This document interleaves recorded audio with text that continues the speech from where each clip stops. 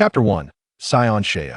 In an expanse of boundless, lightless darkness, Shea found himself unaware of how long he had lingered there 1 year, 2 years, or perhaps even longer. The passage of time had become a distant memory. Ever since his arrival in this vast, sightless realm, he had drifted aimlessly through its depths. Fleeting orbs of light, some bright, some dim, flitted before him, and Shea strained to draw near to these luminous spheres. Yet, just as he was on the verge of reaching them, they swiftly vanished into the encompassing blackness. He could not fathom why he pursued these lights. It was merely an instinctive yearning to escape the suffocating dark. In his previous life, Shea had been an ordinary office worker, adhering to the daily grind of 9 to 5, navigating the bustling city like countless others. On that fateful day, after finishing work, he had intended to buy a treat for himself at the market. However, fate intervened when a sheet of tempered glass, dislodged from above, struck him down, rendering him unconscious. When he awoke, he found himself in this unfamiliar and oppressive darkness. An avid reader of novels, Shea was no stranger to the myriad experiences of protagonists, so upon realizing his sudden arrival in this vast void, he felt a surge of excitement. Could it be that fortune had smiled upon him, transporting him to the legendary era of chaos? Shouldn't he now seek out Pangu, latch onto his coattails, and confront gods and Buddhas alike? Yet, as time wore on, Shea came to understand the harsh truth. The tales of abundant treasures and divine beings were mere fabrications. He had not encountered any legendary figures, nor had he gleaned even a glimmer of light. Gradually, the reality of his situation dawned upon him. This place was not the fabled realm of boundless resources, but rather a dismal prison devoid of hope, and he was tragically ensnared within its confines. Overwhelmed by despair, he despaired of ever escaping. If I calculate correctly, a new orb of light should soon appear. This time, I must muster all my strength. I can surely break free from here. Shea rallied himself, fixing his gaze intently upon the darkness ahead. Suddenly, a brilliant light emerged, gradually expanding into an enormous orb. Shea was certain he had never encountered such a vast and radiant light before. What a magnificent orb! This is it. My chance to escape hinges on this moment. With a fierce determination, he gritted his teeth and summoned every ounce of his strength to swim toward the colossal light. The searing winds lashed against him, inflicting a relentless torment from the depths of his soul. Yet he gritted his teeth and endured. Just a little further, I am almost there. Shea's contorted visage remained fixed on the light ahead, his eyes gleaming with unwavering resolve as he pressed forward against the onslaught of the tempestuous winds. As Shea approached, he was struck by the extraordinary magnitude of the luminous orb before him in its presence. He felt as diminutive as an ant. Last, I've arrived. I can finally leave this wretched place, Shea exclaimed with palpable excitement.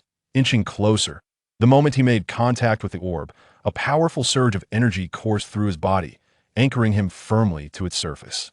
Intense pain seared through his very soul, while a murky, grayish current surged toward him from the darkness. Overwhelmed by the duality of excruciating sensations, Shea's face contorted in agony until he ultimately succumbed to unconsciousness. Unbeknownst to him, as he lay in the depths of unconsciousness, two streams of formidable gray energy began to converge and intertwine, meticulously refining his soul, causing it to ascend rapidly in a brief span of time. Then, with a sudden whoosh, Shea vanished, drawn into the heart of the colossal luminescent sphere. The shadowy, gray expanse settled once more into tranquility, interrupted only by the occasional flicker of tiny lights that appeared and vanished in an instant. On Planet Vegeta, within the infant incubation chamber, a highly advanced technological facility awaited. Here, newly born Saiyan infants would spend a period of time before being dispatched to various planets based on their potential. Due to the significance of this site, King Vegeta spared no effort in deploying a substantial military presence for its protection, alongside the most sophisticated monitoring systems available on the planet. Suddenly, one of the incubators within the chamber registered an anomaly, and the computer emitted a loud alarm, buzzing ominously. What is happening? The middle-aged Saiyan, tasked with overseeing the nursery, hurried over upon hearing the alert, inquiring of the nearby extraterrestrial beings. A group of reptilian-faced aliens promptly examined the computer and rushed to the incubator that had triggered the alarm, carefully reviewing all the data displayed. They responded, "It's nothing of concern. It seems there was a minor glitch in the incubator's data detection system that caused a false alarm. A simple replacement of the incubator will suffice." What a shock. Even the technology of a Dadar star is unreliable. Hurry and replace that child's incubator. The Saiyan retorted mockingly, chastising the aliens to expedite their work before swaggering away. Exchanging glances filled with resignation, the Dadar aliens shook their heads. The leading alien declared, "What are we waiting for? Let's swiftly replace the incubator. If we provoke the Saiyans, we shall surely face dire consequences." At this, the remaining Dadar aliens shuddered, hastily retrieving a brand new incubator. After carefully transferring the Saiyan infant, they retreated from the nursery, continuing to monitor all data with utmost vigilance, unwilling to let their guard down. This is the lament of the weak. The Dotorans, a civilization of limited strength within the cosmos, managed to survive the conquest of their home planet by the Saiyans due to their advanced technology, which spared them from total annihilation. Instead, they were retained to care for the newborn Saiyan infants. In light of the Saiyans' tyranny and brutality, the fate of the Dotorans serves as a fortunate circumstance compared to other weaker planets, whose indigenous populations were invariably slaughtered, leaving their worlds to be resold. After the Saiyan guards and the Dotorans departed, a Saiyan infant, having been transferred to a new incubation pod, opened its eyes, sparkling with an extraordinary light of innocence. That is this truly Planet Vegeta? Have I been reborn as a Saiyan infant? Shea exclaimed in astonishment, never expecting that after traversing through a colossal sphere of light and departing from a realm of darkness, he would find himself in the Dragon Ball universe, reborn as a Saiyan. Even more astonishingly, he discovered that he could comprehend the language of these extraterrestrial beings. What era is it now? How many years remain until the story commences? This was the question that weighed heavily on Shea's mind. However, the mere fact that Planet Vegeta had not yet met its demise suggested that the narrative had not yet unfolded. Yet, a profound sense of urgency soon washed over him. This was, after all, the Dragon Ball universe, inhabited by formidable beings capable of plucking stars from the sky and obliterating planets with ease. Quickly regaining his composure, Shea contemplated his next steps.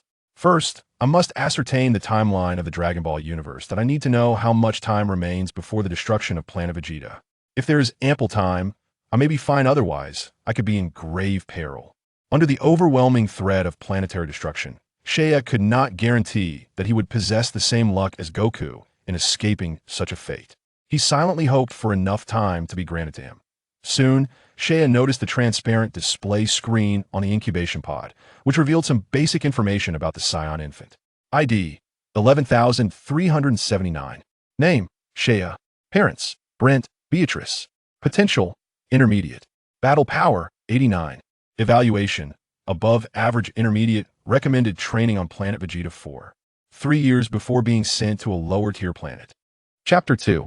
Becoming powerful. For the next month, Shea remained quietly nestled within the nurturing confines of the incubation chamber, gradually flourishing under its care. Those Saiyans are inherently aloof. They exhibit remarkable tenderness towards their newborns. These incubation pods are equipped with the latest technology from the planet Datar, featuring mattresses as soft as silk and a gentle, comforting environment. The chambers dispense specially formulated nutrient solutions at regular intervals, ensuring the infants grow at an accelerated and optimal rate. After a month, Shea gazed intently at the transparent display ahead, which revealed that his battle power had reached 95, a modest increase of 6 points over the past month. While this increment may seem insignificant, it is quite commendable for a newborn Saiyan. Shea recognized his potential as a distinguished mid-level warrior.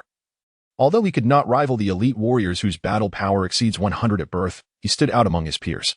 On Planet Vegeta, over 10,000 Saiyan infants are born each year, with only a minuscule fraction, fewer than 100, belonging to the elite class, while the vast majority comprises low-level warriors and a small number of mid-level warriors.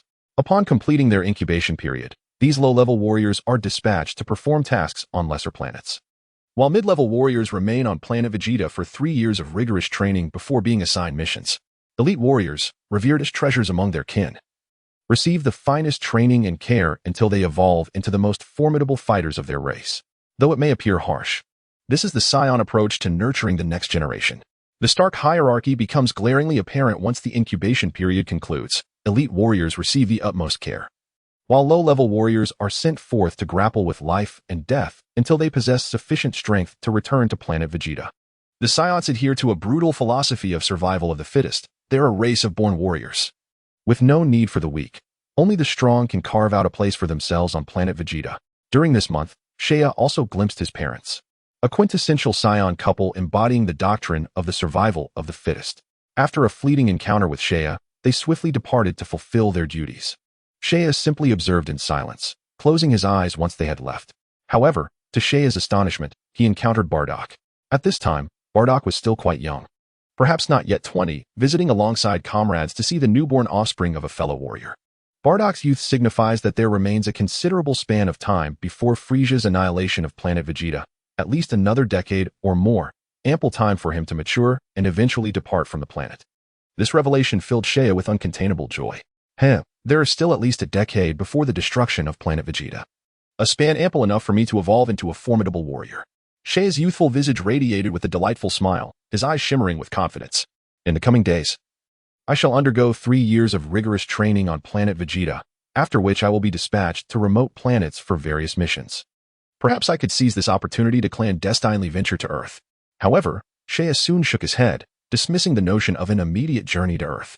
It was still too early for such an endeavor. He resolved to wait a few more years until his physique had matured somewhat. More importantly, every Saiyan spacecraft is equipped with a tracking system, and he feared that an early trip to Earth might draw Frieza's attention, thereby heightening the risk of exposing Earth. Having arrived in the Dragon Ball universe and fortuitously becoming a Saiyan, Saiyan had no intention of remaining complacent. Leading a mundane existence and ultimately perishing alongside Planet Vegeta at Frieza's hands. He aspired to become a powerhouse, a master of his own destiny. Frieza, the androids, Majin Buu, these adversaries would serve as stepping stones, obstacles to be surmounted on his path to greatness. He intended to surpass the original narrative, emerging more powerful than Goku or Vegeta. At present, Saiyan needed to meticulously strategize to ensure his growth remained steadfast and unimpeded. Among the Saiyans, those born with a battle power below 30 are classified as low-level warriors, while those ranging from 30 to 100 are deemed intermediate warriors. And those exceeding 100 are considered elite warriors. A Saiyan's birth power largely dictates their future potential. Low-level warriors typically attain a battle power below 2,000, while intermediate warriors range from 2,000 to 5,000, and only elite warriors can achieve or surpass a battle power of 5,000. Thus, elite warriors hold a particularly esteemed status within the Saiyan community, representing the pinnacle of Saiyan combat prowess. Currently, there are fewer than 20 warriors on Planet Vegeta with a battle power exceeding 10,000, and they are, without exception, the cream of the Saiyan crop. Saiyan acknowledges the significance of innate talent. Exceptional aptitude can yield extraordinary results with minimal effort, while those of lesser talent may toil in vain. However, he also understands that talent is not the sole metric by which one's future achievements are measured, especially among Saiyans. Numerous examples abound. Bardock, Goku's father, was a low-level warrior, yet during the cataclysmic destruction of Planet Vegeta, his battle power far surpassed that of many elite warriors, a testament to the limits he shattered through years of relentless combat. In addition, there is Sun Wukong, a diminutive and seemingly inferior warrior, yet he possesses the remarkable ability to transcend his limits time and again, ultimately becoming one of the mightiest beings in the entire universe. Is this merely a limitation of innate talent? No. While talent may serve as a gauge for the accomplishments of the average individual, it is not the sole determinant. The environment in which one grows plays an indispensable role. Why is Sun Wukong able to repeatedly shatter his boundaries? The Saiyan lineage undoubtedly contributes. Yet there are others in the universe who surpass Saiyan blood. Prior to Sun Wukong, although Saiyans were deemed a warrior race, how many could genuinely be considered cosmic-level super warriors? Even without Frieza's intervention, it is likely that Captain Ginyu alone could obliterate the entire Saiyan race. It is not merely possession of Saiyan blood that grants dominion over the universe. Rather, it hinges upon one's foundation. Saiyan believes that the training methods of Earthlings are exceptionally advanced, contrasting sharply with the crude energy attacks of most races in the cosmos. The training methods on Earth are more introspective and better suited for the cultivation of the strong. The combination of Saiyan blood and Earth's training techniques may indeed be more advantageous, allowing for a gradual accumulation of strength that leads to continual breakthroughs. Once his body has fully matured, he shall seize the opportunity to learn the training methods from Earth. With these thoughts, Saiyan gradually drifted into slumber. Chapter 3. 3 years in the blink of an eye. 3 months had passed, and Saiyan was finally able to leave the incubation chamber. He was cradled by someone other than his parents. Instead, it was an unfamiliar Saiyan couple. Little Saiyan, your parents perished while on a mission. From today onwards, Aunt Rebecca will take care of you, said a graceful female Saiyan as she gently held Saiyan. Rebecca's husband then picked up another Saiyan infant and placed both children together on a mobile bed, departing the incubation chamber. At that moment, Rebecca's husband, Adri, remarked, "Though Brent and the others have fallen, as comrades, we will care for their children well. This way, Xiling will have a companion, and they can be assigned together during future missions. Indeed, I hope these two little ones will get along well." Rebecca smiled as she gazed at the two infants on the bed. Xiaya silently observed, realizing that the loss of his parents did not evoke much sorrow within him. Perhaps the bond between them was limited to mere blood ties. Conversely, he felt a greater affinity towards the Saiyan couple who had adopted him. Turning his gaze to the infant beside him, he noticed the little one sucking on her tiny finger, her bright eyes fixed intently upon him. When she noticed his gaze, she released her finger from her mouth and pressed it against Xiaoya's lips, babbling excitedly. "Hey, what are you up to?" Xiao exclaimed, as he playfully pried apart the fingers of the young Saiyan girl. Yet, the little one seemed to revel in the fun, extending her hand once more. "Look, Rebecca. Isn't Xiling quite fond of little Xiao? I believe they will get along splendidly." Edri chuckled heartily. Indeed, Rebecca beamed at the sight of the two children frolicking together. "How do you perceive that we get along so well?" Xiao silently protested within himself. Rebecca's residence was situated in the bustling district of Planet Vegeta, merely a stone's throw from the royal castle. This area typically housed families of warriors of intermediate rank and above, with both Rebecca and her spouse being esteemed high-ranking fighters. Their home stood as the most opulent in the vicinity. For the sake of operational convenience, members of the same squad generally resided in close proximity. Xiao's original home was located in this very area, just a few streets away from Rebecca's abode. During their last mission, Edri's squad had been ambushed by hostile forces on a remote planet, resulting in a fierce battle. Tragically, out of the 13 squad members, 7 perished and 4 sustained severe injuries, delivering a devastating blow to the team. Among the fallen were Xiao's parents, leaving the squad in tatters. Upon returning to Planet Vegeta and delivering condolences to the families of the deceased comrades, Edri disbanded the squad and sought a position as an instructor at the training camp. It was then that they learned of Xiao's existence, leading them to bring him home to care for him alongside their daughter, Xiling. Once under the care of Rebecca and her husband, Xiao found his days exceedingly comfortable, if only he could be free of the persistent little Saiyan trailing behind him. For reasons unknown, ever since their first encounter, the little Saiyan girl named Xiling clung to Xiao as if he were the most delightful toy, following him relentlessly and even refusing to part during meals or sleep, prompting Rebecca to frequently remark on their remarkable affinity. Before long, the time came for Xiao and Xiling to partake in training, and under Edri's guidance, they entered the training camp. Except for high-ranking Saiyans who had access to private training facilities, all intermediate warriors shared a common practice area. Both Xiao and Xiling, classified as intermediate fighters, were assigned to the same training camp. This camp housed a total of 100 Saiyan children, all of intermediate caliber, with combat power generally ranging between 60 and 70. Few children, like Xiao, approached a combat power of 100. Under the tutelage of adult Saiyans, these children endured rigorous training, where Xiao quickly discerned the stark contrast between Saiyan training methods and those of Earthlings. This was not training, it was sheer punishment. Each day was filled with relentless beatings, as the adult Saiyans showed no mercy. Regardless of who you were, the initial onslaught was always brutal, lacking any constructive guidance or targeted instruction. Is this the training regimen of the warrior race? Were it not for the Saiyans' robust physique, such training would yield little to no results.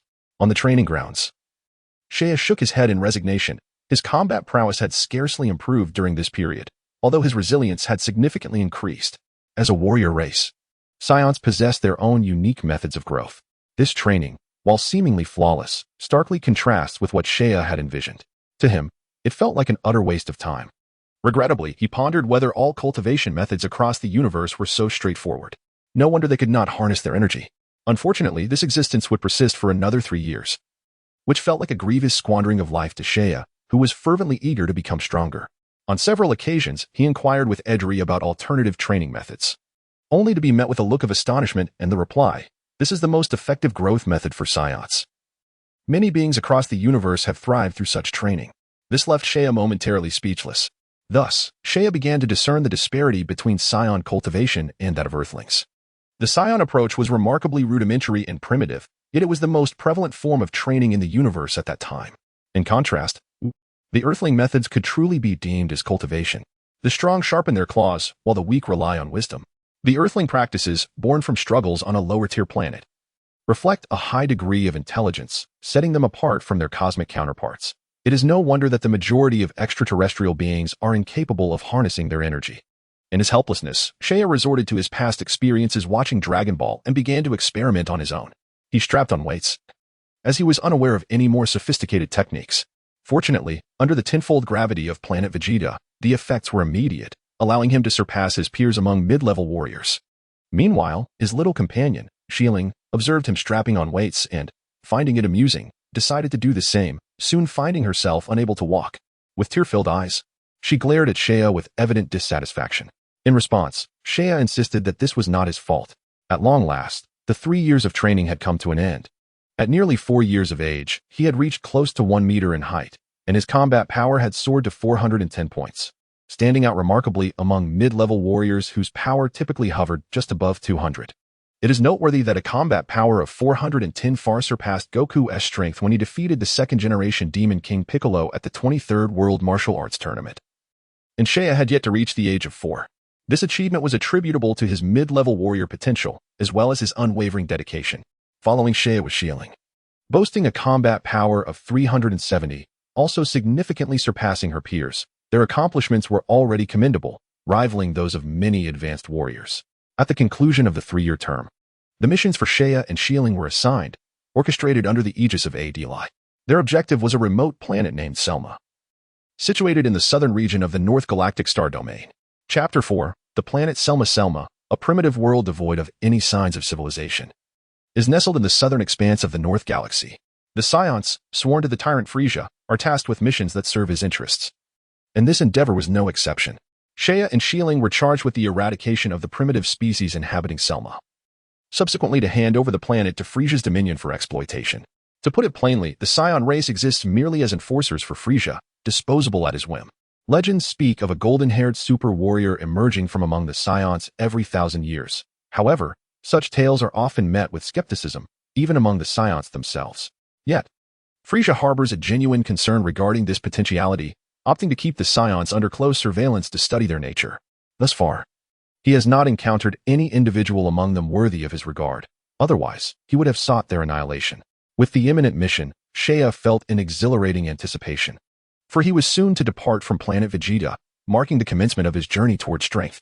As for the assignment bestowed upon him by Planet Vegeta, he viewed it as something he could afford to postpone, believing that once he left, he could dictate the timing of his report.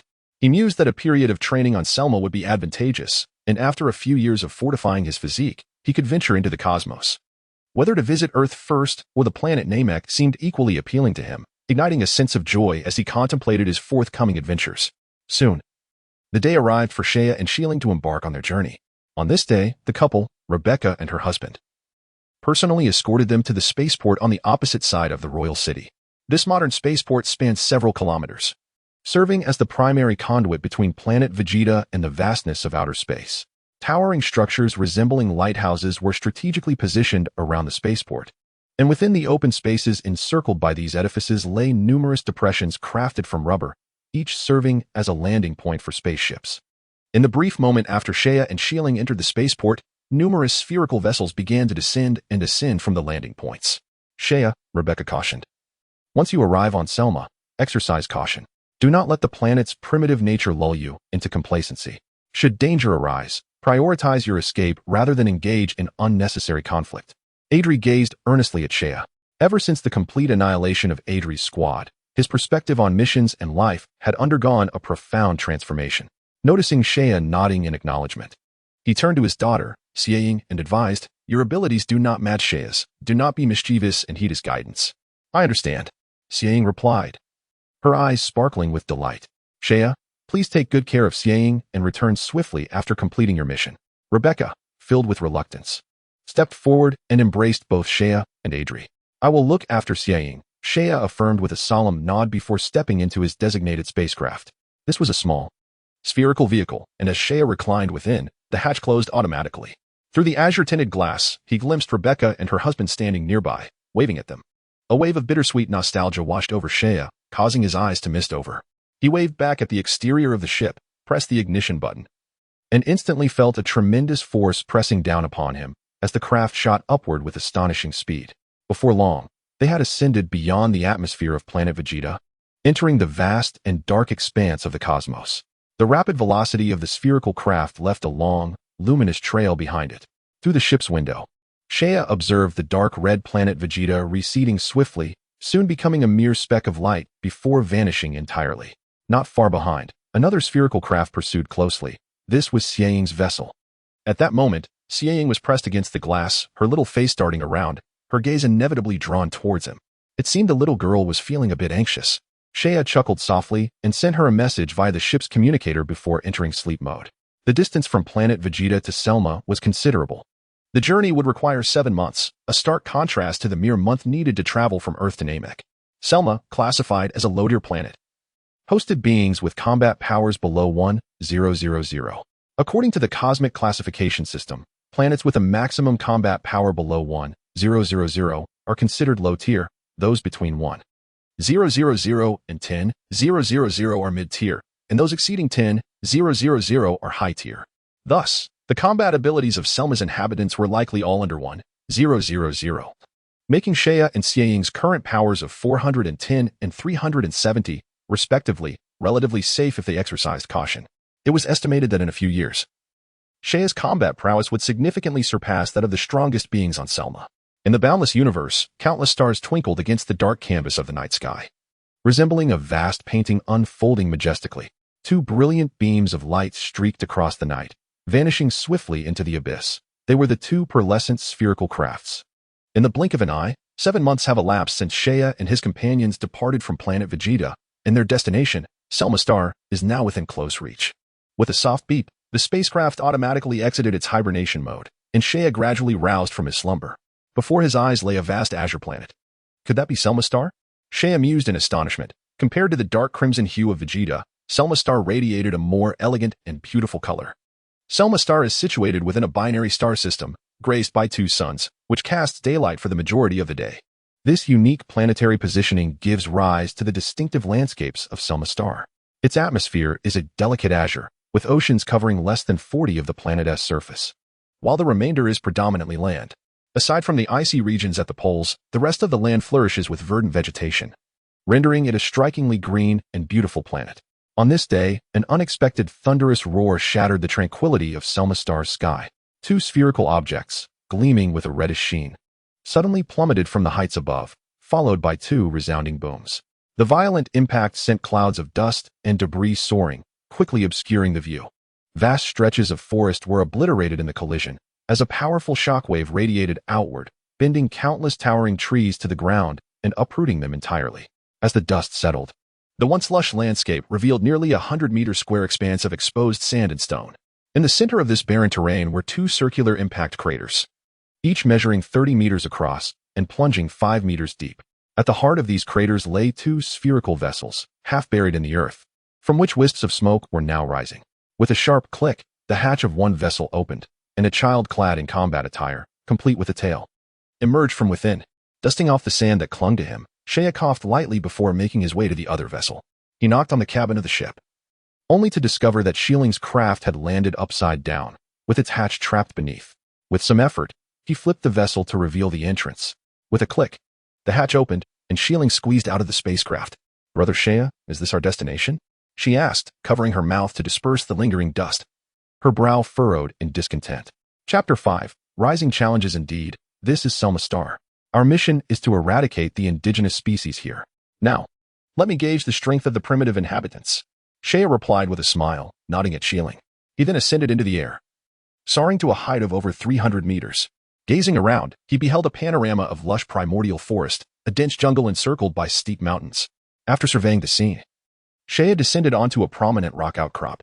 Knocking gently on the lens-like energy detector affixed to his ear, he pressed the device's switch, and a series of electronic beeps echoed beside him, accompanied by a cascade of data representing location and energy materializing on the lens. A sequence of numbers, 456, 289, 358, 985, 650, floated before his eyes. As the data on the lens flickered incessantly, the furrow on Shea's forehead deepened, especially when the figure 985 flashed by, prompting an involuntary gasp of astonishment. The combat prowess of the indigenous inhabitants of Selma Star was unexpectedly formidable. His expression grew somber. He had presumed that, as a lower-tier planet, the natives would possess combat abilities around 600 to 700, Yet he was taken aback by the emergence of beings with strengths nearing 1,000, which approached the standards of a mid-tier planet. Turning off the detector, Shea regarded Shieling with a grave demeanor, offering a wry smile. It seems this mission will be quite challenging. According to the data I just gathered, there are over 100 energy sources on this planet with combat power exceeding 400. Nearly 20 of which surpass 800, and several are alarmingly close to 1,000.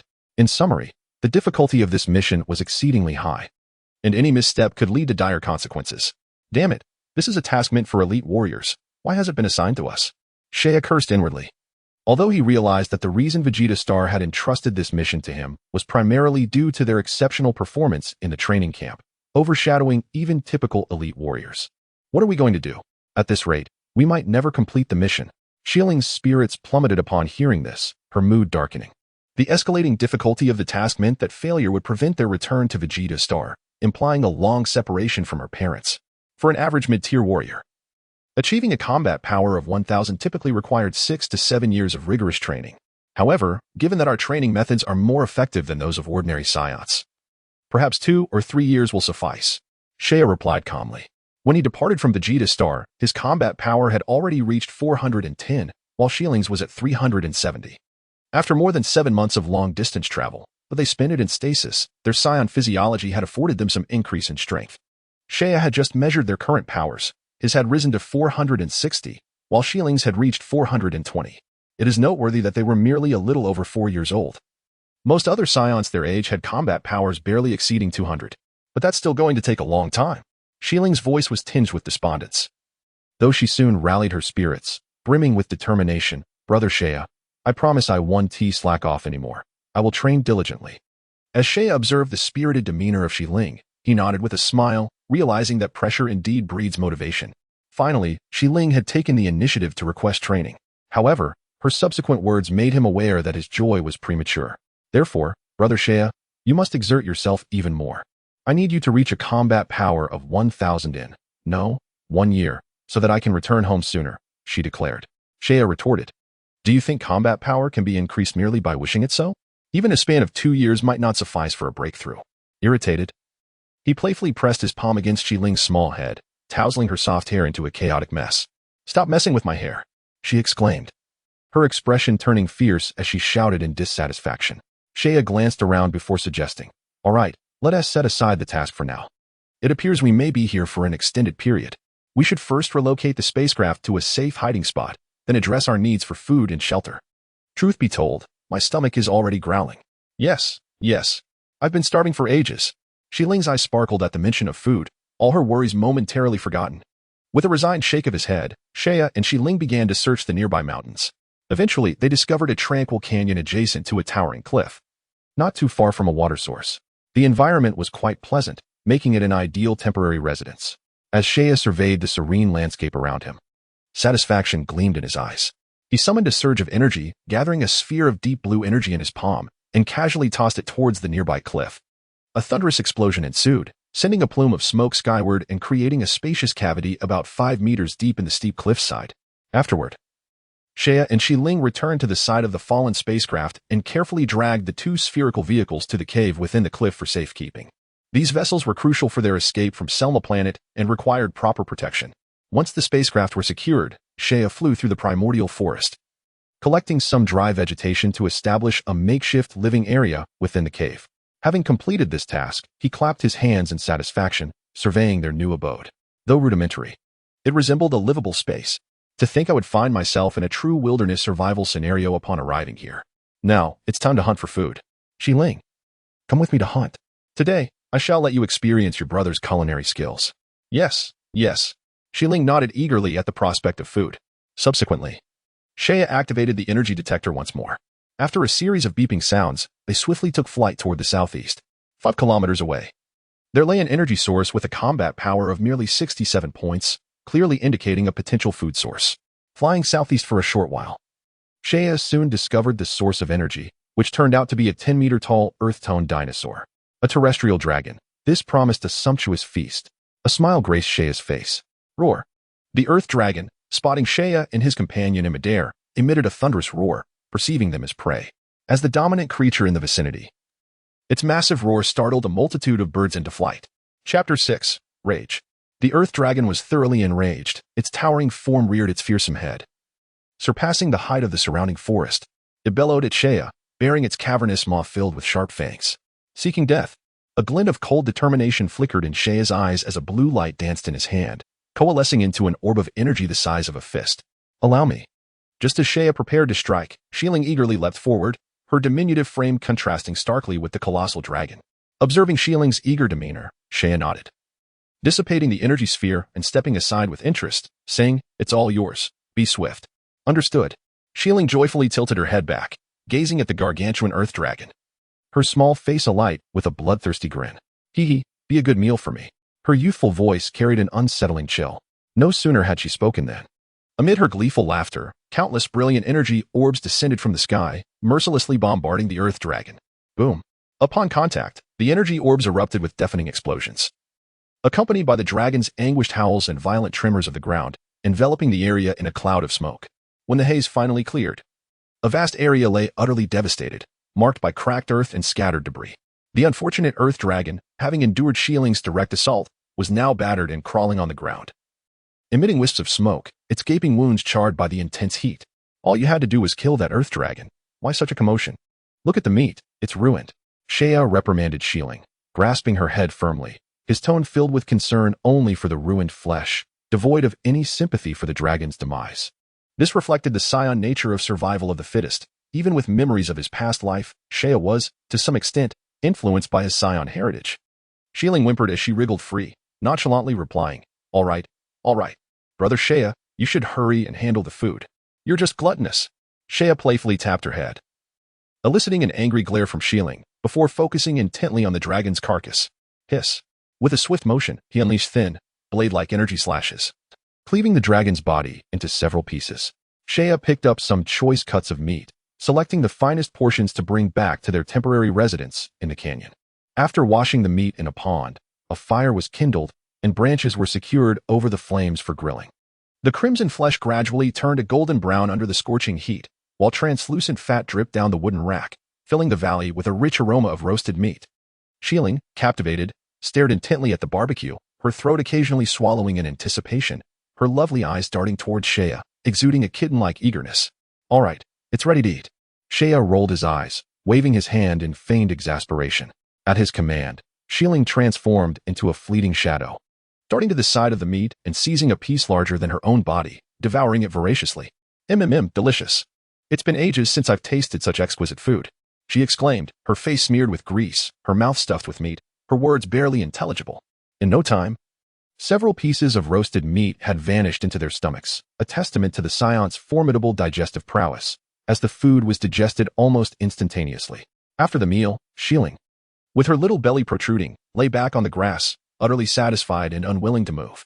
Shea chuckled and shook his head, approaching to lift Shieling and carry her to the nearby pond, preparing to give her a bath.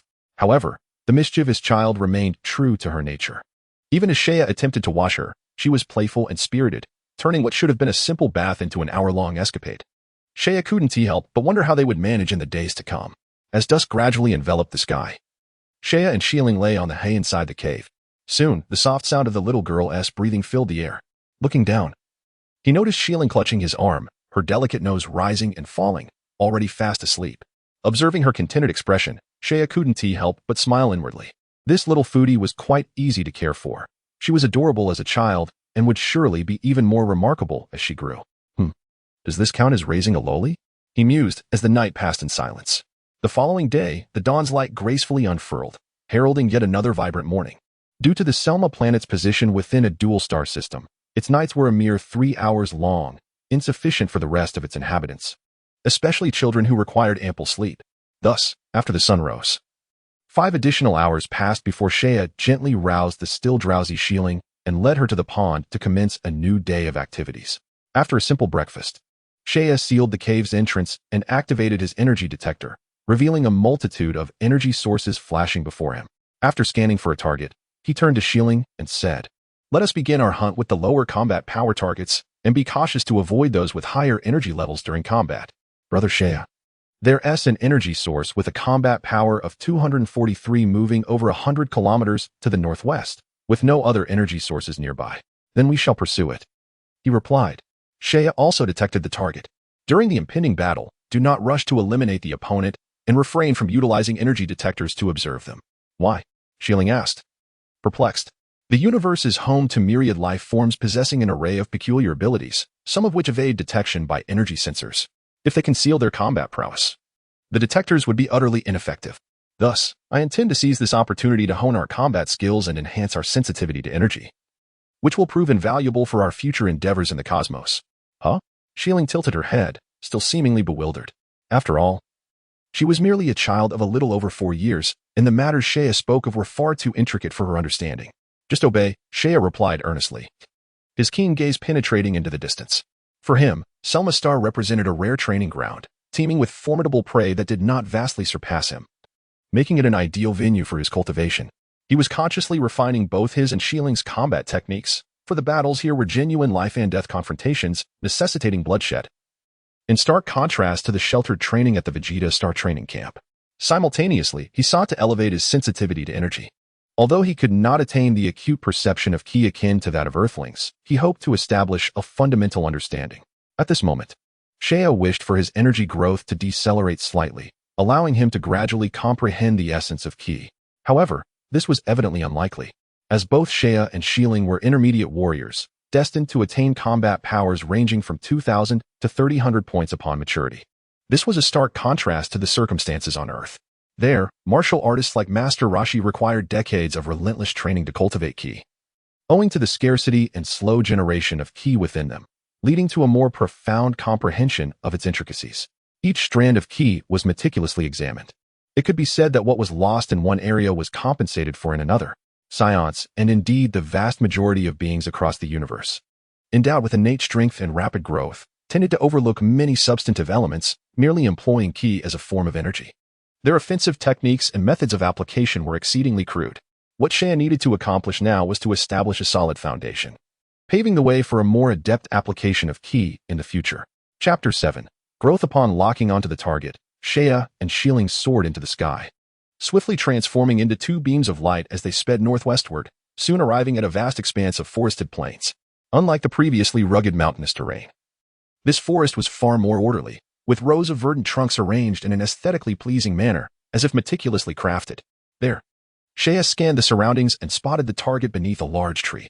It was a saber-toothed tiger, formidable in size, tenfold larger than an average specimen, its sleek black fur concealing powerful, explosive muscles.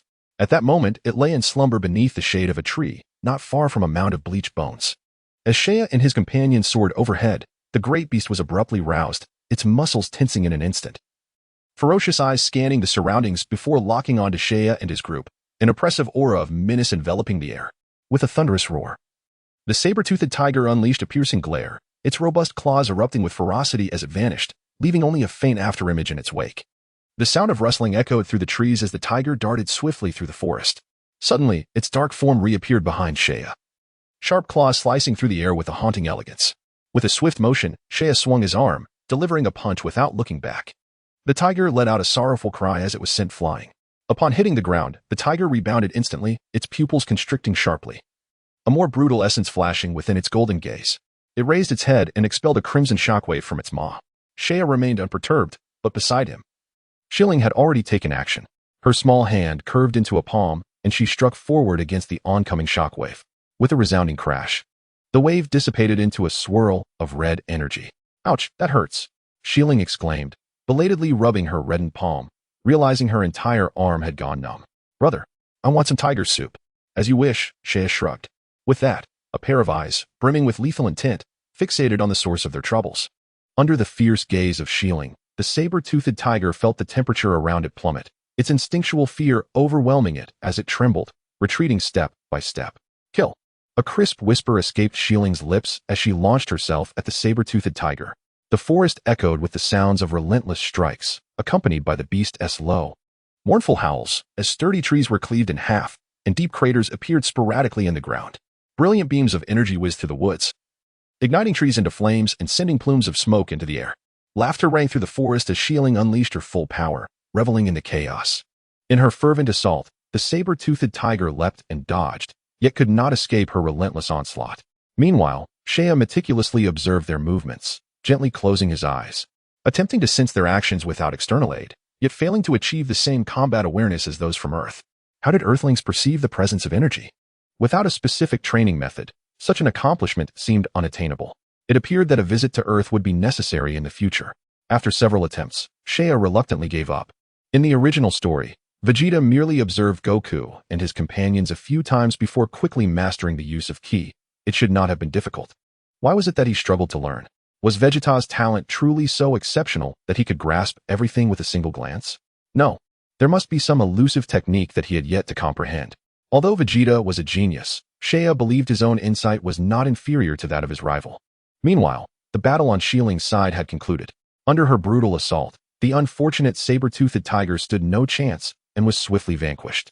Observing her blood-stained face adorned with an innocent smile, Seiya felt a sense of exhilaration from the unrestrained combat. However, he furrowed his brow. The Saiyans' ferocity seemed to run deep, as even a mere 4-year-old child exhibited such savagery in battle. You should wash your face. You look as if you've crawled out from a pile of corpses, he remarked. Shiling merely chuckled, allowing Seiya to lead her to the riverbank for a cleansing. In the days that followed, Seiya took Shiling out to hunt for prey daily. Initially, they targeted creatures with combat power of only 1 or 200. But soon their prowess matched that of their quarry. Of course, aside from hunting to fulfill their tasks, Seiya prioritized his own training, regardless of Shiling's pleas.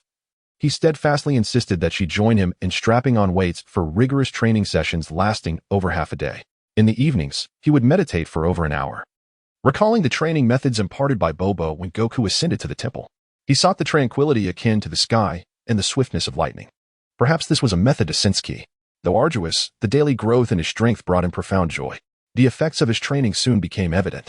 Seiya not only made significant strides in combat power, but also began to perceptibly sense the flow of energy within others. 2 months later, on a vast plain, the sounds of combat echoed relentlessly. Seiya and Shiling exchanged blows in a flurry, their movements as swift as the wind, suspended in midair, gazing intently at one another.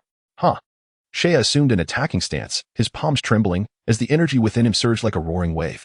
A powerful airflow generated between his hands, compressing the surrounding air. And suddenly, a brilliant blue light erupted with blinding radiance. Ki blast. With a forceful push of his palms, the searing energy exploded forth. The ethereal blue glow sweeping up a colossal wave that surged uncontrollably into the distance, creating a vacuum in the air. Boom. The vacuum resonated with deafening explosions. The chi wave spiraled through the air like a dragon, its chilling energy radiating freely, while the might of the chi surged forth into the distance. Energy slash! A commanding shout echoed as Shiling's petite figure appeared before the oncoming chi shockwave. To face the impact head-on, a wild smile graced her small face. The air clashed violently, and at the moment the two shockwaves collided, a blinding brilliance erupted, akin to the rising sun, engulfing everything in its path. A colossal energy mass expanded in an instant, followed by a thunderous roar that resonated throughout the heavens and the earth, as the cataclysmic energy spread wildly, seemingly intent on consuming all in its wake. When the smoke cleared and the dust settled, what lay before them was a parched earth ravaged by the onslaught, with craters resembling those left by cannon fire scattered across the cracked plains. At this juncture, Seiya's battle power had surged to 550, an impressive increase of 90 points compared to 2 months prior, while Shiling had also made remarkable progress, reaching a battle power of 520. Chapter 8. Transformation into a giant ape. The night sky was profound, revealing a faint luminescence that resembled the tranquil depths of the ocean, undisturbed by the slightest ripple. Time swiftly passed, and in the blink of an eye, over a year had elapsed since Seiya and his companions arrived on the planet Selma. Not long ago, the planet's most formidable being, a one-eyed giant, had succumbed to their combined strength. The mission assigned by Planet Vegeta was nearly complete. However, Seiya had no intention of returning to Planet Vegeta just yet, as he was acutely aware of the significant repercussions that such a return would entail. For years, Planet Vegeta had never seen a mid-level warrior like Seiya, whose extraordinary prowess at such a tender age could easily attract the attention of King Vegeta and the lurking Frieza forces, an outcome Seiya wished to avoid. With his current strength, he was ill-equipped to confront the might of King Vegeta and his cohorts. Fame can be perilous, and to evade the scrutiny of King Vegeta and Frieza, Seiya understood the necessity of maintaining a low profile for a few more years, waiting until the inevitable destruction of Planet Vegeta before departing. Brother Seiya, I need to use the restroom, Shiling murmured sleepily, rubbing her eyes. Seiya turned over and guided her out of the cave. The night was shrouded in a soft haze, and the dense forest was alive with the gentle chirping of insects. In the distance, a round moon ascended, casting its luminous glow high in the sky like a beacon. "What a beautiful moon!" Shilling exclaimed, her gaze fixed on the radiant orb. Yet, as soon as she spoke, she became transfixed. "Shilling?" Sensing something amiss, Shea softly called her name, but the girl remained unresponsive, her expression vacant as she stared into the distance. A flicker of concern crossed Shea's mind, accompanied by a haunting premonition. Could it be? His heart raced as he turned back, his expression hardening. There hung the resplendent full moon in the night sky, its crystalline light filtering through the leaves, mingling with the newly risen mist, rendering the night exceptionally hazy. "This is bad. Why is there a full moon here?" Shea opened his mouth, and his expression suddenly shifted dramatically. The Surma planet is situated within a binary star system, where the night lasts a mere 3 hours. Although there exists a moon, Shea and his companions had not witnessed a full moon in over a year. Yet, today marked the night of the full moon. Shea's demeanor turned anxious. He was uncertain whether he could retain his sanity after transforming into a giant ape. However, based on the original manga he had read in his previous life, it seemed that only elite warriors and a select few intermediate warriors could maintain their rationality when metamorphosing into giant apes. Thump, thump. His heart raced uncontrollably, and it felt as though his blood had begun to boil in an instant. Shea's eyes were bloodshot, and his body started to tremble involuntarily. Turning to look at Shilling, he saw that brown fur had already sprouted on her body. "No, I cannot succumb to madness at this moment." Gritting his teeth, Shea fought fiercely to suppress himself. But the primal instincts of a Saiyan were overwhelmingly potent, and he was losing control. In a critical moment, Shea decisively grasped his tail behind him. A flash of blue light flickered, and a segment of his brown tail fell to the ground. He had chosen to sever his tail. Thankfully, his reflexes were swift. He nearly lost his sanity. Indeed, a Saiyan's tail was the greatest variable. He gasped for air, intense pain radiating from his rear. Yet he had managed to avoid transforming into a giant ape. He could hardly fathom the catastrophic events that would ensue if both he and Shilling were to become mindless giant apes at that moment. While the transformation could yield nearly tenfold strength, it also harbored tremendous risks. Apart from some intermediate warriors and royal Saiyans, ordinary low-level and intermediate warriors would lose their sanity upon transformation, becoming merciless killing machines, fully revealing the Saiyans' insane nature. Roar. Boom. Thunderous explosions echoed from afar as a colossal mushroom cloud ascended, distorting the light. The deafening sound jolted him back to reality, revealing a massive ape, over 20 meters tall, rampaging wildly, swinging a giant tree in its grasp.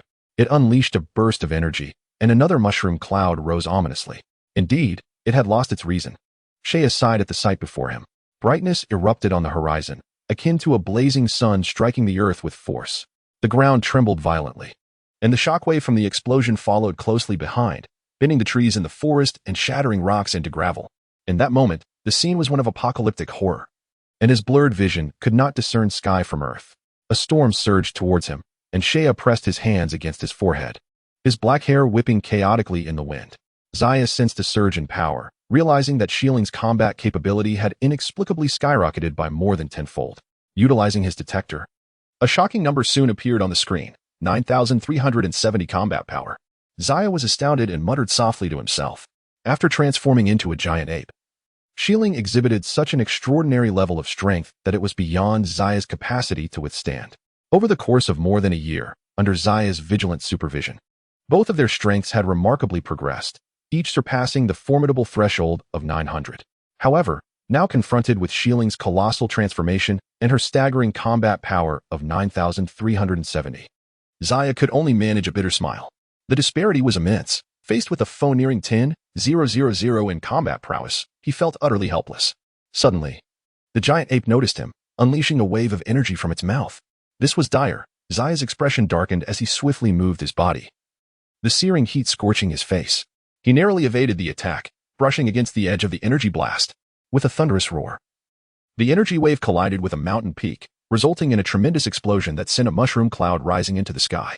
The small valley resounded with chaos as debris cascaded down. Upon witnessing Zaya evade the onslaught, the giant ape erupted in fury, leaping in place while brandishing a massive tree, then charging toward Zaya. "Wow, Shilling, how could you treat your brother this way?" Zaya cursed under his breath, acutely aware that battling in the valley would wreak havoc, potentially damaging the aircraft hidden in the cave. Thus, he began to maneuver around the giant ape, attempting to lure it toward the outer forest. Boom, boom. The ground trembled beneath the continuous explosions behind him, the scorching air igniting the atmosphere as the entire forest began to blaze. Zaya exerted every ounce of his strength, successfully leading the giant ape into a vast, untamed forest. With a fierce glare filled with rage, the giant ape stomped its foot into the ground, the sheer force causing the subterranean rocks to shatter violently. The earth seemed to buckle under the weight of hundreds of tons plummeting from the heavens, creating a massive crater surrounded by extensive fissures. The chaotic rocks erupted, smaller fragments disintegrating into ash, forming a colossal explosion pit. Caught off guard, Zaya was struck in the chest by a flying stone. Spitting out a mouthful of blood, searing pain radiated throughout his upper body, slowing his movements considerably. Sensing its prey was gravely injured, the giant ape swung its arms, releasing a deafening roar that sent gusts of wind scattering the clouds and generating shockwaves that rippled outward. With a resounding crack, the giant ape's claws lunged toward him with unstoppable force, reaching Zaya in the blink of an eye and hurling him away. Coughing, Zaya collided with a bare rock, creating a deep indentation upon impact. Though grievously wounded, his gaze remained fixated on the titanic ape, his mind racing to devise a means of counterattack. It's no simple feat to defeat me, he chuckled, blood spilling from his lips. His only recourse was to find a way to sever Shiling's tail, yet approaching her proved to be a formidable challenge. Chapter 9, The Azure Realm? With a swift glance, Shea and the colossal ape locked eyes, a gentle breeze stirring the dust, as withered branches and leaves danced in the wind. Suddenly, the gentle zephyr transformed into a tempest, engulfing the desolate battlefield in an eerie dread reminiscent of an impending apocalypse. Shea peered into the distance, a chilling glint flickering in his bright eyes, his mind racing as he searched for any opportunity to approach the giant ape. He secretly summoned the energy within, poised to launch a fierce counterstrike the moment the opportunity arose. The air surged violently, akin to a tidal wave, tousling the dark strands of hair on his forehead. With a crack, leaves were shredded under the force, their faint rustle echoing through the air. In an instant, Shea sprang into action. His movements were as swift as a gale, unleashing a torrent of attacks upon the giant ape, his ephemeral afterimages scattered in every direction. The sounds of fists and feet striking echoed relentlessly, a blurred figure darting about, unleashing an onslaught like a whirlwind. A howl erupted from the ape, a cry of agony laced with fury as indiscriminate waves of energy surged forth once more. Faced with the ape's nearly frenzied retaliation, Shea's expression shifted. Yet he quickly regained his composure. A whirlwind of energy spiraled from his feet, lifting his slight form skyward, the wind roaring in his ears. Suspended in midair, Shea spread his fingers, forming claws, and then slowly brought his hands together at his chest. In the next heartbeat, a dazzling blue light ignited between his palms, growing ever brighter, like a beacon of hope in the darkness, brimming with vitality. The pressure within his palms escalated, the searing energy being compressed relentlessly, transforming the blue luminescence into a blinding white. The radiant light intensified, akin to a newborn sun gathering heat and brilliance. Energy sphere, he proclaimed, forcefully thrusting his palms forward. The luminous energy projectile shot forth like an arrow, slicing through the air with a piercing crack. Sensing imminent danger, the giant ape emitted a guttural roar, spewing forth a massive wave of blood-red energy from its throat. Boom! The two forces collided in midair, resulting in a cataclysmic explosion that reverberated throughout the realm. Shea's energy sphere encapsulated nearly all his strength, yet the energy wave unleashed by the ape was equally formidable. And the terrifying scene of their clash was reminiscent of the very creation of the world itself. The sky was torn into fragments, creating swirling vacuums, reminiscent of a shattered mirror. Seizing the opportunity amidst the chaos unleashed by the cataclysm, Shea lunged toward the giant ape's tail. A slender blade materialized in his grasp, poised to sever the creature's appendage. However, at that moment, a dark shadow intruded upon Shea's vision, sending a chill coursing through him. It was the giant ape's hand. Realizing the peril, Shea attempted to escape, yet the beast's combat prowess vastly exceeded his own, its speed unparalleled. Before he could alter his course, the colossal claw ensnared him like a vice. The giant ape brought Shea before its eyes, grinning, its blood-red pupils glinting with feral madness, before gripping him tightly and slamming him down to the ground. With a thunderous crash, the earth split open, and Shea found himself plunged into the rocky depths, blood erupting from his mouth as an excruciating pain assaulted his mind, nearly rendering him unconscious. The impact had surely shattered several bones. Grimacing, he crawled out from the rubble, his agony twisting his features. The disparity of combat power, 900 against 9,000, was like an insurmountable chasm, one that mere willpower could not bridge. Even though the giant ape, transformed from Shilling, was merely a mindless destroyer, the tenfold difference was beyond Shea's capacity to confront. And now, he was grievously wounded, as if fate conspired against him. Just when Shea was at his most vulnerable, the giant ape prepared to strike again, raising its massive paw to deliver a fatal blow. If it landed, there would be no escape. Yet, in that critical moment, something extraordinary occurred. A blue luminescence began to emanate from Sheia's ebony eyes, enveloping his form in a delicate glow. Everything around him transformed into shades of blue, and curiously, the world seemed to freeze in place. Falling leaves, swirling dust. And even the giant ape were suspended in this azure realm. What was happening? Sheia had no time to ponder, as his dwindling energy reserves began to deplete rapidly. He sensed that when his energy was entirely expended, this blue world would collapse. With urgency, he acted, disregarding the agony coursing through his body, and swiftly darted towards the giant ape's tail. At this moment, the azure world could no longer sustain itself and shattered into fragments, returning everything to its previous state. Albeit with the arrival of Sheia's opportunity. Shieling, once you awaken, you must receive a proper lesson. A slender key blade, embodying Sheia's final strength, traced a graceful arc through the air, so delicate it resembled a cicada's wings. With a resounding thud, accompanied by the fall of a massive tail, the ground erupted in a thick cloud of dust. The colossal ape emitted a mournful cry, its form gradually diminishing until it transformed back into Shieling. The little creature now sprawled on the ground, dozing peacefully. Ah, it is finally over. Sheia collapsed onto the earth, exhausted, gasping for breath. He felt as though he had suffered an inexplicable calamity.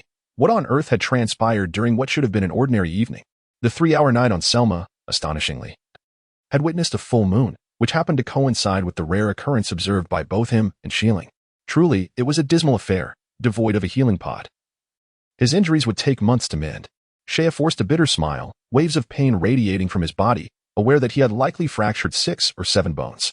The impact from Shieling's grip had inflicted internal injuries, and even the slightest movement tugged at all his wounds.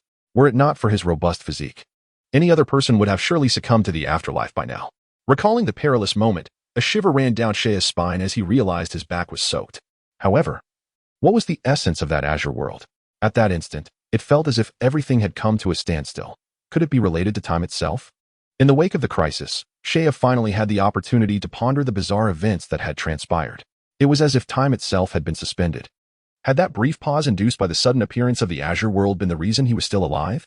As that world manifested, the energy within him began to dissipate rapidly, only to halt for less than 2 seconds upon exiting.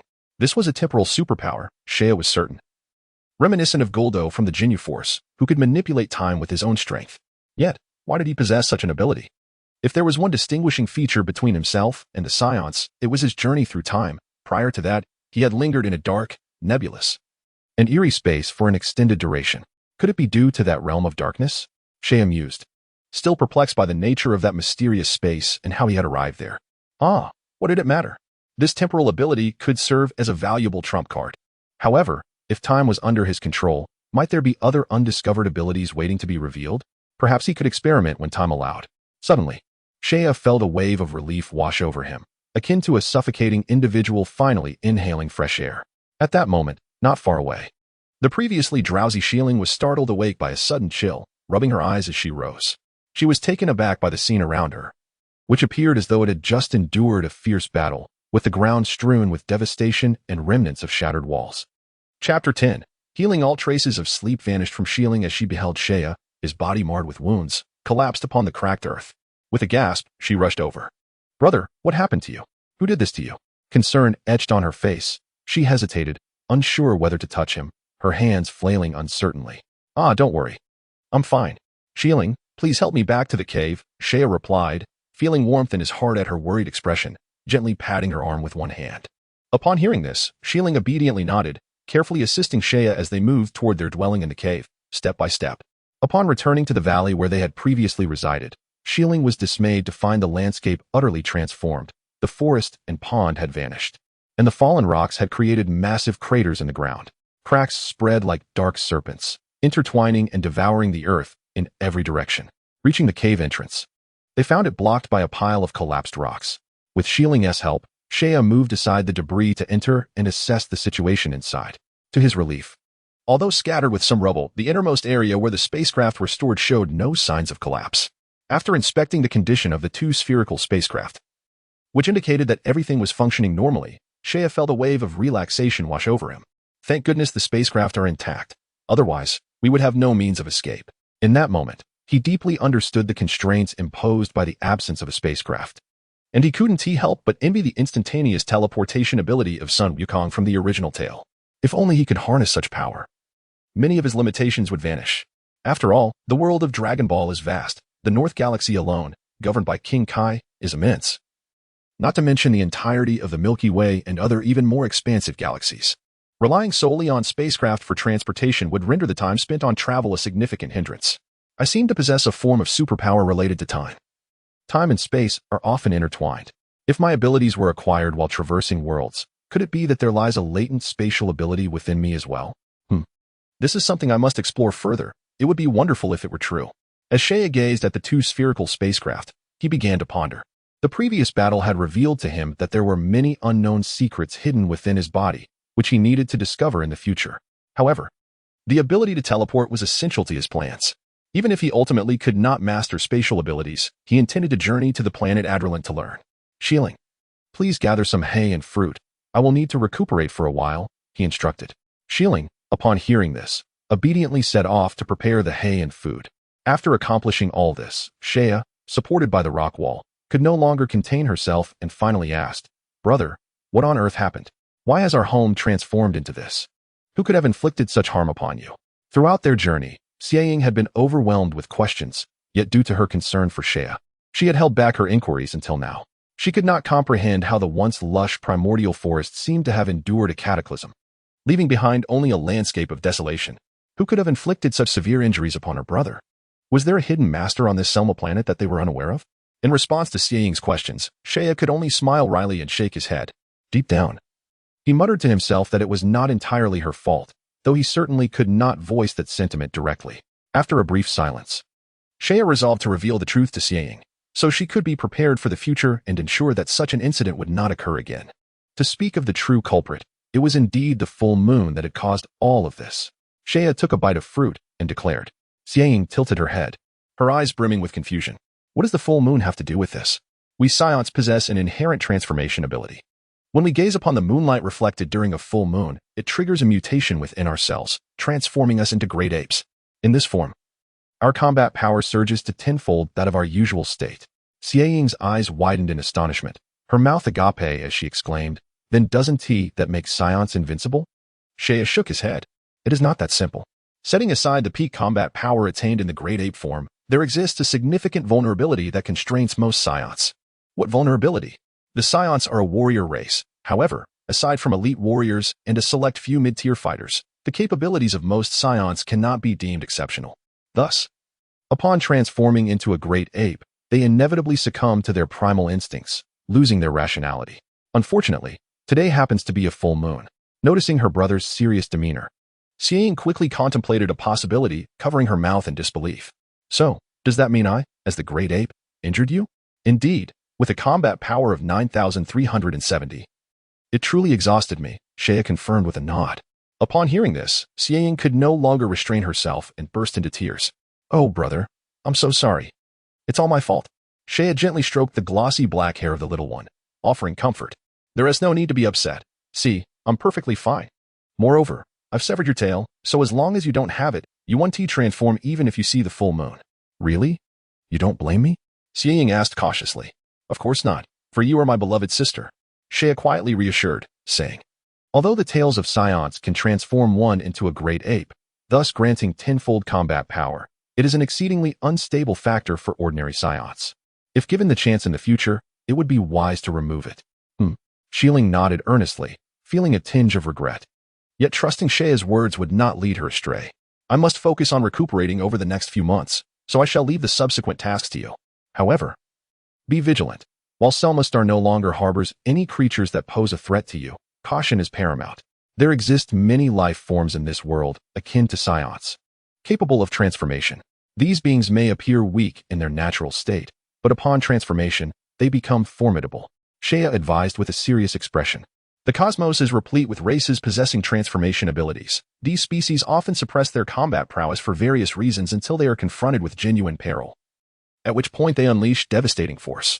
Frieza and his subordinate, Champo, exemplify such extraterrestrial beings, with Frieza particularly fearsome due to his 3 transformation stages. Given that Selma Star is inherently a low-tier planet, Saiyan harbored concerns about the possibility of undiscovered threats lurking within. Rest assured, I will exercise caution, Shieling declared, puffing out her chest with newfound confidence. Seiya nodded approvingly and contentedly indulged in some fruit. Shieling's combat prowess had reached the pinnacle on this planet. As long as she remained prudent, she would encounter no significant danger. In the period to come, Seiya would take the time to heal, while also reflecting on his combat experiences. Chapter 11. Two types of superpowers. As time flowed and days passed, for months slipped by in the blink of an eye. The power of time can transform everything. It turns vast oceans into fertile fields, mountains into marshes, and barren valleys into lush greenery. Though not as dense as the original forests, the landscape now radiated vitality. Throughout these 4 months, thanks to the Saiyans' indomitable vitality and robust recovery capabilities, Seiya's injuries had entirely healed. His fractured bones had mended, and his physique had grown stronger. After enduring a near-fatal battle 4 months prior, Seiya's strength surged remarkably, with his combat power climbing to a staggering 1,700 within such a short span, an extraordinary feat for a Saiyan barely 6 years old. However, the most significant gain for Seiya during these 4 months was not merely the enhancement of his combat abilities, but rather the development of a new type of superpower. Through sustained research over this period, Seiya had ascertained that he possessed 2 distinct superpowers. One of the previously discovered temporal abilities is Time Pause, which, when activated, can suspend time within a certain area for a duration of 3 seconds. The larger the area of time suspension, the more formidable the opponent, and consequently, the energy consumed escalates. It is anticipated that in his peak state, his Time Pause ability can freeze targets with a combat power of up to 10,000 for 3 seconds, after which it will deplete all his internal energy. This will serve as Seiya's most crucial trump card, one he will not use lightly unless absolutely necessary. The second superpower, as he had surmised, is indeed a spatial ability. After a period of development, he has mastered instantaneous movement within a range of 10 kilometers. However, being in the initial stages of this development, many aspects remain imperfect.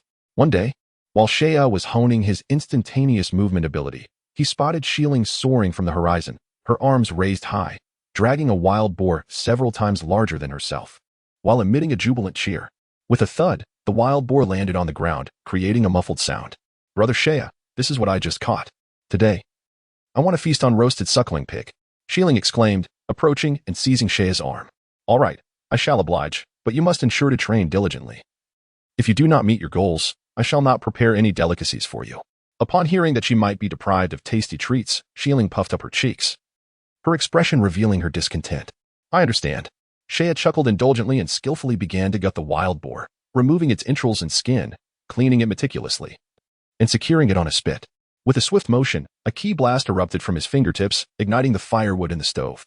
Before long, the alluring aroma of roasted boar began to waft through the air. As it neared completion, he sprinkled unique spices from Selma, and soon a delectable roasted suckling pig was ready to be served. Shieling's eyes sparkled with delight as she, heedless of the heat, tore off a large piece of roasted meat and began to devour it eagerly. "Brother Seiya, when shall we return to Vegeta?" she inquired between bites. Having long yearned for their parents back on Vegeta, Seiya wiped his mouth and set down his food, responding, "According to our mission plan, we should return to Vegeta after eliminating all the primitive natives on Selma. However, I fear that returning too soon may provoke circumstances unfavorable to us." "What kind of unfavorable circumstances?" Shieling asked, her brow furrowed in confusion. Seiya sighed and explained, "Consider our ages and the levels of our combat power. As Saiyans, a warrior race, it is not merely strength that matters. There are numerous political issues at play. If we stand out too prominently, even Aunt Rebecca and Uncle Adrian may not be able to protect us." At that moment, Seiya's combat power had reached 1,700 points, while Shieling's was 1,080. Even at their youthful stage, before even entering the rapid growth phase of Saiyan power, they have already proven to be remarkably formidable. One can only imagine that by the time they reach adulthood, their strength will undoubtedly surpass a battle power of 10,000. This marks merely the onset of the Saiyan Golden Age, with subsequent developments being unfathomable. Would this not be a scenario that King Vegeta would dread? King Vegeta himself possesses just over 10,000 in battle power, which unequivocally poses a threat to his reign.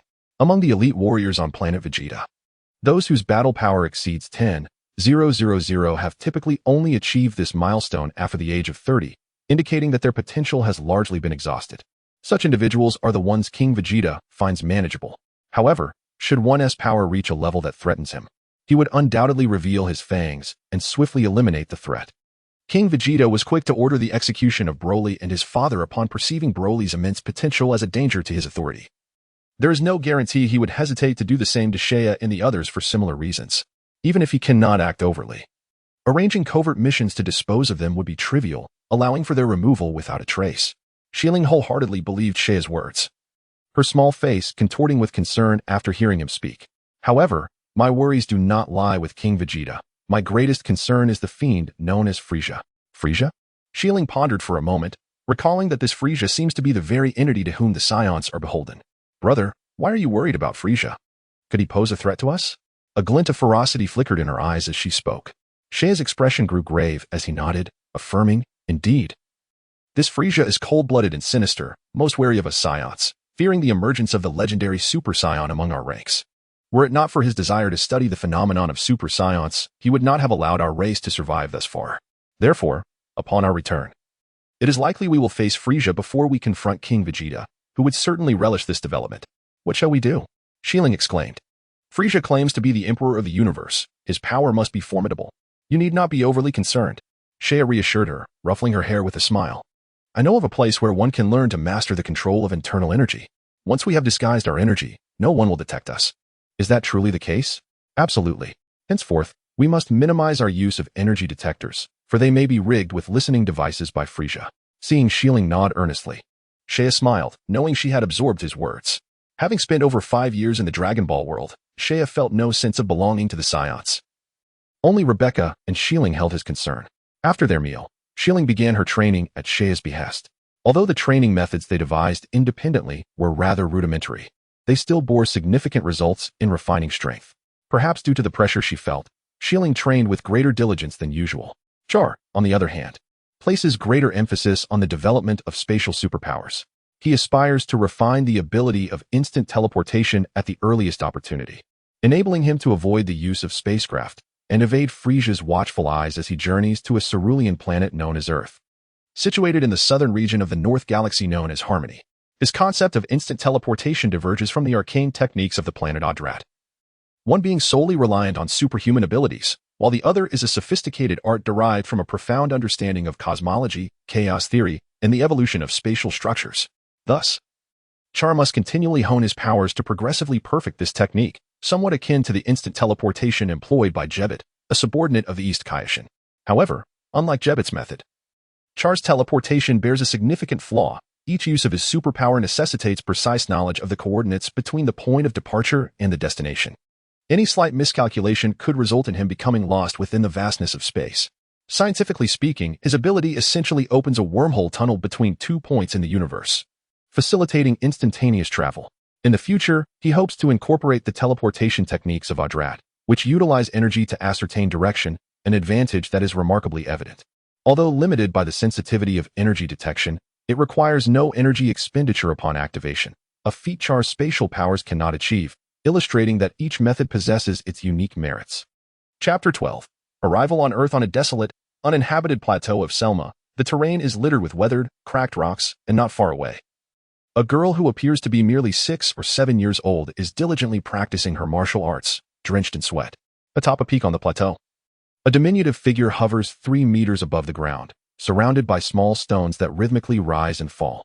Suddenly, the atmospheric pressure at the summit jolts violently, causing the air to tremble and emit a series of creaking sounds as the stones quiver, revealing fine fissures across their surfaces. With a resounding explosion, the stones shatter into a cloud of dust, only to be replaced by a menacing dark red crack that appears in their stead. The fissure exudes a chilling aura, intermittently flashing with cold, electric light, resembling a ferocious beast poised to devour all in its path. This crack symbolizes the rupture of space, brimming with the destructive force of thunder. Disperse! A commanding voice calls out, and the terrifying fissure quivers momentarily before reluctantly vanishing. Char furrows his brow as he gazes at the spot where the crack once resided, attempting to channel the energy within him. Suddenly, a faint golden light envelopes his body, exuding an overwhelming aura that stirs a whirlwind, scattering the surrounding dust. Beeping electronic sounds resonate, and a series of data manifest before him. 2530 battle power. Over 2,500 battle power, equivalent to that of an average adult intermediate warrior. With a subtle smile gracing his lips, Saiyan exhaled a long, heavy sigh. After years of relentless effort and countless hardships, his combat prowess had burgeoned to more than 5 times what it had been upon his arrival on Selma. Yet, what rendered him truly formidable now was not merely his fighting strength, but rather his two enigmatic supernatural abilities. Through extensive training, Saiyan had mastered the manipulation of spatial powers, and had developed a new technique, the spatial slash, building upon his ability to teleport. This formidable move was nearly impossible to defend against, its practicality rivaling that of time pause. Deactivating his energy detector, he gazed across the boundless expanse of the high plateau, situated at the edge of the Gobi Desert in western Selma. The ground was strewn with ochre stones, and as the wind swept through, it stirred up clouds of yellow sand, igniting within him a sense of grandeur akin to the vastness of the heavens. Having spent over 3 years on Selma, it was time for him to depart. With a mere thought, Saiyan abruptly vanished from the mountaintop. On the plateau, Xiling continued to unleash her energy, her movements causing the atmosphere to vibrate with a hissing sound as droplets of sweat trickled down her hair, landing on the ground and releasing wisps of steam. Her beautiful hair danced in the wind, bound by a ribbon, while some strands clung to her flushed cheeks. Suddenly, a tumult of air surged around her, centered on Xiling, as the pressure in the vicinity plummeted, and a cloud of dust swept across like an impending desert storm. As Xiling accelerated her strikes, the air crackled with resonant sounds, creating an effect akin to boiling water within a radius of several hundred meters. With a thunderous roar, a figure materialized in the sky. Descending gracefully, extending a hand, the figure effortlessly dispelled the tempest. In an instant, the fierce winds ceased, and the swirling sand and stones were drawn to the ground by gravity, settling into stillness. Saiyan landed lightly on one foot and approached Xiling. "Brother," Xiling exclaimed. Her expression soured, clearly displeased by Saiyan interrupting her training. Saiyan chuckled lightly, brushing off the dust from his clothes, and reassured her, "Do not be upset. I have come to inform you that we are about to leave this planet." Upon hearing this, Xiling's demeanor instantly brightened, and she promptly inquired, "Brother Saiyan, have you perfected your supernatural abilities? Do we not need to travel by spaceship?" Now matured in mind, Xiling understood the necessity of holding sufficient trump cards and refrained from placing complete trust in King Vegeta and Frieza. Concealing their true combat power was essential, and this would require a journey to the distant Earth. Saiyan nodded earnestly, replying, "Indeed, if I utilize my full powers while bringing you along, we should be able to reach Earth swiftly." "When do we depart?" she asked eagerly. "We can leave at any moment once we secure the spacecraft," he replied. With a nod, Xiling pointed her toes and soared into the air, heading towards the valley where they resided.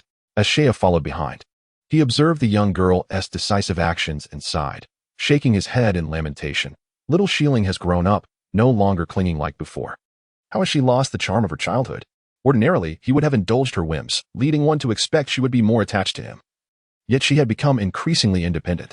Had his upbringing misguided her, or was it the distinct individuality of the Saiyan race that shone through? Upon returning to the small valley where they had resided for 3 years, he confirmed that the 2 flying vehicles were securely positioned and then sought out a massive stone to seal the cave's entrance. After completing these tasks, Saiyan took Xiling's small hand and said, "Hold on tight. I am about to activate instant transmission." Xiling complied with a nod, stepping forward to embrace Saiyan.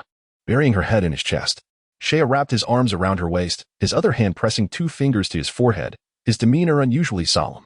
With a thought, an extraordinary ripple enveloped them both.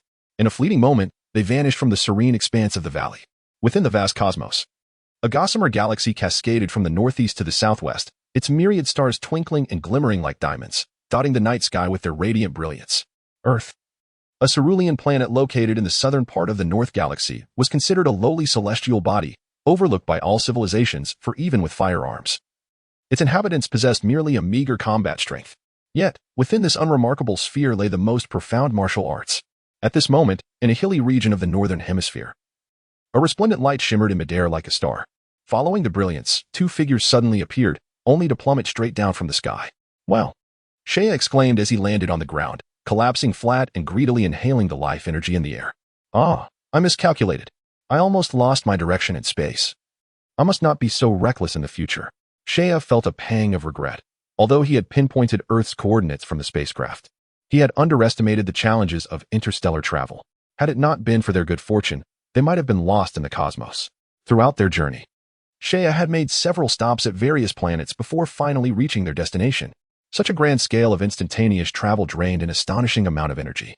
Despite transitioning from one planet to another, the entire process nearly exhausted all of his vitality, almost leading to an untimely demise. "Brother Saiyan, You must think carefully before activating instant transmission in the future, Shieling softly remarked, her brow furrowing as she surveyed their surroundings. Is this truly the Earth you spoke of? The gravity here is merely a tenth of that on Vegeta, even inferior to Selma. Is there really a miraculous method for martial arts cultivation here? After a brief respite, Saiyan regained his strength and rose to his feet. He remarked, do not underestimate Earth. Although it is merely a primitive planet, the martial philosophies it harbors are quite profound. If we can thoroughly comprehend them, not even King Vegeta, let alone Frieza, would stand a chance against us. Shilling's eyes widened in surprise. She had never witnessed her brother Saiyan extolling the virtues of a planet before. It seemed this world indeed held some merit. Saiyan scanned their surroundings and stated, first, we must locate a populated area to acquire suitable attire, and then we shall seek a place for cultivation. Chapter 13. The sacred land of Kor in the sky was a brilliant blue, adorned with wispy clouds, and a gentle breeze caressed their faces. The azure expanse above resembled a flawless mirror, with sunlight filtering through the leaves, casting dappled highlights amidst the woods. In the dense, dark green thicket, rustling sounds echoed as slender creatures, startled, scurried deeper into the forest. Approximately 10 kilometers from where Saiyan and his companions had descended, beyond several towering snow-capped mountains, lay a small human settlement. Although the town was only a short distance from the forest, it was isolated by the encircling peaks. Few ventured across the snow-laden mountains aside from the occasional hunter. The townsfolk lived a tranquil and serene existence. As the warm sunlight poured down, the ice and snow began to gradually melt. At that moment, 2 straight beams of light streaked across the sky as Saiyan and Shieling entered the human settlement. Upon landing, they observed the fields bustling with activity, tractors clattered, and farmers toiled with their hoes. The familiar scene evoked a wave of nostalgia within Saiyan, stirring emotions of a different kind. Despite the changes in the world, humanity continued its age-old rhythm of laboring at dawn and resting at dusk.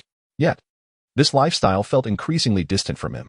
Saiyan smiled faintly and shook his head, declaring, such a life is not my aspiration.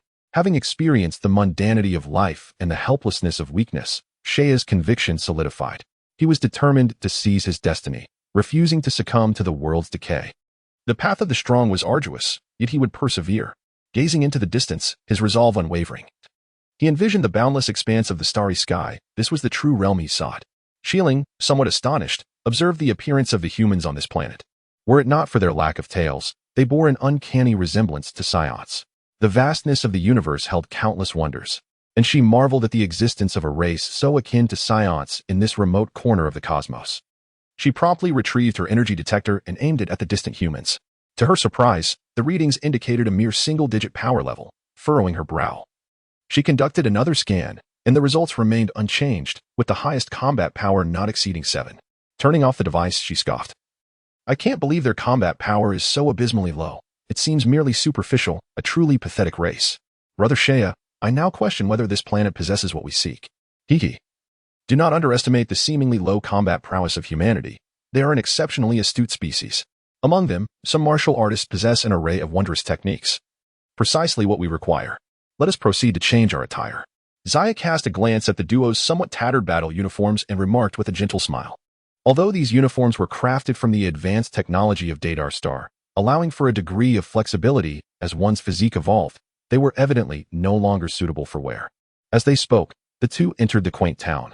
Despite its remote location, a fair distance from the bustling metropolis, the shops lining the streets were brimming with a dazzling array of goods, showcasing a remarkable variety. These items were entirely new to Shieling, and she wandered about, her senses overwhelmed, akin to a Navi beggar entering a grand marketplace for the first time, captivated by the novelty of everything she saw, eager to grasp anything within reach. Just as Shieling was about to resort to forceful means to acquire what she desired, Zaya intervened to halt her actions. What are you doing? Shieling replied with a frown. Zaya grasped her arm and said, if you wish for something, use money to purchase it. Do not entertain thoughts of theft. But I do not possess such a thing as money, she protested. Fear not, leave it to me. However, you must also learn how to navigate civilized society, Zaya replied with a sidelong glance. As a warrior race, the Saiyans are inherently predatory, and their brutal nature may be unchangeable. Yet, Zaya did not wish for Shieling to adopt the malevolent ways of Frieza. Senseless slaughter and forced plunder do not align with his principles, nor do they embody the true path of survival in the cosmos. Since Shieling chose to accompany him, he felt a responsibility to guide her properly. Subsequently, Zaya employed instant transmission to venture into the primordial forest, hunting rare beasts, and exchanged their pelts for Earth as currency. With this money, he procured the essentials they required for daily living. Given that the Universal Capsule Corporation had yet to flourish in this era, they could not fit large bundles into the small capsules, so their purchases were minimal, just enough to replace their entire outfits and tidy their hair. Indeed, after their transformation, the two resembled children just beginning elementary school, were it not for the brown tails trailing behind them. Zaya donned a white short-sleeved shirt layered with a black jacket and casual trousers, while Shieling wore a unisex shirt beneath a gray coat, complemented by petite jeans. Her black hair was styled into a ponytail, adding a touch of feminine grace. This is such a hassle. We could have simply taken what we wanted. Yet we must go through all this trouble, Shieling pouted, visibly irked. She tugged at her sleeve and exclaimed, "Why must we dress in such a manner? These clothes are hardly durable. They'll tear at the slightest tug during battle." Zaya flashed a hearty smile. Despite Shieling's apparent dissatisfaction, he knew deep down she was pleased, stubbornly refusing to admit it. Shea glanced at the sky, confirming a direction. Enough of the complaints. Our next destination is the Holy Land of Kalen, the birthplace of martial arts on Earth, located in the Northern Hemisphere. There stands the Kalen Tower, and our goal lies atop it. With that, the two ascended into the air, transforming into two radiant beams, hurtling toward the Holy Land of Kalen. Shea's journey to the Holy Land was not solely to learn the methods of energy manipulation from the cat sage, but also to acquire the miraculous healing herb, the Senza Bean. In the early days of Dragon Ball, the Senza Bean did not reveal its true value, merely alleviating hunger. However, as the story progressed, it became a life-saving treasure, capable of swiftly restoring stamina and instantly healing any injury. Regrettably, by the later stages of Dragon Ball, the production of Senza Beans had plummeted, and their availability became scarce, leading Goku and his companions to wish they could split a single bean to share. Fortunately, the Senza Beans had yet to be squandered by Yakichiro, suggesting a significant stock remained. The Holy Land of Kalen was situated on a vast plain on the opposite side of the earth, long safeguarded by the indigenous peoples. In ancient times, it was the cradle of martial arts, with warriors continually challenging the Kalen Tower. The martial arts stagnated over the past few centuries, and a cataclysm befell 300 years ago. The ambition of Earth's martial artists never waned. Every few years, someone would journey there to confront the tower. Today, the Kalen Tower welcomed two new visitors. After a fleeting shimmer of light, a smooth skyline appeared in their view. Shea and his companions soared above the Holy Land, gazing at a slender tower rising majestically into the clouds. "Is it truly this tall?" Shieling exclaimed in astonishment. Shea, equally amazed, observed the legendary structure. He had always doubted the tales that one could only reach the summit by climbing it barehanded. Yet witnessing the tower vanishing into the heavens compelled him to admire the achievements of Earth's ancient ancestors, an endeavor that seemed possible only for the divine. Chapter 14. Upon the sanctuary, Shea and Shieling made only a brief stop beneath the Kalen Tower before accelerating along its ivory structure towards the pinnacle. At the tower's apex, within a spherical building, the cat sage stood beside a large water basin, his expression grave as he leaned on a staff. The basin reflected the rapid ascent of Shea and Shieling up the tower. Their speed was extraordinary. The whirlwind they generated dispersed the clouds surrounding the tower, and they drew ever closer to the summit. Goodness, what kind of monsters are they, arriving at the top so swiftly? Compared to them, the King Piccolo of 300 years ago was nothing. Beads of sweat formed on the cat sage's brow as he paced nervously, stroking his beard, filled with unease. The sudden emergence of such formidable beings on Earth. Who can say whether this is a blessing or a curse? Due to the fact that Shea and his companions did not conceal their presence, they were quickly noticed by the cat sage and the higher deities upon their arrival on Earth. The overwhelming aura emanating from these two individuals left the cat sage and the deity not only astonished, but also helpless. Such a terrifying presence was not merely unprecedented in their experience, but also suffocating in its intensity. Their only hope was that these beings would not pose a threat to Earth. Considering Shea and Shieling's formidable combat prowess of 2,530 and 1980, respectively, it was inconceivable for the deity and the cat sage, whose own strength barely exceeded 260, to comprehend such power. The impact was akin to the very fabric of reality tearing asunder. Suddenly, the cat sage jolted, diverting his gaze from the water tank to see two youthful figures floating outside the pinnacle of the Karen Tower. It was astonishing how swiftly they had passed the trials of the tower. Their strength was truly remarkable. Trembling slightly, the cat sage mustered the courage to approach Shea and his companion. At that moment, Shea was also assessing the rotund white feline before him, silently acknowledging this was indeed the cat sage, just as depicted in the original narrative, rumored to be over 800 years old. "What brings you here today?" the cat sage inquired cautiously. Meanwhile, within the temple atop the Karen Tower, the deity gazed solemnly downward, with Bobo attentively by his side. Cat Sage. I have heard that the Karen Sacred Land is the birthplace of martial arts on Earth. Today, we seek your guidance on the methods of cultivation. Seiya stated with a smile, getting straight to the point. The Cat Sage's expression softened as he replied, Your prowess far exceeds mine, and I fear I have little to teach you. However, he quickly added, Yet, it is said that the worthy can be teachers. Due to certain inherent reasons, our lineage possesses immense strength, which paradoxically hinders our ability to control our aura. Thus, we wish to learn the art of mastering it. Seiya continued to elaborate, refusing to underestimate the Cat Sage despite his combat power being under 200. As a being who had lived for over 800 years, the Cat Sage possessed wisdom far surpassing that of the deity. After listening, the Cat Sage let out a sigh of relief and nodded, Very well. Let me witness your true strength. While he could gauge their approximate power from the aura they inadvertently exuded, only by truly experiencing their capabilities could he comprehend the extent of their might. I shall go first, Seiya declared, immediately channeling the energy within him. Instantly, a torrent of overwhelming force surged forth from his being, transforming into a tempest that swept around them, causing the objects atop the Karen Tower to topple. The Cat Sage was taken aback by the intensity of Seiya's aura. As Seiya unleashed his true power, the previous energy he had sensed paled in comparison. Never before had the Cat Sage encountered such formidable energy, and he found himself momentarily immobilized by the sheer force emanating from Seiya. As Seiya retracted his aura, he noticed that many objects around him had been toppled by the force of the air. Now it's my turn, Shieling murmured softly. Although she harbored doubts about the capabilities of the plump white cat before her, she nonetheless unleashed her energy with all her might. Instantly, a powerful and ferocious aura enveloped the Kailinta, one that, while considerably weaker than Seiya's, was nonetheless sufficient to astonish the Cat Sage. Enough. You all are truly formidable. I cannot fathom where you derive such strength. The Cat Sage wiped the cold sweat from his brow, pacing back and forth before adding. I do possess some methods of cultivation, but they require you to start from scratch. Given the immense energy you already wield, it will not be a simple task to rein it in. The stronger the energy, the more domineering it becomes, making mastery increasingly difficult. Especially the cultivation techniques I have, which necessitate beginning anew. This poses quite a dilemma. Allow me to address this issue. An aged voice interjected from nearby. The Cat Sage turned to see two figures had appeared outside the Kailinta, the celestial deity, leaning on a staff, and Bobo, perched upon a flying carpet that hovered in midair. The celestial deity cleared his throat. Indeed, the emergence of such powerful beings on Earth compelled even the celestial deity to make an appearance. Greetings, esteemed travelers. I am the celestial deity of Earth.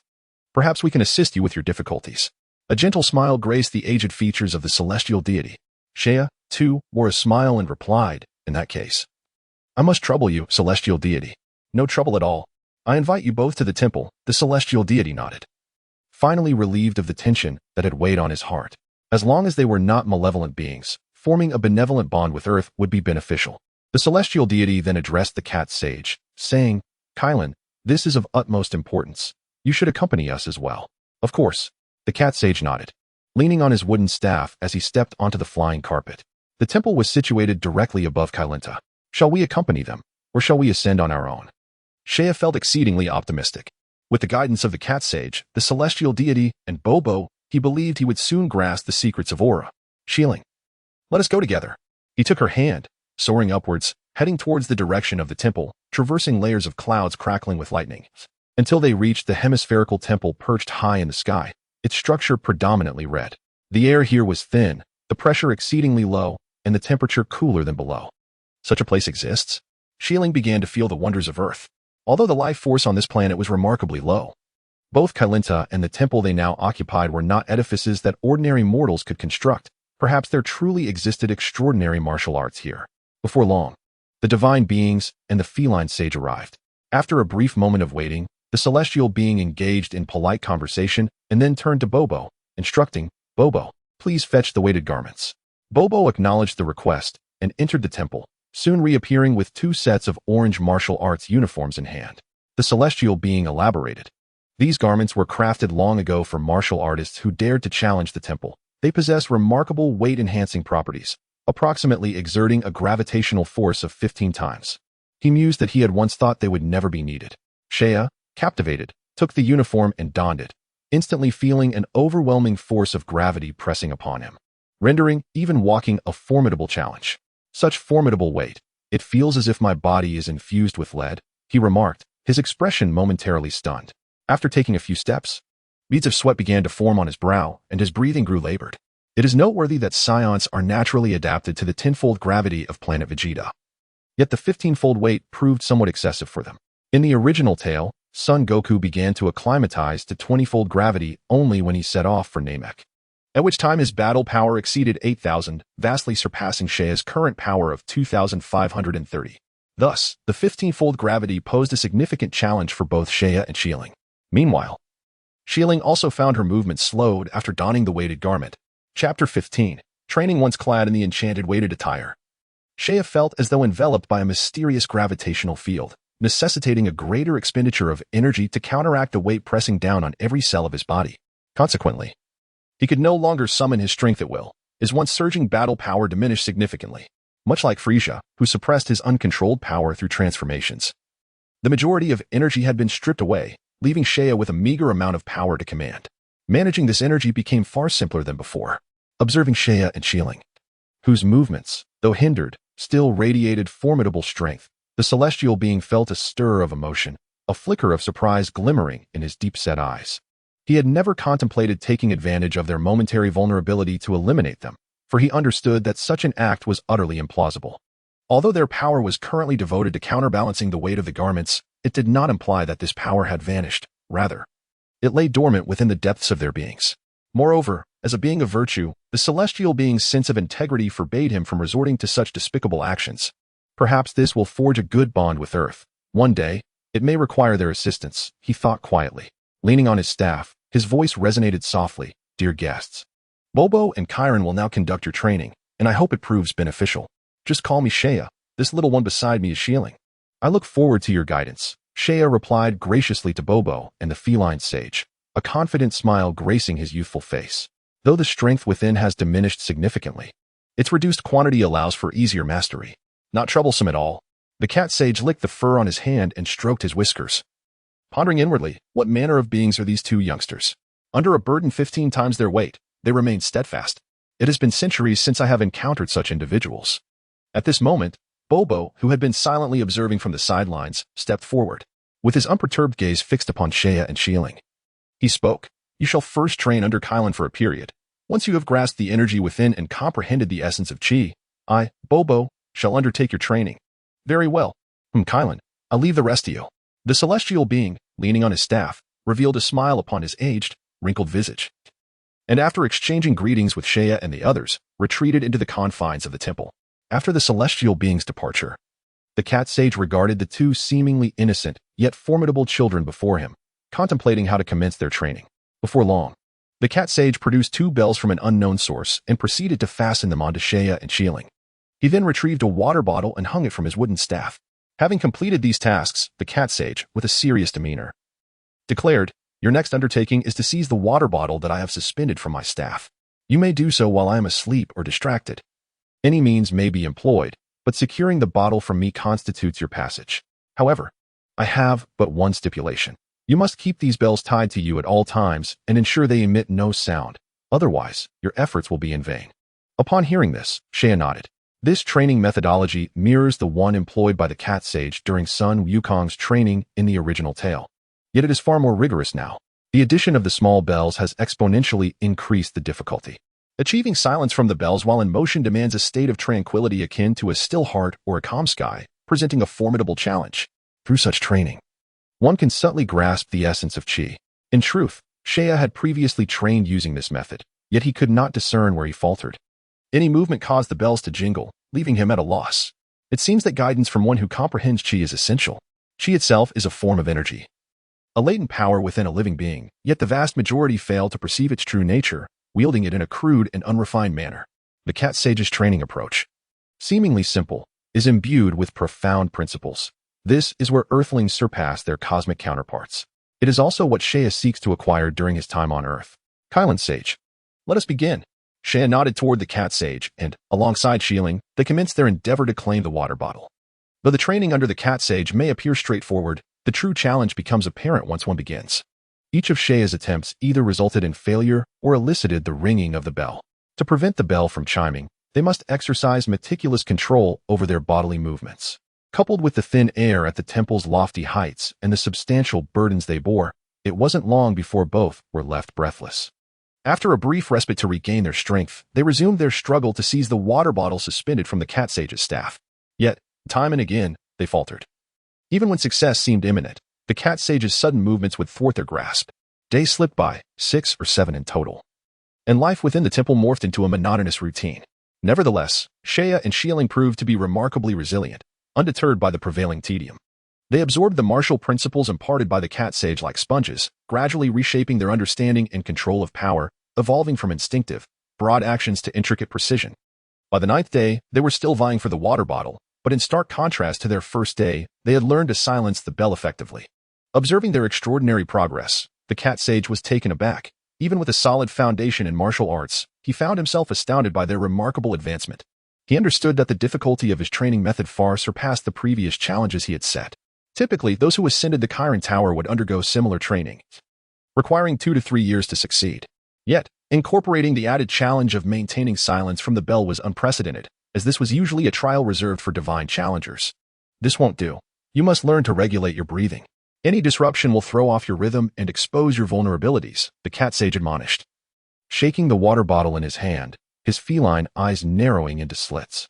For instance, he suddenly launched an attack towards Seiya and Xiling, his soft paws striking them with a series of resounding thuds, sending their figures flying several meters before skidding across the ground.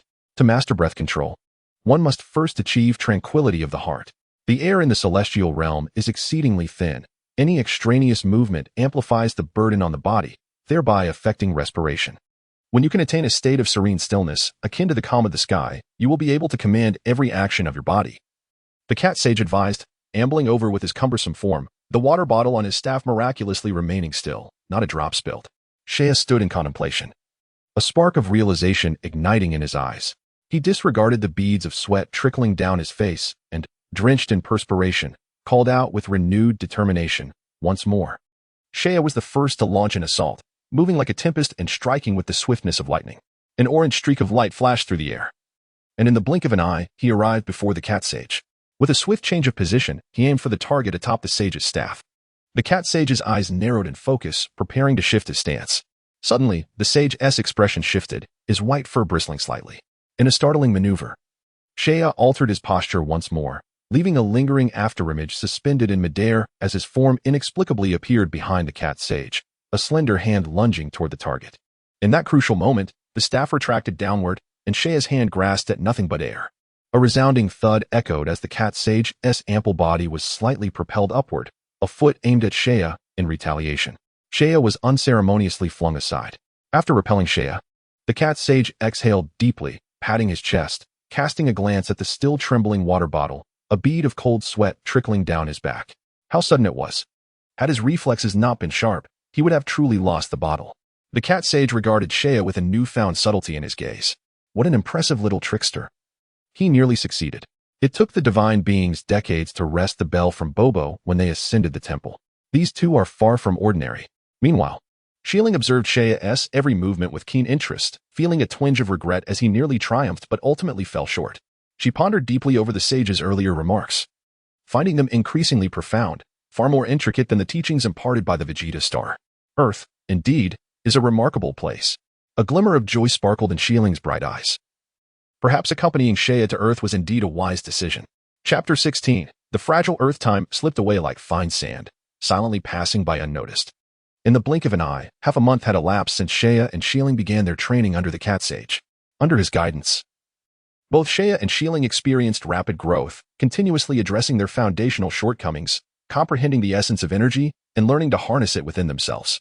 After half a month, their energies had become more subdued, no longer radiating the same sharpness they had upon their arrival on Earth. On the 16th day, having mastered the intricate use of energy, Seiya was the first to snatch the water bottle from the cat sage. By the 19th day, Xiling also succeeded in obtaining it. Thus, the cat sage's training came to an end. Your progress has truly exceeded my expectations. It is astonishing that you have reached this stage of training in just a few days. Now, you may remove your weighted clothing and demonstrate your full strength for me.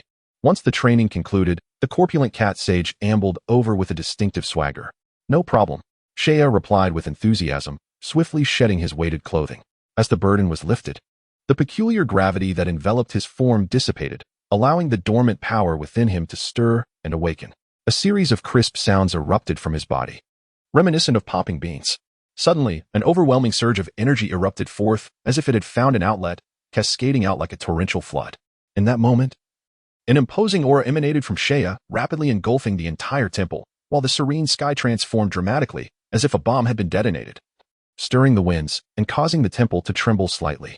Feeling the exhilarating energy coursing through every cell, Shea couldn't help but laugh heartily, his face radiating satisfaction and joy. However, he quickly composed himself, intensifying the rolling waves of energy once more. This force materialized instantaneously, howling like a tempest, bearing down with an unparalleled pressure akin to that of Mount Tai. The cat sage, positioned not far from Shea, was the first to feel the brunt of this pressure. His expression stiffened, his body grew cold, as if the blood in his veins had instantaneously congealed. Enough, enough. Quickly, retract your aura, the cat sage exclaimed, bracing himself with his staff, one hand shielding his forehead against the oncoming gale. In just 20 days, Shea's combat prowess had surged once again, surpassing his initial capabilities upon arriving on Earth, and it was estimated to have exceeded 3,000 in combat power. Having started anew in his training, Shea felt a remarkable solidity in his foundation. Although his previous strength had been formidable, from his current perspective, he experienced an epiphany. His earlier power had been an illusion, akin to a vast sponge that, while appearing substantial, occupied little real space when compressed. That earlier strength was superficial. It could withstand lesser opponents, maintaining an air of superiority, yet would deflate like a balloon when confronted by a true powerhouse. Now, with a grounded understanding of power, Shea felt a profound sense of stability. This sensation was invigorating, propelling him steadily forward on the path of the strong. Shea, tell me honestly, how many beings like you exist in the universe? The cat sage, intrigued by Shea and Shiling's remarkable training aptitude, inquired. Someone like me?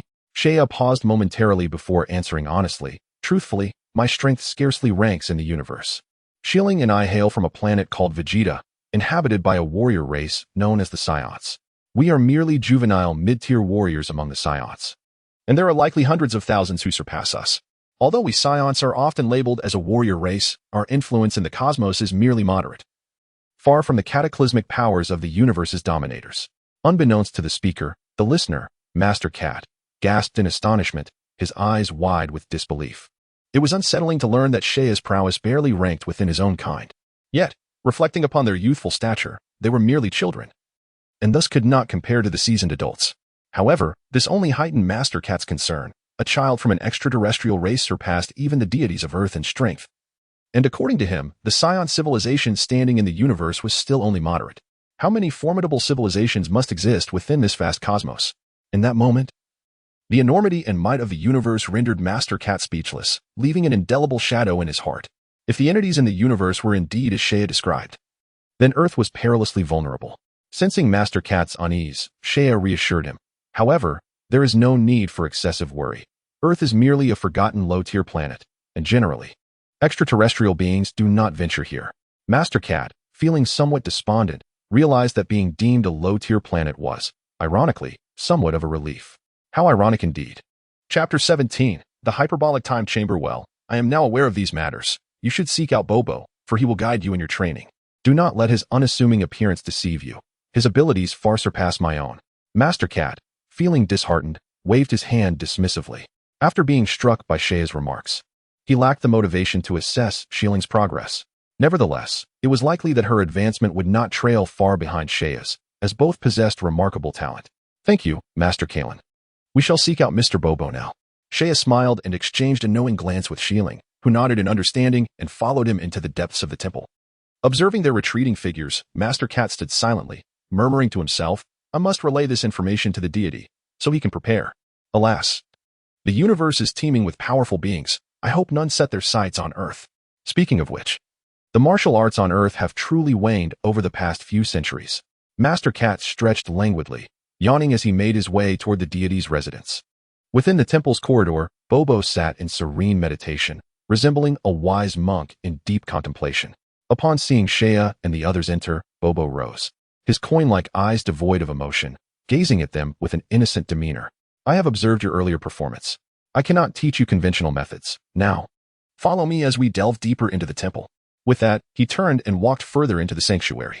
As Shea and Shieling exchanged a glance, they followed closely behind Bobo, traversing several corridors and winding through numerous intersections, delving deeper into the heart of the temple. When Shea turned back to glance at their path, he realized it had become a tangled web, reminiscent of a labyrinth, where one could easily lose their sense of direction. Where could Bobo be leading them? After such a prolonged journey, they must be nearing their destination. Shea pondered, acutely aware that they had already reached the temple's depths. While Shea was lost in thought, Bobo came to a halt before a grand golden door. Pushing it open, Bobo announced, "Inside lies a room of spirit and time. Here, one day outside equates to an entire year within, and the conditions are exceedingly harsh. I will accompany you inside for a year." The revelation of the room of spirit and time astounded Shea. He had contemplated various potential training methods, such as being transported to other worlds or into storm-laden valleys. Yet he had never anticipated that Bobo would take them directly to this mystical chamber. It is well known that within the room, the air is thin. Temperatures fluctuate between -40 and 50 degrees Celsius, and gravity is 10 times that of Earth. Such conditions may be deemed harsh for most. However, for warriors like them, they merely present a test of mental fortitude. Spending a year in the vast, desolate environment would pose a significant challenge to the psyche. Those with weak wills or distracted minds would likely succumb to hallucinations. Originally, the Room of Spirit and Time was designed to provide a respite before facing adversaries, lacking much in terms of cultivation significance. Nevertheless, Shea felt a surge of eagerness, for what he required most was time. Having resided in the Dragon Ball universe for over 7 years, he understood that, according to the unfolding narrative, Frieza would soon lose patience and obliterate Planet Vegeta. Although he was uncertain of the exact timeline, he knew it was imminent. He needed to possess sufficient strength by that time. While he did not aim to thwart Frieza, he at least wanted to extract Rebecca and Edri beforehand. "Brother Shea, what is the Room of Spirit and Time?" Shieling inquired, her expression one of confusion. The Room of Spirit and Time is an extra-dimensional space constructed by deities, where time flows significantly faster than in the outside world. One day outside equals 1 year inside, making it ideal for urgent breakthroughs for cultivators.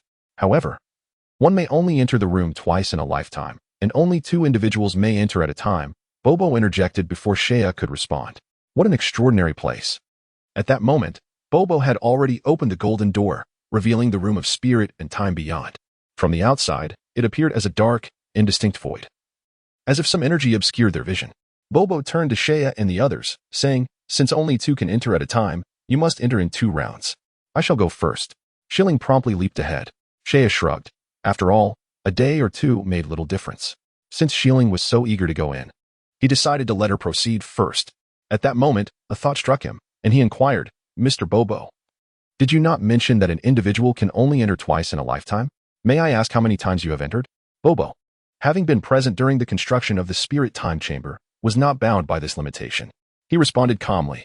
Upon hearing this, Shea's pupils involuntarily constricted. From Bobo's words, he deduced much. Bobo had been there during the creation of the Spirit Time Chamber, which implied that he must be at least several thousand years old. Such longevity would have granted him profound insights. However, this prompted another question. If Bobo could enter the Spirit Time Chamber without restriction, why did he possess such limited combat prowess? Could it be due to his status as a divine servant? Confounded, Shea shook his head and resolved not to dwell on these matters any longer. His gaze settled on Shieling as he urged, "Then hurry inside. It will be my turn in a day." Chapter 18. The divine being Shieling acknowledged with a sound and followed Bobo with an expression of curiosity as they entered the Spirit Time Chamber. Once they had entered, the golden doors of the chamber thunderously closed. Shea understood that time within the Spirit Time Chamber now flowed differently. 1 day outside equated to a year inside. With little else to occupy his time, Shea sat alone in the temple's corridor for quite a while before meandering along the circular white jade staircase.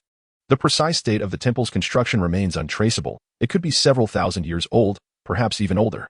Yet, the passage of time had left few marks upon the temple, which perhaps is its enchantment.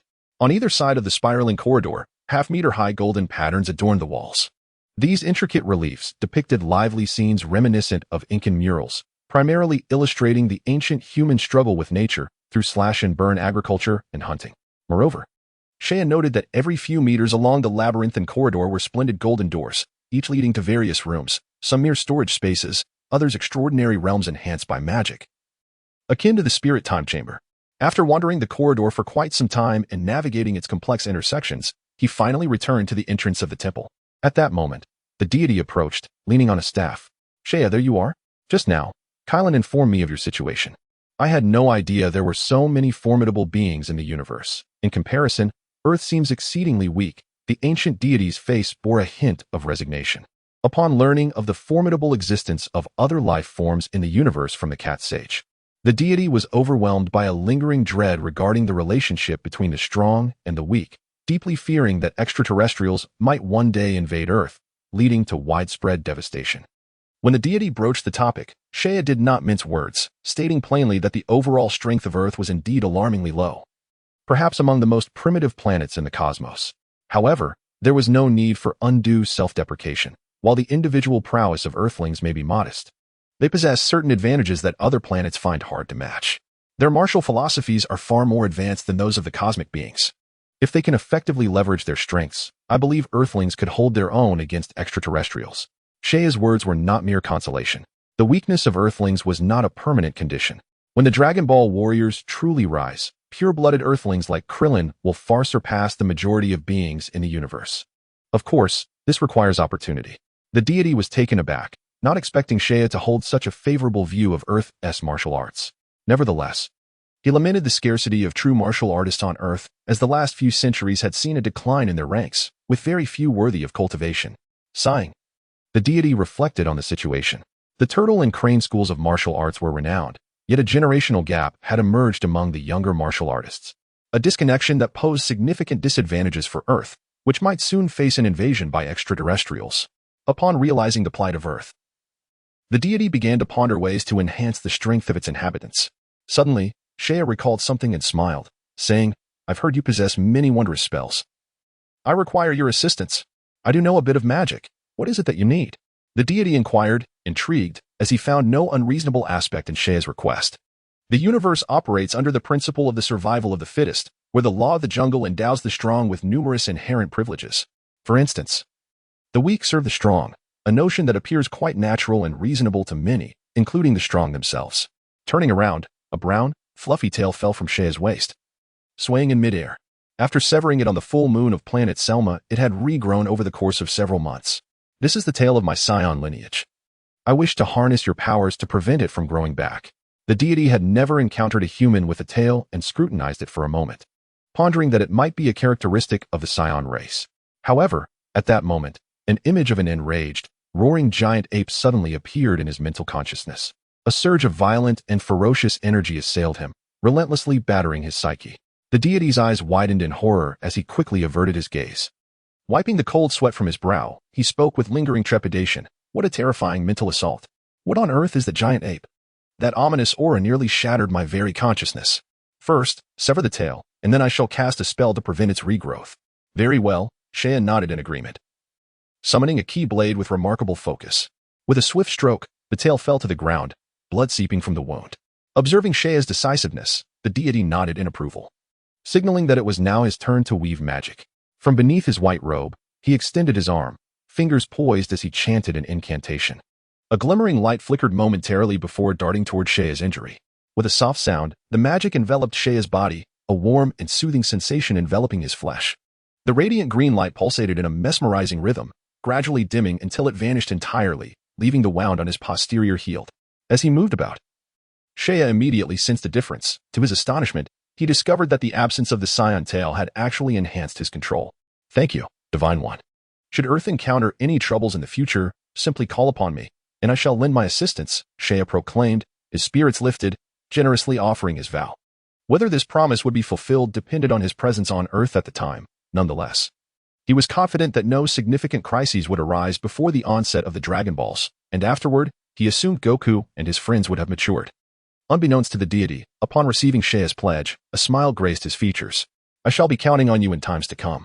The two engaged in a silent yet pleasant exchange, with Shea alleviating the potential instability brought by his tail, while the deity secured a promise of assistance should Earth face peril, each fulfilling their respective needs.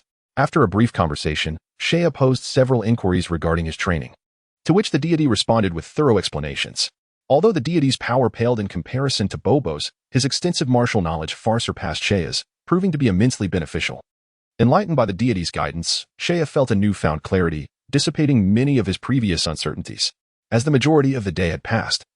And with ample time remaining before Shieling and the others emerged from the Room of Spirit and Time, Shea decided to leave the temple. Soaring toward the pinnacle of Korin Tower below. His purpose for visiting Korin Tower was to procure the mystical healing beans from the Cat Sage. Previously, he had been too engrossed in his training to approach the Cat Sage for the beans, yet they were now an essential goal of his journey. The combination of Saiyan physiology and the restorative properties of the beans was an unparalleled prospect. Atop the spherical tower, the Cat Sage reclined leisurely on a bench. Suddenly, sensing a formidable energy approaching, he opened his eyes to find Shea standing before him, having arrived unnoticed. Habitually yawning, the Cat Sage rose from the bench, rubbing his eyes as he inquired, "Shea, why have you come down from your training above, after spending over 10 days together?" The Cat Sage believed he had come to understand Shea's true nature, and thus spoke with a casual demeanor. Shea, unceremoniously, inquired, "Karen Sage, I have heard of something called the Senza bean here. Might you spare me a few?" The Cat Sage's eyes, previously narrowed, widened slightly, and without a hint of concern. He nodded. Indeed, such a thing exists. Consuming a single Senza bean allows one to go without food for 10 days. If you desire them, I can certainly provide you with some.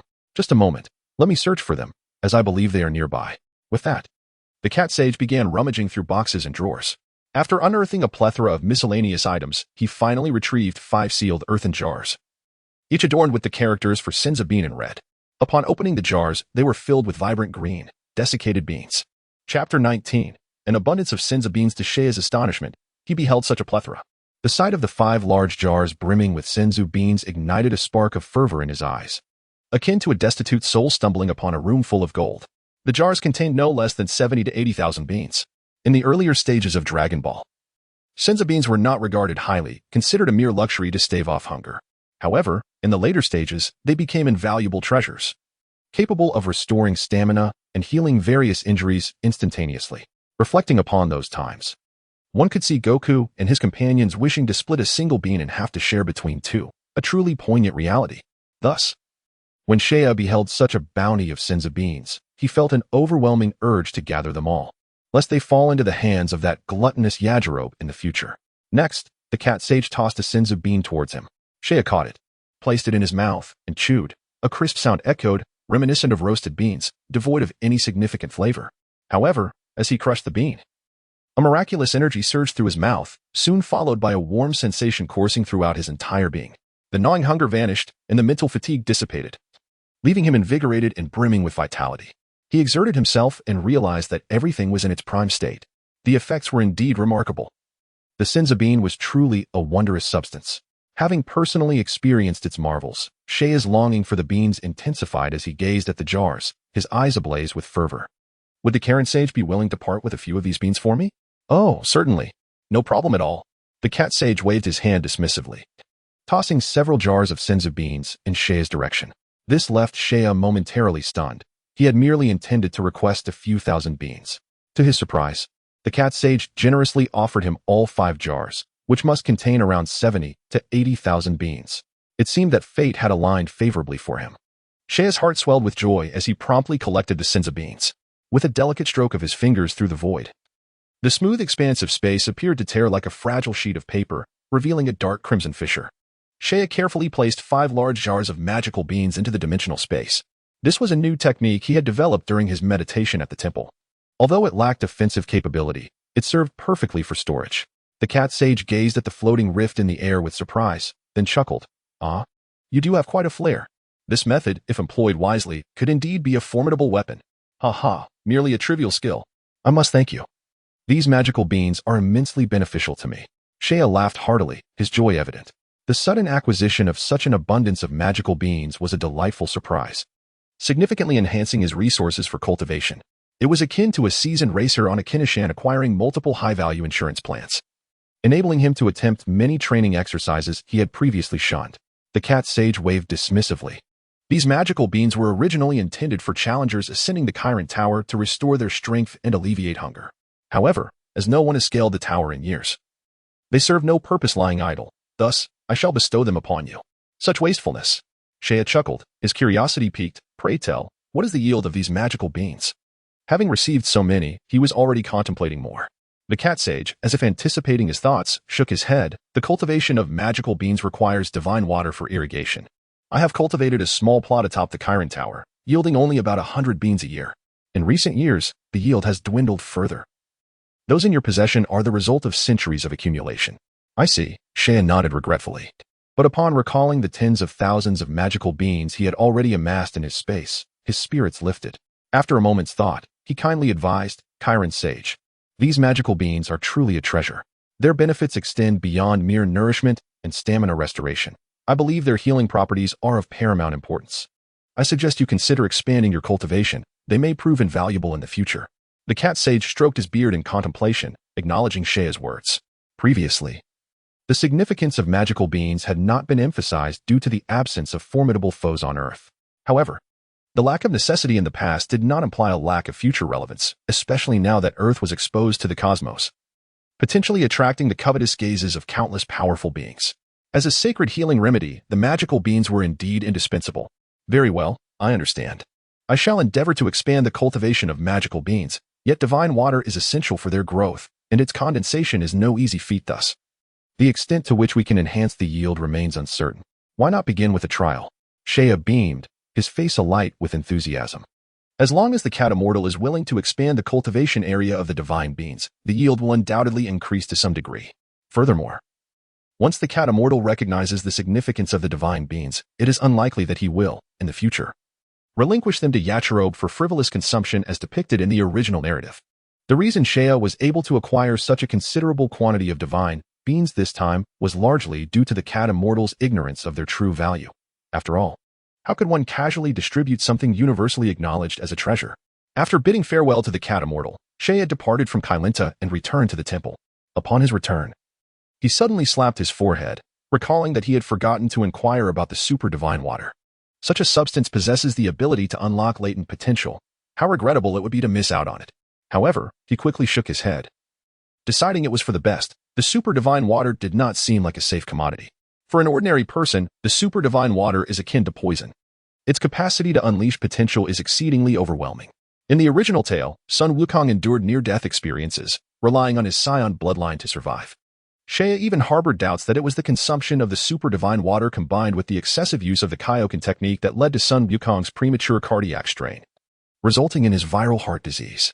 Truth be told, as a warrior race, how could the Saiyans' vital core, their hearts, suddenly malfunction? Individuals with extraordinary combat prowess are typically impervious to common pathogens, their immune systems far surpassing the ordinary. As soon as pathogens invade, they are swiftly engulfed by immune cells within the bodily fluids. The fact that Sun Wukong contracted viral heart disease likely indicates some underlying weakness in his physiology due to certain reasons.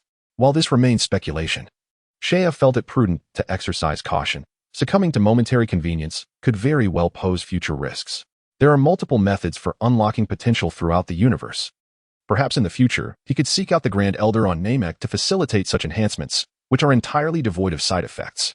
Could it be that the super divine water is the divine liquid the cat immortal uses to nourish the divine beans? Saiyan lingered in the temple, lost in a sea of contemplation. Chapter 20. 1 year later in Shieling, before Shieling emerged from the room of spirit and time, Saiyan sat cross-legged, floating in midair, striving to comprehend the clarity of the sky and the swiftness of lightning in his mind.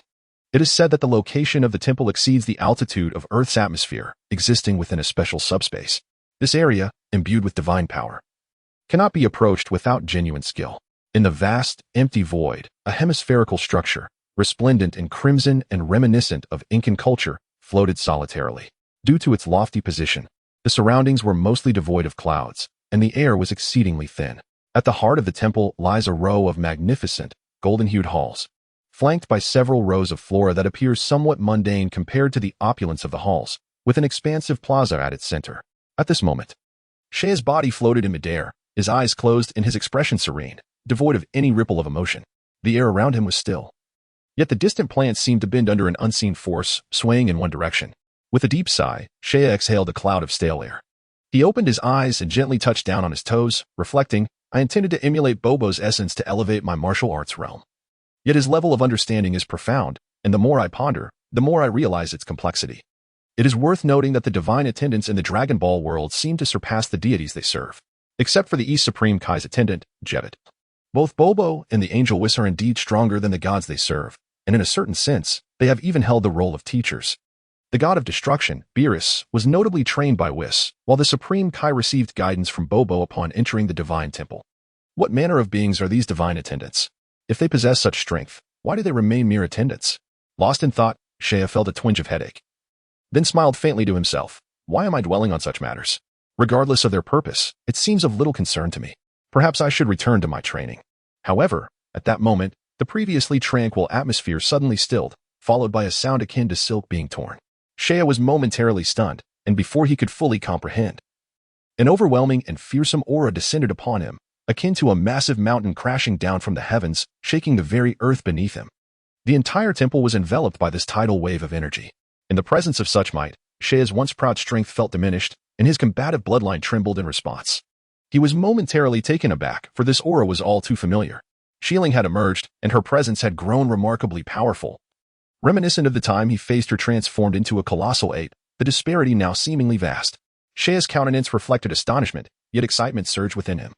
His blood boiled with exhilaration. This was splendid. The training in the hyperbolic time chamber had proven exceedingly effective.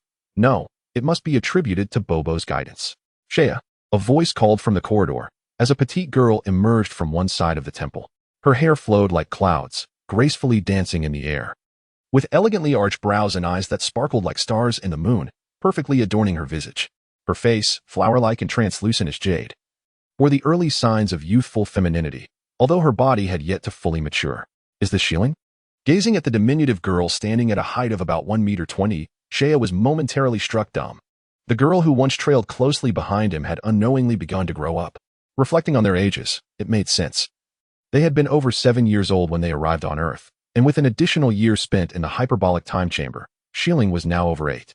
Given that Saiyan females typically mature more rapidly, it was hardly surprising. Shieling, your power has remarkably surged. Standing beside Shieling, Shea felt an overwhelming sense of pressure due to her unrestrained aura. If calculated in terms of combat strength, her energy seemed to approach a staggering 10,000 points, which would be considered peak power even on Planet Vegeta. Upon hearing this, Shieling proudly lifted her chin, her delicate features radiating with pride. Indeed, I am now far superior to you, she declared. Hee, enjoy this moment while you can. Once I emerge from the hyperbolic time chamber, I shall undoubtedly surpass you. Shea, unfazed, retorted, confident that he would not be disheartened by Shieling's remarks. After all, he possessed an abundant supply of senzu beans, allowing him to train relentlessly without concern. In the original narrative, Son Goku managed to elevate his combat power to 180,000 in just 1 month en route to Namek. Although Shea did not consider himself as extraordinary as Goku, he was still confident in multiplying his own strength several times over. Humph, we shall see. Shieling coldly snorted, turning her face away when her progress went unacknowledged. You are becoming increasingly unlovable. The once adorable Shieling seems to be fading away, Shea teased, gently tugging at a strand of her hair and whispering in her ear. Her annoyance flared, and she retorted loudly, what do you mean unlovable? You can say that once you surpass me. Shieling's Saiyan traits were becoming more pronounced, yet she was still much more refined than other Saiyans. Shea chuckled inwardly. It appeared the influence of the past few years had indeed borne fruit. Shieling, I just received some wonderful items from Master Korin. Here, take a few. But use them wisely, he said, producing a small pouch tied with a string, containing dozens of senzu beans. What is this? Shieling inquired as she opened it, revealing the dried beans inside. These are senzu beans. No matter how severe the injury, as long as one is not dead, a single bean can restore them to peak condition and provide 10 days' worth of sustenance. Really? Shieling's eyes sparkled with excitement as she snatched the pouch and joyfully tucked it away, but then she hesitated, asking, if you've given me all these senzu beans, do you still have any left? Having received the beans, she felt a pang of uncertainty. This miraculous item, as its name suggested, was priceless and could potentially save lives. She wondered if it was appropriate to take them all without leaving some for Shea. Noticing her indecision in the pained expression on her face, Shea chuckled softly, don't worry. I've kept some for myself. Just be sure to take good care of what I've given you. These are quite precious. How could they not be precious? You have only about 70 or 80,000 of them, she replied, nodding vigorously, her face glowing with gratitude. As Shea smiled, clearly enjoying himself, he refrained from disclosing the exact number of senzu beans he possessed to Shieling, for if she were to discover that he had been hoarding such a considerable quantity, the young girl would undoubtedly turn against him, demanding the return of her emotions. Very well, let us discuss this further once I emerge from the hyperbolic time chamber. By then, we shall see how you maintain your bravado before me. Shieling frowned playfully, sticking out her tongue, and gazed longingly at Shaya's departing figure, her delicate face revealing a hint of anticipation. Chapter 21. A major breakthrough. Mr. Bobo, it is now my turn to enter, is it not? Upon reaching the entrance of the hyperbolic time chamber, Shaya addressed the comically earnest Bobo stationed at the door and simultaneously retrieved several Senza beans from his spatial pocket in preparation. Indeed, since you are ready, please follow me inside. However, I must clarify that Bobo will only provide guidance. The specifics of your training will require your own exploration. Bobo remarked as Shaya approached the threshold. I understand that the master leads one to the door, but the journey of cultivation is a personal endeavor. Shaya replied with a nonchalant smile. As they conversed, the two stepped through the grand entrance of the hyperbolic time chamber. With a resounding thud, the door closed behind them, completely severing the connection between the two realms. Equipped with the formidable powers of time and space, Shaya was particularly attuned to the fluctuations of time. The instant the door to the hyperbolic time chamber sealed shut, he perceptibly detected a faint trace of temporal energy. The reason this sanctuary is termed the hyperbolic time chamber, rather than merely a time chamber, likely pertains to the connection with the human spirit.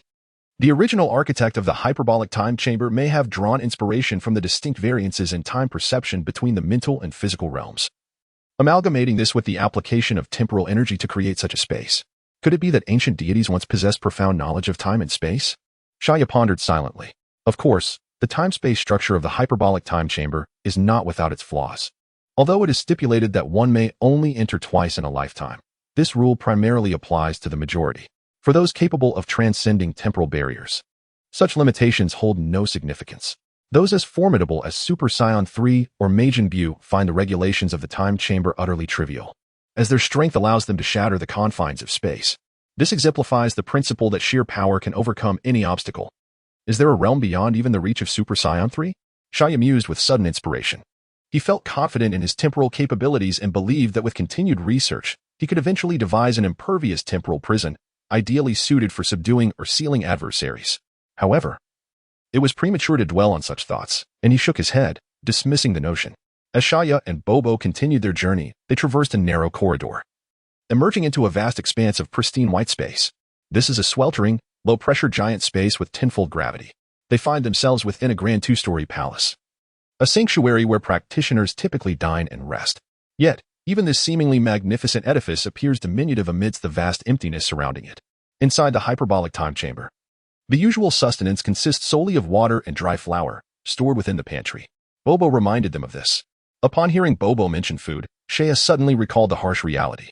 The most arduous aspect of training in this chamber was not the stark temperature fluctuations or the overwhelming solitude, but rather the torment of insufficient nourishment.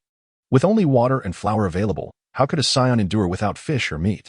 It is no wonder that Goku, upon his first entry into the time chamber, could only withstand a few months before succumbing to the deprivation. Had it not been for the impending threat posed by the androids to Earth, he would not have returned. Food is indeed of paramount importance. Perhaps the deity who constructed the time chamber, unable to preserve food, only prepared a meager supply of water and flour. Is this what is colloquially referred to as ration? In the days that followed, under Bobo's guidance, Shaya commenced his training.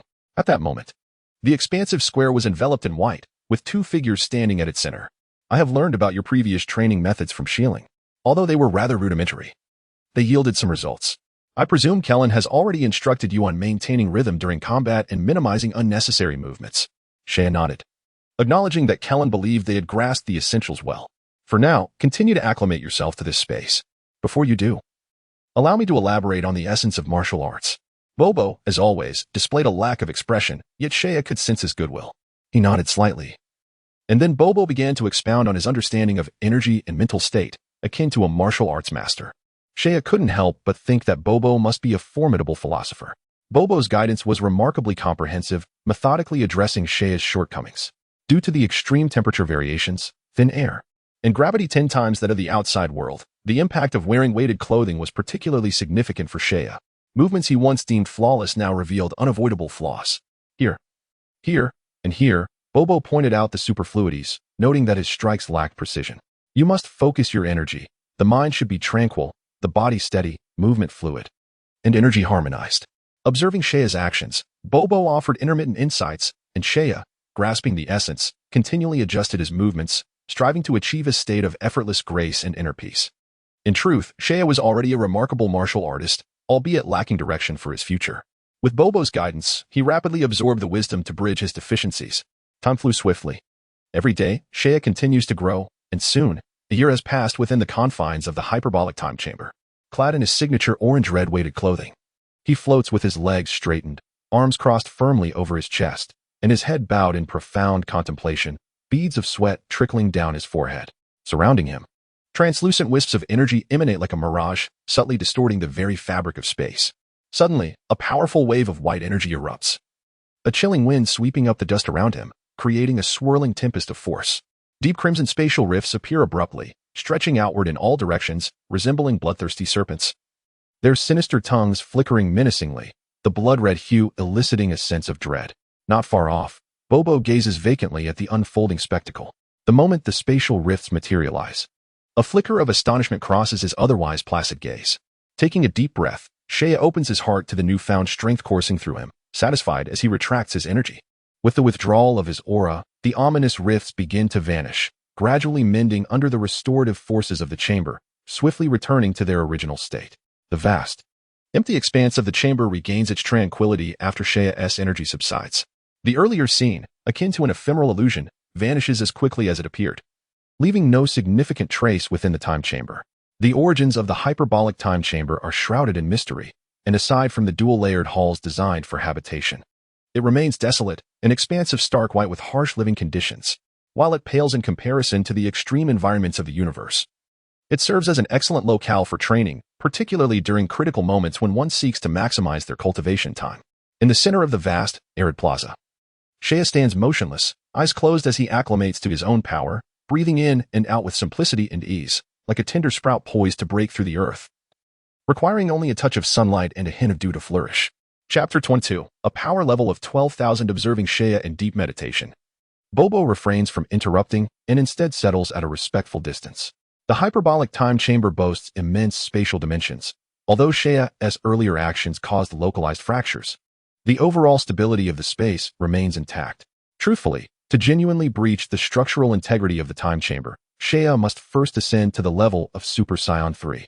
The earlier display of spatial rifts, though seemingly grand, merely represents an illusion created by spatial superpowers, at most yielding a minor dimensional layer within the time chamber, not constituting a breach into the void to establish new rules. After all, his current strength is still far from the level of Majin Buu. In Seiya's understanding, the Dragon Ball universe is a realm teeming with formidable beings. While it may not be overflowing with deities, the abundance of powerful warriors is an undeniable reality. The criteria for being deemed a strong warrior vary across different eras.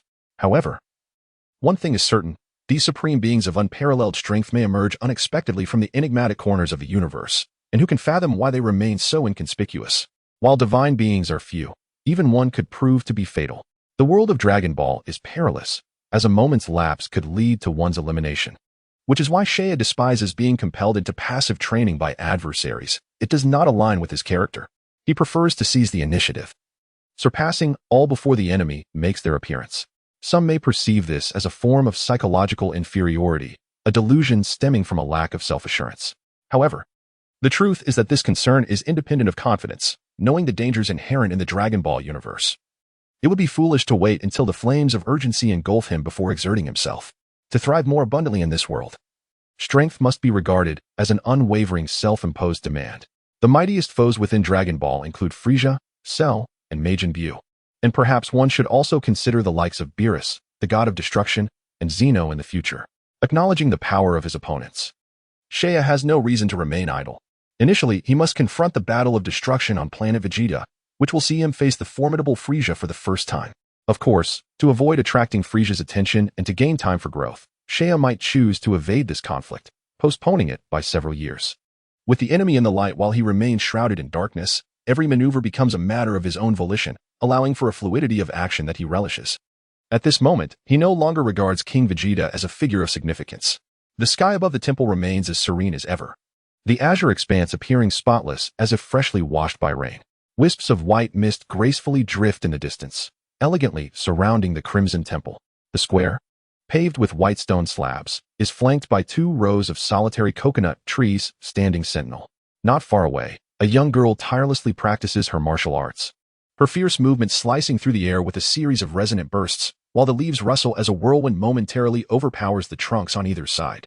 Suddenly, Shiling's expression shifts, her delicate brows arch slightly, and her silky black hair dances in the breeze. This energy, Shea has arrived. She muses, a glimmer of joy illuminating her features. Indeed, as she gazes towards the entrance of the temple, she spots an orange silhouette approaching, revealing Shea, who is wearing a broad smile as he strides towards her. However, as he draws near, Shiling furrows her brow, realizing that he has once again surpassed her in height. You are drenched in sweat. Your hair is all matted, she observes. As Shea affectionately brushes his hand against her cheek, casually placing an arm around her shoulder and offering her a warm half-embrace. Shiling suddenly felt displeased, her lips parting as if to speak, but she sensed the vast, tumultuous energy emanating from Shea's being. Her expression shifted to one of complexity, and with a cold demeanor, she softly commanded, Shea, unleash your full power. Let me witness the extent of your strength. Shea paused momentarily, observing the young girl's delicate yet earnest visage. Realizing that Shiling possessed a surprisingly competitive spirit, with a resigned shake of his head, he stepped back a few paces to maintain a respectful distance and began to release his energy. Suddenly, a suffocating aura enveloped the temple, causing the entire structure, along with the towering Kylan Tower below, to tremble as if on the brink of collapse. A white light hovered mere inches from his skin, while a soft golden glow enveloped his body. The stone slabs beneath them quaked, seemingly liberated from the constraints of gravity, ready to float at any moment. That's enough, Shiling exclaimed, quickly sensing that Shea's momentum had far surpassed her own. She retrieved an energy detector, affixing it to her ear and pressing the activation button. Instantly, the formidable energy morphed into a series of data before her eyes. 12,862. She gasped, astonished to discover that Shea's battle power exceeded 12,000. She had never anticipated that after a year of training in the hyperbolic time chamber, Shea would surpass her by such a margin. For a moment, she felt a twinge of embarrassment, recalling her own battle power of merely 9,600, which she had proudly boasted about for quite some time. Rumor had it that King Vegeta's power was just over 10,000. Did this imply that Shea was now on par with him? Her elder brother was already the strongest among the Saiyans. A wave of confusion washed over Shiling, accompanied by an inexplicable swell of pride. However, to mask her inner turmoil, she cleared her throat and feigned indifference, declaring, while your energy has indeed increased significantly, I wonder how you will fare in actual combat. Don't let mere words betray your lack of practice. Shall we spar? Shea teased. No way. Who would want to train with you? Shiling retorted, her voice faltering, betraying a hint of anxiety that prompted Shea to laugh heartily. Enough of your bickering. You too, the Supreme Kai interjected, leaning on his staff as he approached with a gentle smile directed at Shea and Shiling. Despite your noisy exchanges, your bond is evidently strong. Chapter 23. A culinary journey. The Supreme Kai couldn't help but reflect on the rapid growth in their powers over just a few days. Was it true that the talents of extraterrestrial beings were so remarkable? It was astonishing how swiftly their strength had escalated in such a short span of time. Truly a cause for concern. Thanks to Mr. Bobo and the others' guidance in recent days, we would not have made such remarkable progress otherwise, Shea chuckled. With a cheerful tone, Shea remarked, glancing at Shiling beside him. By the way, Shiling, your tail also requires the assistance of the deity. Tail. Upon hearing Shea mention it, Shiling shifted her gaze behind him, only to be astonished to find that his tail had mysteriously vanished. Shea elaborated. The magic of the deity is truly extraordinary. It functions like a switch, capable of sealing away the tail. Following our current philosophy of simplicity and cultivation, having a tail is more of a burden than a benefit. Hence it is better to seal it away. Shiling blinked in understanding, but then inquired, doesn't cutting off the tail hurt a bit? Shea chuckled, grasping her fluffy tail and effortlessly severing it. Shiling furrowed her brow slightly during this process and shot him an indignant glare. Subsequently, the deity, imitating the method used to seal Shea, cast a spell to seal Shiling's Saiyan tail as well. The deity was more than willing to assist, viewing it as a trifling task, and aware that the more help he provided now, the more likely they would assist him in times of need on Earth, which would require their support in the future. After sealing the Saiyan tails, Shiling curiously moved about and realized her abilities were unaffected. In fact, she felt lighter when executing her techniques, prompting her to smile contentedly. Well, we should be on our way, Shea declared, compressing his aura to a power level of around 800 or 900 as he bade farewell to the deity and Bobo, then took Shiling's hand and leaped down from the temple. They pierced through the dense clouds below, arriving at Karen Tower, where they greeted the cat sage. Continuing down the slender tower, they soon beheld the vast expanse of Karen's sacred land stretching along the horizon. Where are we going now?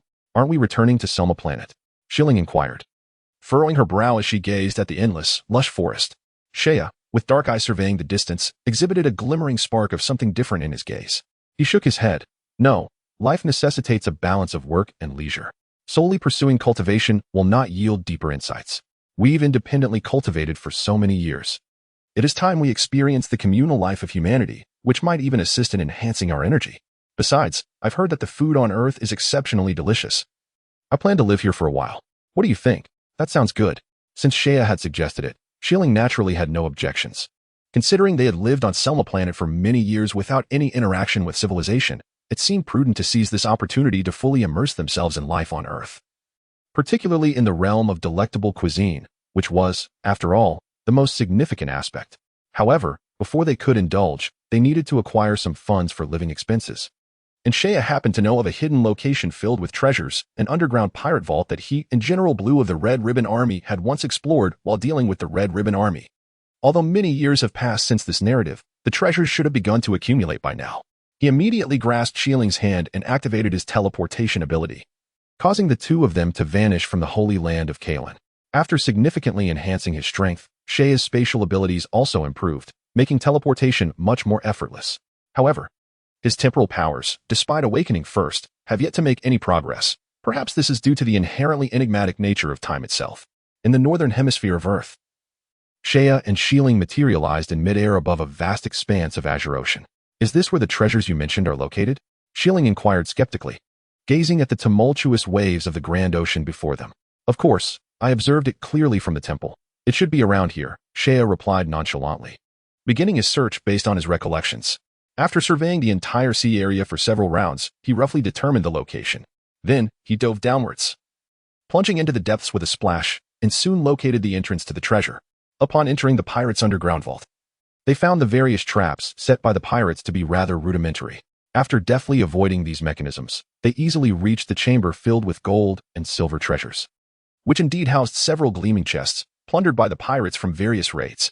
Gazing at the heap of riches before him, Shea grinned and waved his hand, causing a rift in the air to open and absorb all the treasures within.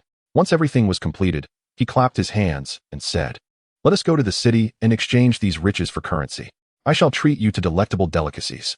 I assure you, no one in the universe appreciates food more than Earthlings. The cuisine there is truly exquisite.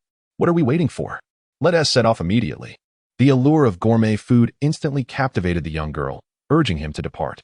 Thus, a legend began to circulate in the culinary circles of Earth, recounting how a pair of young adventurers had fervently swept through numerous eateries, only to be escorted away when the kitchen staff collapsed from exhaustion. As a result, many restaurants have refrained from offering buffet promotions over the years. Meanwhile, the two instigators of this tale were presently reveling in their bounty, voraciously devouring a mountain of food. The clattering of chopsticks and the clinks of plates filled the air, as their table was already stacked high with two precarious piles of dishes. "Boss, another serving of roasted pig, please, and one more plate of noodles with mixed sauce. I also want a roasted leg of lamb," Shea called out loudly. But upon hearing their shouts, the restaurant owner trembled and approached, sweating profusely. "Dear guests, we truly have run out of ingredients. Perhaps you might consider visiting another restaurant?" "Already out so soon?" Shea's expression darkened upon seeing the owner's distressed state, and he waved his hand dismissively. "Never mind, you run a business. How could you not have enough supplies prepared?" Yes. The restaurant owner wiped the sweat from his brow, nodding and bowing, secretly lamenting, "The amount you consumed would suffice for us to run our establishment for a week." After settling the bill, Shea and Shilling exited the premises, and the owner, watching their departing figures, could no longer contain himself and collapsed onto the floor. A nearby waiter hurried over to assist, but the owner pushed the waiter away, irately exclaiming, "What are you still doing here? Quickly tidy up and close the shop. I need a week, no, a month without opening." Hoping these two little deities will hurry on their way, Shea and Shilling had lingered in this city for over 10 days, sampling every restaurant, and upon their arrival, each establishment bore a mournful expression as if a death had occurred. It was not that they were unwilling to earn money. It was simply exhausting to cater to such demanding guests. Moreover, the moment they arrived, other patrons could not be accommodated. How could the business sustain itself in the long run? "Shilling, do you not see that I speak the truth? The food on Earth is the most delectable of all." Indeed, the girl nodded vigorously, relishing the recent culinary indulgence, which had been the most satisfying of her life.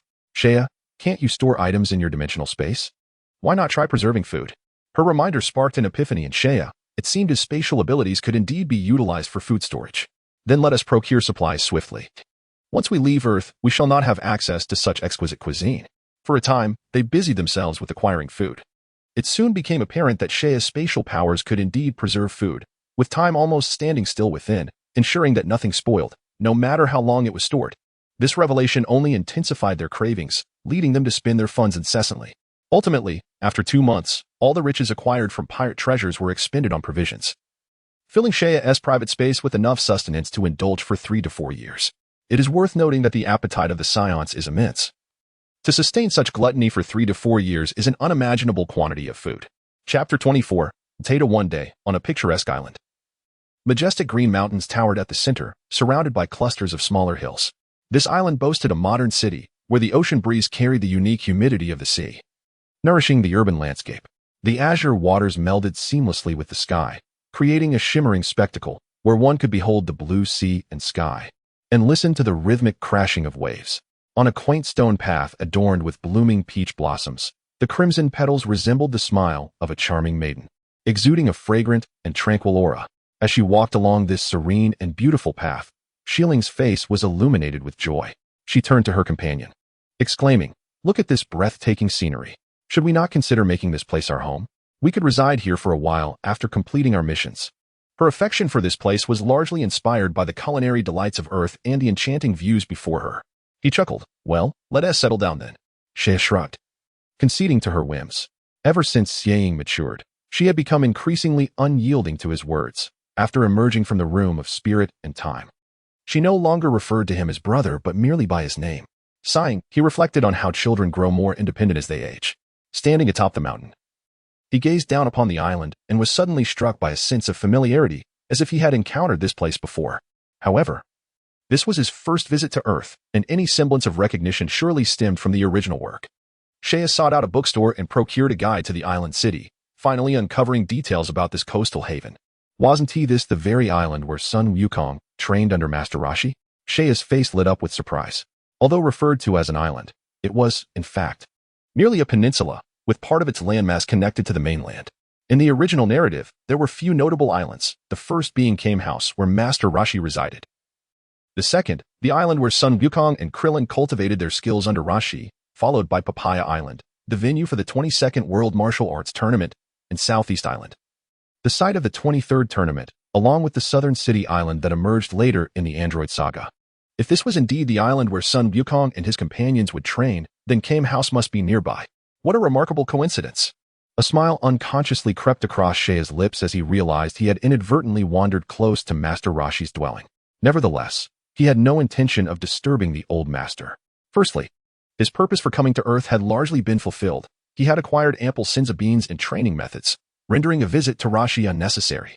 Secondly, even if he were to meet Roshi, the old man's frail strength would offer him little benefit, so he chose to disregard the idea entirely. Thus, to fulfill Xiang's request, Shea marked out a plot of land on a hillside of the island and constructed a simple wooden cabin using timber.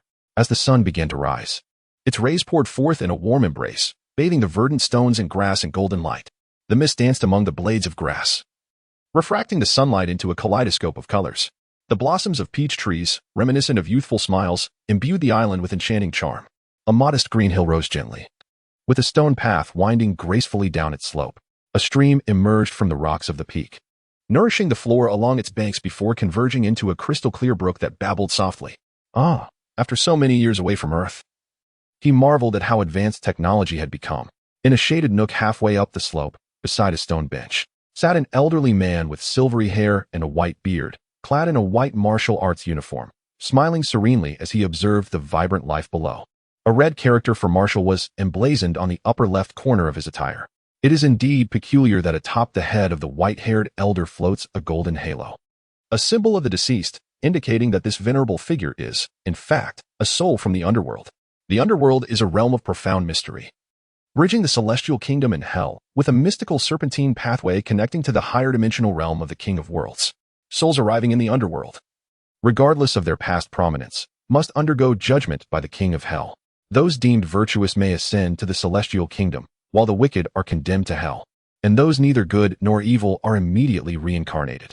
Only those who have achieved great deeds or possess noble character are adorned with a halo, signifying their eligibility for ascension to the celestial realm. This white-haired elder's identity is far from ordinary. He is none other than Master Wutaidu, the martial arts grandmaster who triumphed over the Demon King Piccolo 3 centuries ago, saving the world. He is also the mentor of the Turtle Hermit and the Crane Hermit. After sealing the Demon King, Wutaidu perished from exhaustion, and based on his merits, he could have ascended directly to heaven. Yet, he chose to linger in the underworld. And today marks the day of his return to the mortal realm, after which he will reincarnate. Upon his return to the earthly realm, Wutaidu did not seek out his 2 disciples, the Turtle Hermit and the Crane Hermit. Instead, he wandered silently through various cities, eventually arriving at this coastal island city. Observing the thriving and peaceful scene of the world 3 centuries later, Wutaidu's heart swelled with joy, especially upon learning that his 2 disciples had established their own schools and become prominent figures in martial arts. At that moment, 2 figures caught his attention on the other side of a mountain path, a boy and a girl, both still in their youth. From them, Wutaidu sensed an invigorating aura that stirred his very blood. "My young friends, I wonder from which sect you hail, possessing such formidable power at such a tender age?" At the sound of his voice, Shea turned in astonishment to see an elderly man with silver hair and a white beard smiling at them. Who is this elder, whose essence surpasses even that of the gods? Sensing the profound strength emanating from the elder, Shea was taken aback. This aura approached a battle power of 6,000. An unexpected revelation of such prowess existing on Earth. Noticing the large character Wu emblazoned on the elder's martial arts attire, alongside the ethereal golden halo above his head, Shea's expression shifted, as if he had deduced the elder's identity. Could it be Master Wutaidu, the mentor of the Turtle Hermit? Indeed, only he could possess such strength, suggesting he had not forsaken his training even in the underworld. Shea's conviction solidified. It is rare for those who have achieved great deeds in life to retain their corporeal form in death. Yet, given Wutaidu's current state, Shea surmised he indeed possessed a physical body. It is quite normal to reach a battle power of 6,000 after 3 centuries of cultivation in the celestial realm. Is this venerable elder truly Master Wutaidu? This time, it was Wutaidu who was astonished, as he never expected that there would still be someone capable of uttering his name. He expressed his surprise. "Young friend, how do you know my name?" Chapter 25. The returned Zaya did not respond verbally. Instead, he chuckled heartily and pointed toward the heavens, leaving it to the other party to speculate whether he was indicating the celestial realm or outer space.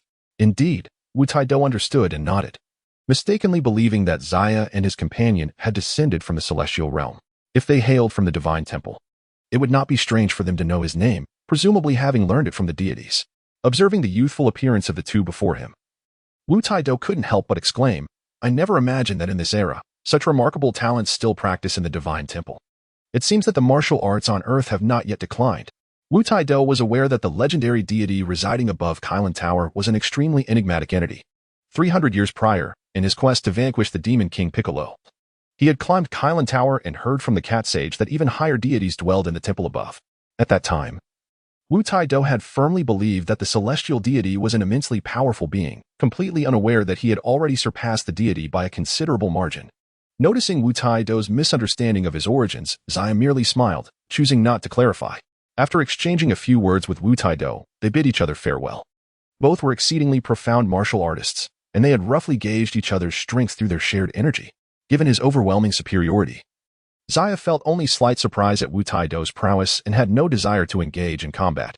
For Wutaidu, having experienced countless battles, he had no intention of taking action again, especially since today marked the final day of his existence.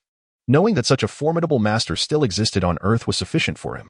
As Wutaidu departed, Shieling rummaged through her backpack and pulled out some snacks, munching while commenting, "That old man is quite peculiar. Not only is his aura far stronger than that of a typical earthling, but he also has a strange halo above his head." Zaya shot her a glance and explained, "That's because he is not a living person. He is a figure from 300 years ago. We just happened to encounter him today upon his return to the mortal realm." "Wait, are you implying that old man came from the underworld?" Shieling exclaimed, her mouth agape in astonishment, momentarily forgetting her snacks. "Is there any doubt? That elder is Wutaidu, a great martial artist who saved the earth 300 years ago. Just think about it. After cultivating in the underworld for so many years, how could he possibly be weak?" Zaya smiled at Shieling and then proceeded to elaborate on the concept that after mortals die, their souls enter the underworld to be judged by King Yin. He meticulously explained the criteria for the righteous ascending to heaven and the wicked descending to hell. "Is it true that death is not the end?" Souls must undergo judgment by King Yin? So what happens to us Saiyans after we die? Chances are, we would mostly end up in hell. Zaya shrugged, responding nonchalantly. The Saiyans, serving Frieza, committed numerous heinous acts of pillaging and plundering, according to the rules of the underworld. Individuals such as these are destined to descend into hell upon their demise. Upon hearing this, Shiling's eyes widened in astonishment. Yet, reflecting on the conduct of the Saiyans, she realized that if souls were to be judged, it seemed all would indeed be condemned to the inferno. Therefore, to avoid such a fate in the future, one must either maintain a balance of good and evil, thus allowing for reincarnation, or ensure an eternal existence, thereby evading the judgment of Yama. With a humorous tone, Seiya remarked that one should refrain from engaging in too many nefarious deeds. Shiling pondered this, considering her future, and resolved to minimize unnecessary killings. Though the thought made her hands itch with restlessness. As for Seiya's just about guaranteeing immortality, she chose to dismiss it lightly. However, she couldn't help but wonder why Seiya seemed to possess an uncanny knowledge, despite being merely a child like herself. In response to Shiling's curiosity, Seiya offered no extensive explanations. His origins from another world were not something to be divulged until he had amassed sufficient power. He deftly shifted the topic. By the way, we have been on Earth for over half a year now. We have accomplished what we set out to do, and it is time to return to Planet Vegeta. Are we heading back? Shiling exclaimed with excitement. After so many years away from Planet Vegeta, she could hardly wait to return. Indeed, as the conversation shifted, Shiling's attention was swiftly diverted, and Seiya silently breathed a sigh of relief, realizing he could no longer appear to be all-knowing, as it would raise suspicions. Yes, after so many years, it is indeed time to return. However, upon our arrival at Planet Vegeta, remember to conceal your battle power to avoid attracting attention, Seiya advised. Shiling nodded, now far removed from the naive girl she once was. Having spent so much time by Seiya's side, she had learned the wisdom of keeping a low profile. Aware that the tall tree attracts the wind, yet, the thought of leaving Earth made her somewhat reluctant, particularly because of the delectable cuisine she would miss. Other concerns were far from her mind. She leaned slightly closer to Seiya, resting a hand on his shoulder. In response, Seiya placed his hand on her slender waist, the sensation of her youthful form sending a delicate fragrance of lilies wafting through the air. Focusing intently, he activated his spatial abilities, and a shimmering light flickered momentarily before the two departed from Earth. Unlike their earlier chaotic arrival 6 months prior, Seiya exhibited a newfound calmness this time, demonstrating a marked improvement in his mastery of instantaneous movement. With a vast reservoir of energy as his foundation, executing the technique had become far less arduous. He navigated back through the planets they had traversed, and after half an hour, Seiya and Shiling's figures materialized on the distant Selma planet. Returning to the familiar planet of Selma, Seiya took a deep breath.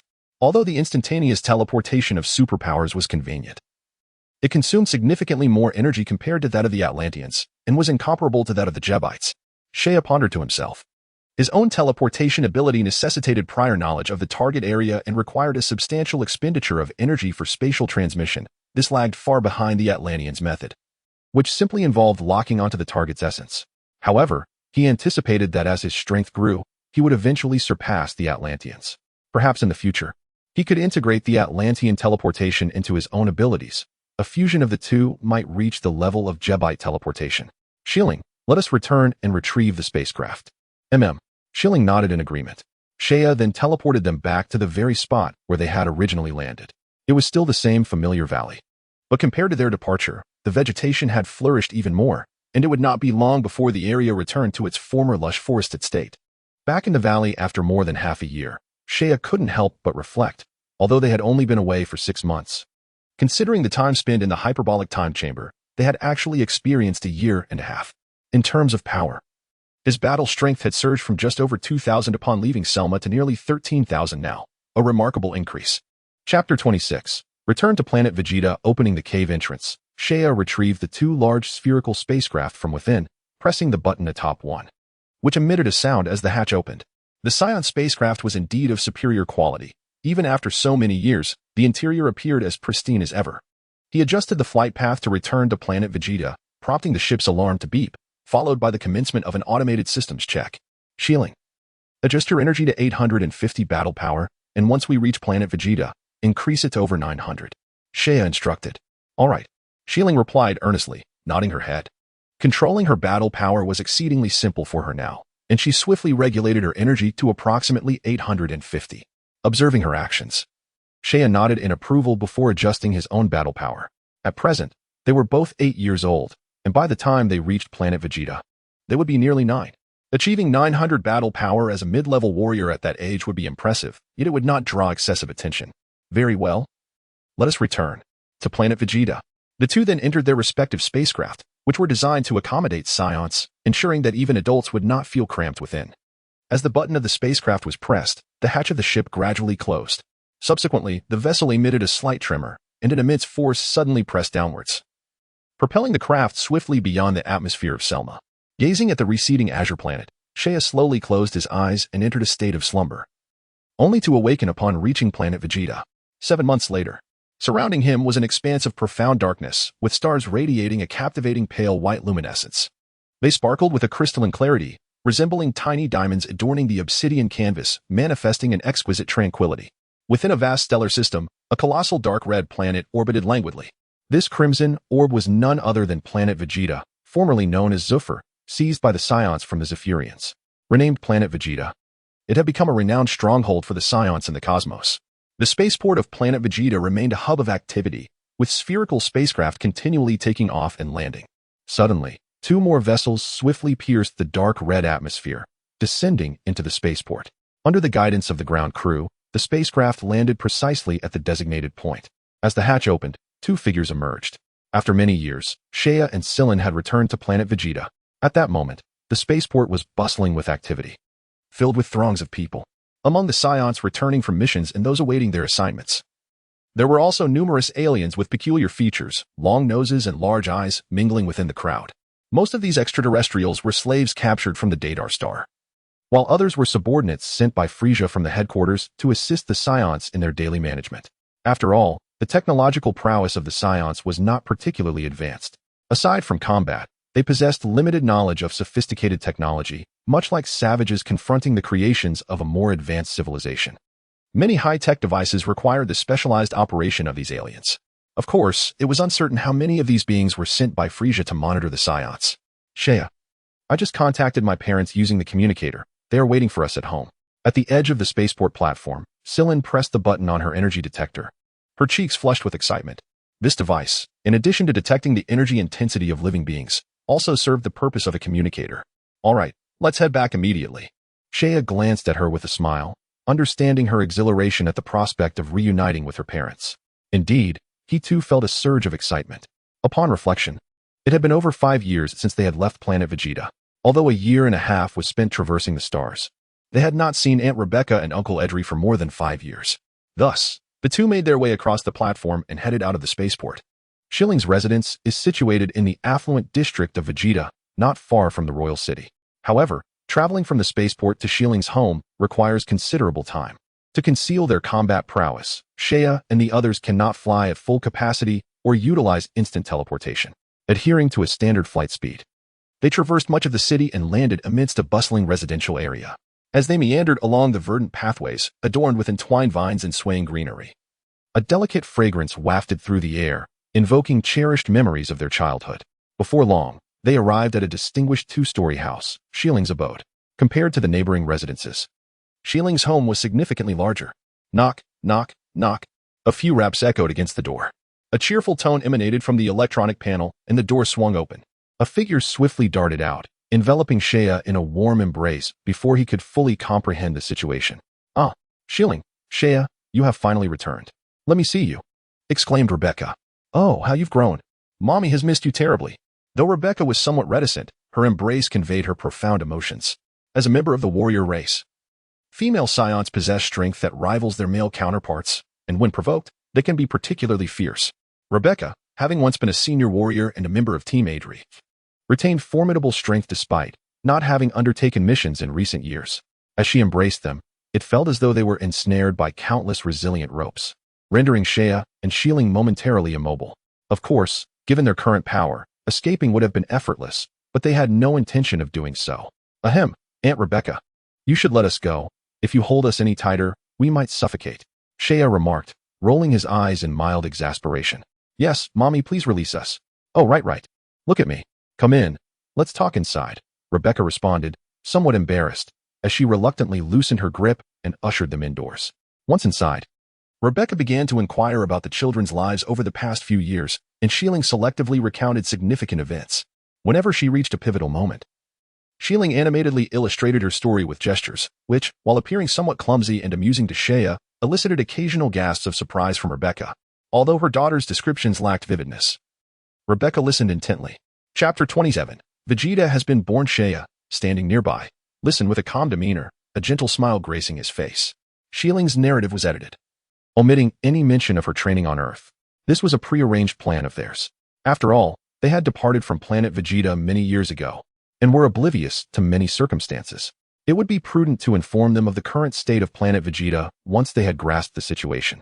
Mother, you cannot fathom this. There exists a moon on planet Selma.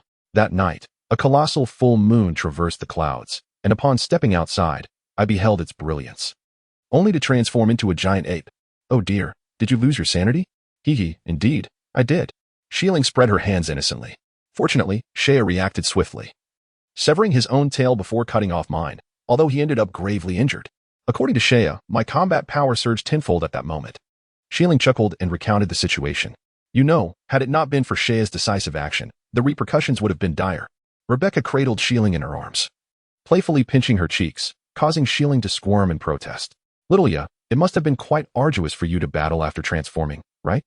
Rebecca released Shieling and inquired with concern. Shea nodded, still haunted by the memories of that ordeal, reflecting, yes. That battle was the most grueling I faced upon arriving at Planet Selma. Had I not seized a fleeting opportunity at the critical moment, the outcome would have been unimaginable. Even so, I was incapacitated for several months. Rebecca nodded in agreement, acknowledging that the transformation of Saiyans into giant apes is indeed a double-edged sword. While it proves advantageous against foes, it also poses a risk of harming allies. Therefore, during assaults on advanced planets, higher-ranking warriors typically lead, and in critical moments, they can transform into giant apes to launch an attack. At such times, lower and mid-level warriors must retreat, lest they become mere fodder. By the way, what of Uncle Edry? Wasn't he supposed to be at home? It has been quite some time since his return, and Shea inquired curiously. Oh, there are still a few matters at the training camp. He will return shortly, Rebecca replied. Shea understood, recalling that since the dissolution of Edry's squad, he had taken on the role of an instructor at the training camp, primarily responsible for training young children with the potential of higher-ranking warriors. He often took these children on simple missions, although the ones engaging in combat were exclusively Saiyan children, while Edry merely supervised. This also illustrates the distinction between the treatment of mid-level and high-level warriors. Shea and his companions had spent 3 years in the training camp before being dispatched on missions. Without such favorable treatment, after some further conversation, Rebecca commenced preparations for dinner, and at that moment, Edry returned from work. Upon seeing his long-absent daughter and nephew, a smile broke on Edry's somewhat weathered face as he approached, warmly regarding the two. Ha ha ha, my little ones, it has been ages. Ah, you have both grown stronger. Little Shea has become increasingly reminiscent of your father. Dad, Shieling exclaimed joyfully. Uncle Edry. Wonderful, wonderful. Ah, you have finally returned safe and sound. Edry laughed heartily, his voice booming. He was well aware that the mission on Planet Selma was no trifling matter, fraught with peril. Initially, he had expected the children would take considerably longer to complete their task, yet they returned in just over 5 years. Their safe return indicated they had passed the trial, a fact that filled Edry with immense joy. The initial trials for Saiyans are of paramount importance, directly influencing future development. One step at a time, he too had excelled in his trials, eventually ascending to the captain of Edry's team. He patted Shea and the others on the shoulder, retrieving a simple energy detector from his pocket and placing it to his ear. Let me see how much your combat power has reached, Edry said, a broad smile on his face as he pressed the device's switch. Beeps echoed as the data emerged. 962. 987. Edry paused, momentarily taken aback by the displayed figures, and then burst into laughter. Oh, remarkable. Your combat power is impressively high. Indeed, such strength rivals that of advanced warriors. Excellent, excellent. Perhaps our family will produce 2 extraordinary figures in the future. Although he had surmised the children's combat power would be substantial upon their safe return to Planet Vegeta, the precise readings from the detector still filled him with astonishment. It was noteworthy that his daughter and nephew were not even 9 years old, yet they boasted combat power nearing 1,000. Their future prospects were truly boundless, and they were destined to become formidable warriors. Alas, in the midst of this conversation, I have neglected my hunger. A full stomach is a prerequisite for Saiyans in battle. Rebecca, quickly bring out the meal, Edry commanded. assuming the role of the family patriarch as he invited everyone to dine. The mealtime at the Saiyan table was a fierce battlefield. During dinner, the four Saiyans engaged in a frenzied contest for food, launching into an intense skirmish. The clattering of dishes echoed as they collided, and an entire table's worth of food vanished at an astonishing rate. The scene was truly awe-inspiring. The rapidity of their contest even created fleeting afterimages. If martial artists from Earth were to witness this, they would undoubtedly remark that it was a form of training in itself. A Saiyan family consumes an astonishing amount of food daily. Without a dedicated food supply system, Planet Vegeta would swiftly descend into chaos due to food shortages. Thus, there are specialized extraterrestrials responsible for food provision on Planet Vegeta. After dinner, in the Grand Hall, a family of four sat together on the sofa in the hall. Adrai held a data receiver resembling a tablet, sifting through the day's information while planning the upcoming training schedule for the camp, all the while listening to Xiling chattering animatedly about her remarkable achievements. Rebecca sat quietly beside them, occasionally providing Shea with insights about the current state of Planet Vegeta. Shea listened intently, as it was imperative for him to grasp the present situation on Planet Vegeta to devise better strategies. Through his subtle inquiries, Adrai and Rebecca shared with him and Xiling the events that had transpired on Planet Vegeta over the past few years. From Adrai's descriptions, Shea gathered that the overall changes on Planet Vegeta were minimal. They continued to assist Frieza in conquering various planets, while not entirely malevolent. Their actions had instigated widespread panic among the targeted planets. Nevertheless, significant events had occurred on Planet Vegeta, notably the birth of Prince Vegeta, the firstborn son of King Vegeta, more than a year ago. Although Shea was not surprised by this news, his expression grew serious, for he understood that the birth of Vegeta signified that the date of Frieza's annihilation of Planet Vegeta was drawing nearer. Adrai spoke with a hint of envy in his tone, recounting how the moment Vegeta was born, the scanner registered his astonishing battle power of 280, marking him as an exceptionally gifted elite warrior. King Vegeta was overjoyed and named the child after the planet, hosting several days of feasts in the royal palace to celebrate Vegeta's birth. Remarkably, just over a year had passed, and Vegeta's battle power had skyrocketed to an impressive 420. This remarkable feat was rare in Saiyan history. Prince Vegeta was an extraordinary genius. It was likely he would reach a battle power of 1,000 within a few years. Adrai expressed his sentiments, having never encountered a Saiyan with such exceptional potential, and as the prince of the Saiyans, it was evident that King Vegeta had a worthy successor. He glanced at his daughter and nephew, who, despite their own talents, paled in comparison to Prince Vegeta. Shea and Xiling would likely achieve a battle power of 1,000 around the age of 9, while Prince Vegeta might reach that milestone by the age of 5 or 6. The 3-year difference could lead to vastly different futures. Yet, despite these reflections, a smile remained on Adrai's face, for compared to their contemporaries, his children were indeed exceptional. How could he possibly compare his children to a prince? The levels were simply incomparable. If Shea and Xiling could surpass him to reach a battle power of 10,000 in the future, he would be grateful. At that moment, Adrai was blissfully unaware that Shea and the others possessed strength far beyond his imagination, and the ultimate goals he had set for them were destined to be a miscalculation. One could only wonder what expression would cross Adrai's face if these truths were revealed to him. Chapter 28, The Future of the Saiyans Vegeta. Upon hearing Adrai's reflections, Shea's eyes narrowed involuntarily. The birth of Vegeta signified that the destruction of Planet Vegeta by Frieza was imminent, likely within the next 2 to 3 years. He recalled from the original narrative that when Planet Vegeta was annihilated, Vegeta was approximately 5 or 6 years old, most likely around 5. Furthermore, Shea needed to keep an eye on Bardock's family. Based on his deductions, it was around this time that Goku's elder brother, Raditz, would also be born.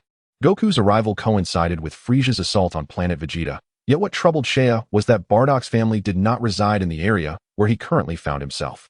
Consequently, he would be unable to ascertain their circumstances for the time being, which posed a significant dilemma. Moreover, Vegeta was indeed a prodigious talent among the Saiyans, exhibiting an exceptionally high battle power upon birth. In a few months, his battle power was expected to exceed 500. Remarkably, at just over 2 years of age, he would possess such strength. If this trajectory continued, he might very well reach a battle power of 1,000 before the destruction of Planet Vegeta. It was no wonder that Frieza had chosen him as a hostage in his pursuit of researching the legendary Super Saiyan. Shea quietly calculated the implications. Should the plot unfold as anticipated, Vegeta's power would undoubtedly surpass 10,000 upon reaching adulthood, which aligned closely with the original storyline. In other words, this butterfly had yet to stir the winds of change in the narrative. This was, of course, a certainty. For his own humble origins among the Saiyans rendered his influence negligible, especially since he had departed from Planet Vegeta at a tender age. Reflecting on his own training, Seiya felt a sense of melancholy. Vegeta's starting point was significantly higher than his own. However, the timeline for both to achieve a battle power of 1,000 would be nearly indistinguishable. Seiya had surpassed 1,000 battle power at just over 5 years of age, while in the original tale, Vegeta had similarly attained this feat at the same age. The timing of their breakthroughs was strikingly similar, yet in reality, Seiya had the advantage, having trained from a base of less than 100 battle power. Subsequently, the disparity between them would become pronounced. Thanks to Seiya's experiences on Earth and his training in the hyperbolic time chamber, his battle power had already surpassed 10,000, a milestone Vegeta would only reach in adulthood. Had Seiya chosen to return to Planet Vegeta rather than journey to Earth, he might have found himself under the scrutiny of King Vegeta and his court by now. Seiya pondered these thoughts in silence, feeling a sense of pride in his foresight. Life is not filled with countless hypotheticals. Even if King Vegeta wished to eliminate him to maintain his dominion, it would ultimately depend on his capacity to do so. By the way, Uncle Edry, what do you think Frieza's attitude towards us Saiyans is? Seiya inquired with a deliberate tone. Idri was evidently unprepared for Seiya's inquiry. He cast a surprised glance at him, and after a moment of contemplation, furrowed his brow and remarked, King Frieza is truly the sovereign of the universe. The Saiyans have consistently thrived under his reign. However, Frieza's demeanor towards us is notably indifferent, even tinged with disdain. Idri, a perceptive individual, understood that the alignment between the Saiyans and Frieza was primarily driven by mutual needs. The Saiyans, being inherently combative, required the extensive network woven by Frieza, while Frieza valued the Saiyans' fervent desire for battle, utilizing them as mere instruments. To assert that there exists any genuine affection between the two parties would be utterly unrealistic. Idri had recognized Frieza's true nature long ago and was acutely aware that, in the eyes of the cosmic monarch, the Saiyans were nothing more than insignificant pawns.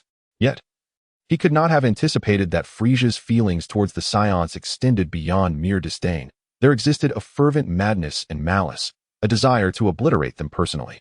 What troubled me was that King Vegeta had long harbored discontent towards the oppressive Frieza. It was likely that King Vegeta would ultimately lead the Saiyans in rebellion. Idri abruptly halted his discourse, realizing that this topic was no longer appropriate for further discussion. Seiya gazed at Uncle Idri in astonishment, surprised that the seemingly rugged man could so astutely unravel the essence of the issue, a rare talent among the Saiyans. What if King Vegeta truly initiates a rebellion? Rebecca inquired with concern. The opponent was heralded as the Cosmic Emperor. Could the Saiyans truly achieve victory with their strength? Victory would be favorable, but what if they failed? Would there still be room for the Saiyans to survive? If we cannot win, we can always flee. Schilling interjected nonchalantly. Such foolishness. How can Saiyans retreat without a fight? Is that what it means to be a Saiyan? Idri scolded, his brow furrowing in disapproval. However, Seiya found merit in Schilling's words, believing that preserving their lives was paramount. He should alert Idri and Rebecca for their future endeavors. Thus, after a moment's thought, he articulated, Yet I have heard that Frieza has never harbored benevolent intentions towards the Saiyans. His reason for keeping us close stems from the fear that a legendary Super Saiyan could emerge among us, thereby threatening his dominion. The legendary Super Saiyan, ha! That is merely a fable. Idri chuckled, shaking his head in disbelief. Although such tales had circulated among the Saiyans, no one had ever witnessed a Super Saiyan. And as time passed, belief in the legend waned. Nonetheless, you are correct. The Saiyans and Frieza cannot ultimately coexist. King Vegeta must have been preparing for this moment for quite some time, Idri murmured. Regrettably, they remained unaware of Frieza's true strength. And this rebellion would ultimately culminate in failure. The consequence of that failure would be the obliteration of Planet Vegeta. Seiya's mind was awash with myriad thoughts. The next day dawned bright and sunny.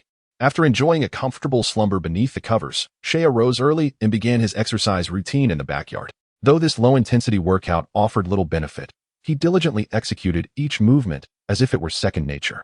Soon, Schilling joined him, and the two engaged in a spirited exchange. Relishing the moment, a brisk whirlwind swept through the backyard, gently bending the surrounding foliage. Moments later, as the sun climbed high in the sky, they paused. Standing still with tranquil breaths, their faces unflushed and breath-steady, as if they had not engaged in vigorous activity at all. The few movements they had performed hardly qualified as a warm-up. Rebecca was still inside preparing breakfast, and the delectable aroma wafted through the air. Schilling's eyes sparkled at the enticing scent, prompting her to abandon Seiya and dash towards the kitchen. What a glutton! Seiya murmured softly to himself. settling onto a stone bench in the backyard, closing his eyes to meditate quietly.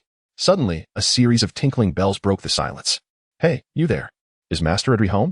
A haughty voice called out. Seiya opened his eyes, a glint of interest flashing in his dark pupils. Before him stood a small figure clad in a diminutive combat suit. "Hey, I'm talking to you. Are you deaf?" The figure's tone grew impatient and sharp. "If you seek answers, I suggest you adopt a more courteous demeanor." "I have no intention of responding to such arrogance," Seiya replied, resuming his meditation without acknowledging the child further. The child's voice faltered, followed by a haughty snort. "Humph. I see now. You must be that intermediate warrior from Master Edry's household. Let me inform you, I am a high-level warrior, not someone you can afford to offend. If it weren't for your lot, Master Edry would have taken me on a mission today." It turned out she was a Saiyan child under the guidance of Uncle Edry, just a little brat. Chapter 29. Mel's Seiya sized her up. She appeared to be merely a toddler, perhaps around 2 years old, with long hair haphazardly tied back, framing her delicate face, which wore an expression of pride and disdain as she gazed at him. Is this child truly among the Saiyans with potential for high-level warriors? How remarkably precocious. He shook his head, lacking the interest to engage in childish antics, and said, "Uncle Edry is inside. You may find him there." "Humph." The little girl retorted with a scowl, her prideful visage nearly tilting towards the sky, and she strode past him with an air of indifference, clearly dismissing Seiya. Watching her retreating figure with mouth agape, Seiya clicked his tongue in amusement, pondering, whose child is this, anyway? Her self-esteem is astonishingly inflated. After sitting in the yard for a while longer, feeling the sun's warmth become increasingly uncomfortable, Seiya finally rose and made his way towards the house. In the kitchen, Rebecca had meticulously prepared a lavish breakfast, while Shieling sat quietly at the dining table, already indulging in her meal with great enthusiasm. Upon noticing Seiya's entrance, she glanced up briefly before returning her focus to the food before her. In a short span, the mountain of food had been devoured. "Where is Uncle Edry? Why hasn't he come out?" Seiya casually inquired as he took a seat and helped himself to a piece of roasted meat. Rebecca approached with a platter of food, explaining, "His planned tasks were postponed for a few days, so his student came looking for him. He is currently busy arranging subsequent assignments." "Student?" Seiya recalled the haughty little girl he had encountered earlier. She must be the one Rebecca referred to. Having just returned to Vegeta Star after completing their mission on Selma Planet, Edry had decided to delay the training schedule to spend quality time with his children. "That arrogant little creature is a student of my father? Hardly impressive. What is there to be proud of?" Shieling remarked disdainfully, wiping the grease from her lips with a napkin. It was evident that she had encountered the girl and held a strong dislike for her. Although she herself was proud, she rarely displayed it in the presence of others. However, her inherent arrogance made it intolerable for her to accept such condescension, especially from someone she considered inferior in strength. Frankly, with Shieling's current prowess, she could only afford to look down upon others. It was inconceivable for anyone to regard her with disdain. The little girl's attitude had clearly vexed her. Mel's is quite the prodigy, born with a combat power exceeding that of her peers. Her potential rating just a notch below Prince Vegeta. She is undoubtedly a remarkable talent, and what is rare is her diligent approach to training. Edry is very pleased with her, despite her slightly arrogant demeanor. She is genuinely a good person, Rebecca said with a cheerful smile. The strong possess privileges. And Rebecca firmly believed that strength naturally elevates one above the weak. Thus, Mel's attitude towards others seemed entirely normal to her. "Mel's?" Seiya murmured. The name quite pleasant to the ear. After hearing Rebecca's description, he gradually formed a picture of the girl named Mel's, a prodigious talent whose future accomplishments could be substantial, provided she did not falter along the way. Alas, she was born at a time destined for destruction on Vegeta Star. Should she fall, she would amount to nothing. Talent, after all, is only truly recognized when it culminates in strength, earning remembrance and praise. After contemplating this, he resumed his breakfast, dismissing the name that might one day fade into obscurity.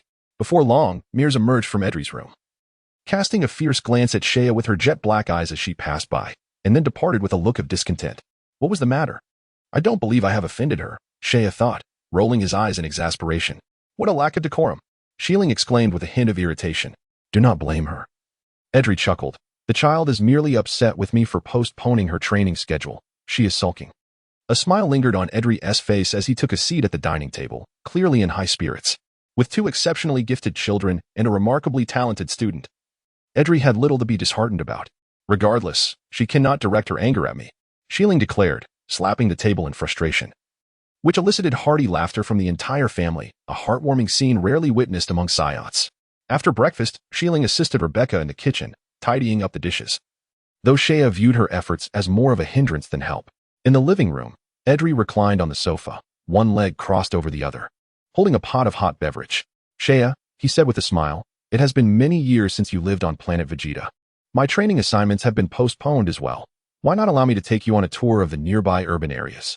Soon, when new missions arrive, you will have little time for leisure. Nodding in agreement, Shea inquired, Uncle Edry, do you know what our upcoming mission entails? After a moment's reflection, Edry replied, according to tradition, following the conclusion of the initial mission, there will be a series of scattered extermination tasks. Based on circumstances, you will be assigned several other Saiyans to form a new task force. Given your performance, you may even be appointed as the team leader. By the way, have you submitted your previous mission report? If not, you should take the opportunity to do so at the management office later. Not yet. Shea shook his head. Upon returning to Planet Vegeta, they had gone straight home without stopping by the task management office. The Saiyan mission system had operated efficiently for many years, with a well-established management framework. Even the spacecraft left at the spaceport were handled by designated personnel, sparing them from concern.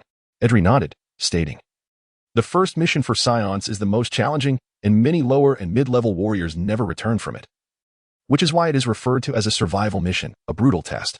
Only those who successfully complete the initial survival mission can truly be called warriors. For Saiyans with advanced warrior qualifications, the Crucible of Blood is also essential, though it is conducted under the guidance of instructors like us who have stepped back from the front lines. As he spoke, Edry's voice was imbued with an air of cold detachment. Zaya listened intently, and through Adley's description, he gained a more intuitive understanding of the brutality among the Saiyans. The principle of survival of the fittest was deeply ingrained within their very bones. Before the demise of Adley's squad, both Adley and Rebecca adhered strictly to this law. However, after the squad's collapse, particularly with the addition of Shieling and Zaya to their family, their indifference began to gradually thaw. Chapter 30. The Tajirians' Planet Vegeta, situated in the southern region of the North Galaxy, was originally known as Planet Plant. It was later renamed Zayful and, after being conquered by the Saiyans, transformed into Planet Vegeta, a massive, dark red rocky planet. Vegeta is divided into several sectors, the most prosperous of which is the one that houses the royal city. The Saiyans constitute a minority race, with the total number of native Saiyans and those on missions barely exceeding 1 million. The district where Zaya and his companions resided was renowned for its vibrancy, teeming with a considerable population of Saiyans. In the following days, under Adley's guidance, Zaya and Shieling explored various locales within the bustling district. These moments reminded Zaya of his childhood, a joy he had not experienced for many years. The azure sea and sky enveloped them, accompanied by the soothing sounds of waves crashing upon the shore. The brilliant sunlight pierced through the dark red atmosphere, bathing them in a heat akin to that of a blazing sun. As Zaya's feet sank into the colorful shell sand, it produced a soft rustling sound, a delicate yet slightly abrasive sensation that provided a fleeting comfort to his weary body. This secluded beach, located in the southern part of the city, was relatively untouched due to its remoteness, preserving the pristine beauty of nature. On this day, Zaya decided to visit the nearby task management office to submit his mission concerning the Selma planet. The building was a 3-story hemispherical structure, supported by 12 snow-white pillars resembling sturdy giants. Between each pair of pillars stood a large, glazed door, forming a circular enclosure around the building. Through the pristine glass at the center, one could observe the bustling activity within. Given the small population of Saiyans and the existence of several task management offices, there was only a short queue when Zaya arrived. It wasn't long before it was their turn. Knock, knock, knock. The sound of wood being struck echoed. No need to knock. We can hear you. An impatient extraterrestrial in charge of registration poked its head out, its green eyes gleaming like precious gems, radiating a piercing, profound light. This being had a long, pterosaur-like beak, with its eyes devoid of any white, and 6 slender, flexible arms that moved with an extraordinary grace, appearing almost boneless. Without turning around, it deftly operated the advanced technological apparatus behind it, executing the movements in a fluid manner that captivated the eye without a hint of chaos. The extraterrestrial beings from the task management office are Tajins dispatched from Frieza's headquarters, adept in the operation of various advanced technological devices, representing a sophisticated technological civilization. However, their foul demeanor and abrasive speech render them unwelcomed among the Saiyans on Vegeta. Excuse me, I wish to submit a task. Name and task number? The Tajin, possessing an elongated mouth, emitted a mechanical buzz, his voice grating like a rooster's squawk caught by the throat. The Tajin's demeanor was less than amiable, his tone rigid, as if looking down upon them. Shea furrowed his brow but stated candidly, Executor, Shea, Siling, task number 85661, extermination mission on Selma planet. Upon hearing Shea's response, the Tajin's 6 arms swiftly tapped on the instrument, promptly retrieving the task details from the database. Upon viewing the task particulars on the screen, the Tajin let out a discordant cackle. Ha ha. It appears to be a super-limited extermination mission.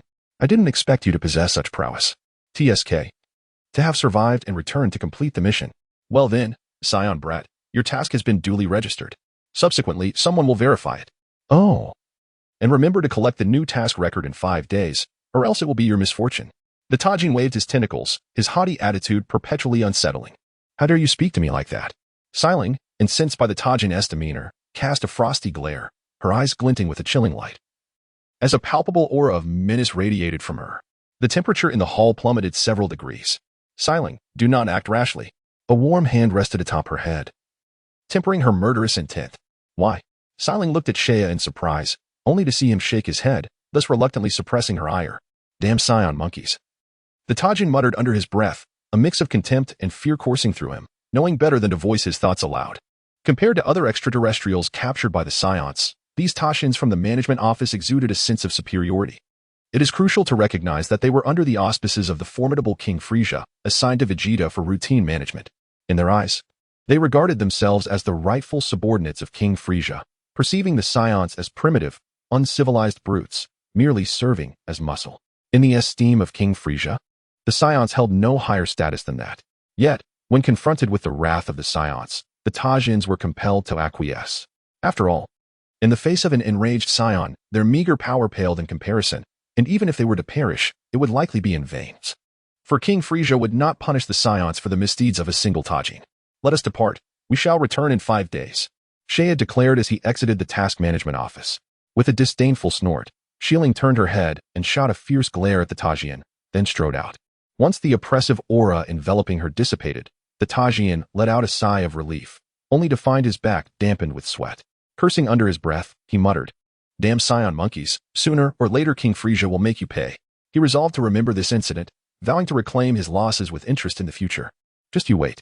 The thought of King Frieza's terrifying and invincible power ignited a flicker of delight within the Tajin's heart, as he envisioned these savage Saiyans meeting a gruesome fate at Frieza's merciless hands. After exiting the administration office, Shea no longer needed to concern himself with subsequent matters. Although the Tajins regarded Saiyans with disdain, they were too fearful to openly defy Frieza's directives. The personnel would naturally verify the completion of assigned tasks. The clear azure waves lapped against the shore, and the warm sunlight enveloped him in a comforting embrace, yet Shea's pleasant mood was abruptly disrupted.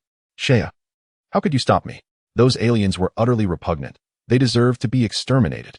Shieling exclaimed, her fists clenched in confusion. Had Shea not intervened, she would have certainly taken action. She had encountered many aliens on Planet Vegeta, but none had ever irked her so profoundly. Shea exhaled, shifting his mood. There is no need. They are ultimately just weaklings. He held in contempt not only the Tajin's disdain for Saiyans, but also their own frail nature. When Planet Vegeta met its demise, they would find no escape. Chapter 31. Edri's vigilance. How did you find the Tajin's attitude? Was it not revolting? Shea felt a gentle pat on his shoulder. Turning around, he saw Uncle Edri approaching with a smile. You need not concern yourselves with the ramblings of those Tajins, Edri remarked. Their words are perpetually foul. Had they not been dispatched from Frieza's headquarters, they would have met their end countless times on Planet Vegeta due to their unreasonable demeanor towards Saiyans. It is best to limit interactions with them, lest we invite misfortune. Edri's words dripped with disdain for the Tajins. However, given their connection to Frieza and control over the communication channels between Planet Vegeta and Frieza's domain, the Saiyans had no choice but to tolerate the Tajin's arrogant behavior for the time being. Yet, this debt would eventually need to be settled, unbeknownst to the Tajins, who were unwittingly digging their own graves while continuing to exert their haughty attitude towards the Saiyans. So, you were aware of the Tajin's demeanor all along, Shea remarked, rolling his eyes after hearing Edri's words. No wonder they had sent us to submit tasks while they themselves went swimming. They simply wished to avoid encountering the Tajins. Indeed, tomorrow I shall take Mel's on a mission, and I fear it may be quite some time before I return. Should you encounter any inquiries regarding tasks in my absence, do not hesitate to consult Rebecca. She has previously undertaken numerous challenging missions with the Adley squad and can provide valuable insights. Adley meticulously conveyed this information. Understood. Rest assured. If we have any uncertainties, we will consult Mother. In response to Adley's admonitions, Shea and Shieling readily acquiesced. In truth, during their younger years, Adley frequently led teams on training missions that often spanned several months, and they had grown accustomed to such absences. Which planet will Uncle Adley be visiting this time? And how long will it be before you return? Shea inquired. Adley contemplated briefly before responding. The mission site is relatively close to Planet Vegeta. Situated on the neighboring Red Rock planet, the round trip will likely take about a month. A month? That seems rather swift, Shea mused internally. The Red Rock planet is situated in close proximity to Planet Vegeta, and the spacecraft requires only a few days of flight to reach it. It is the nearest habitable planet under Saiyan control, thus making it one of the few training bases utilized for nurturing young Saiyans. Naturally, these training facilities are designed for elite warriors. Ordinary low-level and mid-level warriors do not enjoy such privileges. Uncle Adley, I have something for you. After a moment of contemplation, Shea retrieved a small brown pouch from his pocket and, under Adley's curious gaze, placed several dried and flat senza beans within it. Shieling watched quietly from the side and, upon seeing Shea produce the beans and place them inside, immediately understood his intentions, her delicate face lighting up with an enchanting smile. What is this? Adley asked, accepting the small pouch with a look of bewilderment. At that moment, Shieling eagerly urged Adley to accept the senza beans, exclaiming, Father, you must keep this safe. It can save your life in critical moments. Adley, now even more perplexed, gazed at the seemingly desiccated and flat beans. Could these small items truly be of such significance that they prompted his daughter to urge him so fervently to accept them? Shilling explained, these are called senza beans. No matter how severe the injury, as long as there is breath left, consuming one will instantly restore you to peak condition. They are truly remarkable. She then elaborated on the specific effects of the senza beans. Such wondrous things exist in this world, Adley exclaimed in astonishment after listening to her. Regarding the beans in his hand, he did not doubt the veracity of Shilling's words, but rather recognized the profound significance these unassuming little beans carried. As a seasoned Saiyan warrior, having faced death countless times, he fully comprehended the immense value of a medicine capable of swiftly healing wounds on the battlefield. It was akin to gaining an additional life, potentially determining the outcome of the entire conflict at a crucial moment. Without hesitation, he accepted the small pouch of senza beans and carefully stored it away. Turning to Edri, he spoke with utmost seriousness, stating that the existence of the senza beans should remain known only to them, as any leakage of this information could lead to endless troubles. Wealth can easily sway hearts, especially when it comes to something that can save lives in dire situations. Thus, the fewer individuals privy to this secret, the better, as it is simply too perilous to disclose. In truth, Shea understood this principle without Edri's reminder. His purpose in revealing the senza beans was solely for the well-being of those around him. He had no intention of disseminating them widely. Despite the seeming abundance of beans in his possession, they were not to be squandered carelessly, for each bean diminished his supply, necessitating careful consideration. He would not hesitate to share them with his loved ones, but for others, there would be no such opportunity. Indeed, the matter of the senza beans is known only to the three of us, and I do not intend to divulge it. However, I believe the current situation for the Saiyans is exceedingly perilous. King Vegeta's actions will only exacerbate Frieza's impatience with us, and soon the Saiyans may find themselves in true danger. This was not the first time Shea had expressed concerns regarding Frieza's malice toward the Saiyans. Upon hearing his words, Edri's demeanor grew grave, for it is wise to trust in the possibility of danger rather than dismiss it.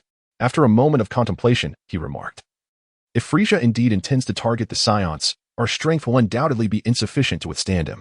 It seems we must find a suitable escape route. By the way, those energy detectors have been equipped with listening devices, which clearly indicates ill intentions toward the Saiyans. At this moment, Shieling, who had been quietly listening for a while, interjected.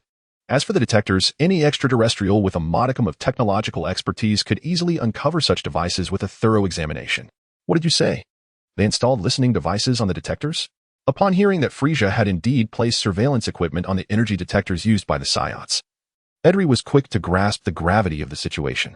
What could Frieza possibly be plotting? Did he truly harbor not a shred of trust in the Saiyans? Edri's expression darkened, and an overwhelming surge of energy erupted from him involuntarily, akin to the eye of a hurricane, stirring up waves of energy around him. The once tranquil sea surface transformed into a tempestuous expanse in an instant. The crashing wave struck his face, and his long black hair danced in the wind.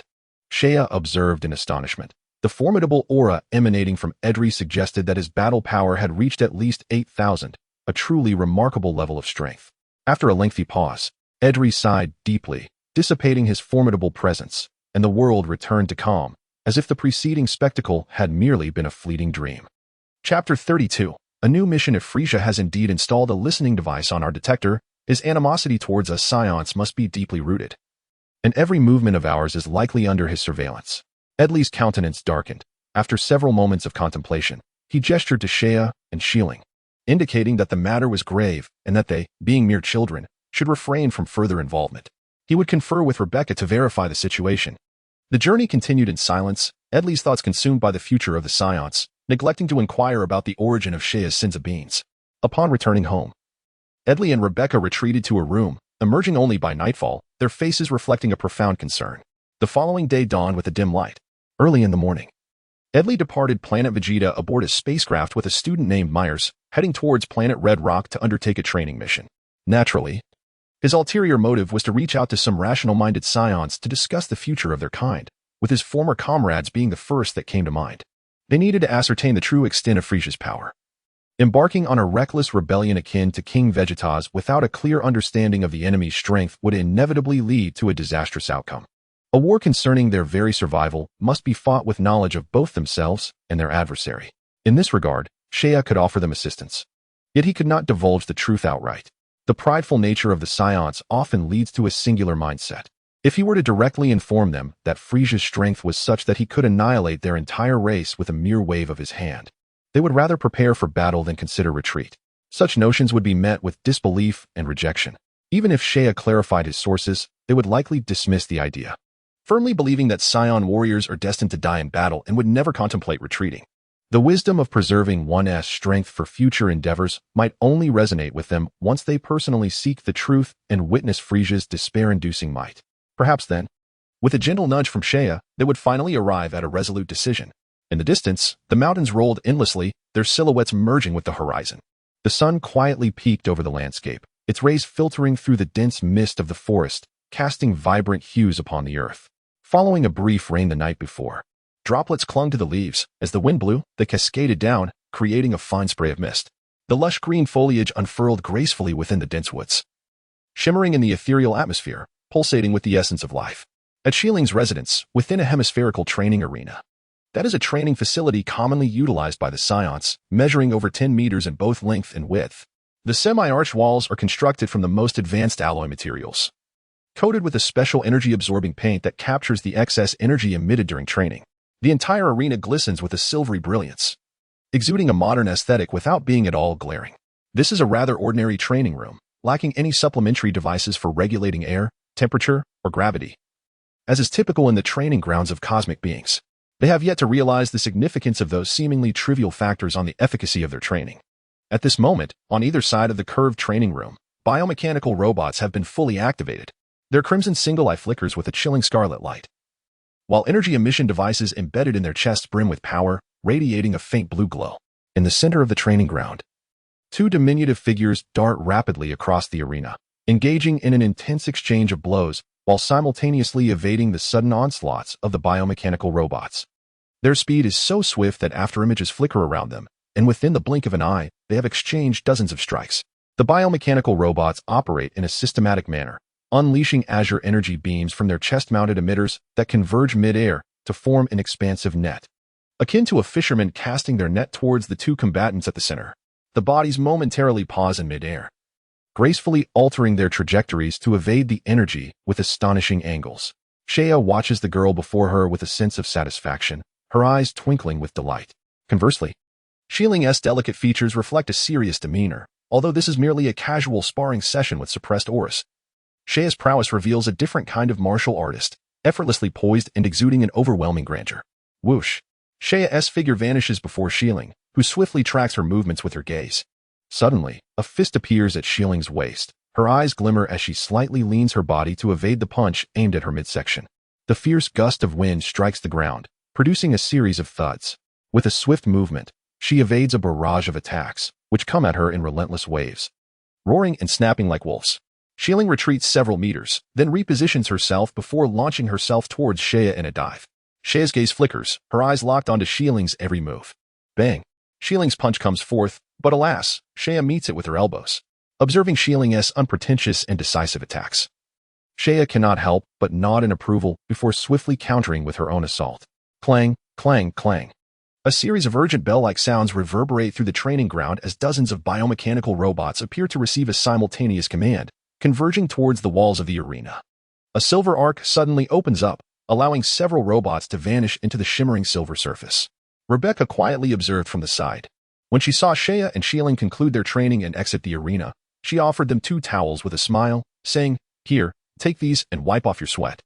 I never imagined you could engage in combat while simultaneously managing 32 biorobots. Each one of those machines possesses an energy level exceeding 800. Achieving this indicates that your combat prowess is nearing 1000. Only 1000 combat power, yet it remains considerably inadequate, Shea remarked while wiping the sweat from his forehead. If it weren't for the energy suppression I'm maintaining, even such a minor exertion wouldn't cause a single bead of sweat to form. By the way, Mom, have we received our new mission assignment? Shieling inquired with a clear voice as she opened a bottle of water and took a sip. Rebecca smiled, retrieving a form and handing it over. Look, this is your new mission, to eradicate a primitive tribe on the planet Dodoria. The mission level is intermediate. So you will need to assemble a Saiyan team, and here are the members of your squad. Shea accepted the form, examining it intently. His brow furrowed slightly before quickly relaxing. Dodoria was a planet nearing intermediate classification, with strength comparable to that of Selma, where they had previously undertaken a mission. However, this time the Task Management Office had instructed them to deploy a Saiyan squad to Dodoria. These missions were directly issued by Frieza's headquarters based on the Saiyans' capabilities. Although the Taijians at the Task Management Office were quite irksome, they would never dare to defy Frieza's directives. Certainly not embellishing the details of the mission on the assignment sheet. Chapter 33. Who is the captain? An intermediate mission implies that the indigenous life forms possess combat power approaching 1000? Shieling's voice was somewhat languid, in truth. Such low-level combat no longer piqued her interest. Rebecca furrowed her brow. Her daughter's demeanor was unacceptable. Life could be lost at any moment. She admonished Shieling. Do not become complacent simply because you completed the Selma mission. The tasks issued by the management office are carefully considered. Given that a Saiyan squad is required for this mission, it suggests that Dodoria may be far from ordinary. If you are careless, trouble will surely follow. Feeling a twinge of concern, she further instructed Shea, ensure you keep a close watch on her. Yes, I will look after her, he assured. Shieling tucked away her nonchalant attitude. While Dodoria might not ignite her interest, she could not afford to appear overly dismissive.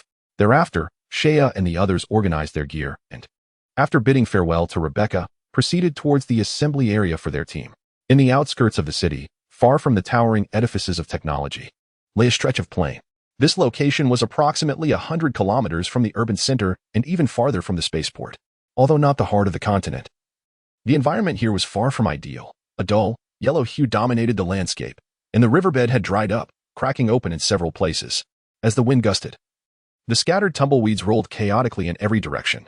On the vast, desolate plain, a few straight, unbranched trunks stood proudly erect, branching out only at heights of several meters to form a spherical crown of foliage. From a distance, they resembled colossal lollipops embedded in the earth, a common sight amidst the arid landscape. Beneath the sprawling canopy of a large tree, a generous patch of shade offered respite from the searing sun. In a cool corner, a group of 4 Saiyans, 2 males and 2 females, clad in dark brown combat attire and appearing to be around 11 or 12 years of age, convened. Hey, Balit, who do you think our captain will be this time? Inquired a somewhat slender Saiyan, raising his voice. The Saiyan named Balit shot him a disdainful glance and retorted. How should I know who the captain is, Rida? You better not drag me down during the mission, you little brat. I don't want to be held back before we even complete the task. Oh, how can you say that? My battle power has reached 750. If anyone's going to be a burden, it would be you, useless Balit. The slender Saiyan, Rida, quipped mockingly. You. Balit, incensed, stood up abruptly, his robust frame lunging towards Rida as they grappled, clutching each other's tails. Enough. Both of you. Settle down, or don't blame me for being unkind. A chilling voice interjected as a tall girl emerged, her clear eyes glinting with icy resolve, exuding an overpowering aura. Oh no, is Atasia angry? She is definitely furious. We mustn't provoke her. Balit and Rida immediately shuddered, obediently releasing each other and freezing in place like mice caught in the presence of a cat. Atasia was undeniably the strongest among the 4, with a battle power of 840, rendering them wary of her. Casting a cold glance at them, Atasia turned to the other girl beside her and asked, Jelen, do you have any information about the captain? The Saiyan girl, named Jelen, shook her head. Besides the captain, the identities of the other Saiyans participating in the mission remained unknown. I don't know any of that. But I've heard that Shakta is also involved in this mission, Jelen remarked. Shakta, that guy is actually participating in this mission too. It was certain that he would be the captain, given that his battle power exceeded 900. Everyone was taken aback, including Atasia, who gasped in astonishment. Compared to the prodigious Shakta, Atasia's battle power seemed somewhat lacking. They were all from the same training camp, where Shakta's reputation as a genius had already begun to echo. Achieving a battle power of over 900 at the tender age of 12, while not exceptionally rare, placed him among the elite of his peers. Meanwhile, they felt a semblance of relief. The higher the captain's prowess, the greater the likelihood of successfully completing their mission. Otherwise, given their current combat capabilities, it would be exceedingly challenging to undertake a mid-level task. It had to be him.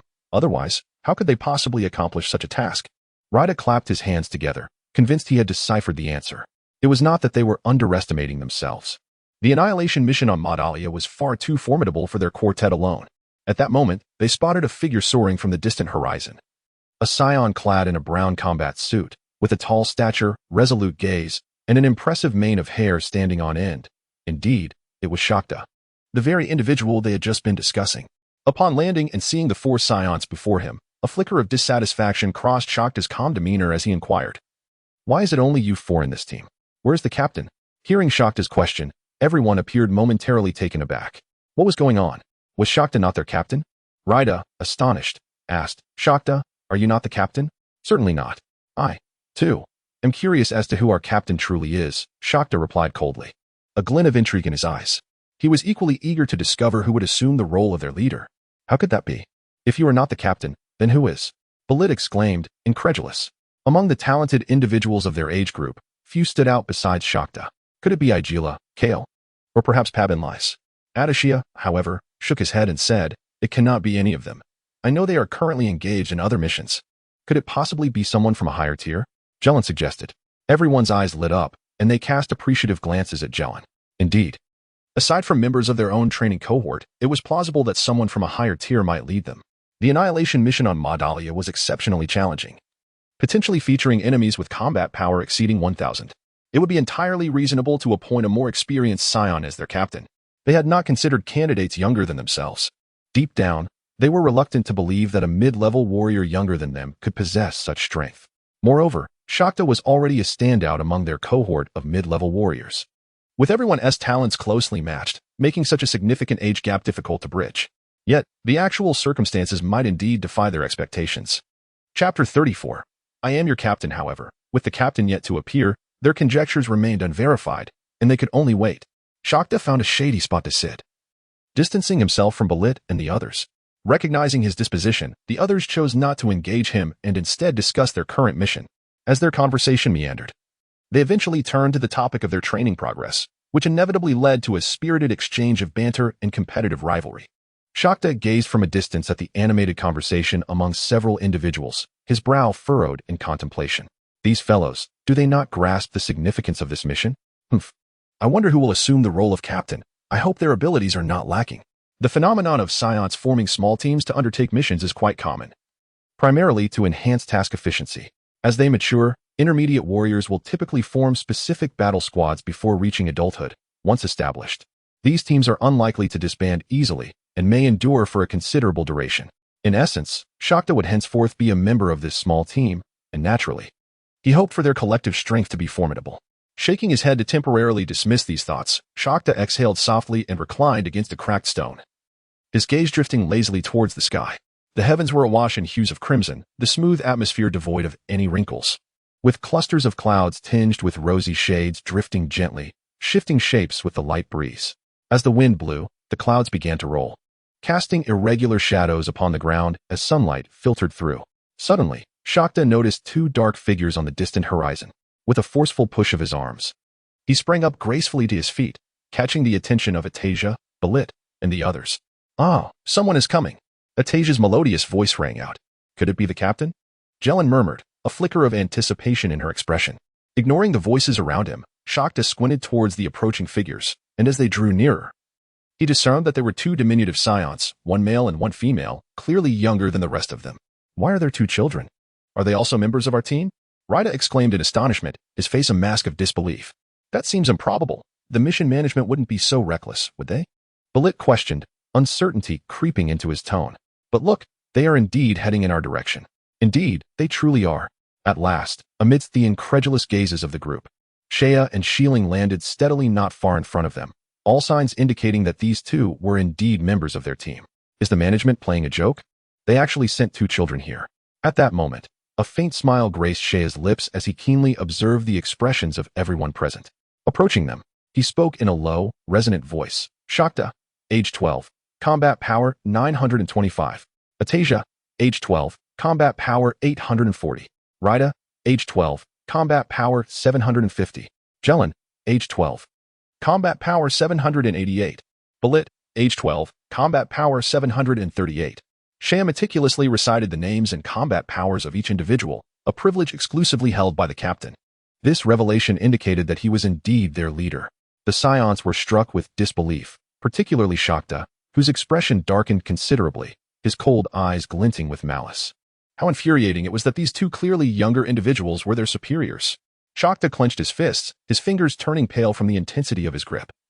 His body trembling slightly with rage. His voice was icy and rigid. You are our captain? Let it be known, I will not accept a weakling as our leader. Atasia cast a glance at Shakta.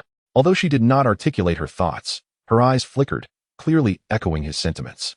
While she may not have been the most outstanding among her peers, she was certainly exceptional and would not deign to serve under someone significantly younger than herself. Witnessing Shakta and Atasia's stance, the others nodded in agreement. To become their captain, one must possess true strength. Sheia's smile dimmed slightly, being well acquainted with the Saiyan temperament. He found their reaction unsurprising. In fact, it would have been truly unexpected if they had acknowledged his leadership without demonstrating any prowess. Nonetheless, the feeling of being underestimated was quite disconcerting. Indeed, to earn the respect of these Saiyans and have them accept him as their captain, he would need to take decisive action. A broad smile returned to his face. Beside him, Shieling observed quietly, and upon seeing Sheia's expression, a smile crept onto her face, albeit one that sent chills down the spine. Indeed, I am your captain, he declared, his calm voice resonating as he approached Shakta with his hands clasped behind his back, exuding an air of pretentious authority. As he stood before Shakta, he raised his chin, adopting a demeanor of exaggerated maturity. Shakta opened his mouth, sensing an ominous shift in the atmosphere. Just as he was about to utter more words, an overwhelming force surged from Sheia's abdomen, and he could hardly believe the fist that had appeared there. Pain erupted from deep within him, and his body shot backwards like a cannonball, propelled several hundred meters away. Thud, thud, thud. Shakta continued to fly backwards, crashing through several bushes before colliding with a rocky outcrop, leaving a gaping hole in its wake. With him deeply embedded in the stone, this sudden turn of events left everyone in shock. Shakta had been ambushed. With a furious roar, Shakta broke free from the rock, unleashing a torrent of energy that obliterated the entire rocky formation. At this moment, he finally snapped out of his daze, consumed by an anger beyond imagination. His hair tousled wildly, bloodshot eyes narrowed with fury. He charged towards Sheia with a fierce determination. Observing Shakta's irrational behavior, Xiaoling shook her head slightly and scoffed. Ignorance breeds audacity. With such feeble power, he dares to confront Sheia, truly a foolhardy endeavor. A lesson must be imparted. The reflection of Shakta loomed larger in Sheia's gaze, and he quietly reminded himself that, after all, the other party was a member of his team, making it unwise to act too harshly. With a resounding clang, he summoned the energy within him, manifesting a radiant sphere of energy in the palm of his hand. The crystalline orb sparkled with a luminous glow, its aquamarine hue lending it an almost endearing quality. Yet the hissing sound that accompanied the disturbance in the air, along with the slightly warped light surrounding it, betrayed the extraordinary nature of this azure sphere. With a cold smirk, Sheia hurled the energy ball towards Shakta, as if driven by an instinct for survival. Shakta regained his composure just before the beautiful energy sphere descended, swiftly maneuvering to evade it. Boom! The energy sphere detonated beside him, unleashing a spectacle that would be etched in memory for a lifetime. The aquamarine orb erupted, and orange flames burst forth like the sun, scorching the earth as the explosion shockwave sent Shakta flying, sparing him from the most perilous zone. The ground rumbled and shattered, debris scattering wildly. As the brilliant light and deafening roar subsided, the earth appeared as though it had endured the wrath of hundreds of small nuclear detonations, transformed beyond recognition. The ground gaped open, terrifying waves of energy rippling beneath the surface, creating concentric circles of fractured terrain above. Just when it seemed everything had settled, the earth unexpectedly collapsed downward with no warning. Wisps of green smoke, accompanied by bubbling, hissing sounds, rose from the molten lava below. How powerful! Gasped the onlookers, their eyes wide with astonishment as they turned to Sheia, their gazes filled with reverence. None had anticipated that this seemingly diminutive individual could unleash such a fierce and incisive assault in an instant. Truly astonishing. Could this fellow be a monster? Such a thought involuntarily surfaced in the minds of all. Especially for Shakta, who had narrowly escaped danger. He stood there in a daze, still reeling from the breathtaking scenes. Beads of sweat trickling down his cheeks as he faced the searing waves of heat, replaying the harrowing moment in his mind. Chapter 35, Departure. So, do I now qualify to be your captain? Shea said with a cheerful smile, radiating the aura of a victor. His grin dazzling in the eyes of all the Saiyans present. Shakta shook his head to clear his mind, then gazed at the irregular, ravaged ground, particularly the deep pit. And with a bittersweet smile, he shook his head.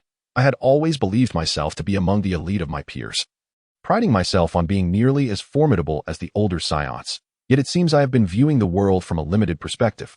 Reflecting on the flash of events that had just transpired, Shakta conceded, if even you are unqualified to be the captain, then who indeed is worthy? With a hearty laugh, Shea clapped Shakta on the shoulder and declared, ha ha ha, I am Shea, and from this moment forth, our squad shall be known as Shea Squad. You all are now members of this team, but let me state this clearly. Once you join, you must obey orders, or else do not blame me for being unkind. Rest assured, Captain, we shall follow your commands. Shakta and his companions exchanged glances, nodding in agreement. It is only natural for Saiyans to obey the strong. As long as their orders do not lead them to certain death, they will execute commands with unwavering dedication. Simultaneously, a fervor ignited within them. Under the leadership of such a powerful captain, how could they possibly fear missing out on the thrill of battle? With this thought, wild smiles spread across the faces of the Saiyans, and the lingering discontent in Shakta's heart dissipated entirely. The Saiyans are often referred to as a warrior race, not only due to their intrinsic bellicose nature, but also because of their remarkable capacity for execution. They are born mercenaries, adept at completing tasks assigned to them. Not for monetary gain. Money holds no value for Saiyans, but for the sheer exhilaration that combat brings. Shea came to this conclusion. Sometimes he pondered whether, had the Saiyans been employed by the Galactic Police rather than Frieza's forces, they would still bear such a notorious reputation. Shaking his head to dispel these impractical thoughts, he turned serious and said, now, I must clarify the details regarding our upcoming mission. I believe you are already aware that our destination is Planet Dodoria. His gaze swept over each team member, and upon mentioning the name of Planet Dodoria, Shakta and the others grew solemn. This planet is close to being classified as a mid-level planet, which means that unforeseen events could occur at any moment. If that is the case, it is likely that apart from myself, Shilling, and Shakta, the rest of you will face considerable risks, especially you, Raida, and Balit, as your combat abilities are the weakest. You must exercise extra caution. Understood. Captain, we comprehend the gravity of the situation. Seeing everyone listening intently, Shea felt a wave of reassurance wash over him. At that moment, he gestured towards Shilling and introduced her. By the way, this is my sister Shilling, also a member of our squad. And her combat prowess is not at all inferior to mine. Certainly, it is the strength that emerges after suppressing combat power. Shakta and others turned their gaze toward Shilling, their eyes brimming with admiration, particularly Atakia and Jilin, who, as fellow female Saiyans, envied Shilling for her remarkable combat prowess. One couldn't help but wonder how old Captain and Shilling were now, and what their combat power truly amounted to. The one speaking was the tall Atakia, who at 12 had already entered her adolescence. Her wavy hair danced in the wind, and her feminine features had begun to flourish, making her the most mature-looking among the Saiyans. With a charming smile, Shilling's melodious voice rang out, Zaya and I will soon turn 9. As for our combat power, Zaya holds 1,000, while I possess 970. In the days since returning to Planet Vegeta, they had managed to enhance their combat power by a few points. Though her voice was soft, those two striking figures resonated like thunder, momentarily stunning Atakia and the others. 1,000 combat power, 970 combat power. And they were merely 9 years old? The Saiyans exchanged incredulous glances, yet the lingering aura of their previous terrifying strength compelled them to accept the reality before them. Possessing such combat power at merely 9 years of age, could they truly be classified as intermediate warriors? Surely they must be advanced warriors. Bellet exclaimed dramatically, as he held the lowest combat power among them, having only reached 738 at 12 years of age. This comparison was indeed humiliating. Indeed, I doubt even advanced warriors would exhibit such astonishing figures, Raida lamented empathetically. In truth, their current strength was already commendable as they entered adolescence.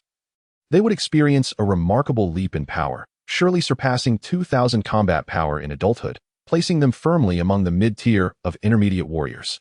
However, when compared to some prodigies, it was undeniably disheartening. Shakta chuckled wryly.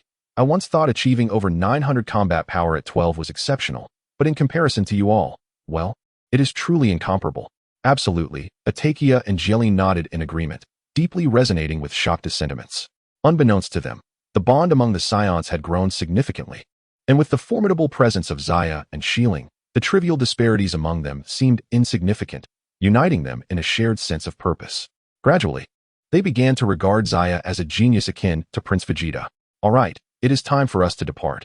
I believe our spacecraft has been prepared at the spaceport. Zaya addressed them, his tone embodying that of a captain. Yes, we should set off. They chorused, lightheartedly taking to the skies toward the direction of the spaceport. Half an hour later, the 7 individuals had entered the vicinity of the spaceport. They descended one after another, guided by the attendant, and found their designated parking spots for their spacecraft. On a vacant platform, 7 spherical vessels, each with a diameter of 2 meters, were neatly arranged upon the recessed landing area. Upon opening their respective craft, several of them climbed inside. Once the hatch is sealed, the voice of Shea resonated through the communicator. Let us embark. Wishing the Shea team a successful completion of their inaugural mission. Onward! Onward! The cries of encouragement echoed through the communicator, and soon, the 7 white spheres glimmered with a radiant light before rapidly accelerating away from Planet Vegeta. Commencing their month-long interstellar journey. Chapter 36, Planet Dodoria. The protracted passage of time slipped by like a fleeting shadow, and in the blink of an eye. A month had elapsed. Surrounding them was an expanse of profound darkness, where the stars emitted a captivating pale luminescence, their crystalline brilliance twinkling like tiny diamonds adorning a black canvas, revealing an exquisite tranquility. A flicker of light momentarily broke the stillness of the deep void. And upon closer inspection, 7 spherical vessels gradually materialized within that luminous glow. In the grand scale of the cosmos, the distances between planets are staggeringly vast, with even the closest worlds separated by countless light years. However, thanks to the formidable technology of cosmic civilization, interstellar travel within the Dragon Ball universe is remarkably expedited, allowing for the traversal of several star systems in mere days or even months. Several star systems away from Planet Vegeta, a terracotta-hued planet orbited a yellow dwarf star at the center of its solar system. Dodoria, situated within a parched riverbed, with a cacophony of deafening roars. Several red glowing orbs pierced through the clouds, crashing down with a thunderous impact. Immediately, a cloud of dust and debris billowed forth, shrouding the sky in a heavy haze that lingered due to the arid atmosphere. Soon after, 7 figures emerged from the depths of an unfathomable circular impact crater. Raido was the first to hover in midair, covering her mouth to disperse the swirling dust in the air. The scorching rays of the sun pierced through the thin atmosphere, searing her skin with a stinging heat, and as Raido sought to catch her breath, the oppressive warmth caught her off guard, triggering a fit of coughing. Shea, Shieling, and the others ascended to the air, surveying the sparse vegetation around them, noting the striking resemblance to the barren landscapes of Planet Vegeta. Dodoria was characterized as a solid planet of earth and rock, largely devoid of moisture, rendering most of its terrain desolate and uncomfortable. A soft voice broke the silence. Atasia, having done her homework prior to their arrival, expressed her discontent with the surroundings. The heat, high pressure, and lack of water posed a significant threat to the delicate skin of young women. Indeed, Shieling and Jelline responded in unison. After a thorough examination of their surroundings, Shakta, with a grave expression, remarked, "The environment here is so harsh that it's hard to believe this planet is close to being a mid-tier one. In nature, the law of survival of the fittest prevails. Often, the more inhospitable the conditions, the more resilient the life forms that arise." Shea narrowed his eyes, a nearly imperceptible smile gracing his face, before pressing a button on the energy detector. The device emitted a series of electronic beeps, and information regarding the planet Dahlia appeared. To the southeast, 170 kilometers away, a combat power of 920 was recorded. Directly south, 56 kilometers away, a power of 568, and again to the south, 167 kilometers away, a power of 869. The others quickly activated their energy detectors, only to be overwhelmed by an avalanche of blinding data. The small screen was flooded with green numbers, completely dominating the display. Damn, this is outrageous. Shakta thought to himself, shocked by the unexpected findings. This was an unprecedented situation for them, and reluctantly, they had to manually adjust the energy detection threshold. By doing so, they eliminated the majority of the data, allowing them to gain a clearer understanding. However, even with this adjustment, apart from Shea and Shieling, the others remained bewildered. They discovered that even after filtering, the displayed data was still abundant, often clustering in groups of 3 to 5, with a small cluster of highlights representing dozens of energy sources. This indicates a social structure. Jelin, usually composed, faltered, her voice trembling. Even though the Saiyans were known for their combativeness, facing absolute disadvantage was unsettling. The life forms on Dahlia were primitive tribal races, living in communal settings. Angering even one of them could provoke the wrath of an entire tribe. Shakta's expression mirrored her concern. While not many in that small cluster posed a direct threat, their sheer numbers were daunting. It was easy to imagine the horror of battling an evenly matched opponent while simultaneously fending off dozens of less formidable adversaries. Given their tribal nature, it was likely that these groups were hostile towards one another, which at least offered them a glimmer of hope. Analyzing the current situation, Atasia furrowed her brow, for the information at hand was scant, hindering any substantial analysis. Well, anything said now is redundant. Let us divide our forces. We should first eliminate those solitary primitive natives, Shea pondered, subsequently organizing the team into groups. I, alongside Shieling and Shakta, who possess the greatest strength, will proceed independently. Balit and Rida, being the weakest, will team up with Atasia and Jelen. Everyone, exercise caution during the operation and avoid provoking those formidable communal natives. Once we have dealt with the isolated ones, we will regroup here. Understood, Captain. As the members of the Shea team set forth, they responded with fervor. The weakest among them, Balit and Atasia, formed one group, while the second weakest, Rida and Jelen, constituted another. Shea, Shieling, and Shakta, possessing formidable strength, each formed their own separate groups. The 5 teams promptly established distinct directions as their targets. With a swift rush, they took flight. After everyone had departed, Shea closed his eyes, attuning himself to the myriad of auras emanating from the Dahlia planet, subsequently soaring towards the most potent presence. Under the blazing sun, the scorching rays beat down upon the parched earth. In the desolate, lifeless expanse of the high plateau, signs of life were scarce. With only a few desiccated shrubs swaying gracefully in the arid soil, Shea flew with remarkable speed, his form radiating a soft yellow luminescence. In a flash, a beam of light streaked by, leaving behind a delicate, translucent glow reminiscent of jade. He was steadily approaching his objective. The sensed auras grew increasingly discernible, when suddenly, he paused. A formidable opponent. No, there are multiple. Detecting the powerful energies ahead, Shea made a slight adjustment and continued directly towards them. As he neared his target, he realized he had flown beyond the edge of the desert, where patches of visible vegetation began to emerge, and indications of a water source were apparent in the distance. Shea sensed dozens of powerful auras ahead, each approaching a combat strength of nearly 1,000. 978, 945, 984.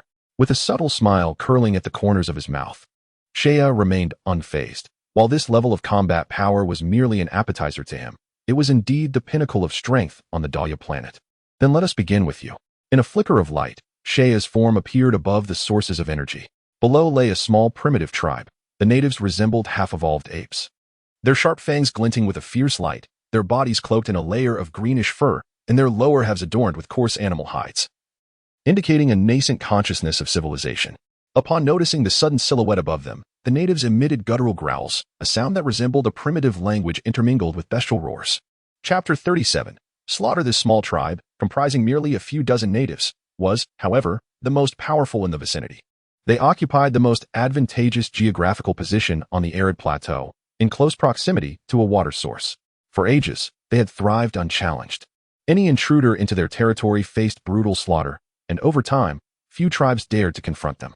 At the moment of Shea's arrival, the tribe was employing rudimentary methods to cook the corpse of a native from a neighboring tribe, with a large thigh already roasted to perfection, being shared among them. The gaping wound at the head indicated that the deceased had undoubtedly suffered a grievous blow during their lifetime.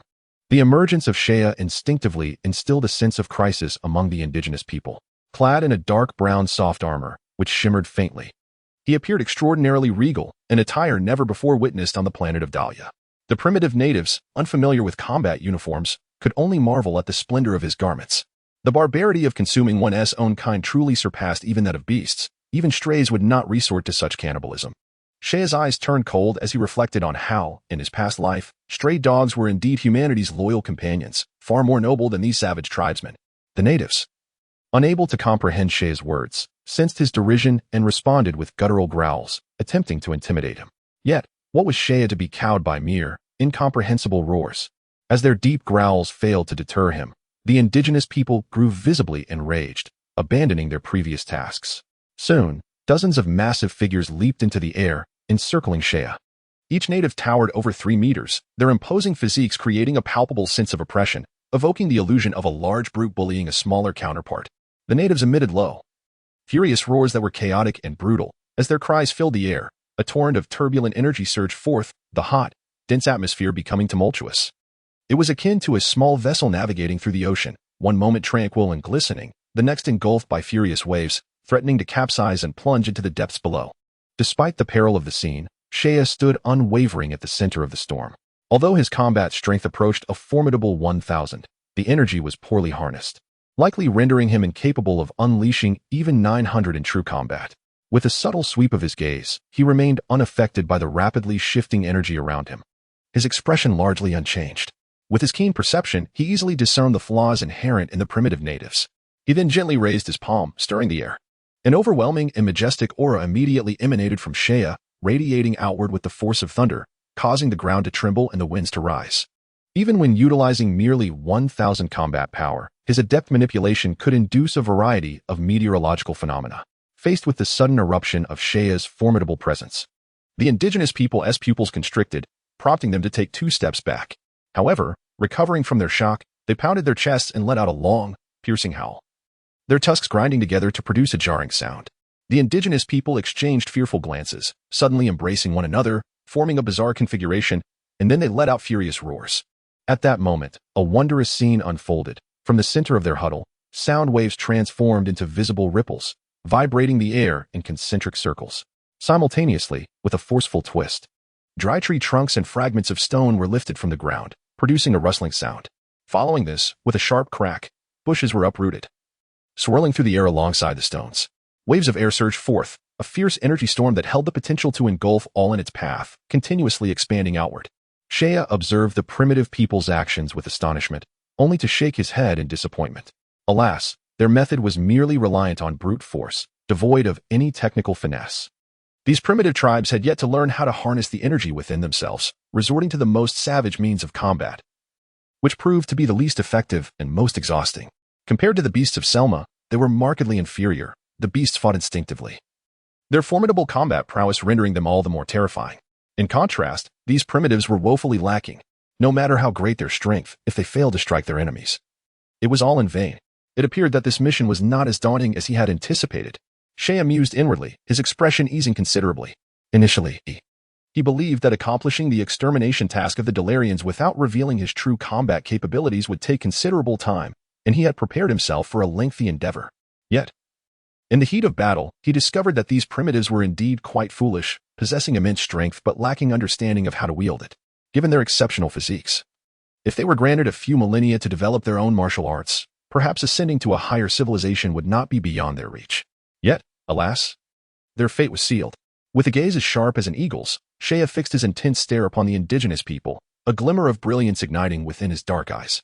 His deep-set gaze remained undisturbed, reminiscent of an unseen black hole in the universe, quietly consuming all.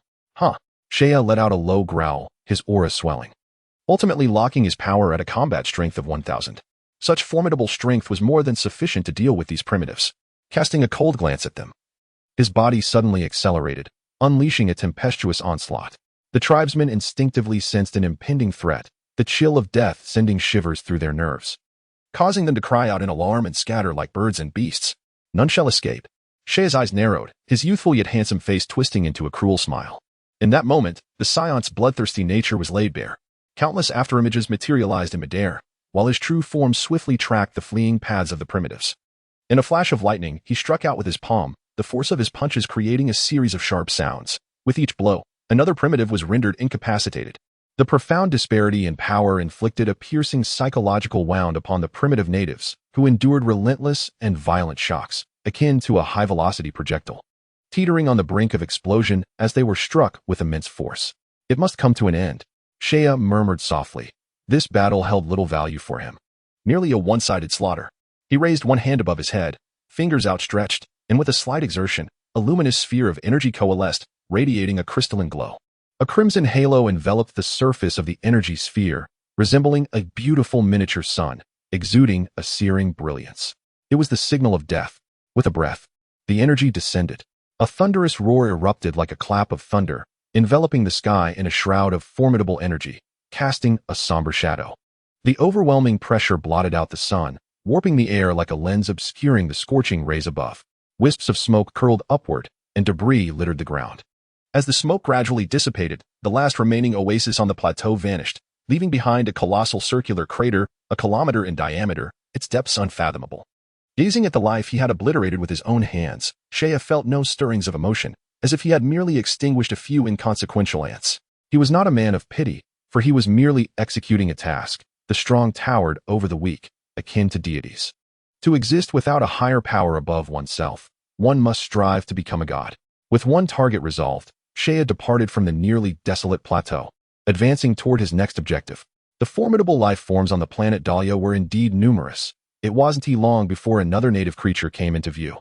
It was a towering giant with a single eye, standing over 70 meters tall like an impenetrable wall, its body a tapestry of sinewy muscles, brimming with explosive strength. This giant reminded Seiya of the Cyclops he had vanquished alongside Shieling on Selma, possessing an equally imposing stature and powerful musculature. However, this one stood even more erect. With a combat power of 1020, it must be the most formidable life form on this planet, Seiya surmised as he floated several hundred meters above. Times had changed. A mere combat power of 1000 no longer held any significance for him, even if he stood there and allowed the opponent to attack. It was unlikely they could breach his defenses. Chapter 38. Nearly complete as days turned into nights, time slipped away, and in the blink of an eye. 7 days had passed. During these 7 days, Seiya traversed every continent of this planet, leaving a trail of destruction in the wake of every powerful life form he encountered. If he were to descend into the underworld, he would undoubtedly be condemned to hell, which was far removed from his original intent. Once again, upon that parched riverbed, the 7 immense craters, formed by the impact of flying vessels, remained. Seiya sat atop the white hull of the craft, legs crossed, waiting for quite some time without any team members gathering. Under the blazing sun, the air temperature had soared to 50 degrees. After sending a signal to each team member via the communicator, he retreated into the confines of the craft to rest, where the temperature remained consistently moderate. Approximately 10 minutes later, 6 team members returned to the riverbank. Upon arrival, a few greeted Seiya before engaging in spirited chatter, clearly having discovered the indigenous people's crude utilization of energy. Notably, Balit and Rida were animated, their faces aglow, gesturing exuberantly, revealing their buoyant spirits. When they initially received the intermediate mission, it was they who exhibited the most anxiety. However, after several days of combat, their confidence had evidently been restored. Rida, let me tell you, I single-handedly dispatched numerous indigenous beings with combat prowess reaching 800, at least 20 or 30. Balit exclaimed, pride swelling within him. The comparatively slender Rida scoffed. Is that all it takes to satisfy you? Truly a useless Balit.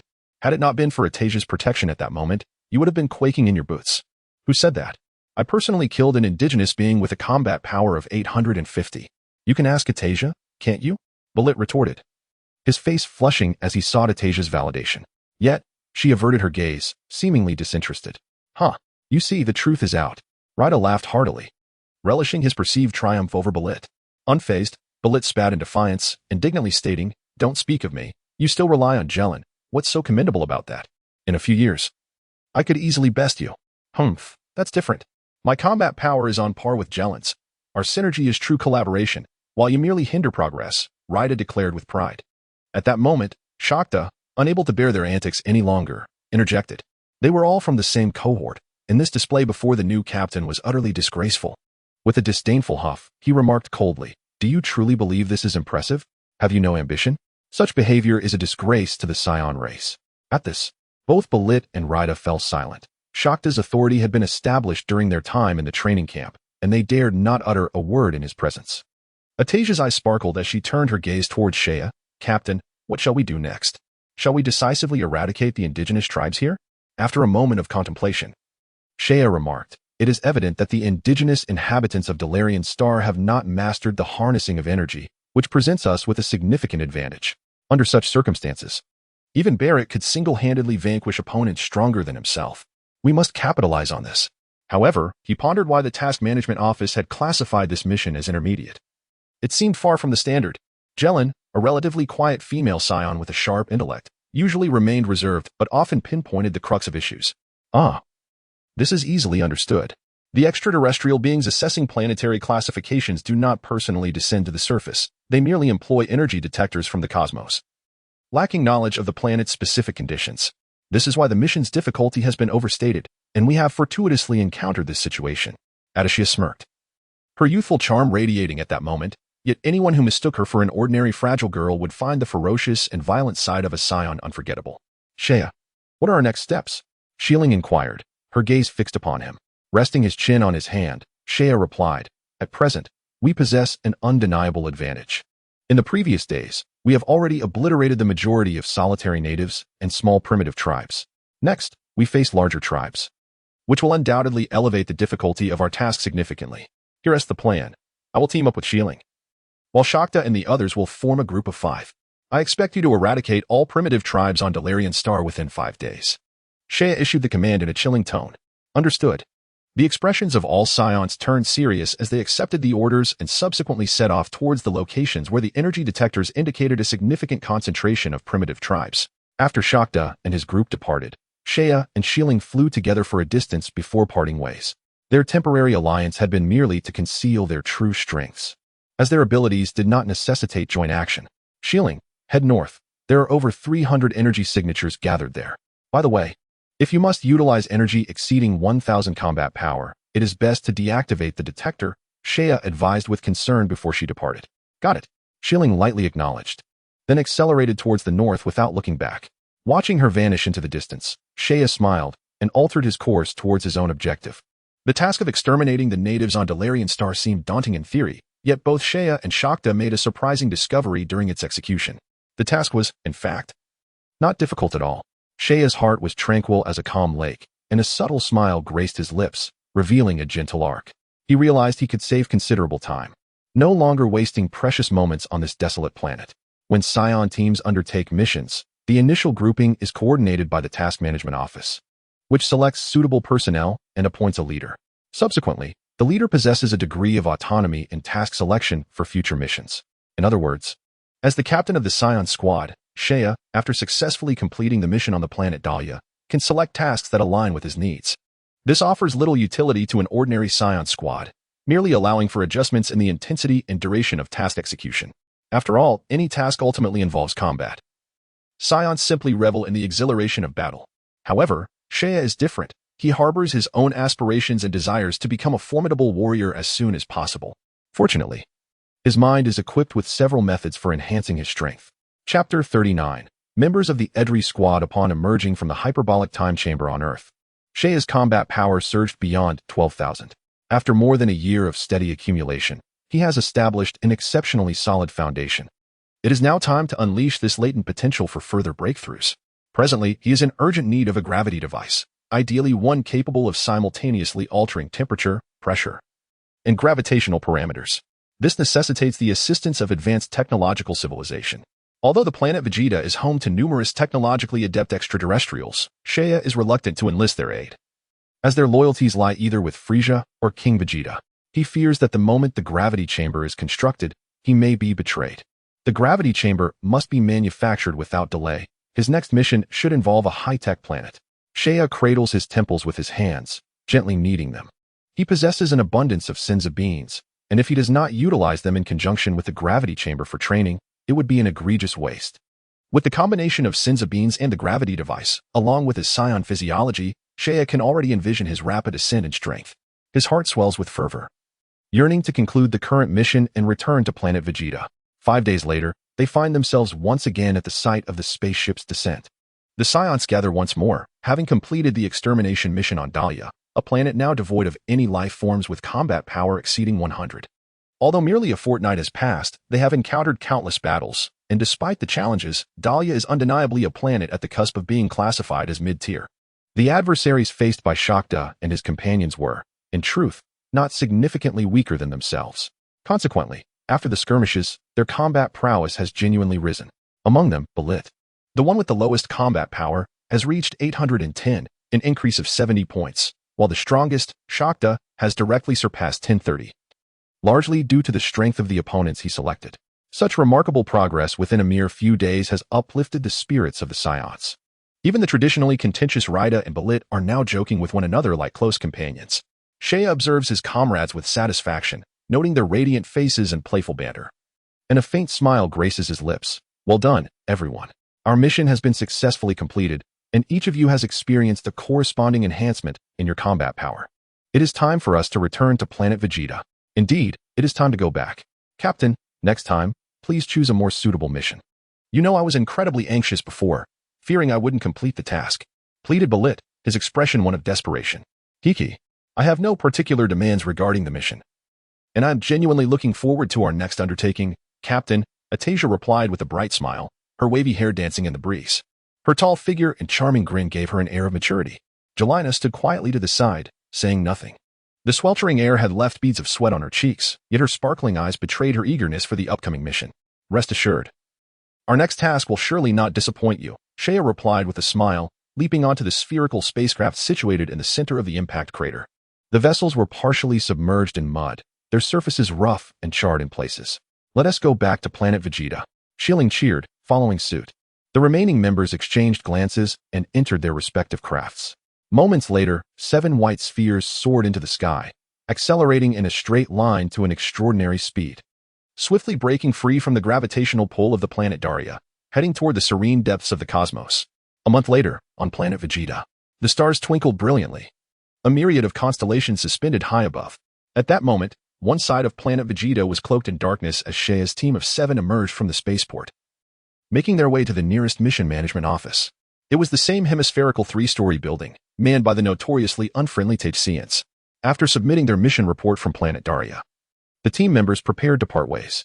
Captain, I reside in the Northern District. You can contact me directly through the communicator, Shakta stated earnestly before departing. After this mission, he had come to genuinely respect Shea, who was 3 years his junior. Not every Saiyan possesses leadership qualities. True commanders must not only exhibit strength but also maintain composure and poise. Shea had demonstrated remarkable precision in handling every aspect of the mission. A fact not lost on anyone. A captain with strategic insight is essential for the longevity of the team. Jelena and I live nearby, very close to the captain's home, Atasia remarked, adjusting her combat uniform and playfully hooking her arm around Jelena's neck. Jelena murmured softly in agreement. Only Rida wore a glum expression, lamenting, I live the farthest away and will have to fly for quite some time. Haha. Well then, farewell everyone. I'll get in touch when the next mission arises. Shea laughed heartily, taking Shiling's hand to bid farewell to the others before soaring toward home.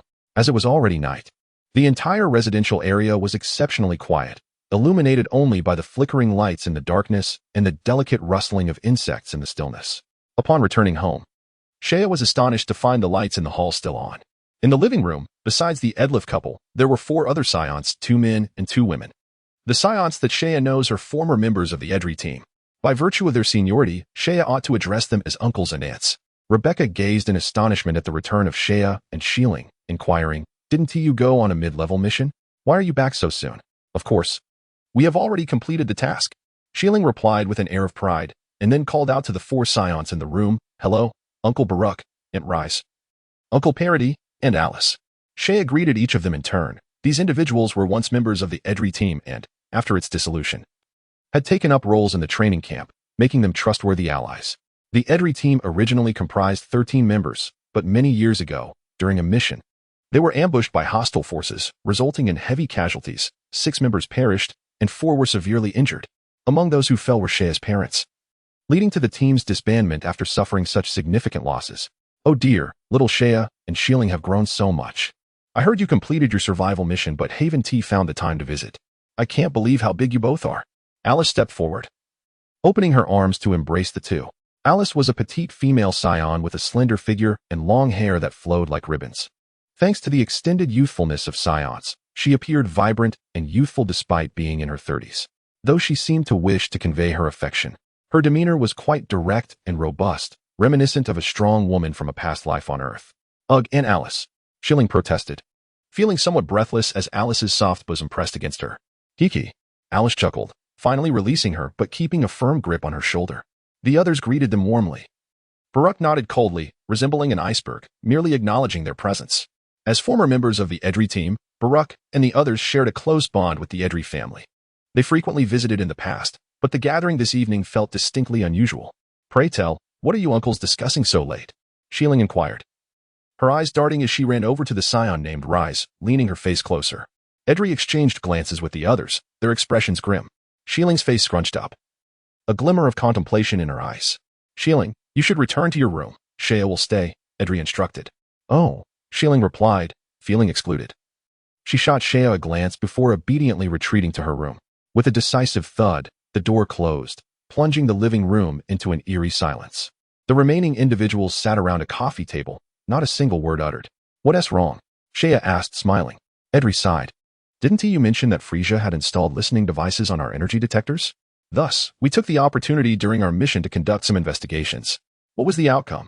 Char quietly stirred within, already aware of the answer. It seemed that the Adley team had gathered here to discuss strategies. As anticipated, Adley nodded gravely. We indeed detected a listening device on the energy detector. At that moment, a Saiyan male named Parody slammed his fist onto the table, creating a dent in the metallic surface with a resounding thud. With an irritable tone, Parody exclaimed, had it not been for Adley guiding us in verification, we would never have known that scoundrel Frieza was eavesdropping on every move of the Saiyans. This clearly demonstrated that he has never harbored good intentions towards us. Alice cast a glance at Parody, her face revealing a hint of disdain, referring, of course, to Frieza, to whom they Saiyans owed their allegiance. Adley nodded in agreement. Yet, this is not what troubles me the most. While Frieza harbors suspicion towards us Saiyans, he is unlikely to take immediate action. The pressing concern now is that if our every move is indeed under his control, then he must be fully aware of King Vegeta's rebellious thoughts. Alas, this presents a significant predicament. Lisa shrugged helplessly. With cunning foresight, King Vegeta is undoubtedly destined to fail this time. Furthermore, what is even more difficult to accept is that, aside from the faction preparing to rebel led by King Vegeta, the vast majority of Saiyans hold a profound trust in Frieza, even revering his power. Now, even if we disseminate this information, few would believe it, and such actions could directly escalate the conflict between Saiyans and Frieza, leaving us in a precarious position. Baluk's expression remained indifferent, yet he articulated the thorny reality. It is certainly unfeasible to announce the news outright, as it could provoke Frieza into taking drastic actions against the Saiyans. However, given that Frieza is acutely aware of the Saiyan situation, including King Vegeta's intentions to rebel, why has he not taken any action? Doesn't he fear the power of a united Saiyan front? Rebecca questioned in confusion. Indeed. If Frieza is cognizant of the impending rebellion, why does he remain utterly unresponsive? Is he merely waiting for the Saiyans to initiate the uprising before acting?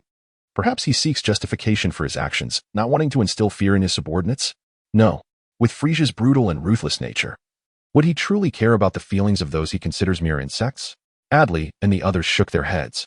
They had once caught a distant glimpse of Frieza during a mission, his cold, bloodthirsty gaze piercing their souls like a dagger, leaving an indelible impression. Frieza is undoubtedly a madman, a merciless tyrant.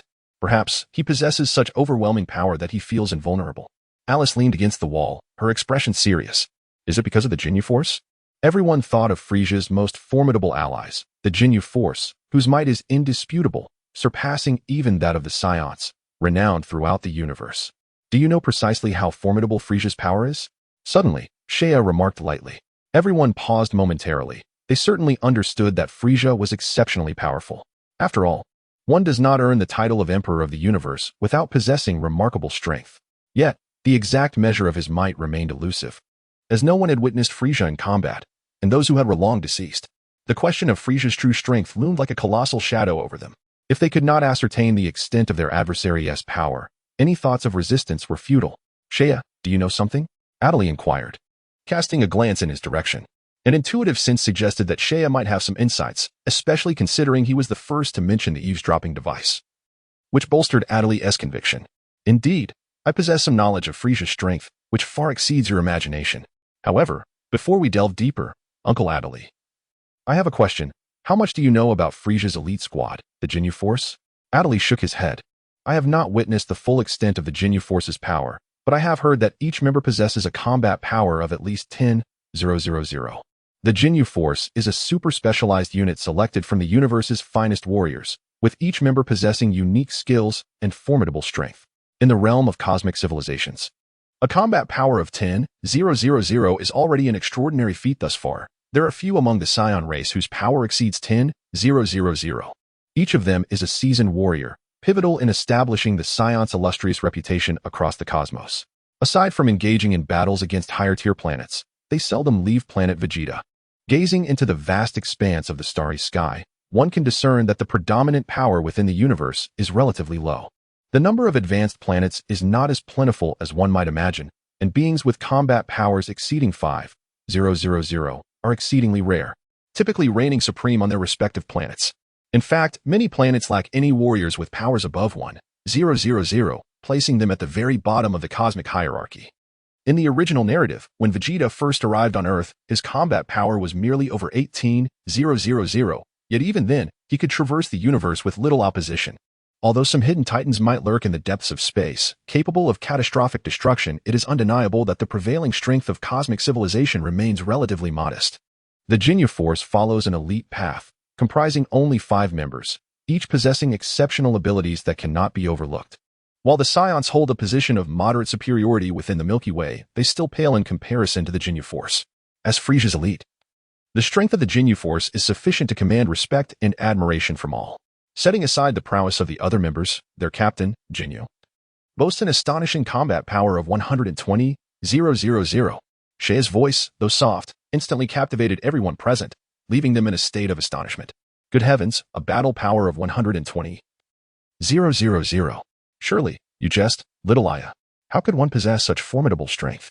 They recalled that even King Vegeta's power barely exceeded 10,000, and with the Great Ape transformation, it reached just under 100,000.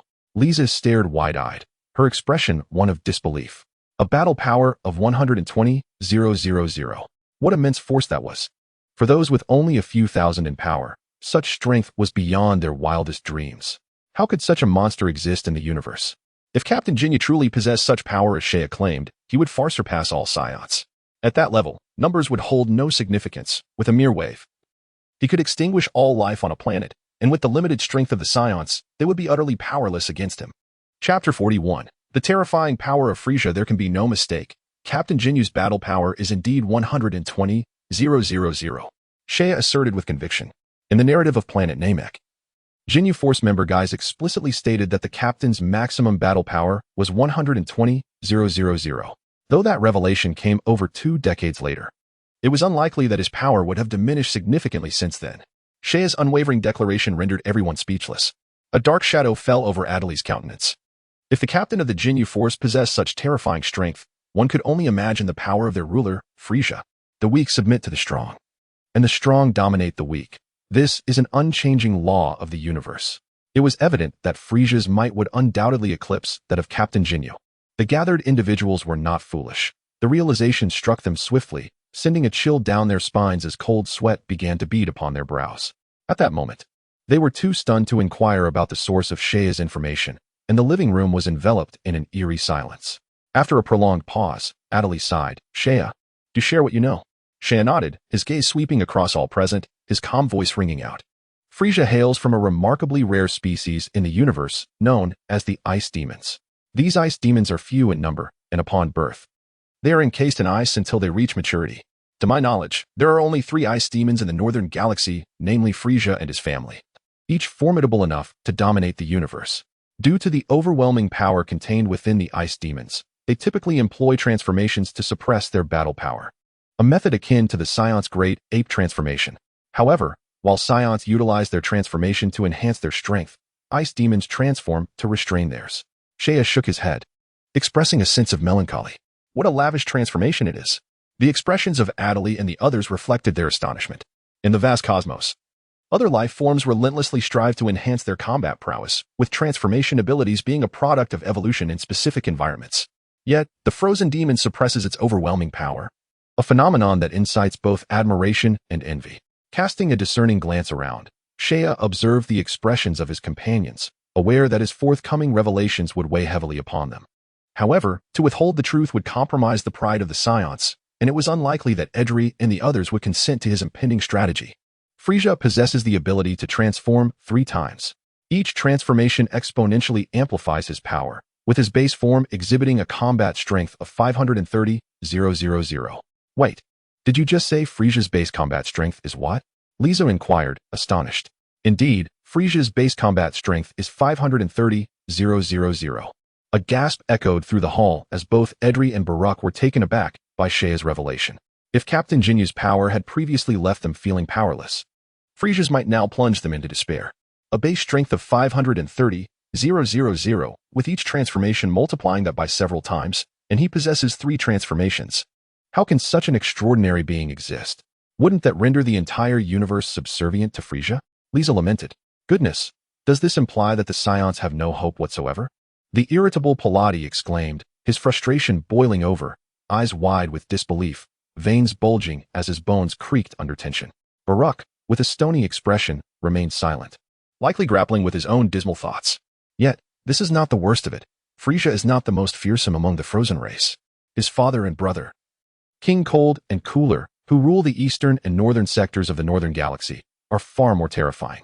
In comparison, Frieza appears as an undeveloped child, possessing potential yet to be realized.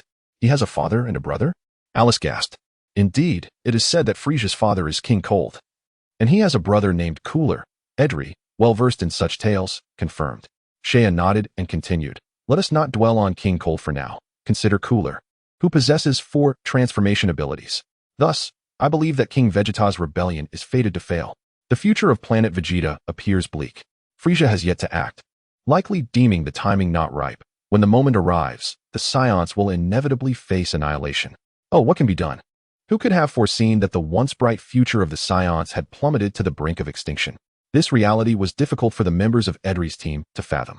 Therefore, I propose that we must prepare ourselves to evacuate a portion of the Saiyans, Saiyan articulated, laying bare his intentions. The Saiyan race is truly extraordinary. Their bloodline grants them the ability to grow stronger in the face of adversity, consistently surpassing their physical limits. Although not every Saiyan possesses such innate talent, it is nevertheless a remarkable trait. It would be a lamentable loss if this lineage were to vanish along with Planet Vegeta into the cosmos. Saiyan does not claim to harbor grand ambitions, yet he understands that to thrive in the universe, it is essential to establish his own power. And the Saiyans will serve as the foundation for his future. However, the question arises, if Frieza is so formidable, why did he initially regard the Saiyans with such caution? Alice inquired, perplexed. The Frieza clan has long feared the emergence of a golden Super Saiyan among the Saiyans, indicating that a Super Saiyan possesses the capability to confront the cold demon directly. Driven by fear, they seek destruction. We must preserve the Saiyan bloodline. We cannot allow the Saiyans to disappear from the universe. Saiyan has been forthright. Upon recognizing the situation surrounding Planet Vegeta, he has formulated his own plans. He divulged all he knew about Frieza, believing that under the pressure of a formidable enemy, Edri and the others would heed his words. Though the Saiyans are proud, even to the point of arrogance, they would not foolishly charge into certain death when the odds are insurmountable. Of course, it is not to say such individuals do not exist, but they would hardly be of any use to Saiyan, who does not expect the obstinate to join his ranks. Chapter 42. On the desolate planet, Edri furrowed his brow, his already dark complexion deepening in shade. He comprehended Saiyan's implication. Preserving the Saiyan bloodline would necessitate sacrificing the majority of the Saiyan populace. There is a saying about lizards shedding their tails to survive. Yet Saiyan's suggestion involves relinquishing the very essence of their civilization, sacrificing the greater for the lesser, allowing a portion of the Saiyans to endure. This choice is a daunting one for Edri and his companions, as it contradicts the Saiyan teachings they have embraced since childhood and conflicts with their core beliefs. However, they must concede that Saiyan's reasoning holds merit.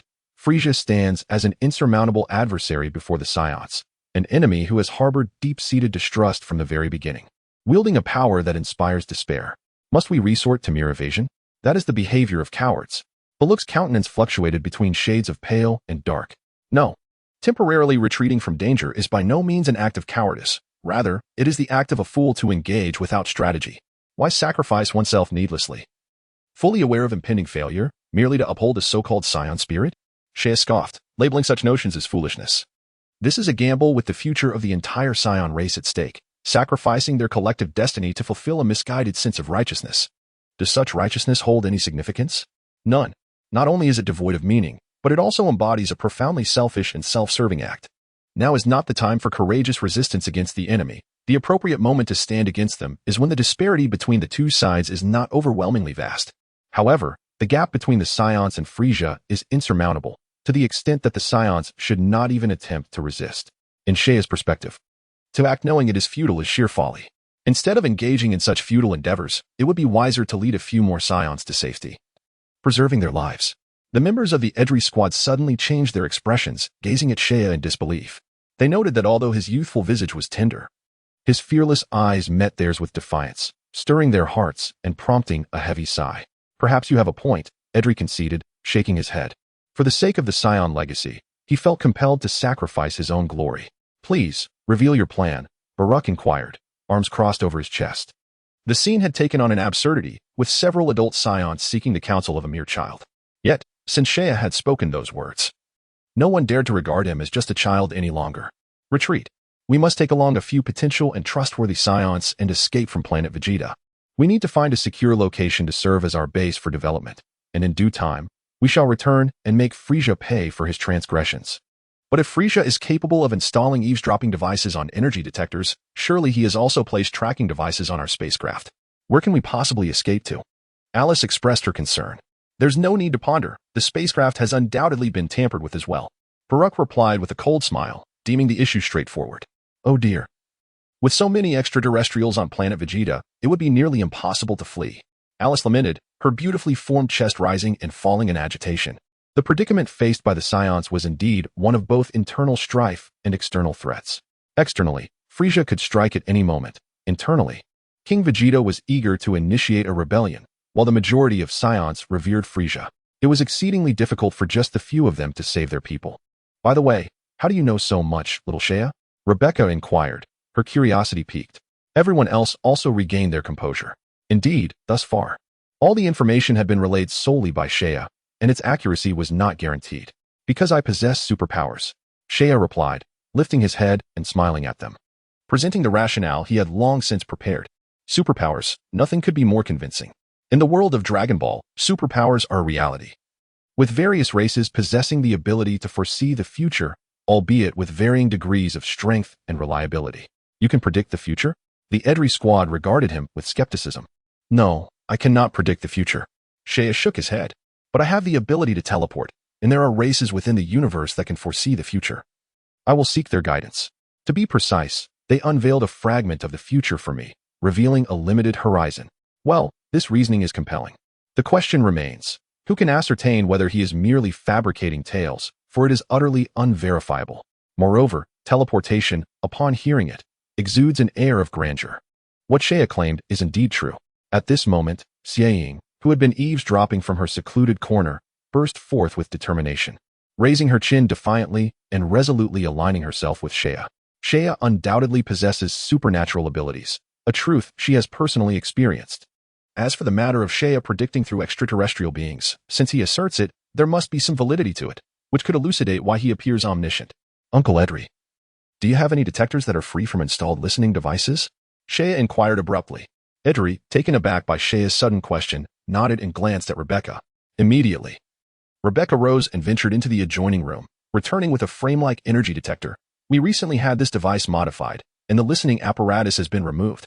Little ya, what do you need it for? Just as Xieying mentioned earlier, during my mission on Selma Star, I inadvertently awakened certain supernatural abilities. After development, I can perform a skill known as teleportation. Please, everyone, hold hands and do not let go. Shea exclaimed loudly to the stunned assembly. Although the members of Edry's team were somewhat perplexed, they complied, linking hands. Edry took Rebecca's hand, followed by Baluk, Pilati, Alice, and Lisa, each sequentially joining the circle. Shea then grasped Xieying's hand, and with their hands interlinked, the 8 formed a cohesive circle. I am about to initiate teleportation. Everyone, please do not release your grip. Upon concluding his declaration, Shea closed his eyes, delving into his innate spatial abilities, and with a whoosh, a whirlwind materialized from thin air, illuminating the smooth expanse of space, which instantly adorned itself with countless radiant neon lights, shimmering with dazzling brilliance. With a mere thought, Shea activated the teleportation, and in an instant, several individuals vanished from the hall. The next moment, on a desolate planet, far removed from Vegeta Star, icy winds swept across the terrain, and clouds of yellow sand danced through the sky, carrying fine particles aloft. Having just endured a ferocious storm, the entire planet lay in chaotic disarray. This was a barren world devoid of life, where the threat of sudden violent storms loomed perpetually. Strangely, despite the absence of living beings, a thick atmosphere enveloped the planet. Upon a towering hill, fierce winds battered the ground. Due to the year-round sub-zero temperatures, the surface soil had hardened as if forged from steel. The rocks, gradually eroded by frost and wind, began to crack and loosen, poised to cascade down the slopes with the slightest disturbance. A delicate, silent radiance suddenly emerged upon the hill, followed by the appearance of 8 figures at the spot where the light had vanished.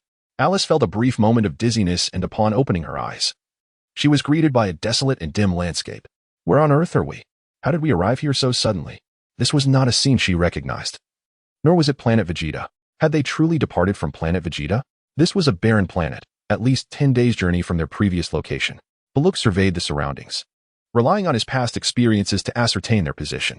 The barren planet, a lifeless world just a short distance from Planet Vegeta, possessed an atmosphere.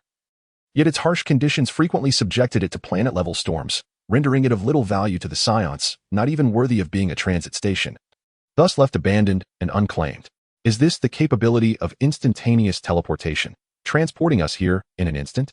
Rebecca exclaimed in disbelief. Just moments ago, they had been chatting on Planet Vegeta, and the next moment, they found themselves on the distant barren planet. It must be noted that even traveling by spacecraft would require at least 10 days. The miraculous nature of instantaneous teleportation was truly astonishing. Chapter 43. Unleashing Energy Suddenly. A flush of color appeared on Edri's face as he struck his palm with his fist, as if struck by a significant thought. Xia, how many individuals can you teleport at once? If we were to locate a suitable planet for sustaining life, could you transport many Saiyans there? Edri's words ignited a spark of hope among the group. Indeed, if they could find a discrete planet, they could quietly evacuate numerous Saiyans. However, this all hinged on whether Xia had the capacity to transport a large number of people. The hearts of Edri and the others surged with anticipation as they turned their hopeful gazes towards Xia. Clearing his throat, Xia did not disappoint them. With a radiant smile, he affirmed, I can currently teleport 10 individuals at once, though I require a transit planet to rest in between. While the number of people I can take is limited, the distance I can cover in each teleportation is considerable, far beyond the reach of any spacecraft. Moreover, as my strength increases, so too will my abilities. At this revelation, laughter erupted among the group.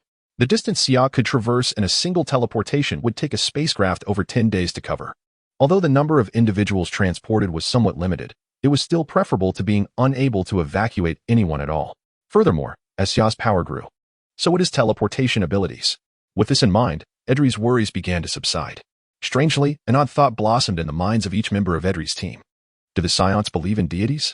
Perhaps they do, or perhaps they do not, but they certainly have faith in their own strength. If the divine were stronger than them, then belief would be worthwhile. Yet if the divine were weaker, what purpose would faith serve?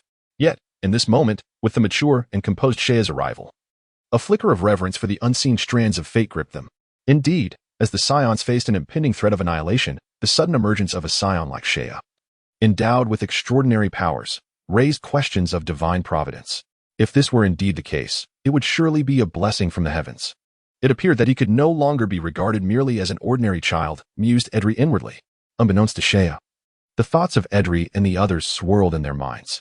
At that moment, he was preoccupied with the instantaneous teleportation abilities from the planet Adrat, which seemingly had no restriction on the number of participants. As long as hands were held together, anyone could teleport collectively, and there appeared to be no significant distance limitations, making it a remarkably perfect skill.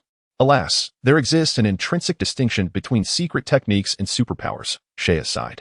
At some point, he must visit Adrat to master that teleportation ability, but before that, he needed to ascertain the spatial coordinates of Adrat.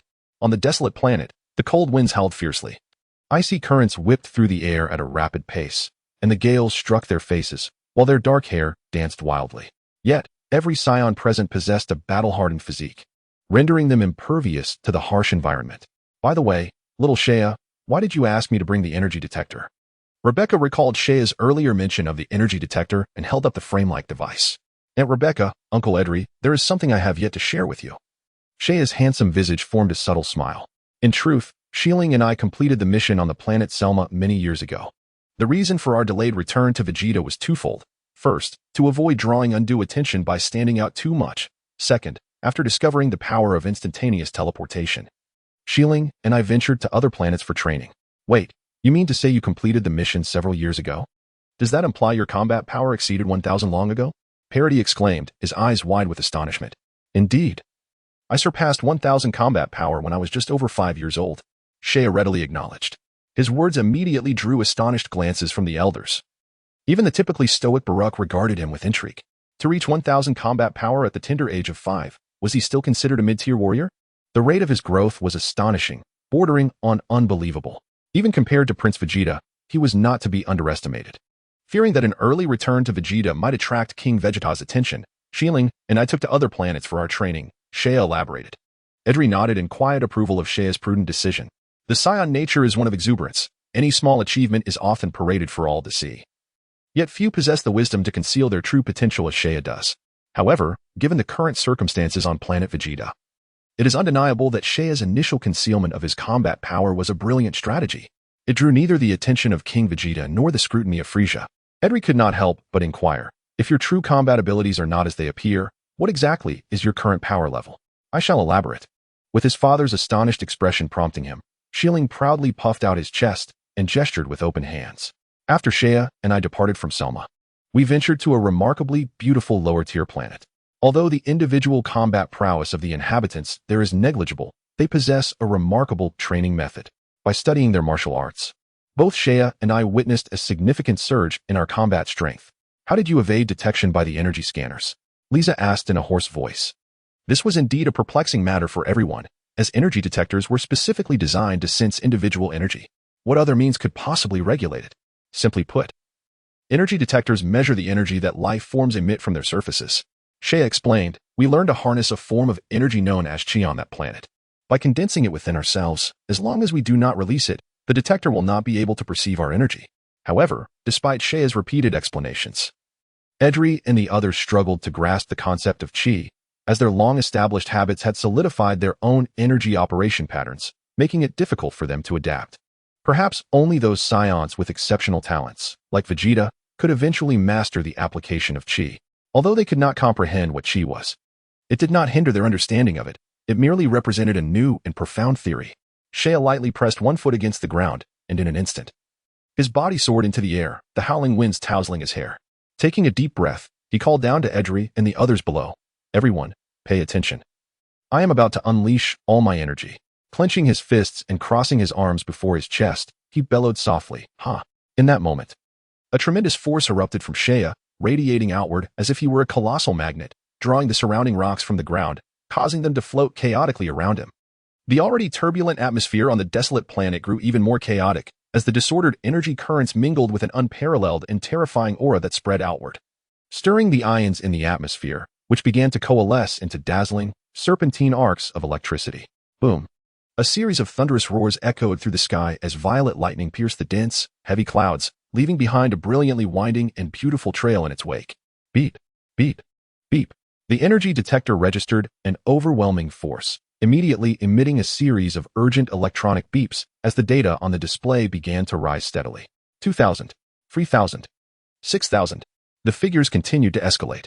The expressions on Adley and the others shifted from initial astonishment to seriousness, ultimately becoming increasingly grave. Such data left them profoundly shaken. Yet, the readings on the energy detector showed no signs of abating, continuing to climb. Could this not be the true strength of Shea? Just how formidable was his combat power, and would it surpass 10,000? Adley gazed at Shea, enveloped in a dense aura, filled with anticipation. Soon 9,000, 10,000. Shea's combat power swiftly exceeded 10,000 and showed no signs of stopping, prompting both Adley and Baruch to adopt an exceptionally solemn demeanor, their blood beginning to boil with excitement. Shea is astonishingly powerful. Alice's voice trembled, her beautiful eyes sparkling with astonishment.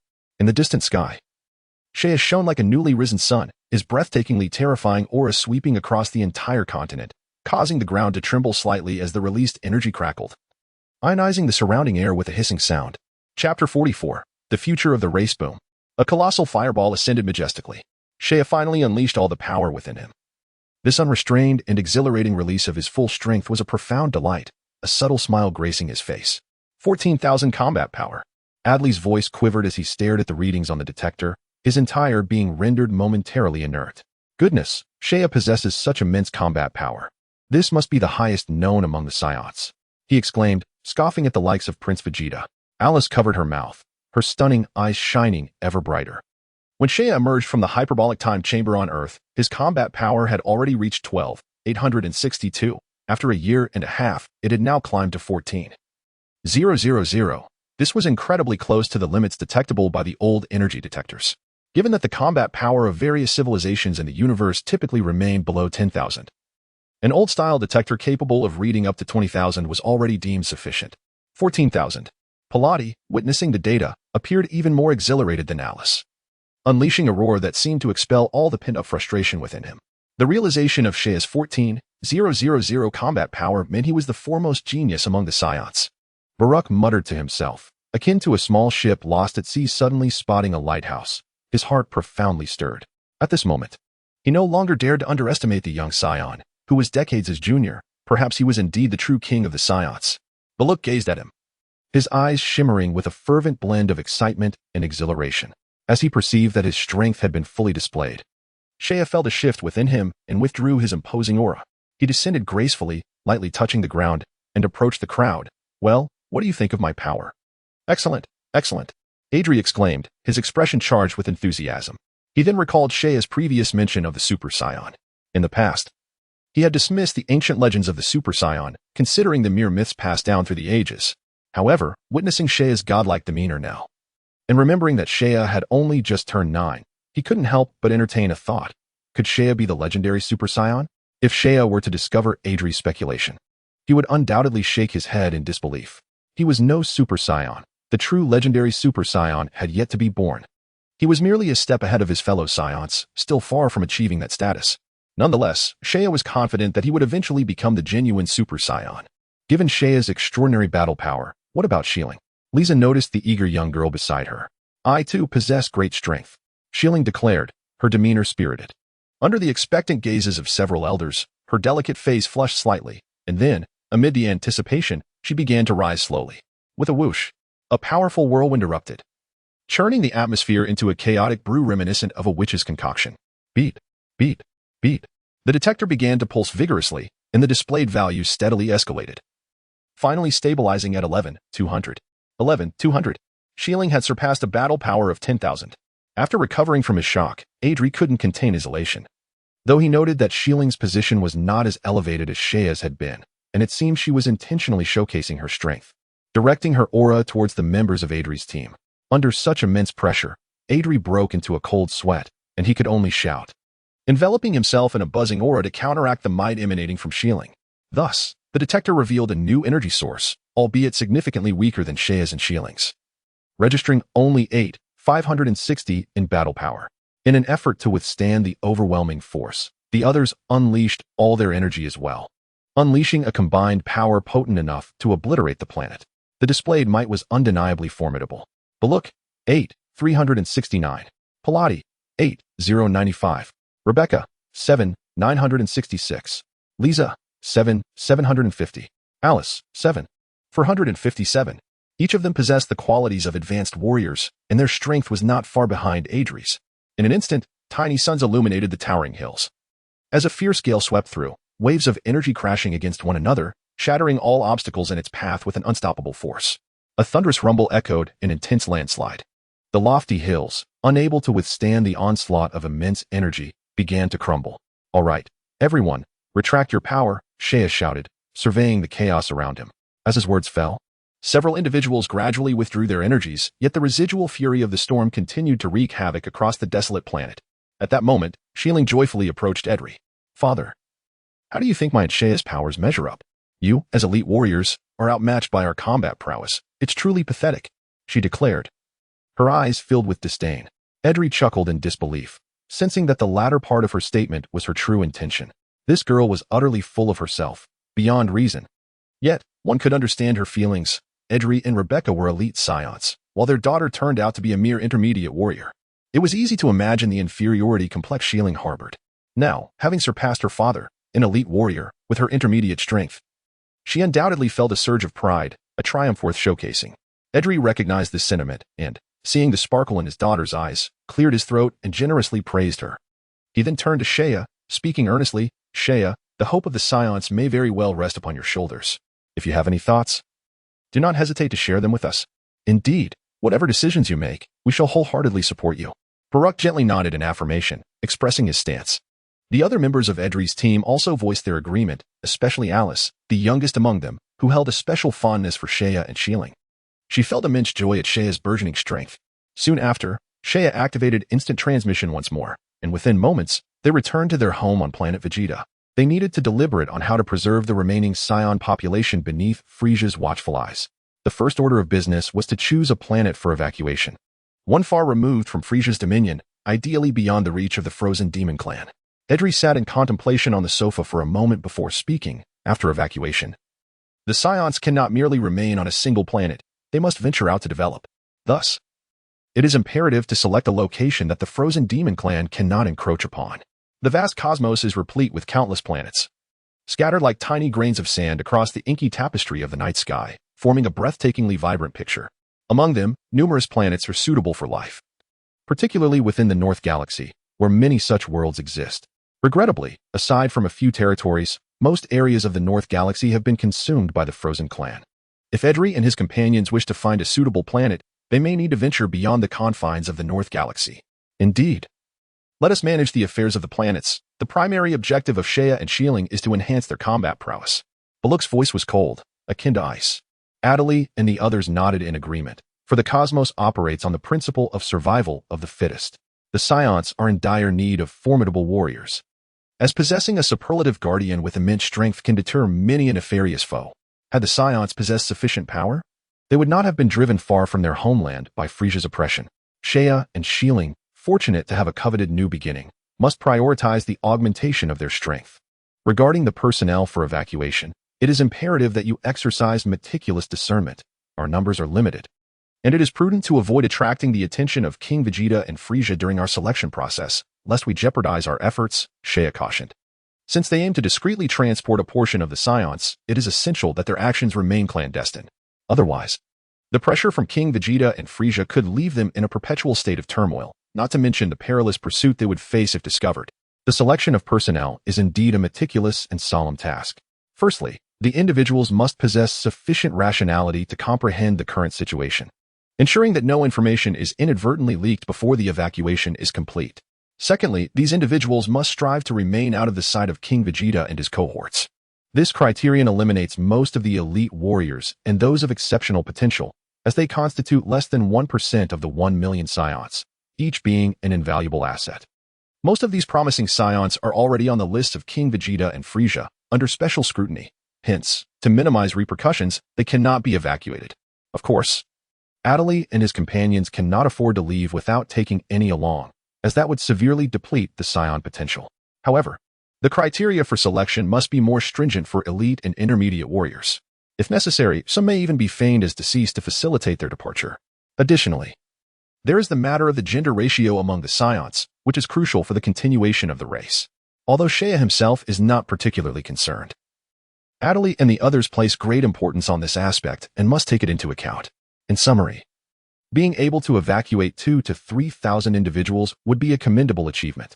With the total Saiyan population being less than 1 million, the disappearance of several thousand will undoubtedly attract the attention of King Vegeta, necessitating utmost caution in the execution of Adeli and his team's plans. For now, let us proceed as such. Subsequently, everyone should subtly engage with those Saiyans eligible for evacuation, being careful not to disclose any information. We cannot predict when King Vegeta will initiate his rebellion. The time remaining for us is limited, Adeli remarked with a hint of resignation. Having hope is certainly preferable to despair. Baluk's expression remained stern, as if he were owed a significant debt by all. Internally, he felt like a powder keg, ready to ignite at any moment. The illustrious Saiyan, reduced to fleeing, finds this a profound insult.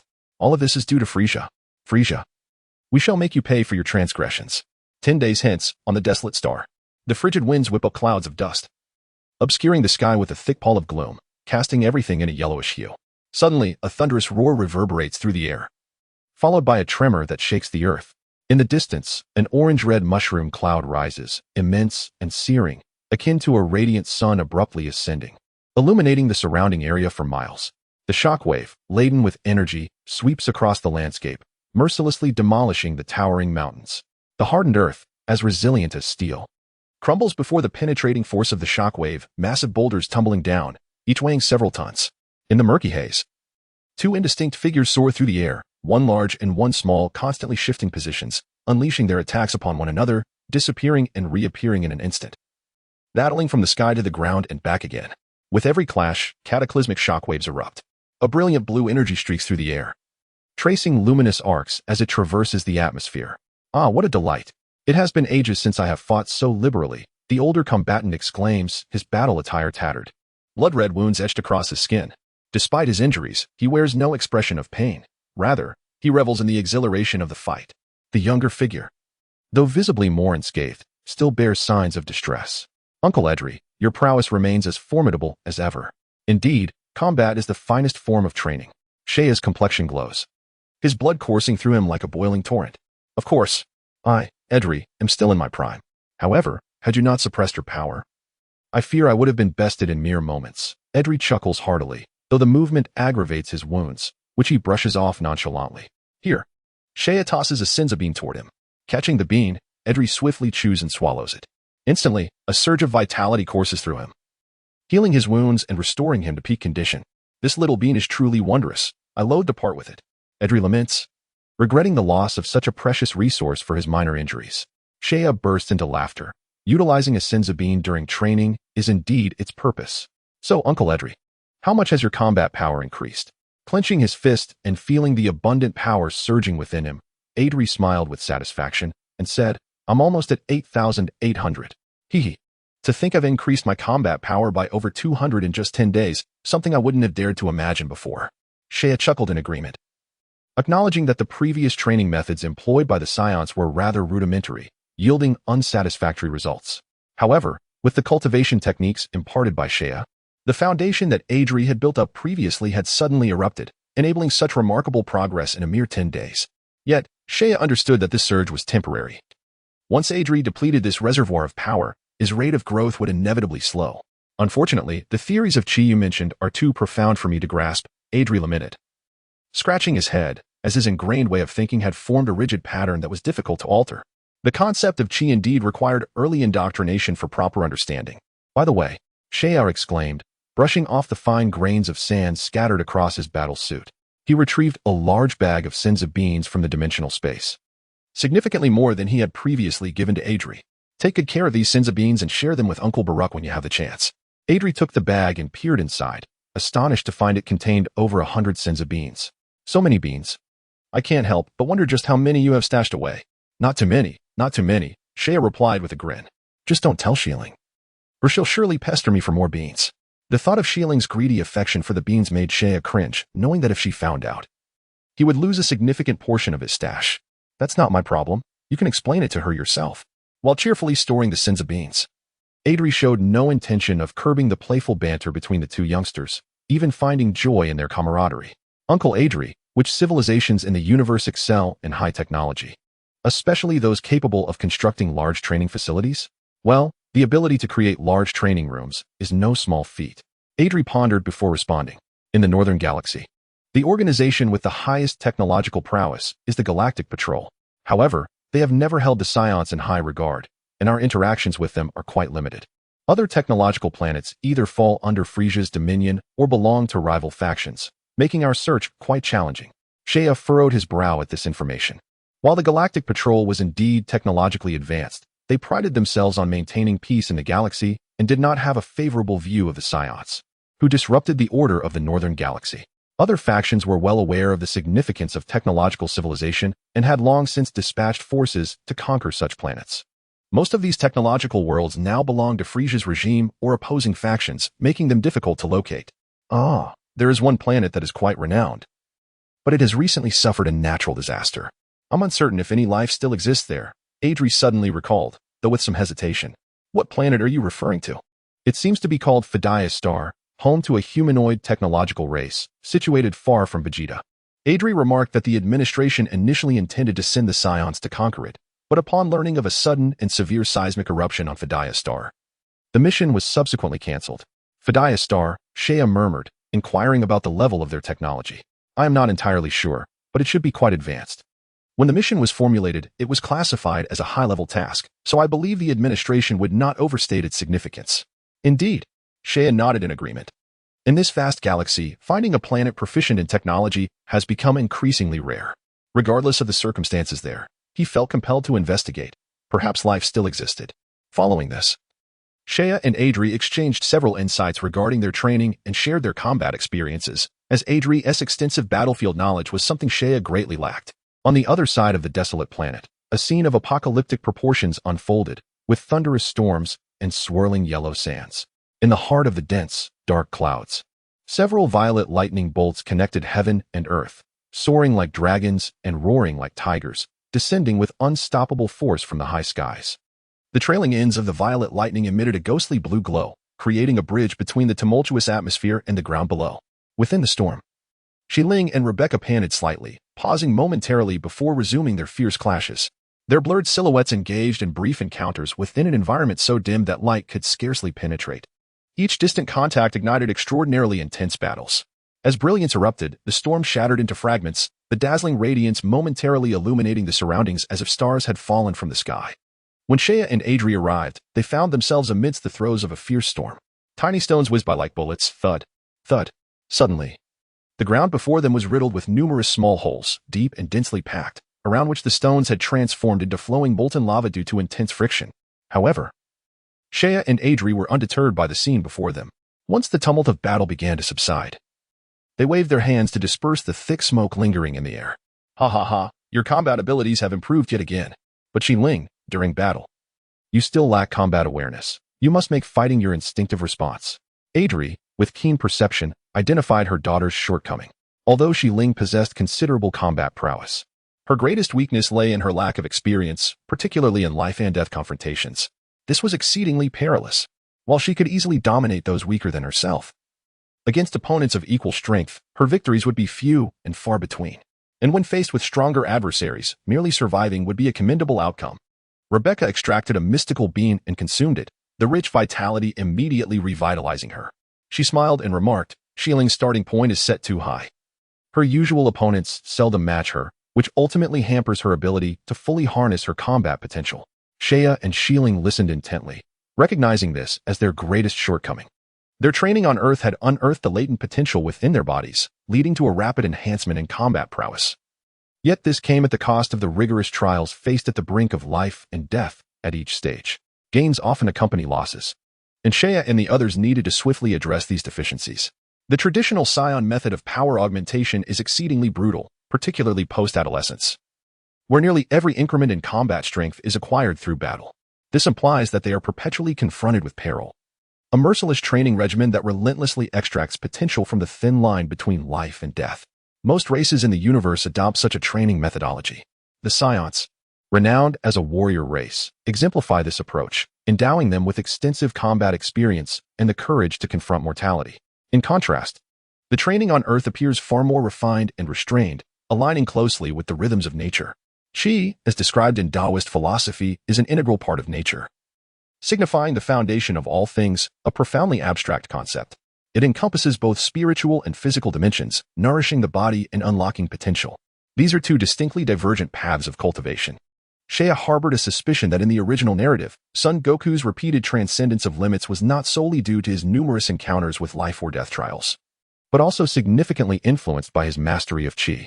Otherwise, why do the Saiyans on Planet Vegeta, whose innate talents surpass Goku's, seldom manage to breach the threshold of 100,000 in battle power? To assert that their battle experiences are fewer than Goku's would be untenable. Xiling listened attentively to the teachings, occasionally nodding in agreement. The recent sparring with her mother, after suppressing her battle power, had proven immensely beneficial. Subsequently, Shea activated instant transmission, bringing everyone back to their home on Planet Vegeta. By this time, evening was approaching. After indulging in a soothing hot bath, all traces of fatigue were swiftly dispelled. As Shea towel-dried his damp hair and wandered into the living room, he discovered Xiling sprawled on the sofa in a petite casual outfit, her legs playfully elevated, lazily munching on a snack. The young girl, oblivious to her surroundings, was clad scantily, revealing an expanse of fair, delicate skin. With a playful slap on the girl's backside, Xiling immediately jumped up, covering her posterior while casting a fierce glare at Shea. "What was that for?" she exclaimed. "Hey, dinner will be ready soon. And there's something I need to discuss with you." "What is it?" Xiling retorted, irked, feeling as though she were being treated like a child. Shea glanced at her, casually shifting her body aside before taking a seat next to her. "In just a few days, we are set to embark on a new mission. So I intend to seek out a task near the planet Fedaya.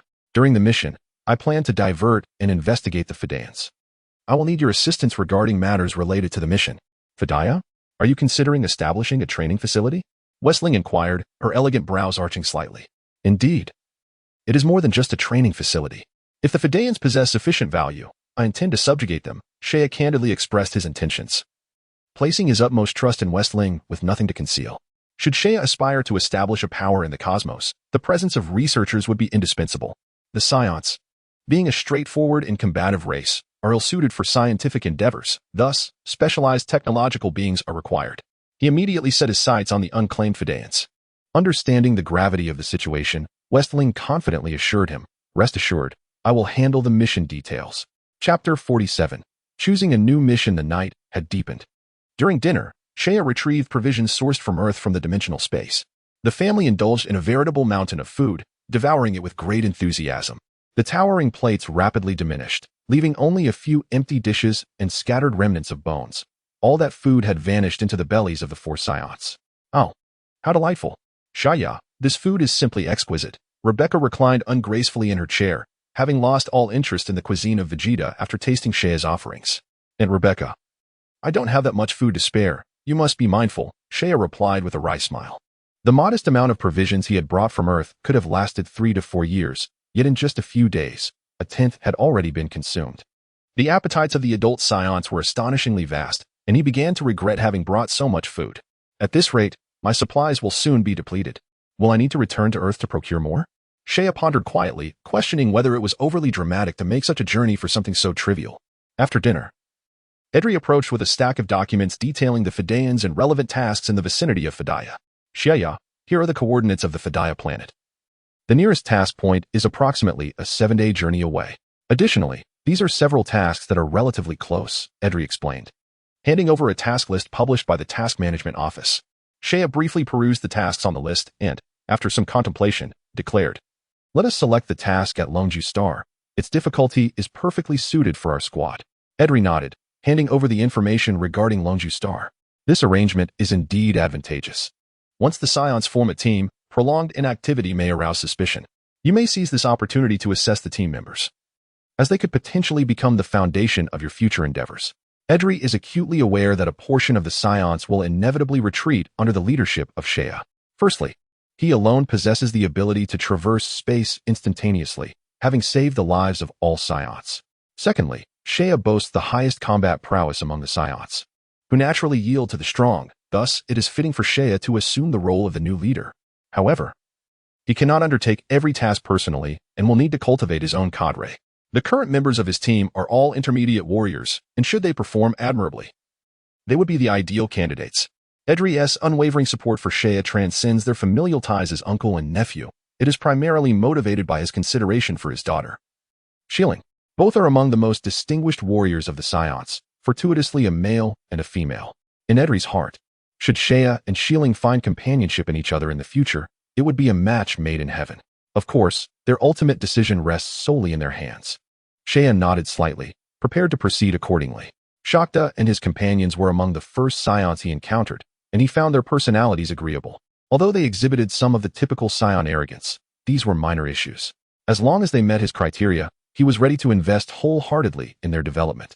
The following day dawned hazy, with a delicate mist draping the residential area like a gossamer veil, creating an ethereal ambience.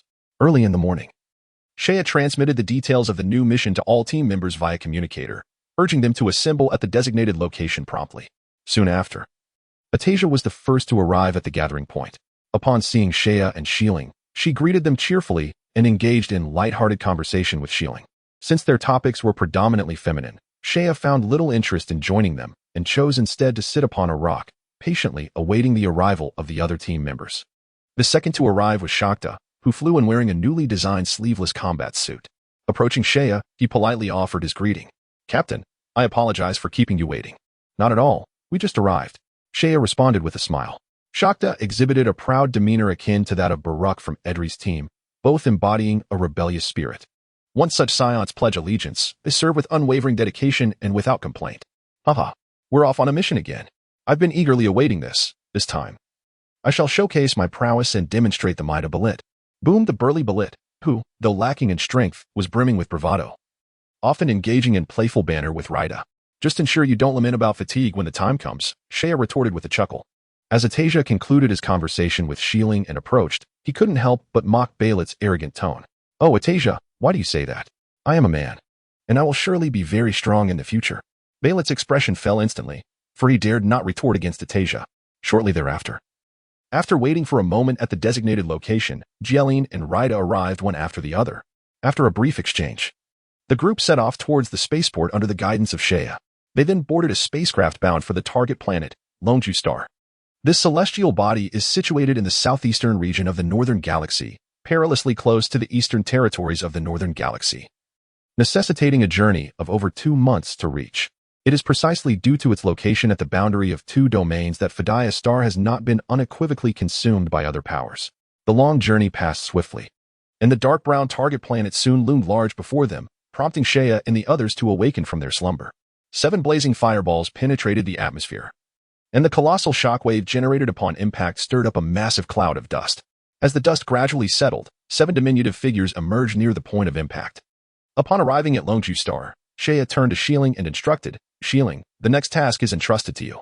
After receiving Shieling's acknowledgement, he ventured alone into the dense rainforest, quickly disappearing from sight. Regaining her composure as she watched Shea vanish, Shieling addressed Shakta and the others. "The difficulty of this task is not high. It primarily serves as a test for you. Therefore, both Shea and I will refrain from intervening, allowing you to showcase your abilities." With unflinching composure, Shieling spun a tale to justify Shea's absence. Portraying the mission as a challenge for Shakta and his companions, this was indeed a significant reason for Shea's choice of Longju Star as their target. The overall strength of Longju Star's system is relatively low, making it an ideal environment for Shakta and his team to hone their skills. "I see. The captain has disappeared to test us. Then we shall not hold back," Baylet exclaimed, realization dawning upon him as he clapped his hands. He speculated that Shea was likely hidden nearby, observing their performance. "Haha, then I must give my all in battle." Rida laughed heartily, raising an eyebrow at Baylet, who, naturally, was incensed, leading to yet another confrontation between the two. "Will you two ever take things seriously?" Atasia sighed as he looked over. However, since the captain had chosen Longju Star as the testing ground, they could not afford to disappoint him. Indeed, the gap between them and the captain was considerable, necessitating greater effort on their part. Shakta felt a surge of determination, his eyes glinting with spirited resolve. Jeline, too, made a silent vow. Shakta and his companions suspected nothing amiss, as Shea and Shieling's combat prowess far surpassed theirs. Given their status as teammates, it was entirely plausible that they were receiving specialized training tailored to their needs. If their combat capabilities do not improve, it will pose significant challenges in arranging future missions. Observing their spirited demeanor, Shiling smiled faintly, then sought a comfortable spot to personally construct a hammock, where she reclined. Chapter 48. The Fedaya Aliens Elsewhere. Having separated from the group, Shea traversed the dense primordial rainforest, effortlessly dispatching several local beasts that sought to attack him with swift energy waves.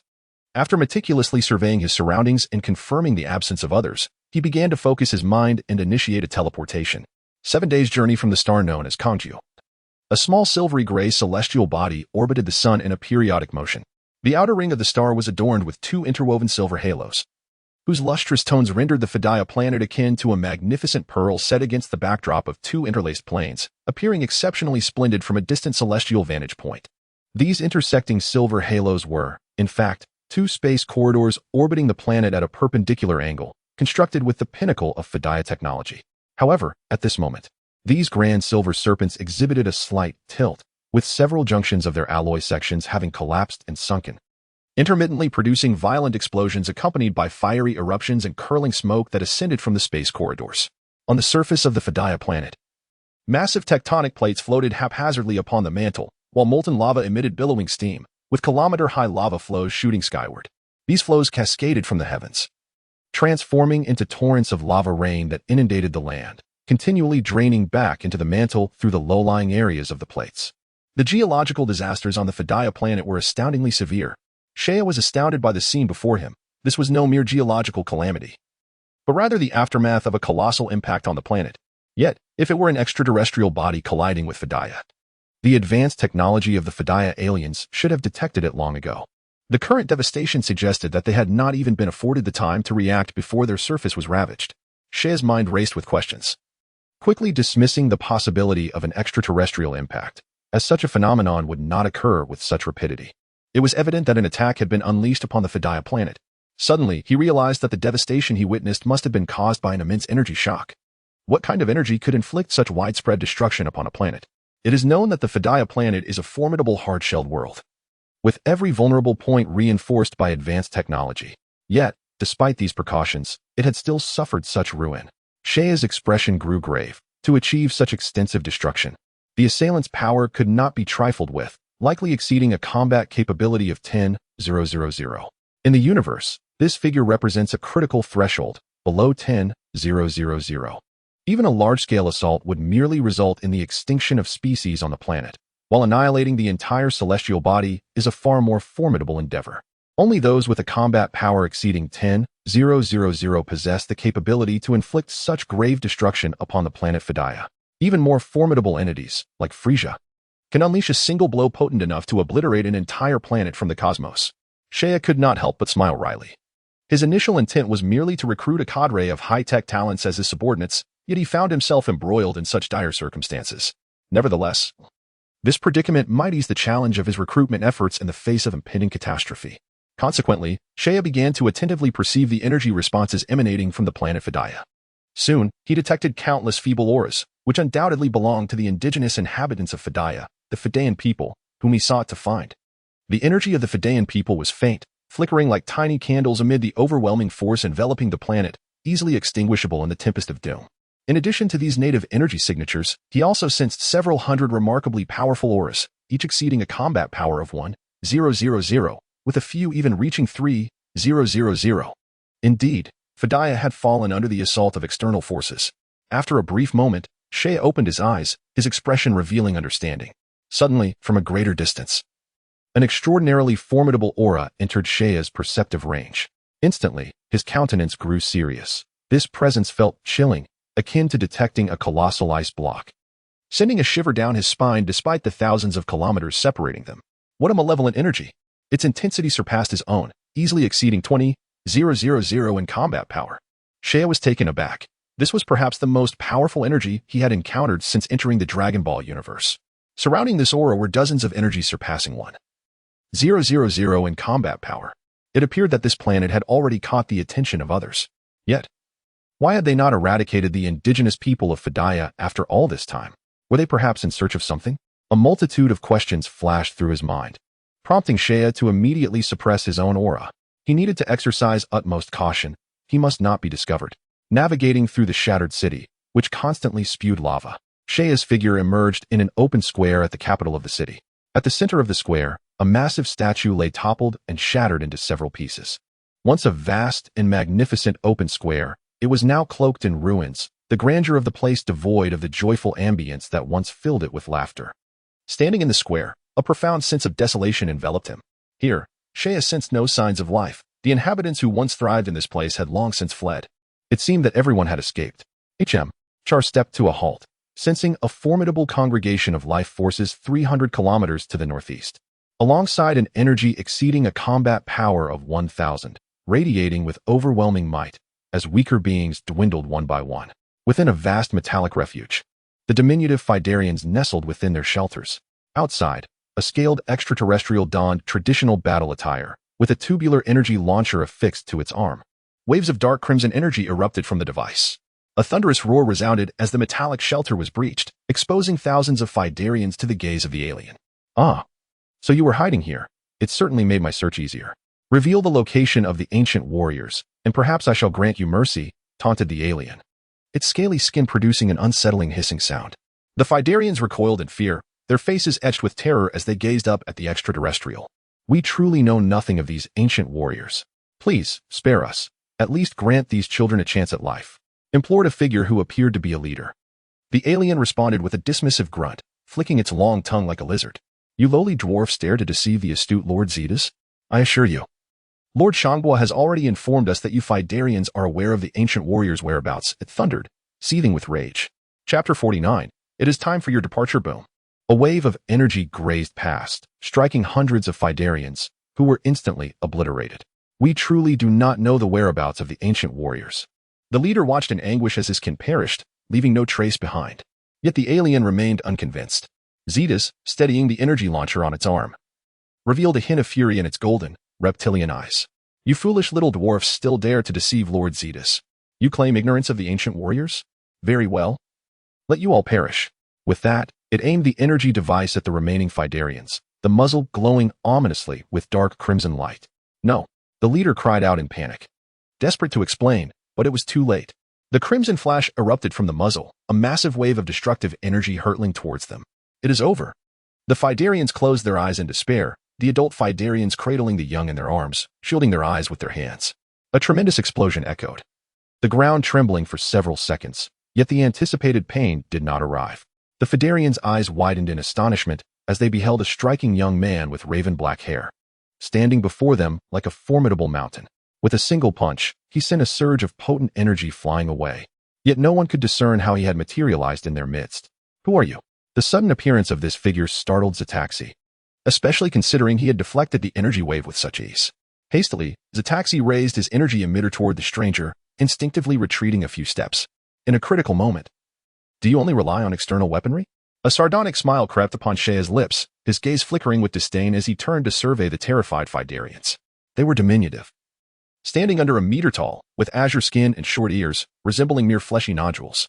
Flanking their heads were a pair of small, pointed black horns, protruding a mere 2 to 3 centimeters. As Shea's eyes fell upon them, their faces betrayed a palpable panic, each one too fearful to meet his gaze. How unexpectedly timid. Shea chuckled lightly. Having faced calamity, these Fedarians had become hyper-alert, like startled birds. "Get lost." Zataxi spat angrily, feeling slighted that the stranger seemed to regard him with indifference. However, being of somewhat above-average intelligence, he suppressed his true emotions in the face of danger. Instead, he cleverly utilized an energy detector to assess the stranger's power, discovering to his astonishment that the readings indicated a mere 540. A glimmer of realization brightened Zataxi's eyes, a rush of superiority flooding over him, bolstering his confidence. "Huh. I thought you were some formidable master. Turns out you're just a little brat. Today, it seems fortune has not favored you." Caught by Zataxi the Great. With an air of arrogance, he strode forward, and as he approached Shea, he looked down from his lofty height, casually pressing the emitter against Shea's head, sneering. "Zataxi the Great can end you with just one shot. Then by all means, do give it a try." Shea's eyes glimmered with a fierce light, a subtle smile gracing his lips as he vanished in an instant.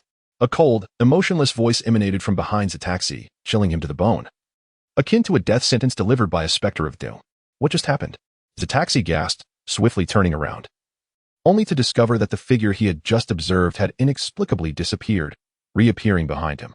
A sense of dread washed over Zataxi. His scales stood on end as he realized the gravity of the situation. Instinctively, he swung the barrel of his energy emitter toward Shea's new position. Boom! A deep crimson energy orb erupted from the cannon's muzzle, emitting a muffled thud upon colliding with Shea, as if striking a formidable wall, instantly dispersing into a cloud of scarlet mist. Witnessing the impact, Zataxi's arrogance surged anew. "Humph, oblivious to your fate. This is the consequence of opposing Lord Zataxi." Yet, Zataxi's expression quickly froze. As the mist dissipated, a diminutive figure emerged unscathed, not a single mark upon him. Coughing gently into his hand, Shea waved away the lingering dust and remarked, "Ah, it seems your energy cannon lacks sufficient power. Look, my battle suit remains intact." Zataxi, gazing at the slightly charred spot on Shea's battle suit, shouted in disbelief, "How can this be? My energy cannon possesses a combat power of 2,000 points. How could you possibly be unharmed?" "Quite simply, for my strength far surpasses yours." The moment the words left his lips, Shea moved like a swift gale, appearing before Zataxi in an instant, gently pressing his hands against his chest. Boom! A tremendous force surged forth, and before Zataxi could comprehend the situation, his body shot away like a freshly fired cannonball. He crashed into a wall several dozen meters away, creating a large crater and burying himself under a cascade of debris. A wretched scream escaped him as wounds erupted across his body, and he struggled to rise from the rubble, panic-stricken. Looking up, he was met by a pair of dark eyes that regarded him with the disdain one might reserve for an insect. A chill coursed from his feet to his brain, and he suddenly found his throat dry, opening his mouth yet unable to utter a word. "I will be killed," Zataxi's mind screamed, while fear rendered his body utterly unresponsive. "Why you cannot kill me?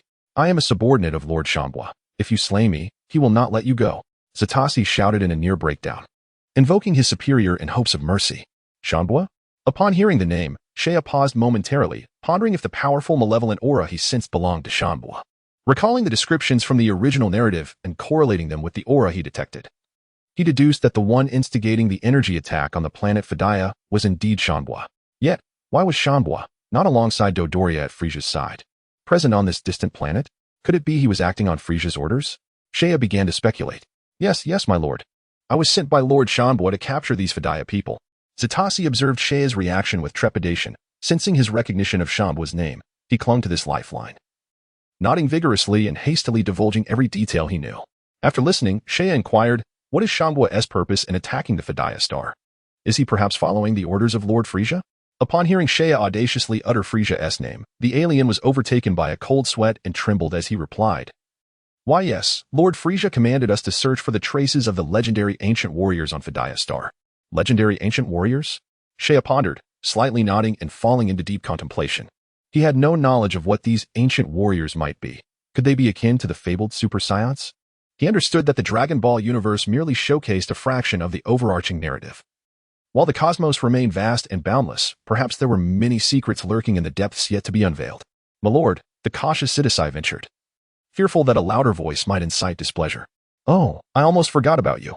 Shea snapped back to reality and smiled brightly. Well then. It is time for you to depart. Wait, what did you say, my lord? Sidasai questioned, doubting his hearing. Shea reiterated, I said it is time for you to depart. Go to the underworld and enjoy your time in hell. With that, a surge of energy erupted from Shea, manifesting as waves of powerful, undulating force. In this boundless sea of energy, the unfortunate lizard alien resembled a solitary boat amidst a tempest, utterly incapable of resistance as he was engulfed by the overwhelming might. No. A deafening explosion resonated as Sidasai was reduced to mere particles in the air. When the smoke cleared, Shea's gaze shifted indifferently toward the Fedaya people. At that moment, the Fedaya inhabitants were utterly stupefied, struck by the sheer magnitude of Shea's power. Unable to comprehend how the alien who had just been boasting before them had instantaneously turned to dust, this power was beyond their capacity to resist. They could only acquiesce to his demands. I hope this lord does not impose excessive demands. The leader of the Fedaya sighed despondently, pondering the calamity that had befallen their planet. Why were formidable aliens appearing one after another? Are you the natives of Fedaya Star? Shea's voice was not exactly cold. Yet the aura of strength around him rendered the feeble Fedaya people unable to meet his gaze. The Fedaya leader stepped forward cautiously, replying, Yes, Fedaya Star is our home. Are you the leader here? The Fedaya chief hesitated momentarily before nodding. You could say that. In truth, he was not the true leader of the Fedaya. Their rightful chief had perished long ago, so he reluctantly assumed the role of the de facto leader, capable of making decisions. I have heard that your technology is quite advanced. Could you create a training chamber that alters gravity? Shea's tone softened, losing some of its previous severity. The leader of the Fedarians hesitated for a moment before hastily responding, Certainly. We Fedarians are born scientists, most adept at technological creation. At this juncture, the leader seemed to grasp Shea's intentions, compelling him to showcase the worth of his people, as their survival depended on it. Naturally, he dared not mislead or exaggerate to Shea, for the fate of the entire Fedar tribe hung in the balance. Shea was greatly pleased with the Fedarians' response and declared, You see, Planet Vegeta has caught the eye of the Cosmic Emperor Frieza.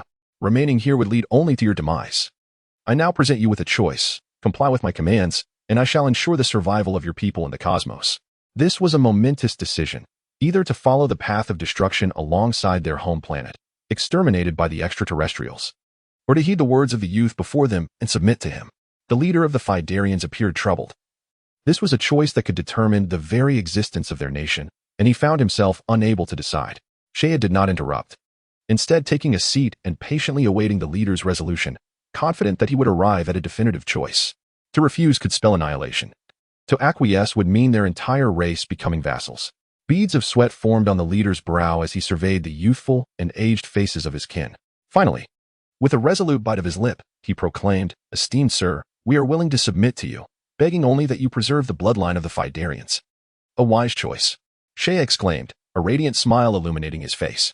Rest assured, I shall facilitate your departure from Planet Vegeta. By the way, apart from those present, do you have other kin? The Fedarians numbered merely over 10,000, far from the population one would expect of a civilized race. Indeed, sir, this is but 1% of our population. Due to the sudden geological catastrophe, the vast majority of our kin have perished, and those who survived have sought refuge in subterranean shelters to evade the extraterrestrial pursuers. If necessary, I can summon them.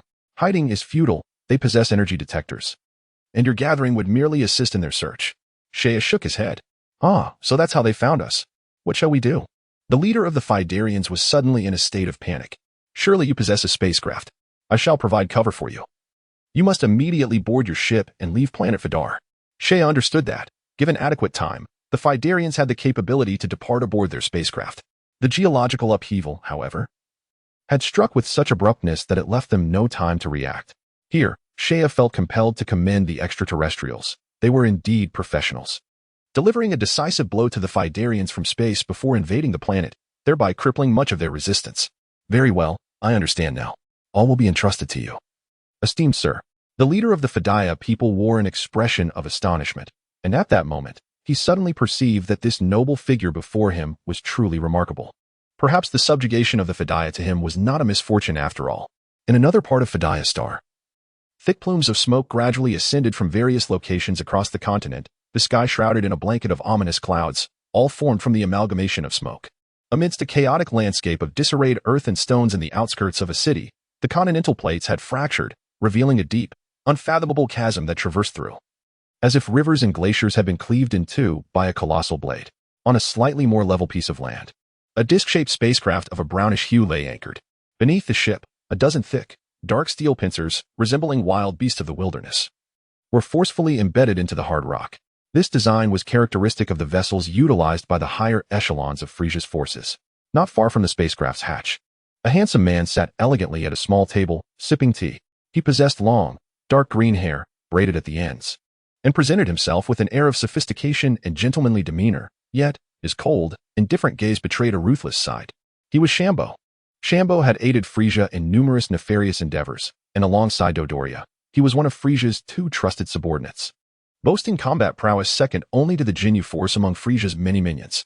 He had been dispatched to investigate the legends of ancient warriors on Fedaya Star. At that moment, a member of the crew standing beside Champo detected a subtle fluctuation in the energy detector's frame. After pressing a few buttons on the device, he turned to Champo and reported, "Lord Champo, I just detected a sudden disappearance of energy from one of our battalion members. Prior to this disappearance, a series of intense fluctuations appeared on the energy detector's frame, though none were particularly high, and they vanished quickly." Oh. Champo gently set down his teacup, appearing quite intrigued. He rested his fingers on his chin and inquired, what was the combat capability of the missing battalion member? Zatasi, a low-ranking soldier, possesses around 1,200 combat power. And with the energy launching device, he can unleash energy equivalent to 2,000 combat power. The officer investigated. Well, then this becomes quite interesting. It seems the indigenous fighters of Fedaya Star do not exceed a combat power of 15. A bloodthirsty smile crept across Champo's lips. Indeed. Ha. It appears a little mouse has infiltrated our ranks. Lord Champo, could this be the legendary ancient warrior we seek? One of the crew members suggested. No. Champo shook his finger, asserting, if the ancient warrior that Lord Frieza seeks possessed such meager combat power, Lord Frieza would not be so invested in this matter. Very well. Relay my orders. All members are to proceed immediately to the location where the energy signature appeared. It has been a long time since I engaged in a game of cat and mouse. In the depths of Champo's dark golden eyes, a glimmer of malevolence flickered as he commanded everyone to fly towards the location where Shea had previously appeared. Chapter 51. Encounter amidst the ruins of a city in the western part of the Fedaya planet. Remnants of collapsed buildings were scattered everywhere. Trees, once planted for landscaping, lay severed and broken along the road, their fallen branches and leaves littering the ground. As the wind stirred, leaves and scraps of paper danced through the air, which was permeated by a pungent odor. On a road marred by cracks and breaks, a large group of people trudged forward. The once smooth and pristine mechanized pathway had fractured into segments, with fissures resembling a spider's web densely spread across its surface, sparks erupting from the gaps, punctuated by sudden, violent explosions that sent fireballs soaring into the sky, witnessing the transformation of their once thriving city into a mere shadow of its former self. The Fedaya people were filled with sorrow, the resentment of their helplessness lingering in their hearts. Dakla, is your spaceship nearby? Shea inquired of the Fedaya leader in a calm tone. Yes, my lord, it will arrive shortly. That vessel was intended as an emergency backup and is docked in the underground dock ahead. Dakla, the Fedaya leader, hurriedly responded upon hearing Shea's question. The sudden assault by the extraterrestrials had caught the Fedaya people off guard. Disaster had already befallen them before they could react. Consequently, the ships stationed at the spaceport and large fortresses were swiftly destroyed, leaving only that one emergency vessel capable of flight on the planet Fedaya. Please hasten your pace. Those extraterrestrials possess energy detectors, and if we delay, we may be discovered, Shea said, a slight frown creasing his brow as he observed them. Yes. Dakla exclaimed in alarm, nodding vigorously before shouting for everyone to quicken their steps.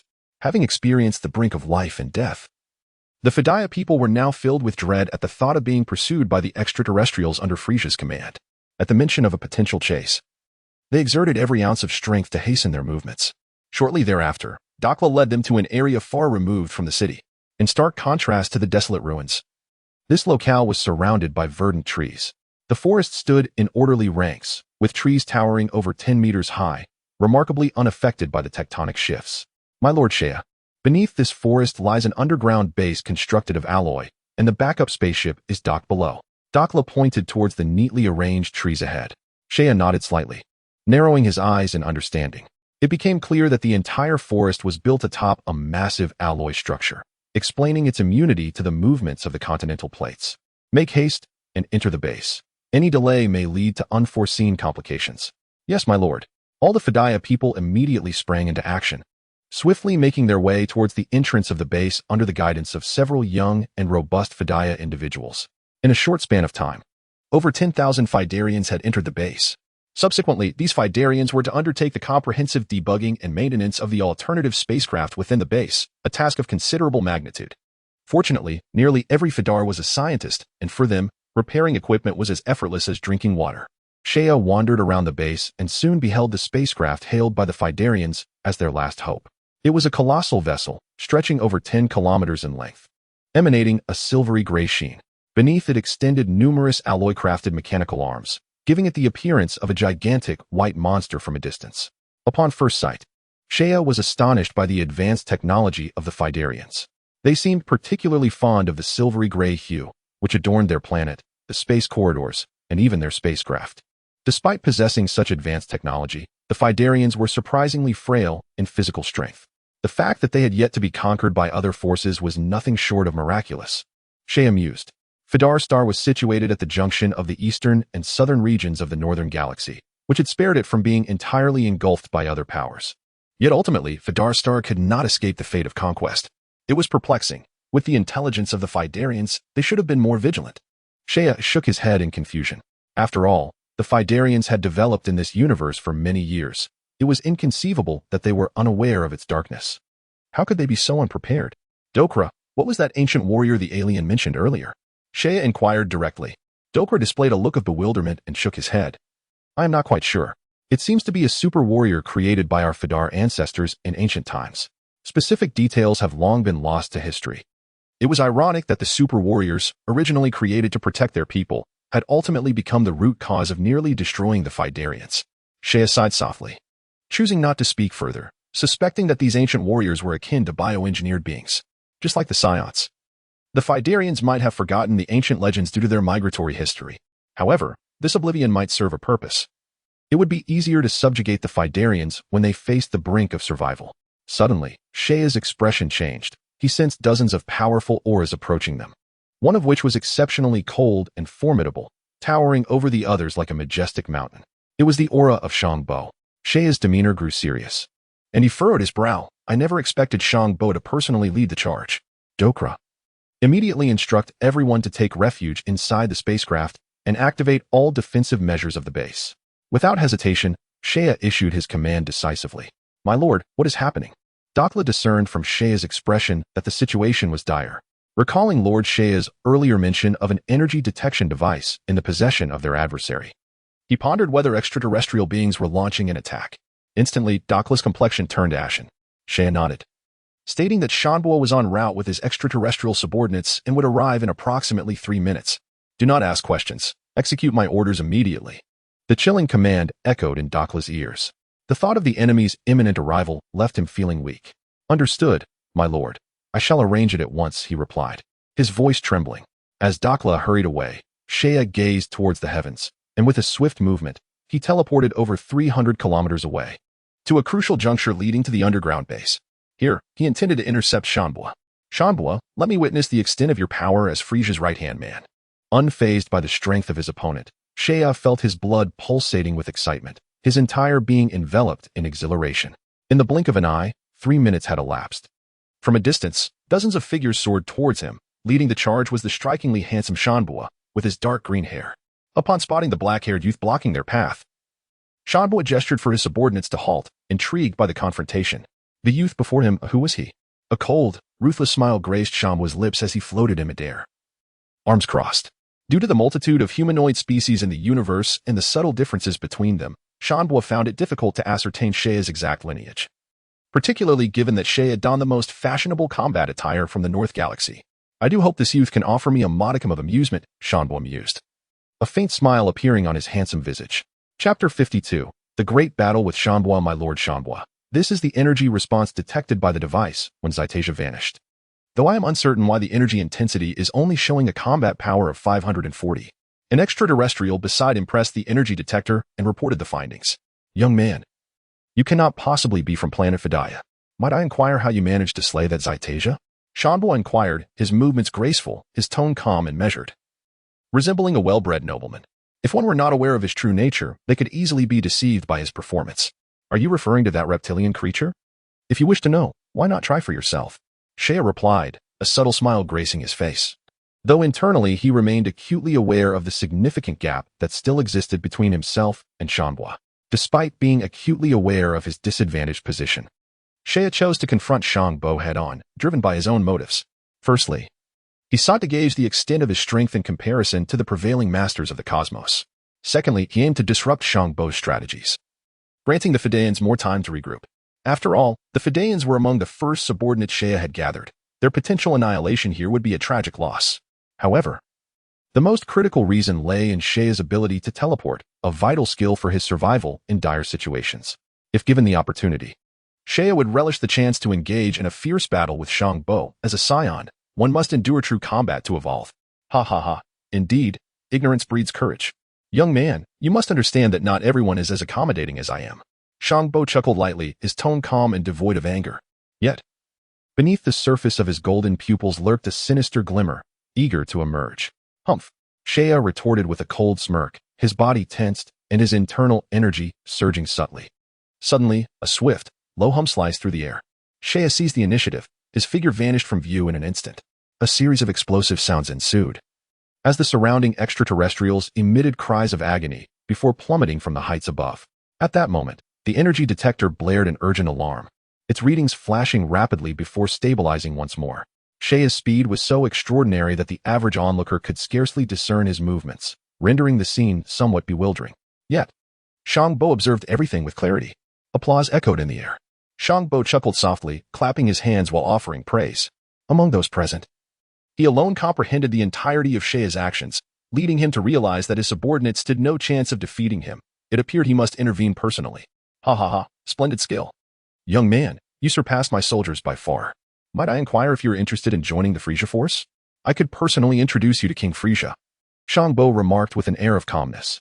Huh, I have no desire to serve as Frieza's lackey. Saiyan replied defiantly. What a pity. Champo feigned disappointment, covering his mouth as he shook his head, casually stepping closer to Saiyan. Since you refuse to serve King Frieza, it seems you are destined to perish. Saiyan sensed a profound pressure emanating from Champo's stance, his gaze becoming grave. With a thunderous roar, Saiyan revealed his full power, unleashing a dense and blurred energy field around him, causing the air to emit a low, crackling sound as the atmosphere subtly warped. The energy detector on Champo's ear beeped incessantly, the readings climbing until they finally settled at 14,500. Goodness, an astonishing 14,500. Champo exclaimed, feigning surprise. What race are you? Could you be a Saiyan? No, that cannot be. Saiyans cannot possess such formidable combat power. Champo speculated about Saiyan's race. Although Saiyan bore a striking resemblance to a Saiyan, it was implausible for a Saiyan to possess such formidable combat power at such a tender age. Furthermore, Saiyan lacked the characteristic tail that was emblematic of Saiyans. In an instant, Champo vanished from sight. Saiyan, ever vigilant, sensed his surroundings, his gaze following Champo's movements. Quickly discerning his location, he launched a punch, but as his fist was about to connect, he realized something was amiss. The strike was merely a phantom. With a sudden chill, Saiyan pivoted and adopted a defensive stance, executing his movements with seamless grace, carefully scrutinizing his surroundings. Suddenly, he perceived an anomaly to his side and swiftly evaded. Bang! Champo's fist whistled past him, creating a violent gust that struck the ground, causing the earth to convulse violently. A massive crater formed, riddled with deep fissures and rendered unrecognizable. The extraterrestrial beings that had accompanied Champo were long since swept away by the turbulent shockwave of their clash. That was close. Saiyan soared into the sky, gazing down at the newly formed impact site, his heart racing with trepidation. He chuckled to himself, "You've managed to evade my attack. Such prowess at your age is truly remarkable. It seems you cannot be spared." Unbeknownst to him, Champo had already positioned himself above Saiyan. When did that happen? Saiyan's eyes widened in surprise, his body instinctively tensing into a defensive posture. Champo smiled elegantly, then suddenly clenched his fists and struck downwards towards Saiyan's head with tremendous force. A wave of dizziness washed over Saiyan as he plummeted rapidly towards the ground. Just before impact, he propelled himself off the earth, stabilizing his descent. However, Champo swiftly followed, unleashing a relentless barrage of attacks on Saiyan, who was forced into a defensive stance, quickly accumulating numerous wounds. Boom, boom, boom. The two engaged in a fierce exchange of blows, moving at such high speeds that only fleeting afterimages could be seen. The battleground expanded dramatically, with mountains, lakes, forests, and vast stretches of land being obliterated in their wake. Panting heavily, Saiyan paused to catch his breath. The brief skirmish had drained much of his stamina. In stark contrast, Champo's battle attire bore only slight damage, and he appeared largely unscathed, his breath remaining steady and calm. One was disheveled, the other poised. The disparity was unmistakable. With a powerful strike, Saiyan plummeted rapidly. Boom. The already cracked earth erupted into a massive mushroom cloud, dense dust obscuring the sunlight and plunging the landscape into darkness. A deep pit materialized, and Saiyan found himself half kneeling in its center, bracing himself with one hand. "Haha, your resilience is commendable," Champo remarked, twisting his neck with a series of audible cracks. In a flash, he vanished once more, delivering a swift kick aimed at Saiyan's abdomen. Saiyan's expression was unusually solemn as he caught the incoming kick with both hands, yet in an instant, he was sent flying far away. Had it not been for his remarkable physical resilience, that kick would have shattered his hands. The disparity was immense. With his hand still tingling, a fleeting thought crossed Saiyan's mind, and he let out a bitter smile. With a swift motion, he wiped the blood from the corner of his mouth and executed a teleportation, distancing himself from the battlefield to observe Champo from a remote location. The initial clash had unveiled the vast chasm between him and Champo. Without the use of superpowers, he was utterly no match for him. Champo's combat prowess had now surged to nearly 20,000, surpassing his own by over 5,000, a staggering gap that was insurmountable. Up to this point, Champo had maintained a playful demeanor, showing no intent to engage seriously. If only his tail were still intact, perhaps he could transform into a great ape for battle. But such thoughts were merely fanciful. While the great ape transformation could enhance his combat abilities, the uncertainties it entailed were too great, and more critically, it would expose his Saiyan identity. He understood that the transformation posed a significant drawback. Its massive size hindered mobility, much like the Super Saiyan's muscular transformation. While energy levels surged and the power of individual strikes increased dramatically, speed remained stagnant. In low-tier battles, this might not pose a problem, but in high-speed combat, it could be fatal. If the opponent's speed was sufficient, there would be countless ways to eliminate the great ape form, with severing the tail being the simplest and most direct method. In the realm of martial arts, speed is the ultimate trump card. Rather than viewing the great ape transformation as an offensive tactic, it would be more accurate to characterize it as a form of defense rooted in brute strength. Yet against a true master, this defense was riddled with vulnerabilities. Shaking off these futile thoughts, Saiyan refocused his mind and prepared for battle. Champo's silhouette swiftly appeared before him, a look of puzzlement crossing his face. "Strange. How did you manage to get here? I couldn't detect your movements at all." "Guess," Saiyan replied with a bright smile, revealing 2 rows of pristine teeth. Champo's lips curled in disdain as a hint of impatience surfaced on his handsome visage. He had grown weary of the cat-and-mouse game and was ready to unleash his full strength, curious to see just how much punishment his opponent could endure. Chapter 53. The envy you cannot attain. Seeing the change in Champo's expression, Saiyan's demeanor shifted as well. He recognized that Champo was no longer inclined to play. He needed to strike first and seize the rhythm of the battlefield before Champo could fully react. Otherwise, he would face a serious opponent, one he could not contend with. As this thought flickered through his mind, a ghostly blue light ignited in Saiyan's dark eyes. He was ready to unleash his spatial superpower. Meanwhile, Champo keenly sensed a hint of danger, his heart racing momentarily, yet he quickly raised an eyebrow and chuckled softly, amused by his inexplicable anxiety. As a prominent figure under the reign of King Frieza, Champo had encountered myriad scenarios. Before him stood merely a brash youth, whom he could dispatch in 3 minutes. No, in just one. With this thought, he prepared to send the young man on his way, wearing a mocking expression. However, just as he was about to make his move, an unexpected event transpired. Champo suddenly realized that the surrounding air had become astonishingly viscous, each breath feeling as though an external force were pressing against him. It was a formidable binding power emanating from the very fabric of space itself. What is happening? Champo furrowed his brow, his demeanor turning grave as he found himself immobilized in midair, any attempt to move becoming exceedingly arduous. It felt as though countless invisible chains were binding his limbs, rendering him completely motionless. What is the meaning of this? Why can't I move? Champo's expression shifted dramatically. He sensed an ominous turn of fate. Abandoning his usual poise as he glared fiercely at Shea, demanding, "Boy, did you orchestrate this?" "Correct answer," Shea replied, his face devoid of emotion. Yet a brilliant smile graced his lips. "Now, prepare to relish the taste of being trampled upon, and remember it well." As soon as the words left his mouth, his expression transformed into the icy depths of a winter lake, and he launched an attack on Champo, his palm thrust forward repeatedly, conjuring countless phantoms of hands in the air, as nearly 100 blazing energy waves shot forth from his palms, swirling like silver serpents and exuding a terrifying aura. Each wave possessed enough power to obliterate a medium-sized city. Boom, boom, boom. The myriad energy waves pierced the air, reaching Champo in an instant, striking him squarely. In that moment, the sky erupted with dazzling flashes of light, illuminating the dark clouds as if it were high noon. "Energy sphere," Shea exclaimed decisively, raising one hand. A brilliantly radiant energy orb materialized in his palm, then shot forth like an arrow, its speed producing a sharp crackling sound as it sliced through the air. Champo, frozen in midair, could only watch as the energy sphere grew larger and approached him inexorably. Soon, the energy sphere struck its target, and within the blink of an eye, a colossal mushroom cloud ascended.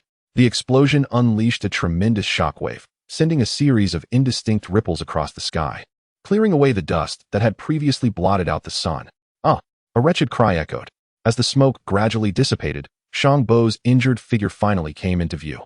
At this moment, he appeared utterly disheveled, with dark green hair cascading haphazardly over his shoulders. His protective armor lay in tatters, and not a single part of him remained unscathed. His arms hung limply, and the contorted state of his limbs suggested that his bones had surely been shattered. "Ah! How infuriating! I shall not let you escape." His anguished roar was laced with boundless hatred. As the right hand of King Frieza, Chamber had never endured such humiliation. Even in the face of the Ginyu Force, he had conversed with them as equals. Regret washed over Chamber. Had he known of the opponent's superhuman abilities, he would have dispatched him swiftly before he could use them, thereby sparing himself this disgrace. Very well, you have successfully provoked me." The more he pondered, the greater his fury grew, culminating in a fierce and distorted shout, his aura intensifying. Chamber possessed the ability to transform, yet he was reluctant to resort to it unless absolutely necessary. Suddenly, a glimmer flashed in Shea's eyes. He noted a tremor in the spatial powers binding Chamber. A sense of foreboding descended upon him as he sensed Chamber's energy surging, and alarmingly, his own spatial abilities seemed to falter in containing it. The potency of his powers was insufficient. Shea recognized the root of the problem. Although his spatial abilities had gradually strengthened alongside his own power, his combat capabilities required enhancement. When confronted with a true powerhouse, his superhuman abilities proved less effective. Before long, cracks began to appear in the sky, writhing like tadpoles in a desperate struggle. An unsettling omen. Then, a cacophony erupted as the sky, smooth as a mirror, shattered abruptly, sending countless crystalline shards scattering like brilliant specks of light into the void. Shea felt a jolt course through him, a wave of nausea rising within. His spatial abilities had been breached. Amidst the shattered space stood an unsightly cosmic being.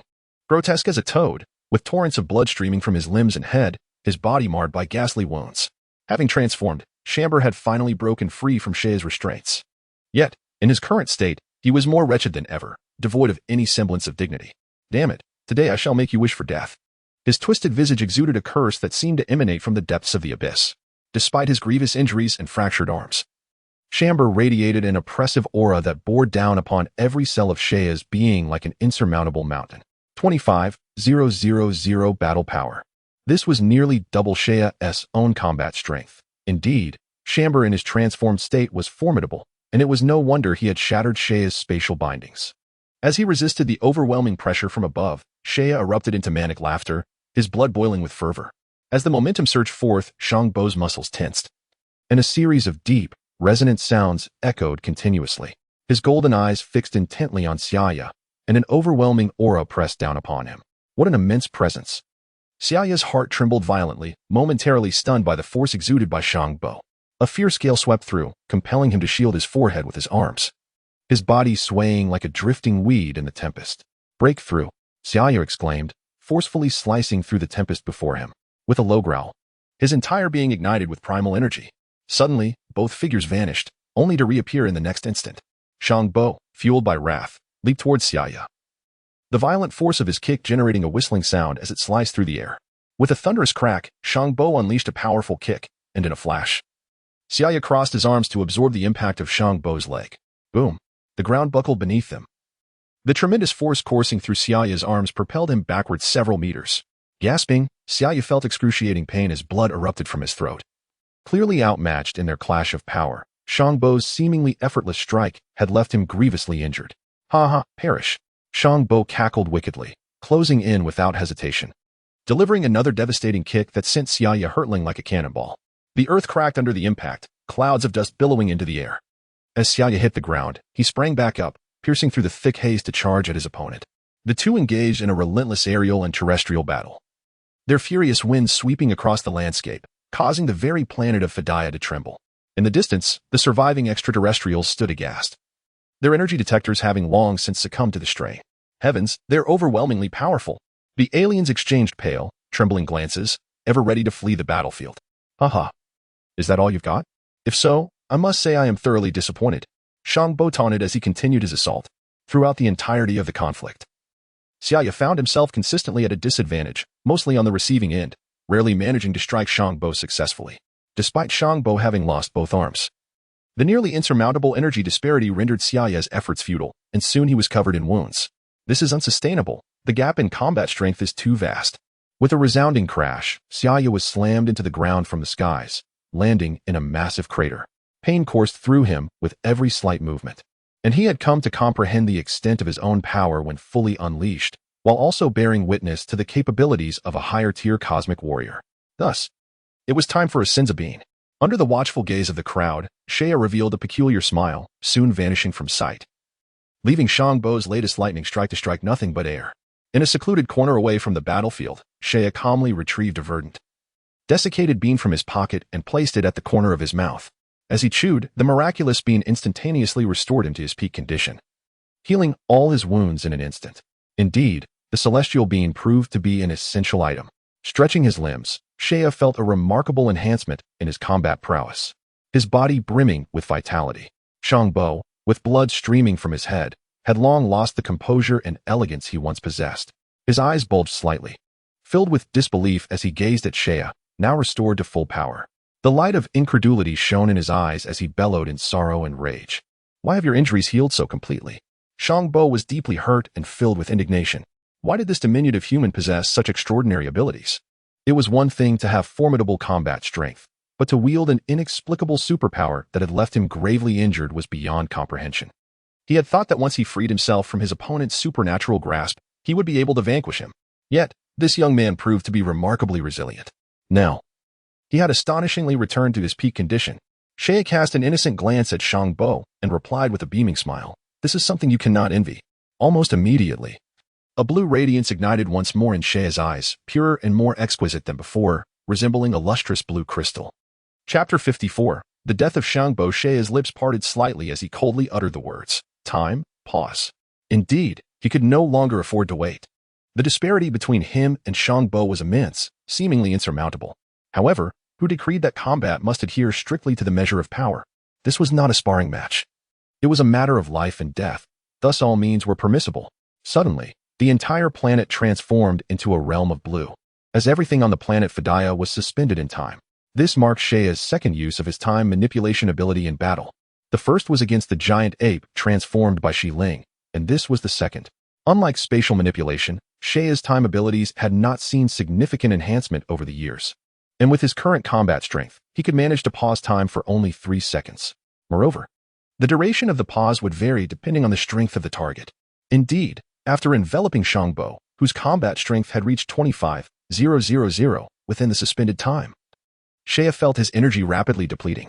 It was estimated that he could pause time for a maximum of only 2 seconds. Just 2 seconds. Shea instinctively deduced the limit of his suspension. Yet, that was more than sufficient. With a rough estimate in mind, Sheia's body transformed into a streak of light, arriving before Champo in the blink of an eye. In this ice-blue world, everything, save for Sheia, was rendered motionless.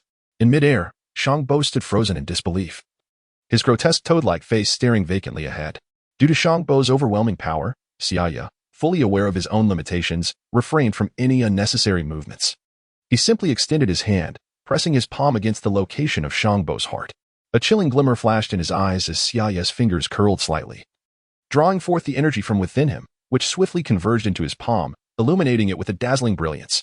A low humming resonated as a sphere of energy was relentlessly compressed in his hand. With a hissing sound, the vast energy finally coalesced into a bright white orb the size of a peanut, surrounded by tendrils of eerie blue arcs of electricity. The arcs crackled and flickered incessantly. This diminutive white spark embodied the majority of Saiyan's energy, its potency amplified 100-fold through extreme compression. He was confident that the energy contained within this tiny spark, if unleashed, could obliterate all matter within a 10-kilometer radius. Champo, you may meet your demise, a cold voice echoed as Saiyan gazed at him expressionlessly. Suddenly, the ice-blue world shattered. In that moment, Champo regained his senses. For him, time had never truly paused. However, from his perspective, the enemy who should have been standing before him had inexplicably vanished. An ominous premonition surged from the depths of his heart, and instinctively, he returned to his senses, feeling an inexplicable shiver. A bright beam, no thicker than a pinky finger, pierced through his chest and exited from his back. A sharp pain surged through his heart as Champo slowly bowed his head, only to be met by Saiyan's dark, icy gaze. How did he get in front of me? Champo thought incredulously, glancing down to find his heart charred and hot blood flowing out, accompanied by the acrid scent of burnt flesh. My heart has been pierced? Champo could hardly believe it. For most beings in the universe, having one's heart punctured signified an inevitable demise. Champo's physique was not resilient enough to survive such a grievous injury. How could this happen? His eyes widened in shock. He could not fathom how this diminutive figure had achieved such a feat. As he moved his throat, blood spewed forth, and due to the lack of oxygen, a wave of dizziness enveloped his mind. His lips quivered with unfulfilled regret. I never imagined Champo, would meet my end at the hands of an insignificant nobody. That's simply because you were too arrogant, Saiyan replied coldly. The circumstances that allowed him to defeat Champo were rife with coincidences. Had Champo not underestimated him from the start, engaging in a game of cat and mouse, but instead unleashed his full strength from the beginning, Saiyan might not have had the opportunity to wield his powers. Ha ha ha. Indeed, I was too arrogant. But I refuse to accept this. Champo coughed, blood spilling forth as his consciousness began to fade. Frieza will not let you go. It is astonishing that, as a vital confidant of Lord Frieza, he would meet his demise on such an obscure planet. Boom. The body of Champo began to swell, and in a violent explosion, flesh and blood were turned to ash. Shea sighed, recognizing that one must not underestimate an adversary on the battlefield. The fate of Champo served as a grim reminder. Regardless of the strength of one's opponent, maintaining a fundamental level of vigilance is essential. As Champo lamented, his death was indeed a tragic injustice. Had he not been so careless, had Shea not possessed an array of peculiar superpowers, and had he not consumed a magical bean at the last moment, the outcome might have been remarkably different. Alas, Champo had no opportunity for what-ifs. Dozens of kilometers away, those loyal to Champo witnessed the fall of their esteemed master at the hands of a mere boy, leaving them in stunned silence. They stood there, eyes glazed, as the atmosphere descended into an eerie stillness. After a prolonged moment, one of the fur-covered aliens finally reacted, exclaiming in disbelief, Lord Champo is dead. Oh no, Lord Champo has perished. With each cry, a wave of panic surged forth, and the aliens, their gazes filled with dread towards Shea, scattered in all directions in a frenzied escape. However, Shea would not allow their flight. Dealing with such insignificant creatures, whose combat prowess barely reached 1,000 or 2, required little effort. In an instant, he appeared before the aliens, declaring, You have committed numerous misdeeds. Now, you shall join Champo in the abyss. With a gentle wave of his hand, the air responded, and boundless energy rippled outward. The aliens found themselves eerily immobilized, suspended in midair. Suddenly, dark crimson rifts appeared, gaping open like the maw of a primordial beast, swiftly swallowing several aliens into the void. Each rift was a fragment of space, and the sensation within was far from pleasant. In no time, the aliens were ground into mere dust by the forces of the cosmos. With a sigh of relief, Shea clapped his hands, and the ominous rifts vanished. He descended onto the ravaged terrain, which bore the scars of their recent battle. resembling a landscape that had endured the onslaught of countless nuclear detonations. Craters dotted the ground, some measuring several kilometers in diameter, with molten lava surging from the center. Following Champo's aerial assault and his fierce confrontation with Saiyan, the tectonic plates of Fedaya star had become utterly destabilized, poised to inevitably sink into the mantle. For the foreseeable future, this planet would remain a hellish wasteland, uninhabitable for any form of life. After resting on a boulder of debris, Saiyan regained his strength and then focused on sensing the presence of other aliens lingering on the Fedaya star.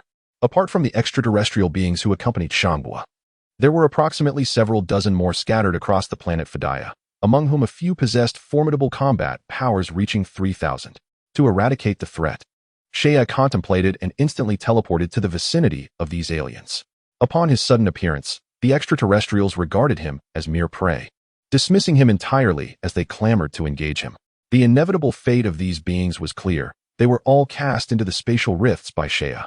Within the span of mere minutes, the extraterrestrials on Fedaya were utterly annihilated. The loss of over 100 soldiers from Frieza's army, particularly with a high-ranking officer like Champo among them, raised curiosity about Frieza's reaction upon receiving the news.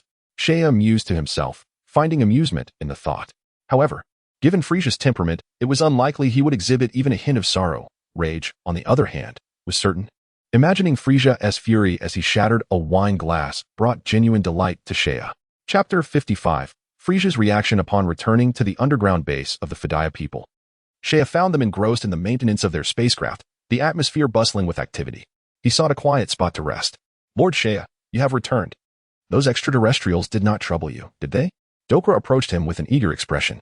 In truth, Dokra had been profoundly worried during Saiyan's confrontation with Champo and the others, his mind replaying the terrifying scenes of upheaval and chaos, as if the very skies had been torn asunder.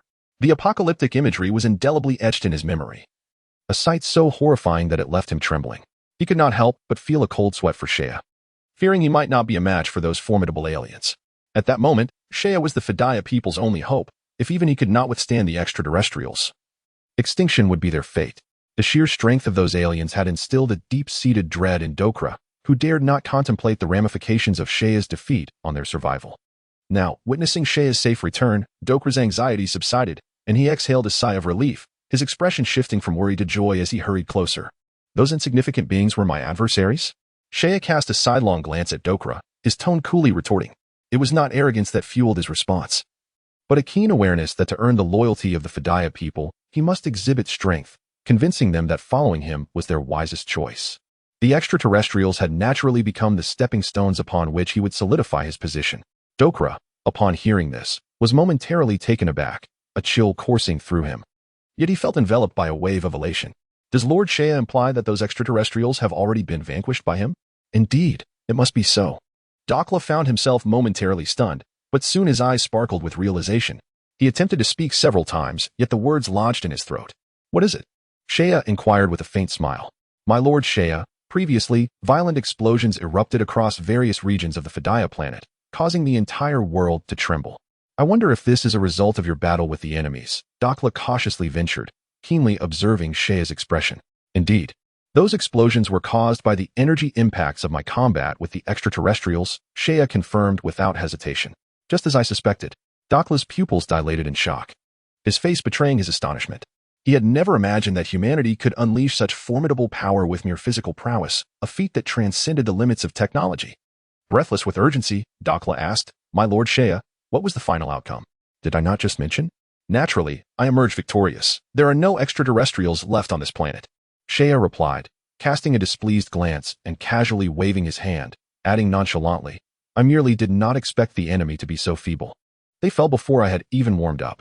Such an answer was difficult for Dokla to accept. The weaklings Saiyan spoke of were the very ones responsible for the devastation wrought upon Fedaya. Suddenly, an overwhelming wave of emotion surged within him, and tears brimmed in his eyes. He collapsed to the ground, weeping uncontrollably, exclaiming, This is wonderful. All the invaders are dead. My Lord Saiyan has avenged us, and our fallen kin can now rest in peace. Enough, your kin will find peace, Saiyan remarked, raising an eyebrow and offering a casual consolation. Once Dokla's emotions settled, Saiyan furrowed his brow and continued, Although I have eradicated the extraterrestrials invading Fedaya, it is regrettable that due to the crust's collapse, this planet is no longer suitable for life. No, my Lord Saiyan, Your ability to vanquish those invaders is already remarkable. Thank you. Thank you for avenging us. Dakla straightened, bowing solemnly to Shea, his expression grave and sincere. Shea accepted Dakla's gesture with composure, understanding that he received not just gratitude but the loyalty of the Fedayans. However, these extraterrestrials were merely the vanguard under Frieza's command. Once they received word from this sector, even more formidable foes would undoubtedly be dispatched. Thus, Dakla, you must hasten to gather the remaining Fedayans and promptly assess the condition of the spacecraft. We must depart from the Fedaya planet before the second wave of extraterrestrials arrives. Yes, my lord. Dakla nodded vigorously, his slender frame seemingly infused with boundless energy as he passionately began directing his people to undertake their urgent tasks. The evacuation of personnel is inherently a cumbersome and intricate task. Whether it involves tallying the remaining personnel or fine-tuning the alternative spacecraft, the workload is substantial, especially in the face of uncertainty regarding the arrival of the second wave of invaders, rendering time exceptionally precious. They must seize every moment to expedite their departure from the planet Fedaya. In light of the subsequent convoluted evacuation operations, Dokra meticulously delineated responsibilities. And Shea observed this with satisfaction, nodding in approval. The Fedayan people also exerted themselves diligently after Shea vanquished the alien leader Champo, avenging the national grievances of the Fedayans. Their admiration for Shea soared to unprecedented heights, fostering a deeper sense of loyalty and identification with him. The Fedayans, accustomed to engaging with other cosmic civilizations, possessed a rudimentary understanding of the temperaments of the powerful. Compared to other formidable entities in the universe, the benevolence displayed by Lord Shea was undeniably captivating to them. In the northern galaxy, at the Frieza headquarters, a colossal planet transformed by technology loomed. Against the backdrop of the vast and vibrant cosmos, stars twinkled like resplendent jewels, methodically traversing their designated orbits. The Frieza headquarters represented the heart of the entire empire, a central hub. Its defenses were impeccable, with advanced cosmic technology enveloping the planet in a formidable shell, impenetrable as a fortress, where even a fly would find entry impossible. In the cosmic expanse, interstellar fortresses circled the frozen planet like bastions, while enormous, dark, and robust turrets, each several meters in diameter, emanated a chilling glow in the starry void, resembling ancient beasts roaring in fury. At this moment, within the opulent palace, beside the translucent viewport, Frieza stood contentedly, one hand resting behind his back while the other held a wine goblet, leisurely sipping as his crimson eyes quietly surveyed the scenery outside, glinting with a cruel, icy light. Mr. Dodoria, I have heard that the Saiyan King Vegeta is currently embroiled in rebellion. How do you suggest I handle those Saiyans? Frieza escolated. Gravelly voice resonated as he passed the goblet to a nearby attendant, inquiring of Dodoria with keen interest. Those Saiyans are utterly ungrateful, each one prouder than the last. Were it not for their combat prowess being of some utility, I would have dispatched my subordinates to obliterate their planet long ago, Dodoria replied with a scornful chuckle. Unable to tolerate the arrogance of the Saiyans, Frieza chuckled sinisterly, a wicked smile curling at his lips. Patience, Mr. Dodoria. In due time, we shall rid ourselves of those Saiyans, and then you shall witness the most exquisite fireworks the universe has to offer. Indeed, Lord Frieza, Dodoria exclaimed, his face alight with excitement at the thought of witnessing the breathtaking spectacle of planetary annihilation. Ah, by the way, I heard that King Vegeta had a son a few years ago with quite remarkable potential, named Vegeta, if I'm not mistaken? Frieza inquired. Yes, indeed. How brazenly audacious it is for King Vegeta to name his son after a celestial body. Dodoria, please arrange for Vegeta to be summoned to Frieza's headquarters in due time. As you command, my lord. A sinister grin spread across Dodoria's corpulent face. At that moment, the grand doors of the palace swung open, and a purple-skinned alien stumbled in. Crawling to deliver a report, Lord Frieza, urgent news has arrived from Planet Fedaya. Oh, what news?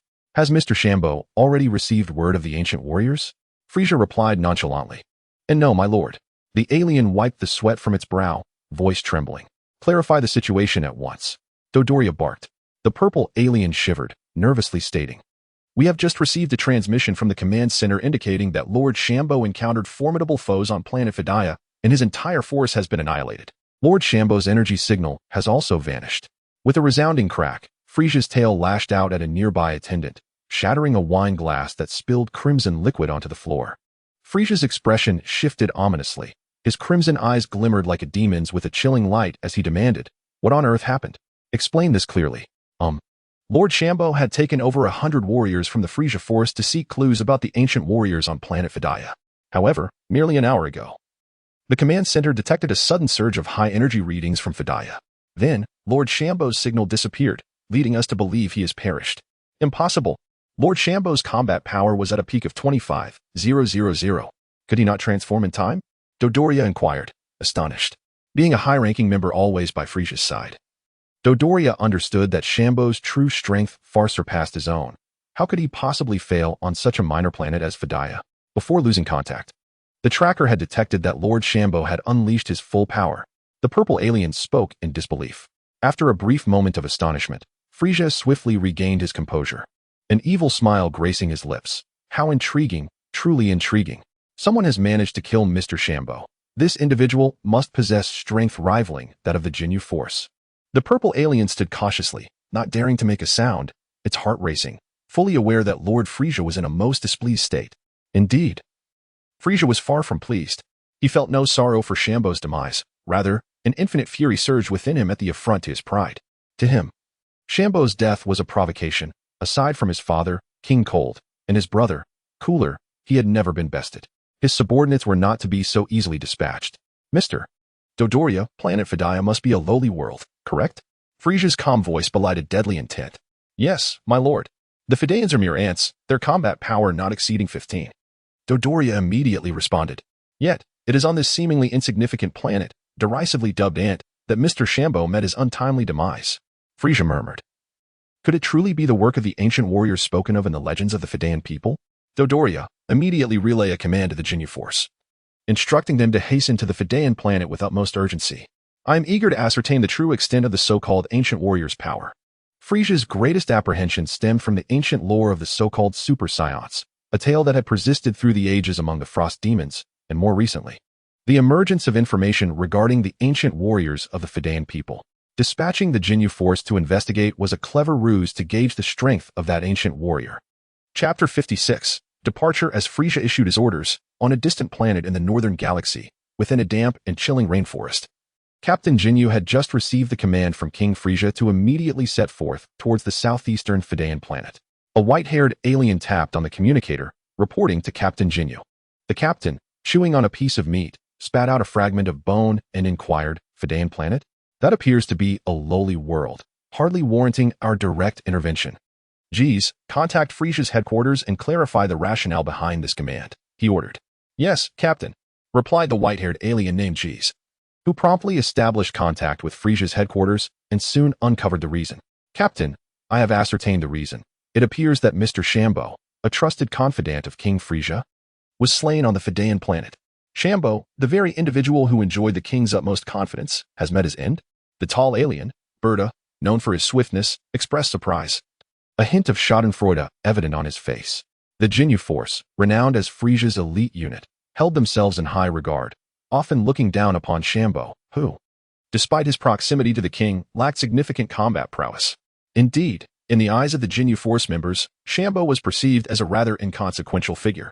They vividly recalled that in the original narrative during the Namek saga, the formidable Vegeta, who had succeeded in defeating Champo in his transformed state, had encountered considerable difficulty against the relatively weaker Ginyu Force member, Guldo, nearly losing his life. This illustrated that the Ginyu Force earned their title as an elite team, with each member deserving of respect. Humph, how intriguing. Champo perished on a lowly planet. Perhaps there may be something of interest awaiting us there, Ginyu mused, stroking his chin as he rose to his feet. His imposing figure, a robust silhouette of pale purple, emanated an air of formidable pressure. The two black horns atop his head glimmered brilliantly under the sunlight. The two large and two small figures, with 4 eyes, continued to consume their meals. Noticing the captain's apparent interest in Planet Vegeta, one of them set down his food and inquired, Shall we depart now? It will take at least 2 months to reach Fedaya. I fear we might not arrive on time. G.I.'s frowned in response. Who cares about being on time? It's merely a task assigned by Lord Frieza. As long as we arrive, that's what matters, Bart replied nonchalantly. After all, these extraterrestrial beings possessed lengthy lifespans and were unconcerned by the passage of a month or 2. Their strength was largely accumulated over time. As for avenging that Champo, it was of no consequence to them. Then let us proceed. We cannot keep Lord Frieza waiting. The members of the Ginyu Force erupted in hearty laughter. Under the auspices of Lord Frieza, their only desire was to indulge in their misdeeds. Everything else was of little concern. In the southeastern region of the northern galaxy lay Planet Fedaya. given its proximity to the planet Longju, where Shea's team was currently on a mission. The nominal allegiance of Shea's team to Frieza was evident. To preclude Frieza from deploying forces from nearby planets to Fedaya, Shea ordered the Fedayans to complete all evacuation efforts within 7 days and to promptly initiate their spacecraft's departure from the planet. Time flowed swiftly, and the 7 days passed in an instant. The spacecraft's adjustments were completed as scheduled. At that moment, the underground base had gathered all 157,000 Fedayans from across the planet. This number was exceedingly scant, representing only a minuscule fraction of the original population, yet it constituted the entirety of the surviving Fedayans. Gazing at his drastically diminished kin, Dokura's heart ached, and his disdain for Frieza's forces deepened further. He cast a glance at the dignified Shea nearby, steeling himself and respectfully stating, "Lord Shea, all surviving Fedayans have assembled here. We can depart from planet Fedaya." Dokura was profoundly grateful for the 7 days granted by Lord Shea to aid his people. He understood that a strong individual's time was incredibly precious, and for their sake, Shea had selflessly expended 7 days in immense kindness. Had it not been for this time, even fewer of his kin would have reached the underground base. "Very well, let us set forth."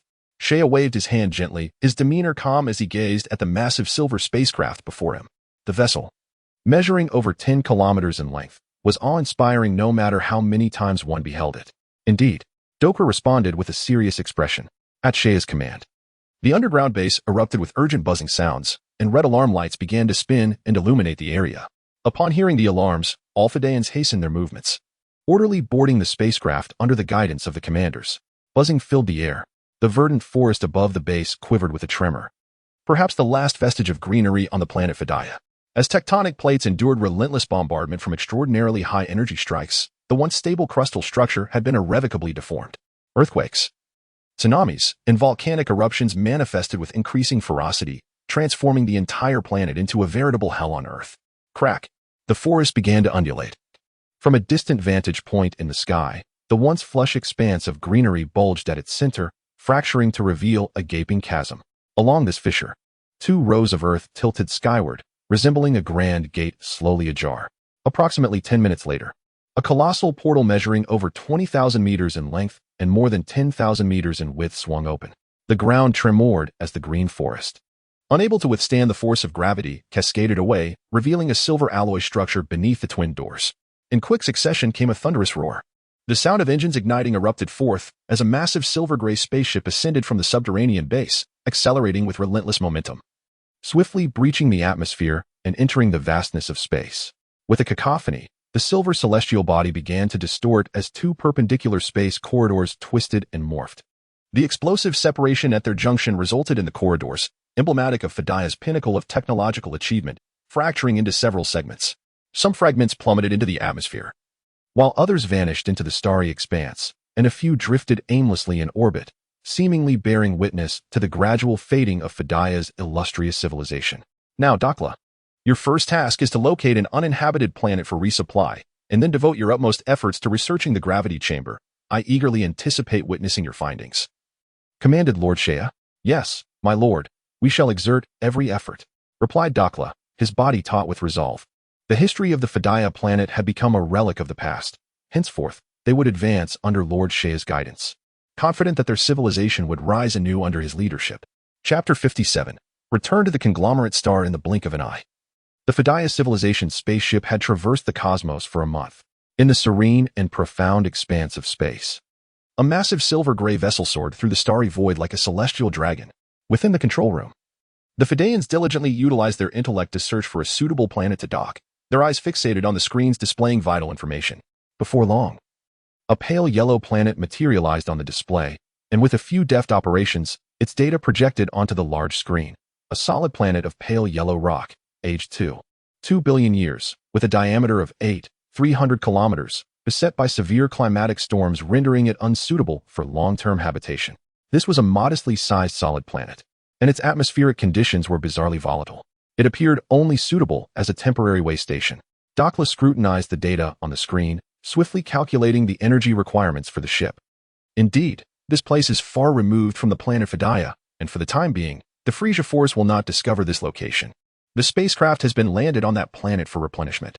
The Fedayans possess a remarkably advanced technological civilization. They require only the most minimal life-sustaining conditions. which they can transform through their technology. Unfortunately, such capabilities cannot be exerted on their home planet, as it has come under the watchful gaze of Frieza. After establishing this location as a base, you are to continue the design of the gravity training chamber and expedite its completion. As the hatch opened, Saiyan entered, clad in a brand new combat suit. This latest design from the Fedayans is resplendent and noble, crafted from a pristine material that conforms to the body, adapting its dimensions with movement, thus minimizing any hindrance during combat. Master Saiyan, Dokra greeted respectfully, a glimmer of joy illuminating his azure-skinned face. The preliminary design of the gravity chamber has been completed. Once the spacecraft lands, we can organize the scientists for its construction. The gravity chamber can be adjusted to a maximum of 500 times standard gravity, and we have also incorporated features for regulating temperature, pressure, and humidity. Saiyan expressed his satisfaction with Dokra's arrangements, responding cheerfully, "Excellent, then I entrust the gravity chamber to you. I will temporarily depart once the spacecraft lands. Ensure that you conceal your whereabouts. Contact me via the communicator if any issues arise." Saiyan estimated that Shakta and their team had been on their mission at the planet Longju for over a month and should be nearing the completion of their task. He would return to Planet Vegeta alongside Shilling. His confidence in leaving was not solely based on his trust in the Fedayans' loyalty. More importantly, he had discreetly installed spatial coordinates on the spacecraft, guaranteeing that he need not worry about a potential rebellion after his departure. Of course, Saiyan still trusted Dokra and his team. As long as the Fedayans diligently worked for him, Saiyan would undoubtedly provide them with a brilliant future. "Understood, Master Saiyan." Dokra responded loudly, his gaze intense and determined.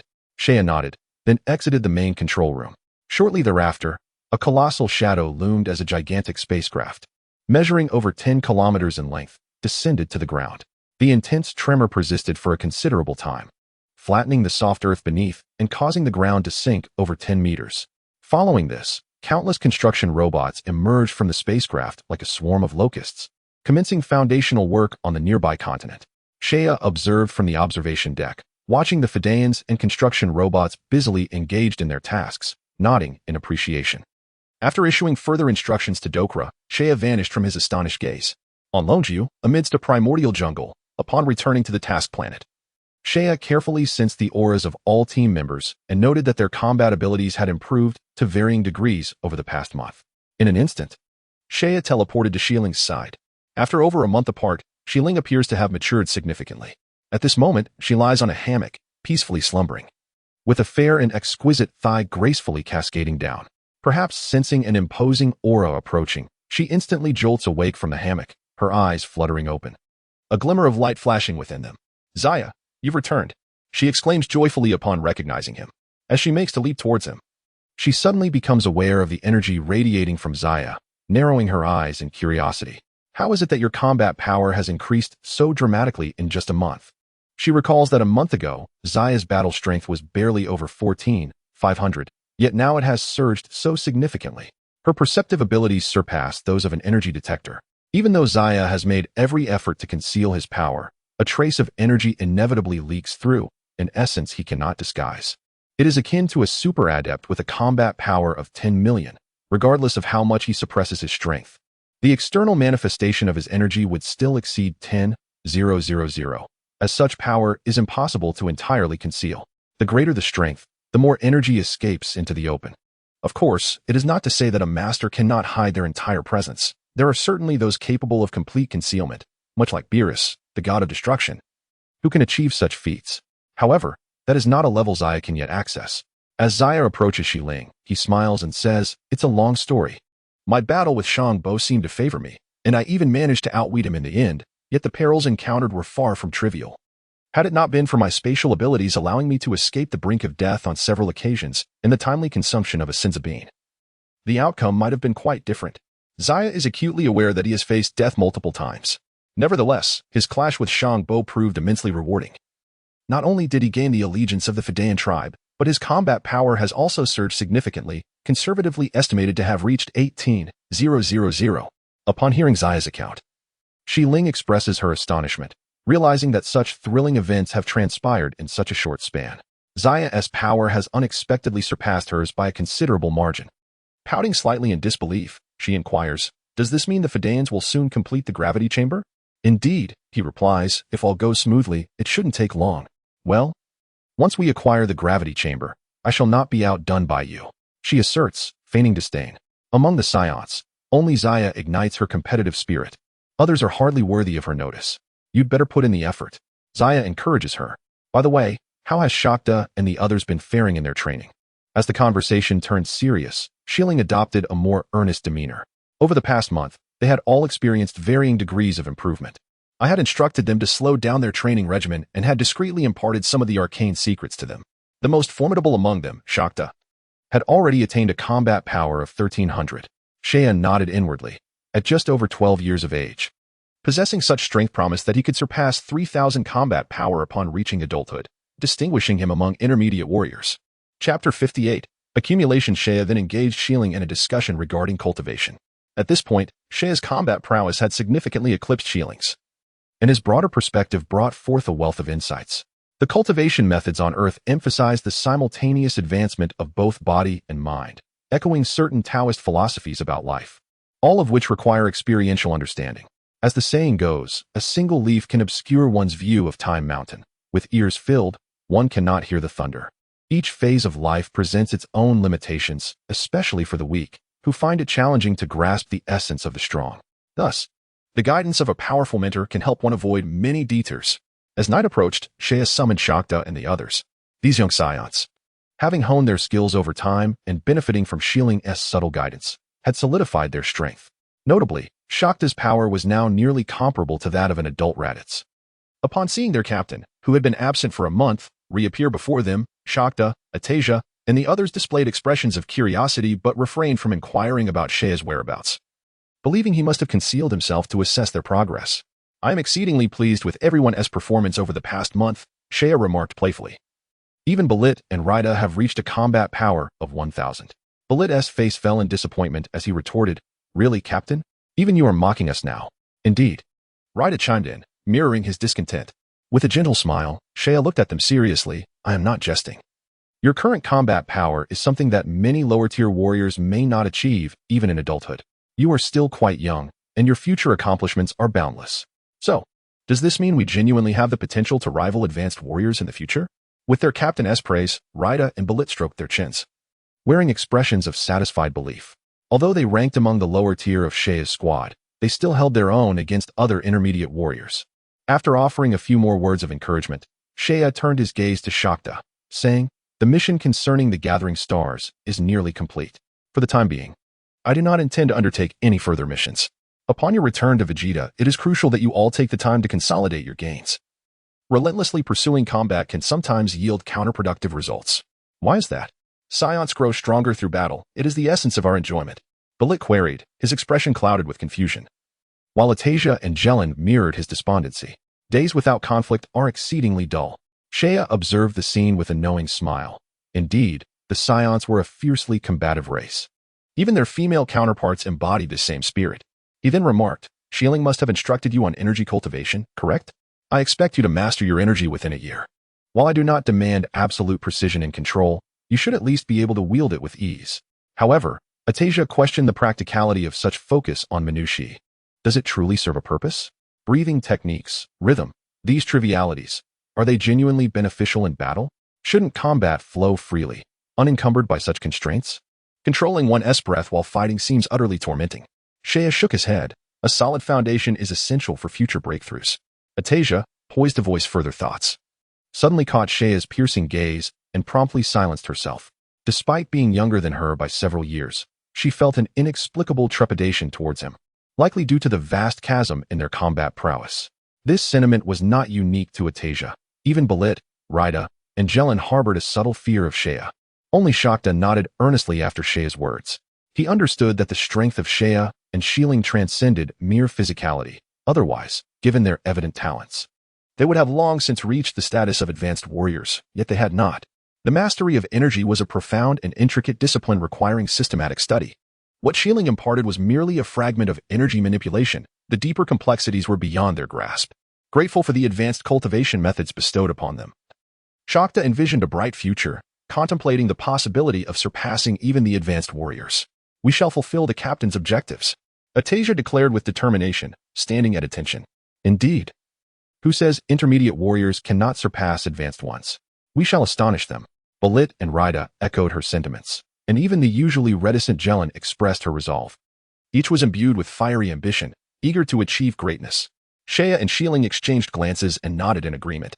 By the time their achievements caught the attention of other Saiyans, the destruction of Planet Vegeta would likely be imminent, and Shea would no longer need to tread so cautiously. As night fell, silence enveloped them. The following day, as dawn broke, a thin mist lingered in the damp rainforest, with the wind brushing against their faces, quickly moistening their hair. After completing the final cleanup of the Donju Star, Shea and his team departed aboard their spacecraft. For an extended period thereafter, Shea's squad refrained from undertaking missions, allowing members to focus on self-cultivation and solidifying their existing strengths. 2 months later, the spacecraft entered the space domain of Planet Vegeta. Emerging from the spaceport and bidding farewell to his comrades, Shea returned home with Shieling to their residence situated in a bustling district. It was the perfect time for lunch. Thus, under the fervent gaze of Adeli, Shea adeptly retrieved a substantial amount of food from the dimensional space, all sourced from Earth. Observing the dwindling supplies within the dimensional space, Shea pondered whether it was time to procure additional provisions from Earth. After indulging in a hearty meal, he settled onto the sofa in the living room, engaging in light conversation with Adeli and Rebecca, recounting his experiences over the past few months. Meanwhile, Shieling found a cozy spot beside Shea, engrossed in a magazine of her own. Upon learning that Shea's combat power had reached an impressive 18,000, both Adeli and Rebecca's eyes sparkled with delight, their gazes towards Shea growing increasingly approving. Shea subsequently inquired about the matter of evacuating to another planet, a decision of considerable significance regarding the survival of the Saiyan race.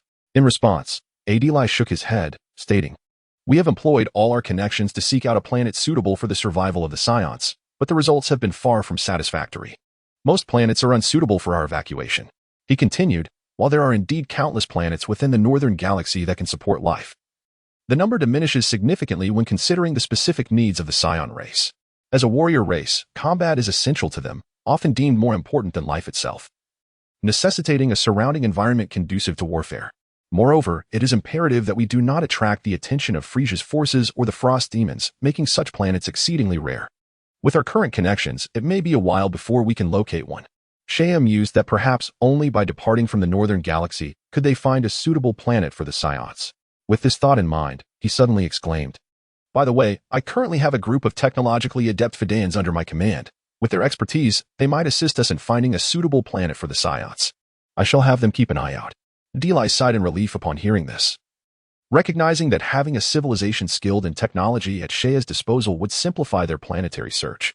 He added, "Over the past 6 months, we have discreetly contacted a group of Saiyans, and now over 1,000 have joined our cause." "Only 1,000? Shea furrowed his brow slightly, dissatisfied with the figure. With over 1,000,000 Saiyans in total, it seemed disheartening that only a little over 1,000 believed in them. Rebecca explained, "To avoid drawing the attention of King Vegeta, we limited our outreach. These individuals were carefully selected from our familiar circles." Shea understood now. Indeed, with the evacuation planet yet to be secured, it was unwise to widely publicize Frieza's malevolent intentions. Otherwise, they risked total annihilation. The over 1,000 chosen Saiyans were primarily comrades that Adeli and his group had previously interacted with and fought alongside. Another detail to note is that the personnel dispatch from King Vegeta's side has recently become increasingly frequent, which may serve as a signal. We must intensify our search for suitable planets. Adli is unaware of the exact timing of King Vegeta's rebellion, causing him to furrow his brow, as he senses that their time is growing ever shorter. In contrast, Shea's concerns are considerably less, for he knows that Frieza will launch his assault on Planet Vegeta when Vegeta is around 5 years old. By this calculation, King Vegeta is unlikely to rebel in the near term, granting them an additional 2.5 years. In the days that followed, Shea remained at home with Shieling, solidifying their foundation and engaging in the most basic training each day. During this period, Adli's student, Mels, visited their home 2 or 3 times, each time regarding Shea and the others with an air of disdain, his small face radiating arrogance. However, Shea couldn't help but admire the remarkable talent of this little Mels. At just 2.5 years old, his combat power had already reached 440, significantly surpassing Shea's own when he first emerged from the training camp.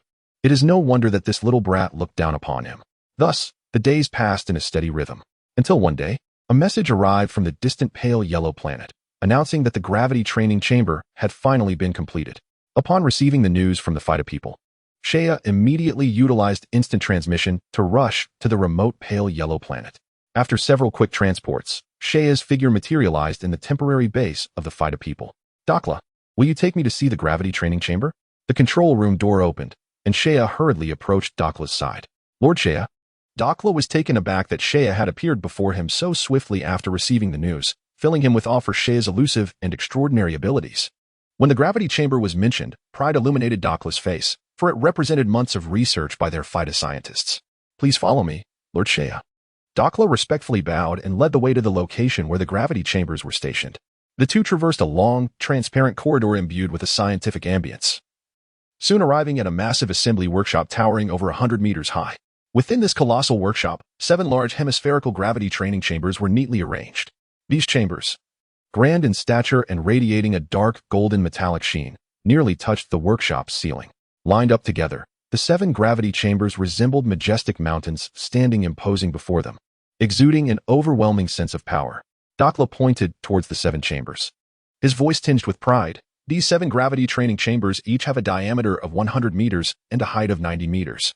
According to your specifications, the maximum adjustable gravity within these chambers can reach up to 500 times standard gravity, and they can also regulate to 1,000 standard atmospheres, with temperatures maintained within a range of negative to positive 80 degrees.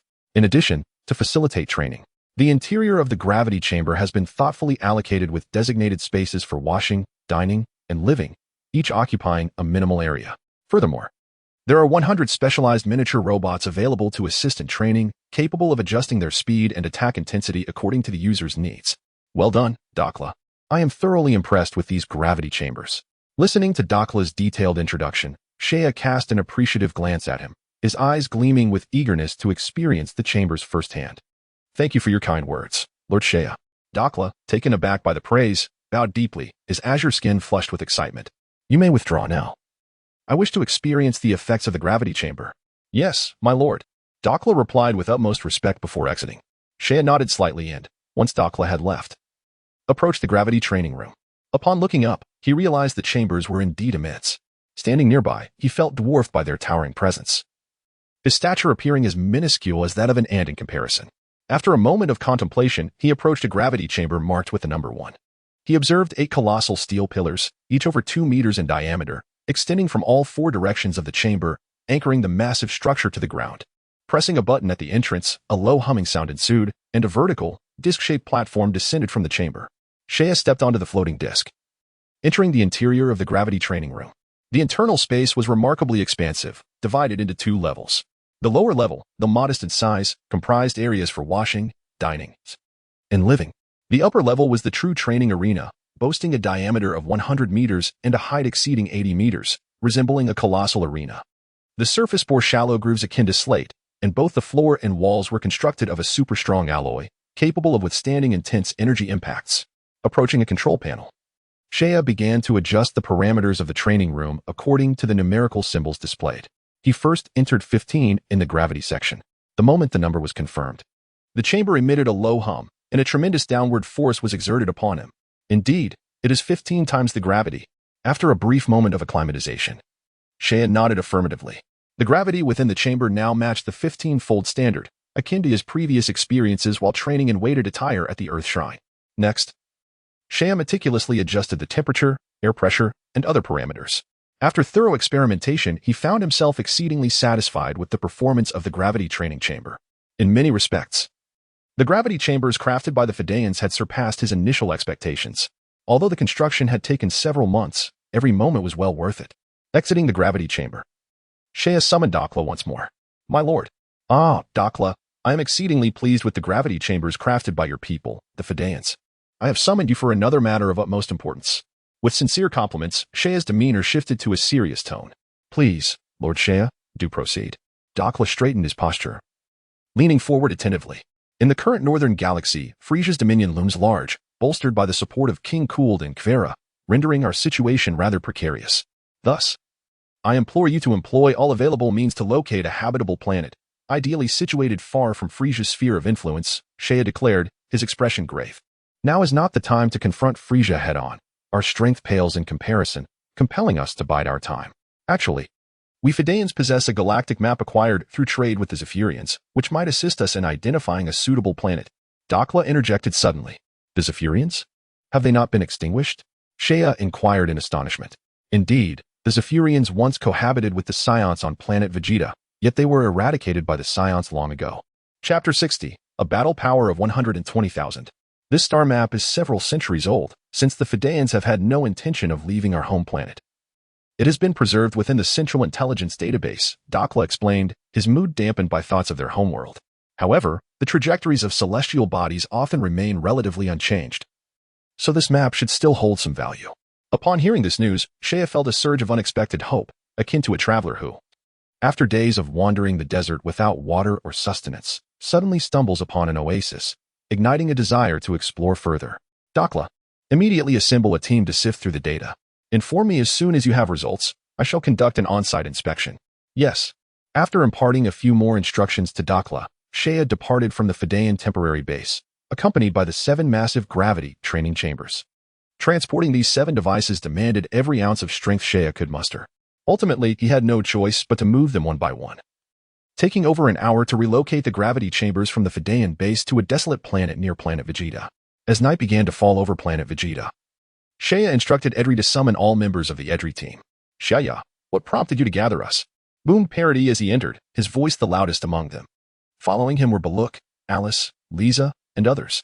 Recognizing Shea's maturity, akin to that of an adult, Baluk approached with a calm demeanor and inquired, Shea, did you call us for something of significance? With a gentle smile, Shea greeted them one by one, then nodded and said, Indeed, this matter is quite significant. Previously, I had the Fedarians construct something, and it is now complete. Allow me to take you to see it. I believe you shall be quite enamored after witnessing it. Is it the gravity chamber you mentioned earlier?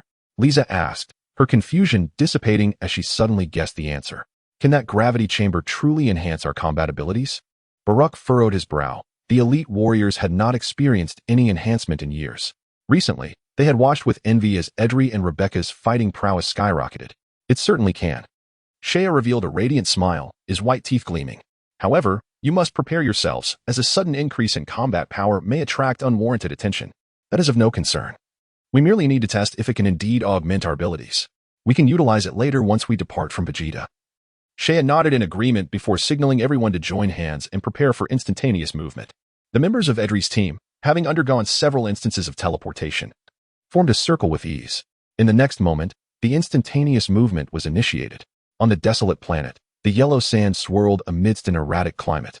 The atmosphere on this barren world bore a striking resemblance to the pale yellow planet housing the Fedarian temporary base, with both environments exhibiting extreme harshness, though the conditions here were even more severe and the temperatures lower. Raising their heads and shielding their foreheads with their hands, Edri and the others were taken aback by the sight before them. 7 majestic structures, towering like mountains, loomed ahead, their dark golden hues radiating a subtle brilliance. 8 robust steel claws resembled powerful arms, deeply embedded in the earth, anchoring the 7 magnificent machines to the ground. Against the backdrop of swirling sands, the scene appeared overwhelmingly imposing. Shea, is this the gravity chamber you brought back? With wide eyes, Sheilin gasped, rushing to the gravity chamber.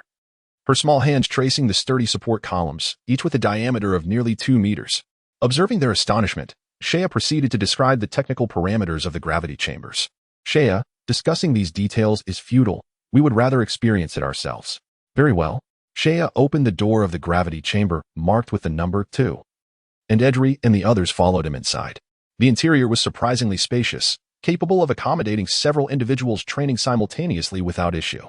Uncle Edri, I will activate the 15-fold gravity first. As soon as the words left his lips, Shea adjusted the parameters of the chamber. Suddenly, a tremendous gravitational force bore down upon them. Edri and the others exchanged glances, their expressions shifting slightly. The 15-fold gravity posed no significant challenge to them, and soon they adjusted to it. Baruch spoke in a low voice, increased the gravity further. Without hesitation, Shea complied, steadily augmenting the gravitational force. As the pressure intensified, the faces of Edri and his companions grew increasingly pale, their bodies beginning to tremble. The gravity has now reached a staggering 25 times. Shea is well aware that this level of gravity represents the utmost limit that Adeli and the others can endure, thus he refrains from increasing it further. After all, aside from himself and Sheilin, even the mightiest among them, Adeli, has yet to surpass a battle power of 10,000. Once Shea lifted the gravity, Baluk sighed with relief, his entire body still trembling slightly. It is a revelation. I sense that once accustomed to this 25 times gravity, one's battle power could undoubtedly exceed 10,000. Adali, with a look of astonishment, realizes that this gravity chamber is indeed a remarkable tool for training. Uncle Adali, you may commence your training under this 25 times gravity, and we can tackle greater challenges once we depart from Planet Vegeta. This assertion holds true. While Saiyans with a battle power of 10,000 are a rarity on Planet Vegeta, they are not entirely absent. Advanced warriors like Adali achieving such a feat would only cause a fleeting stir, not instill fear in King Vegeta. Turning his gaze towards the eager Shieling, he noticed the little girl gazing at him with a look of innocent curiosity. Shea smiled gently and said, Shieling, feel free to explore, but remember to progress gradually. Do not set the gravity too high at once, as it may affect your development. Understood. Shieling replied with a playful roll of her eyes, then joyfully dashed off to begin her training. Soon, each of them engaged in their respective practices, as the training room's lower level contained supplies that could sustain them for a while. Subsequently, they each settled into their gravity chambers, while Shea entered chamber number 1, ready to embark on his formal training. In the original tale, Son Goku adapted to an environment of 100 times gravity in just 6 days while en route to Namek, with his battle power leaping to an astonishing 90,000. This represents an extreme exploitation of potential, even leading to near-death experiences during training. Unlike Goku, Shea is not inclined to such recklessness. He has ample time. Thus he has devised a gradual training regimen for himself. He begins at 35 times gravity, adjusting the atmospheric pressure to 10 times that of normal. Contemplating this, he soon realizes that when the immense gravity takes effect, he has indeed underestimated it. His bones creak audibly, and every part of his body feels as if it were encased in lead, severely limiting his mobility. Yet, it remains bearable, with determination gleaming in his eyes. Shea gritted his teeth and persevered. He commenced his training with simple push-ups and running, gradually acclimating to the 35 times gravity environment. Time flew swiftly, and several months passed. After Shea had been in the gravity chamber for over a month, Adali and the others finally adapted to the 25 times gravity. They activated the auxiliary robots for their training, engaging in combat practice. Another 2 months passed, during which they sustained injuries, battled anew, and faced further injuries. Ultimately, their Saiyan potential was unlocked, and their battle powers surged past the 10,000 mark. For those who already possessed a battle power nearing 10,000, this slight breakthrough, while seemingly modest, was precious considering their combat prowess had stagnated for an extended period. It felt as though a great door had been reopened. Subsequently, they ceased their training and began to consolidate their existing strength. Continuing their training could likely raise suspicions from King Vegeta and his kin, a scenario that Adrai and his companions wished to avoid. As time passed, Shea, having adapted to the 35 times gravity, made minor adjustments and after a few days of rest, charged forward to confront the 40 times gravity. Concurrently, a multitude of auxiliary training robots joined the process, increasing from 1 to 5, then 10, and soon 100 of these supportive machines thrived within the arena. A year later, in the desolate plains of the wasteland, 7 towering constructs of civilization stood in a neat row. The dark, golden exteriors, subjected to the elements, were now shrouded in a thick layer of yellow sand. Inside one of the gravity chambers, the gravitational force was set to 120 times, with atmospheric pressure adjusted to 30 times. The harsh environment cast the entire room in a suffocating dark red hue. Amidst this exceptionally severe setting, a boy with black hair vigorously swung his arms, diving and maneuvering, tirelessly engaging in fundamental training, with crystalline beads of sweat seeping forth like a gentle rain. With a whoosh, the gravity engine powered down, restoring the chamber to its normal state. As the door to the lower level opened, Shea emerged, clutching a damp towel. After indulging in a long, hot soak in the tub, the fatigue that had enveloped him was instantly alleviated. The effects of the gravity chamber were manifest. After more than a year of acclimatizing to 120 times gravity, although not achieving the extraordinary speed of Goku, Shea had undergone a profound transformation. 120,000 battle power. Feeling the surge of robust energy coursing through his body, a faint smile graced Shea's lips. Chapter 61. For planets 120,000 battle power. This signified that Shea had ascended to the pinnacle of the cosmic hierarchy, belonging to the rare elite capable of wielding dominion over a realm. Yet, Shea swiftly tempered his smile. This was no time for complacency, for the circumstances before him remained dire. Frieza was expected to launch an assault on the Saiyans in approximately 1 year, leaving little time to spare. It seemed imperative to expedite the search for a suitable evacuation planet. In an instant, the relevant thoughts flashed through his mind. and Shea quickly redirected his focus to the galactic map that the Fedaya people had mentioned, wondering how their selection process had progressed. He resolved to inquire shortly. After shutting down all the power to the gravity training chamber, Shea stepped outside. The sky was a dull yellow, and the cold, desolate wind swirled the sand into a tempest, striking against the metallic exterior of the gravity chamber with a delicate clinking sound, leaving faint traces of erosion on the dark golden shell. Due to prolonged exposure to harsh conditions, the areas beneath 1 meter in the gravity chamber have been buried under yellow sand. After inspecting several gravity chambers in sequence, Shea discovered that among the 7 chambers, only Shillings was still emitting a low, steady hum of its engine. This little one is quite diligent. Shea chuckled softly, realizing that Shilling had no intention of emerging until she surpassed him. This was concerning. Shilling was still quite young and in a crucial phase of growth and development. What if this affected her future development? Shea certainly did not wish for the adorable little girl to experience any developmental issues. Moreover, cultivation is a gradual process. Frequent bursts of power require a period of consolidation to ensure sustained and stable progress. Take the Saiyans, for instance. After each battle, their power may not significantly increase, but their foundational strength accumulates. Thus, when faced with near-death experiences, that accumulated strength can suddenly erupt, leading to remarkable advancements in their abilities. Conversely, without sufficient accumulation, even repeated brushes with death may yield little improvement post-recovery. This is because, although the mechanism for potential eruption is activated in moments of near-death, it is met with a dearth of resources to draw from. In truth, the continuous refinement of energy on Earth follows a similar principle. The methods may differ, yet they ultimately converge toward the same goal. After so much time spent cultivating in the gravity chamber, Shilling had nearly exhausted her foundational strength and required some time to consolidate it. Thus, Shea opened the door to Shilling's gravity chamber and stepped inside. The upper training room was awash in a dark red hue, the air stifling and oppressive. In the center, a slender, youthful girl was drenched in sweat, laboriously executing various exercises, throwing punches, leaping, and diving with great effort. The specialized training attire, crafted from unique materials, had disintegrated in the harsh environment into mere strips of fabric, leaving her barely covered. As Shea approached Shilling, a tremendous gravitational force bore down upon him, 100 times normal gravity. Shea furrowed his brow, silently acknowledging Shilling's reckless disregard for her limits. This clearly exceeded her physical capacity and could easily result in injury. Maintaining his composure, he walked to the control panel and gradually reduced the gravity engine's output until it was turned off completely. With a sigh, the room instantly returned to its normal state. Shilling glanced at him, her hair soaked with perspiration, and promptly collapsed onto the floor, gasping for breath. Shea retrieved a healing bean and administered it to her, reproaching her with dissatisfaction. Didn't I tell you to act according to your abilities? Look at you, you nearly lost your life. But I only have a battle power of 90,000 now. If I don't push myself, I'll never catch up to you, Shilling replied, her bright eyes fixed on him with unwavering determination. Shea was momentarily speechless. Understanding her tenacious spirit, he reached out, gently ruffling her hair until she pushed his hand away in discontent. He then softened his tone, saying, "From now on, you will share a gravity chamber with me. If I'm not keeping an eye on you, you'll likely overdo it again." Shilling's eyes flickered momentarily, as if lost in thought. Her delicate visage tinged with a faint blush. With a soft acquiescence, she lowered her head. Thereafter, Shea instructed Shilling to take a bath first. The girl hesitated, glancing about shyly before making her way to the bathroom. It was amusing to see her bashfulness, for she had previously been so carefree.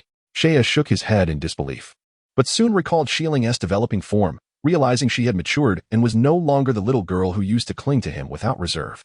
Before long, Shilling emerged adorned in a bathrobe, her damp hair cascading down her back. Fresh from her bath, the mist wafting from the bathroom lent an ethereal quality to her youthful figure.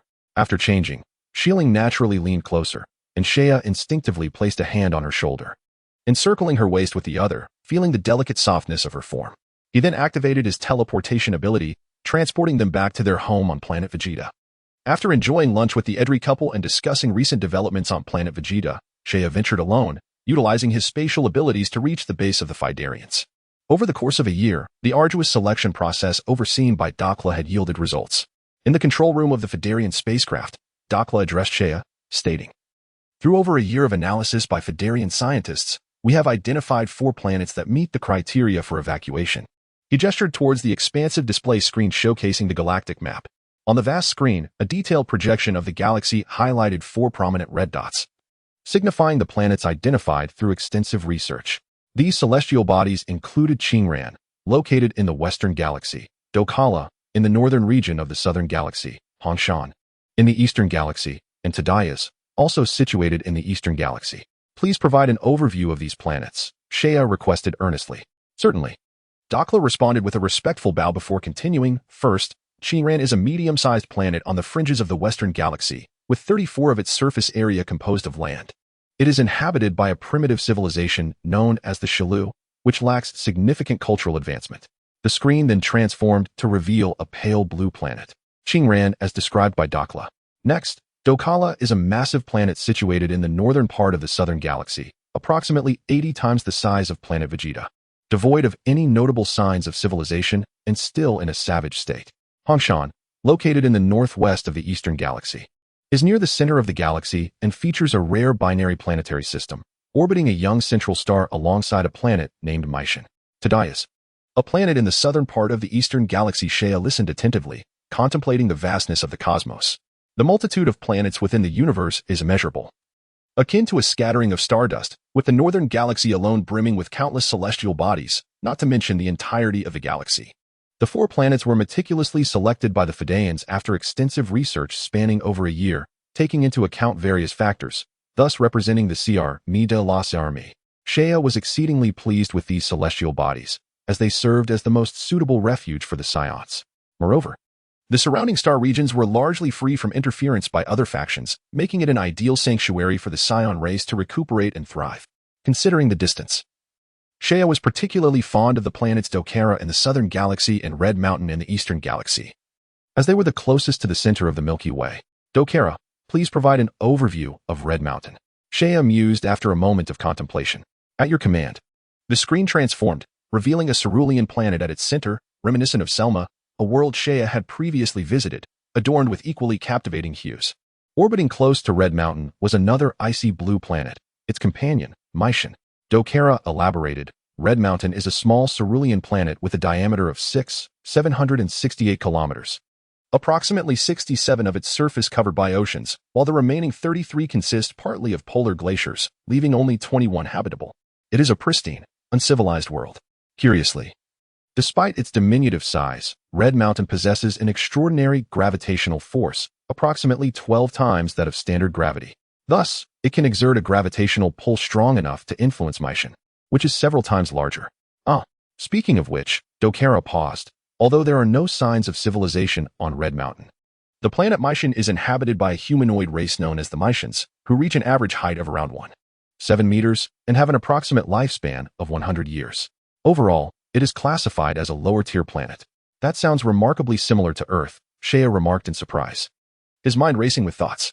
It became evident that all 4 planets were exceptionally suited as evacuation sites, devoid of any substantial opposing forces.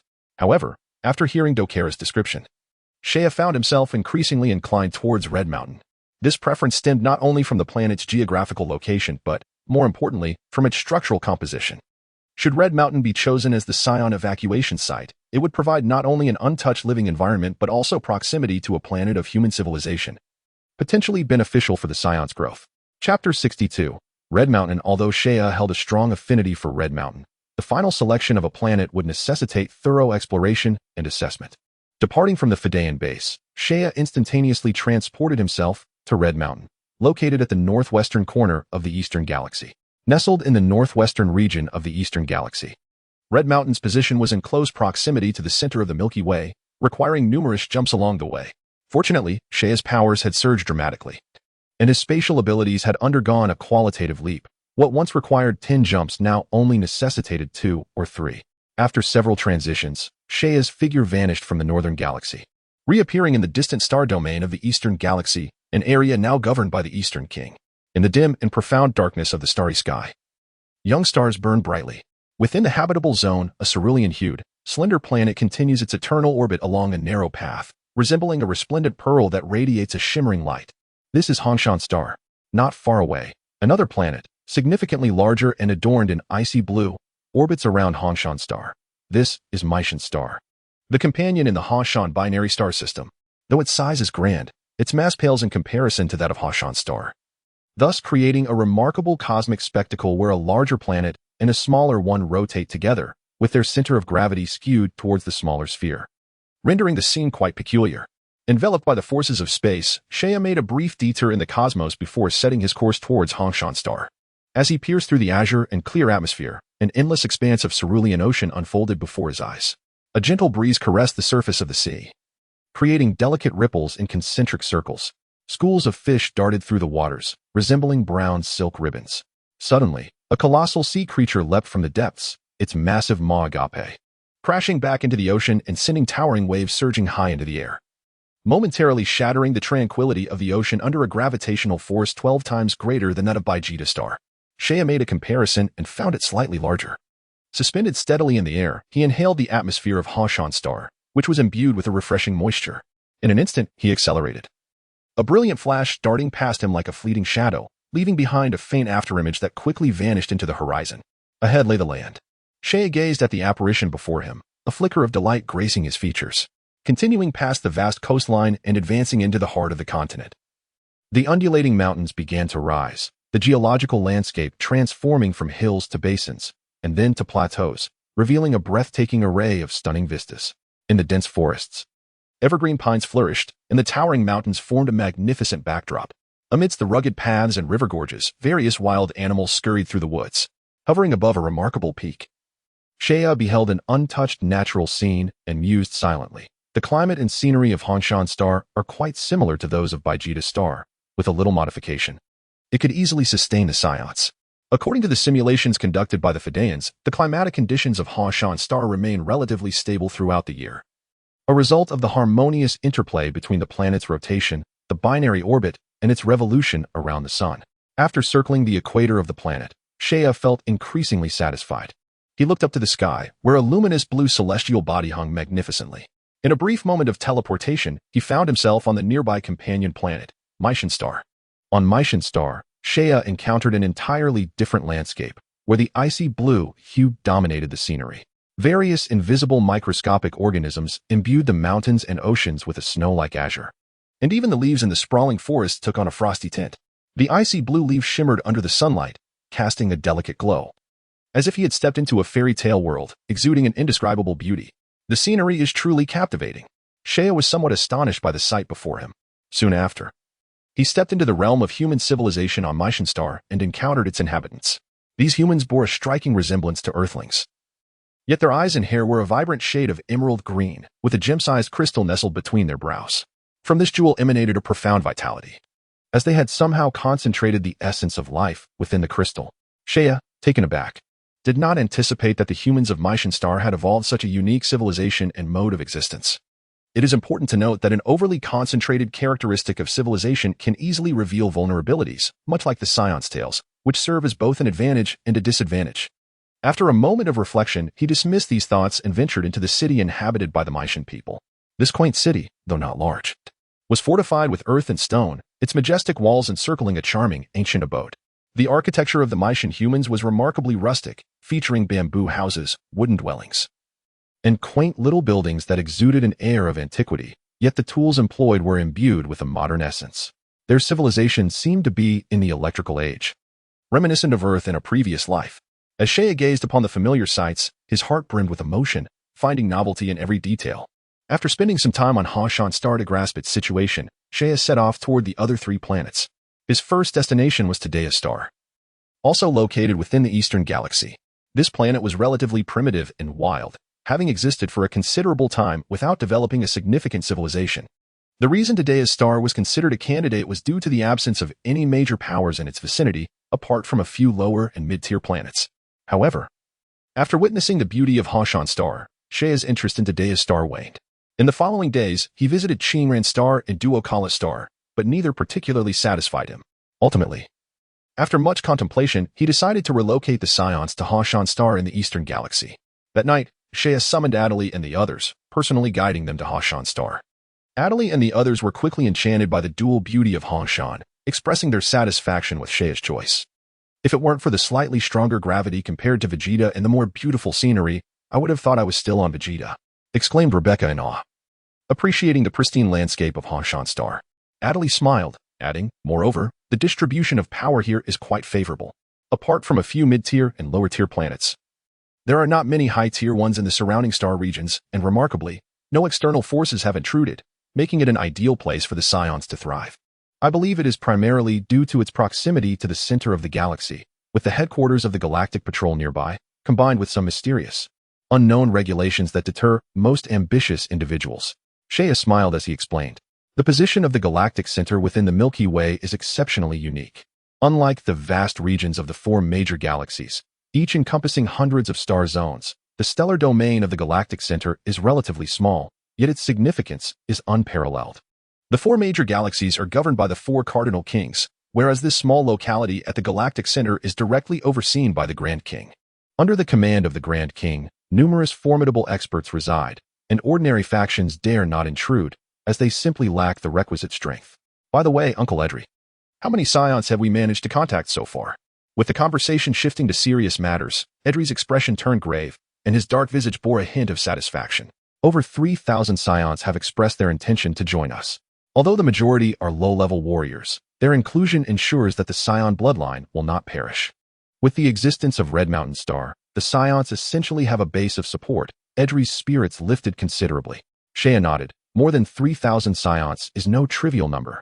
As for their aptitude, there is no need to concern ourselves too much. We possess more advanced training methods and facilities, rendering the issue of aptitude less significant. At this, Edry and the others shared a laugh.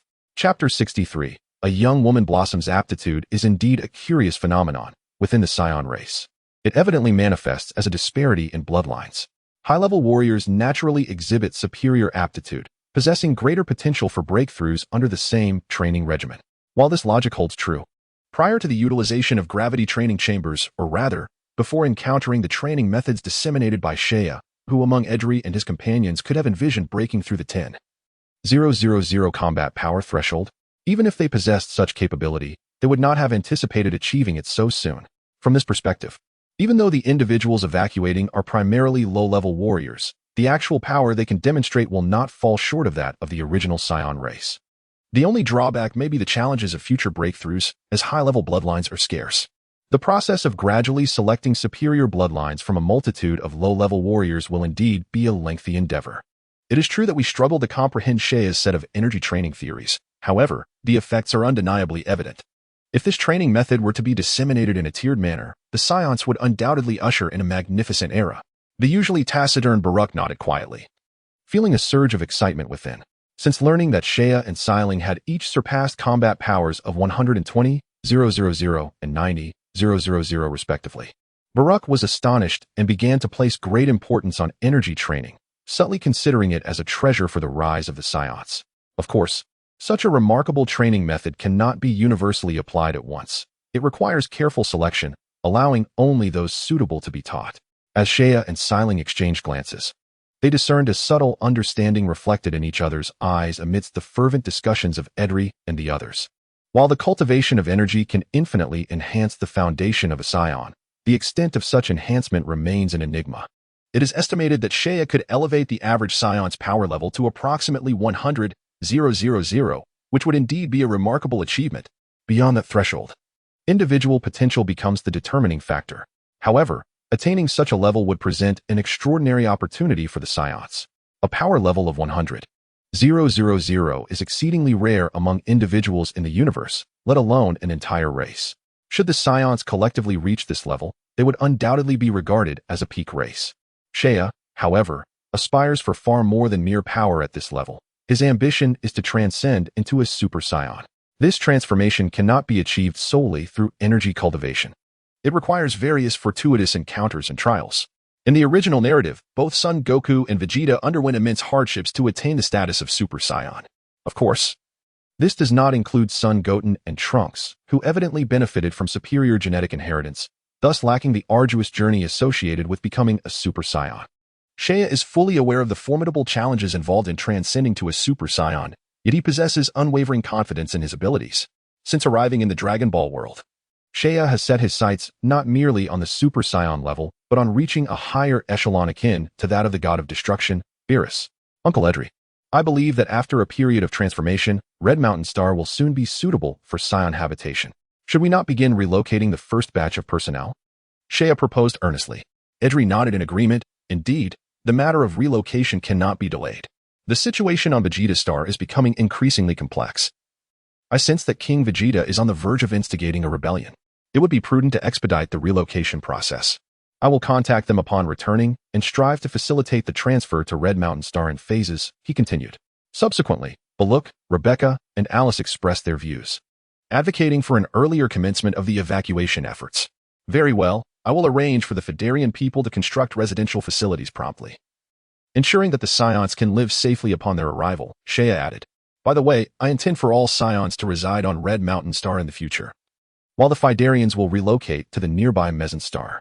That is certainly feasible. The conditions on Red Mountain Star are quite favorable and represent the best option available, Edri affirmed. One more thing, while we Saiyans are a race that venerates combat, I hope everyone can exercise some restraint and refrain from turning our new homeland into a chaotic battleground, Shea cautioned, ringing an alarm for them. At this juncture, both Edri and Baluk furrowed their brows. This indeed poses a significant issue. Given the Saiyan temperament, it may prove challenging to prevent them from causing disturbances.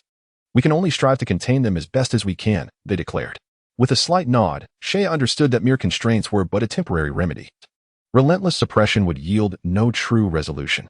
However, lacking any clear direction, he resolved to proceed in this manner for the time being, contemplating potential solutions for the future. Subsequently, everyone returned to Planet Vegeta. Shea, on the other hand, ventured to the Fedarian people, orchestrating their control of a spacecraft bound for Red Mountain Star. Yet, given the technological capabilities of the Fedarians, traversing from the northern galaxy to the eastern galaxy would require no less than 2 years, a considerable expenditure of time. To expedite the preliminary construction on Red Mountain Star, Shea resorted to his instantaneous teleportation abilities, transporting a contingent of Fedarian scientists along with some equipment ahead of schedule.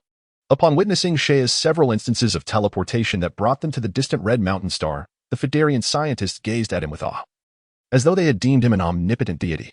Alo, please commence the construction of a living area sufficient for 3,000 residents along the island continent, and ensure that the food supply system is particularly well established, Shea advised a diminutive Fedarian scientist.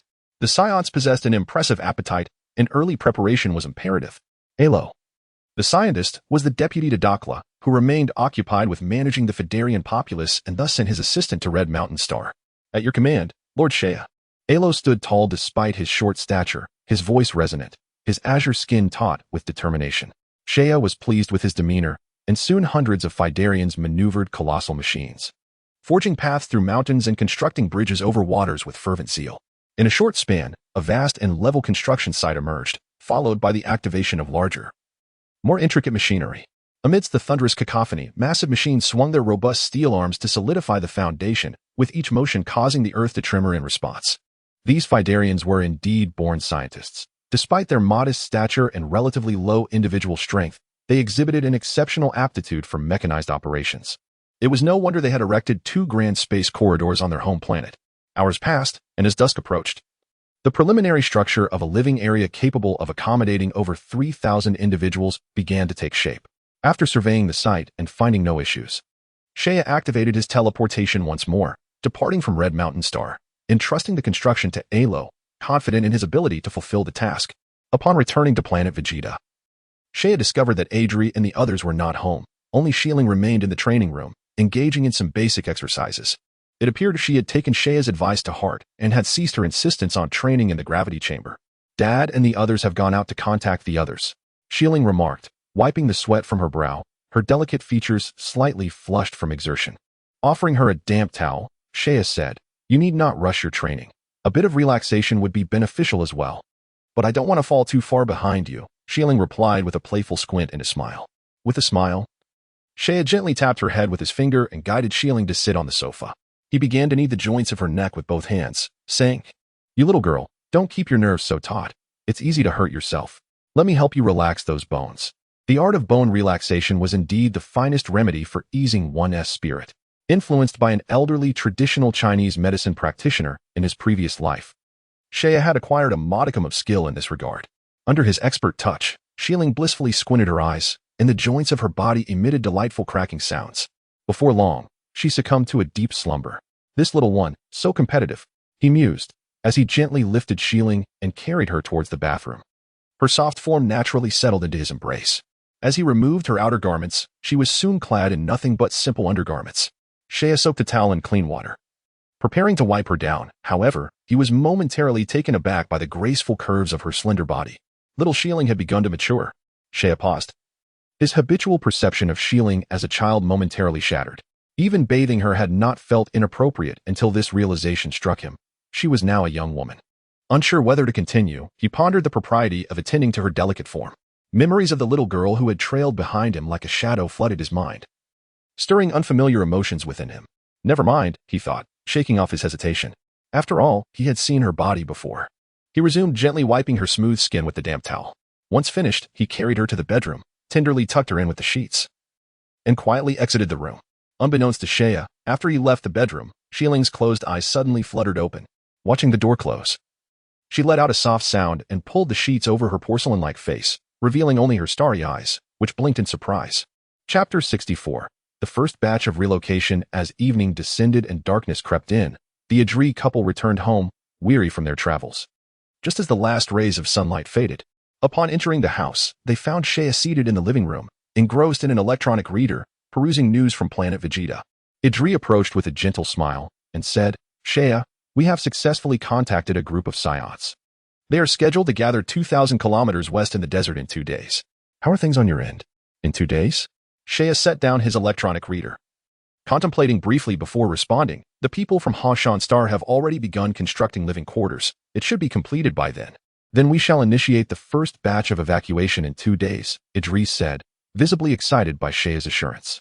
With the situation on Planet Vegeta growing increasingly precarious, Idris resolved to act swiftly, opting to relocate a portion of the Saiyans as soon as possible. Shea nodded and said, "Very well. We shall commence our withdrawal in 2 days. I will ensure that preparations are made on Hashan Star. By the way, where is Shieling? It's been quite a while since she returned, and she has yet to show herself," Rebecca inquired, noting that usually, the spirited girl would have rushed out by now. "She has been engaged in her training and is now resting in her room. Exhausted," Shea replied with a gentle smile, as he picked up the water jug and straightened the cups that had been overturned on the coffee table, filling them one by one.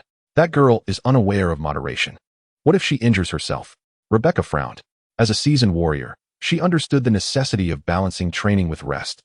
Solely relying on intensive training with the hope of rapid improvement is akin to a tightly compressed spring, which can easily lose its rigidity and fail to regain its original elasticity.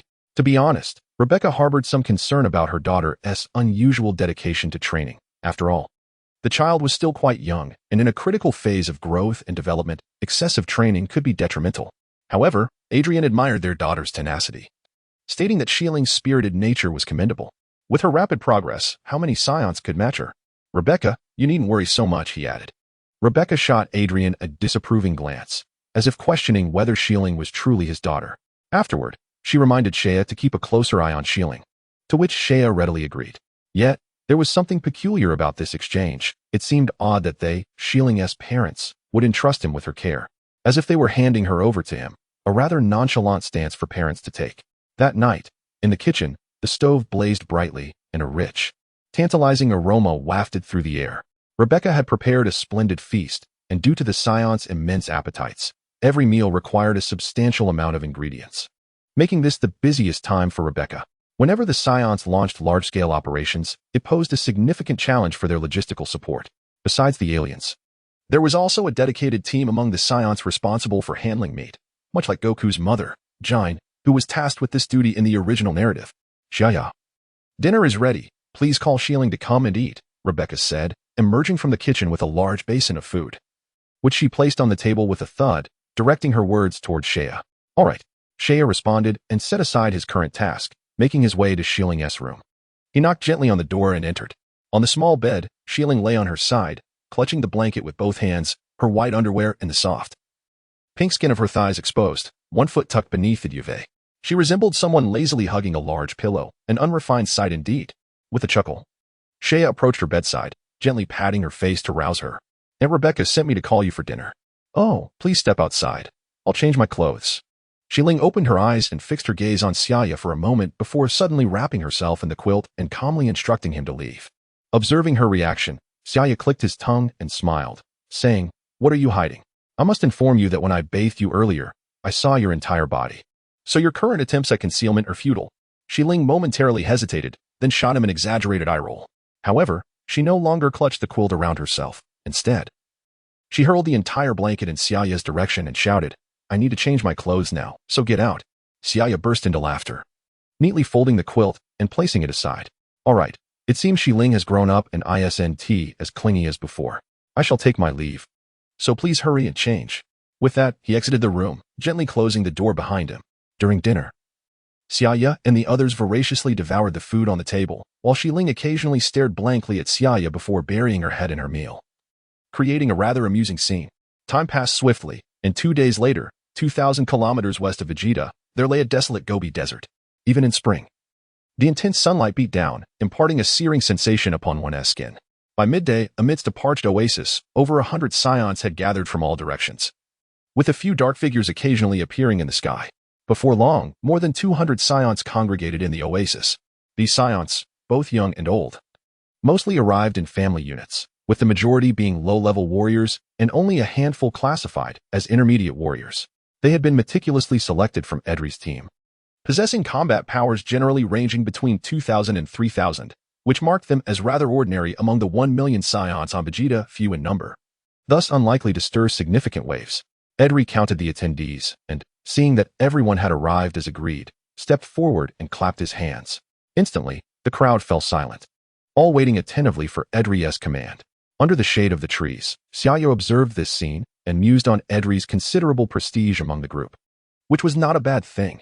At least it indicated there was someone capable of managing these unruly Saiyans, sparing the effort of subduing them. The first group has assembled. I trust everyone is aware of what lies ahead. We are not fleeing. Rather, we are preserving the Saiyan lineage, for one day we shall return with renewed strength. Edri encouraged the gathered crowd before turning to Xiaoya and inquiring, "How many can you transport at once? Should we consider making multiple trips?" "No need." Xiaoya replied with assurance, "I can teleport over 100 individuals at once. Let us first take everyone to the initial jump star." Approaching with a serious demeanor, he nodded slightly. Edri understood that Xiaoya was always mindful of the situation, so he refrained from further comments and addressed all present Saiyans. Soon, Xiaoya will activate his instantaneous movement abilities. I ask everyone to join hands and form a circle. Ah, must they form a circle as well? The Saiyans regarded this with skepticism. However, having arrived at this juncture, they undoubtedly placed their trust in Edri. Under Edri's direction, they commenced their movements. Before long, over 200 individuals had arranged themselves into 2 large circles, which at first glance resembled a child's play, rendering the scene rather comical. Saiyan nodded and approached one of the groups, and amidst the astonished gazes of all present, a luminous azure glow ignited within his pupils. In an instant, a whirlwind of dust erupted, and the 100 or so individuals encircling him vanished without a trace. My goodness, they have disappeared. The child's extraordinary power could indeed transport such a multitude. A sense of turmoil enveloped the scene, as the remaining 100 Saiyans exchanged bewildered glances, and murmurs of speculation erupted from the crowd. Chapter 65. Arrival in the Saiyan branch. Edri observed the unfolding spectacle with a smile, his dark cheeks taking on a slight flush. From this moment forth, this branch of Saiyans would embark on an expansive journey, perhaps becoming the only remaining faction of their kind in the future. Minutes later, a streak of light flashed, and Seiya reappeared before them. Given that the first jump star was merely 12 days' journey from Vegeta, he could swiftly make the round trip using his instantaneous movement. I have transported those individuals to the first jump star. Now I shall lead you there. With the earlier spectacle fresh in their minds, the remaining Saiyans felt a sense of anticipation. At Seiya's command, they promptly reorganized into a large circle once again. In truth, some amongst them had begun to grasp Seiya's exceptional nature. Despite his youthful appearance, the ability to wield such extraordinary powers could hardly belong to an ordinary child. The gazes directed at Seiya were filled not only with wonder but also with a fervent desire. How splendid it would be if they too possessed such miraculous abilities. Seiya perceived the longing in their eyes and merely smiled faintly, aware that earning the genuine obedience of these Saiyans would be a long journey ahead. Haste makes waste. He did not possess an innate regal aura, so who would bow before him in reverence? Such a notion was utterly impractical in reality. The Saiyans, with their rebellious nature, bore the indelible mark of a warrior race. Although they projected an image of fearlessness, they inherently revered strength. As long as one demonstrated sufficient power, they had no reason to disobey. And power was precisely where Seiya held his confidence.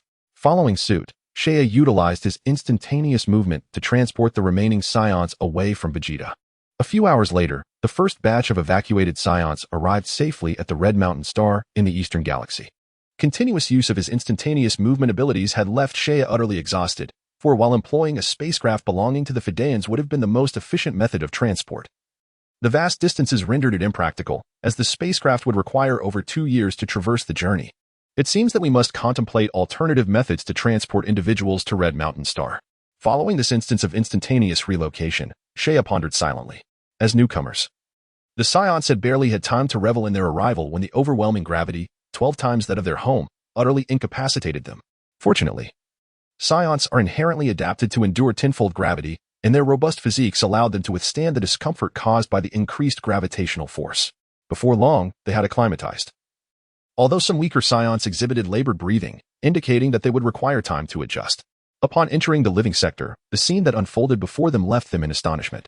Not far ahead, an ecological dome sufficient to accommodate 3,000 inhabitants had been completed. From a distance, it resembled a petite city nestled among the mountains, while countless construction crews diligently expanded its borders. Within the city, a series of hemispherical edifices stood aligned, each a standardized 4-story structure. The living sector was equipped with areas for training, habitation, and recreation, catering extensively to the diverse needs of the Saiyans. Seiya could not help but admire the advanced technology of the Fedayans. The rapid emergence of a miniature city within mere days was astonishing, almost beyond belief. Seiya summoned Ilo through his communicator, requesting him to provide an overview of the living sector to the Saiyans. This Red Mountain Star will be our new sanctuary. I hope you all will safeguard it. After Ilo concluded his introduction and stepped aside, Edri took the opportunity to assertively address the assembly, the only high-ranking warrior present. Among these Saiyans, Edri possessed the highest combat prowess and commanded the greatest respect. Rest assured, Mr. Edri, we shall vigilantly protect our new home, echoed the crowd. Indeed, we cannot allow it to meet the same fate as Planet Vegeta. Edri surveyed the gathering before him and, with a serious expression, declared, now that you are here, I must inform you that the Saiyans of Red Mountain Star shall sever ties with those of Planet Vegeta, and your new leader is the individual standing beside me, Seiya. Observing the murmurs of discussion among the crowd, Edri cleared his throat to regain their attention. Some may question why I have chosen Seiya as your leader. Is it solely due to his ability to teleport? While that is indeed one factor, more importantly, it is Seiya's formidable combat strength that assures me he possesses the capability to lead us. Edri cast a sweeping glance over the assembly before unleashing the full force of his aura. Instantly, a tremendous pressure enveloped the group, rendering the Saiyans, with power levels of merely 2 or 3,000, pale with exertion. Such an overwhelming sensation of oppression rivaled that of the peak warriors like King Vegeta. It was astonishing to realize just how powerful Mr. Edri had become. Due to the early annihilation of all energy detectors, the Saiyans could only estimate Edri's combat power through a sense of oppression. I can confidently declare that my current combat power stands at 11,600. Furthermore, every member of Edri's team possesses a combat power exceeding 10,000. Edri subdued his aura, yet his words fell like a colossal stone cast into a serene lake, instantly igniting a fervor among the assembled Saiyans. Could it be that the Saiyans of Red Mountain Star boast 6 warriors with combat powers surpassing 10,000? After all, there have only been around 20 such warriors from Planet Vegeta over the years. If Mr. Edri is so formidable, why then does he allow his nephew to lead? Some Saiyans voiced their doubts, instinctively dismissing the notion that Seiya's combat power could eclipse that of Edri, as it seemed utterly preposterous. Seiya, endowed with extraordinary abilities, was seen merely as a fortunate individual among the many in the universe who had awakened such powers. They did not equate this with combat prowess. However, Edri's subsequent statement struck them like a thunderclap. I appointed Seiya as our leader not merely because he is my nephew. Truth be told, while I consider my own combat power commendable, it pales in comparison to that of my children. At this, Edri beamed with pride, exclaiming, how could a flickering candle dare compete with the brilliance of the sun and moon? Since we Saiyans revere strength, it is only fitting that the strongest among us assumes the mantle of leadership. And Seiya's combat power has reached an astonishing 120,000, making him the mightiest among us. What? 120,000 combat power? Surely there must be some mistake. How could such a high level of power exist? A wave of disbelief washed over everyone, leaving them agape, questioning whether their ears had deceived them. If Edri's earlier remarks had merely stirred the waters, this moment detonated an explosive revelation, leveling the entire lake. They had indeed heard correctly. Seiya possessed a combat power of 120,000. As Edri exchanged a knowing glance with Seiya, The latter comprehended that this was a calculated move to solidify his position as the Saiyan leader, although Shea was reluctant to be the center of attention. The most straightforward and brutal method to subdue these unruly Saiyans was to overwhelm them with sheer power. Thus, Shea nodded and confidently stepped forward. A terrifying aura enveloped the surroundings, spreading like a tidal wave. At that moment, the sky seemed to freeze, and leaves scattered in the air were torn to shreds by the overwhelming force. Accompanied by a resonating hum, Shea radiated a deep, crystalline light. His hair slightly lifted by the powerful air currents.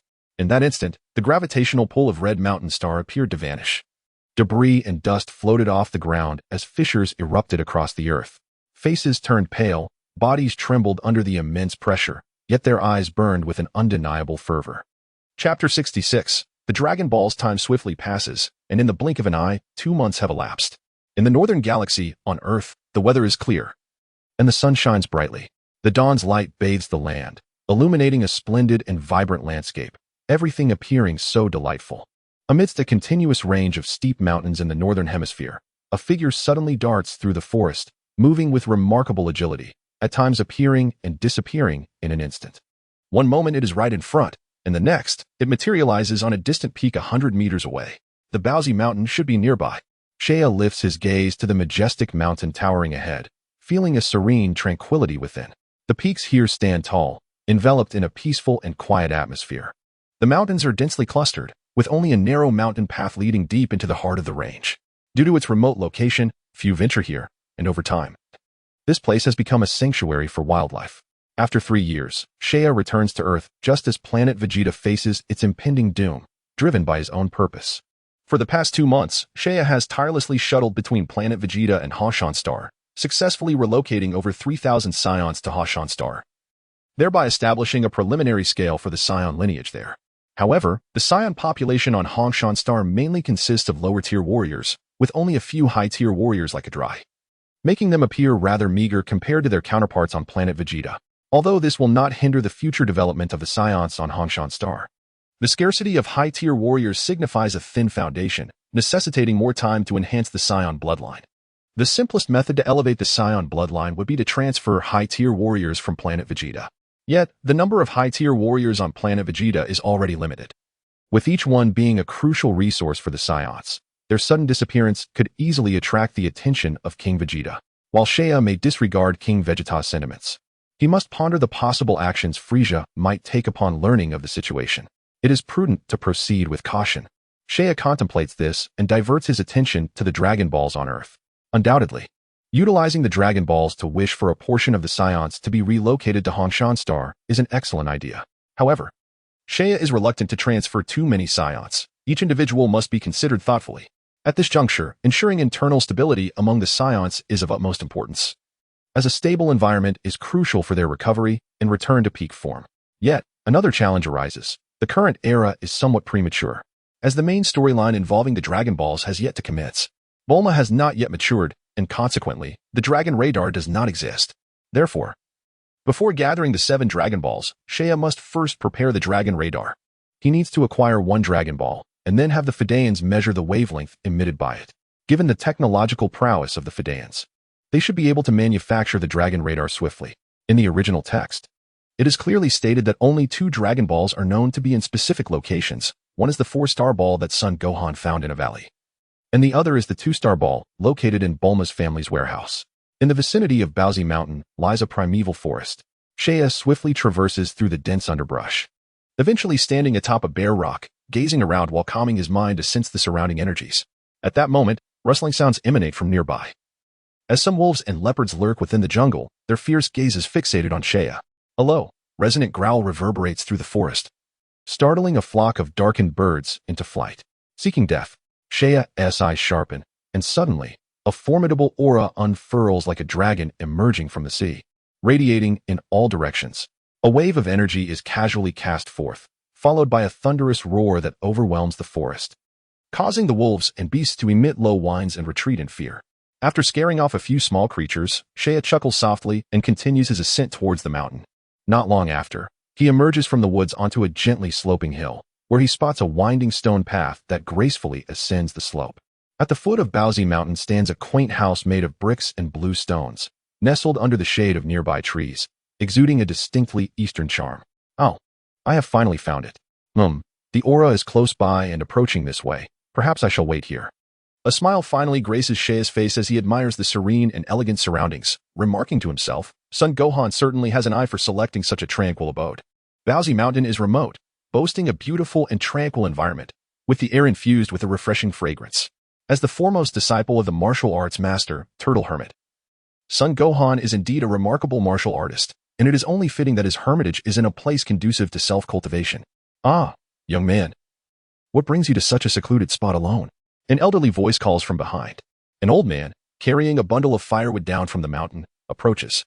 Dressed in traditional attire, his rosy complexion and hat, along with his white beard, lend him the appearance of a transcendent sage. I have come in search of an object known as the Dragon Ball, an orange crystal sphere embedded with red stars. Might you have seen it, old sir?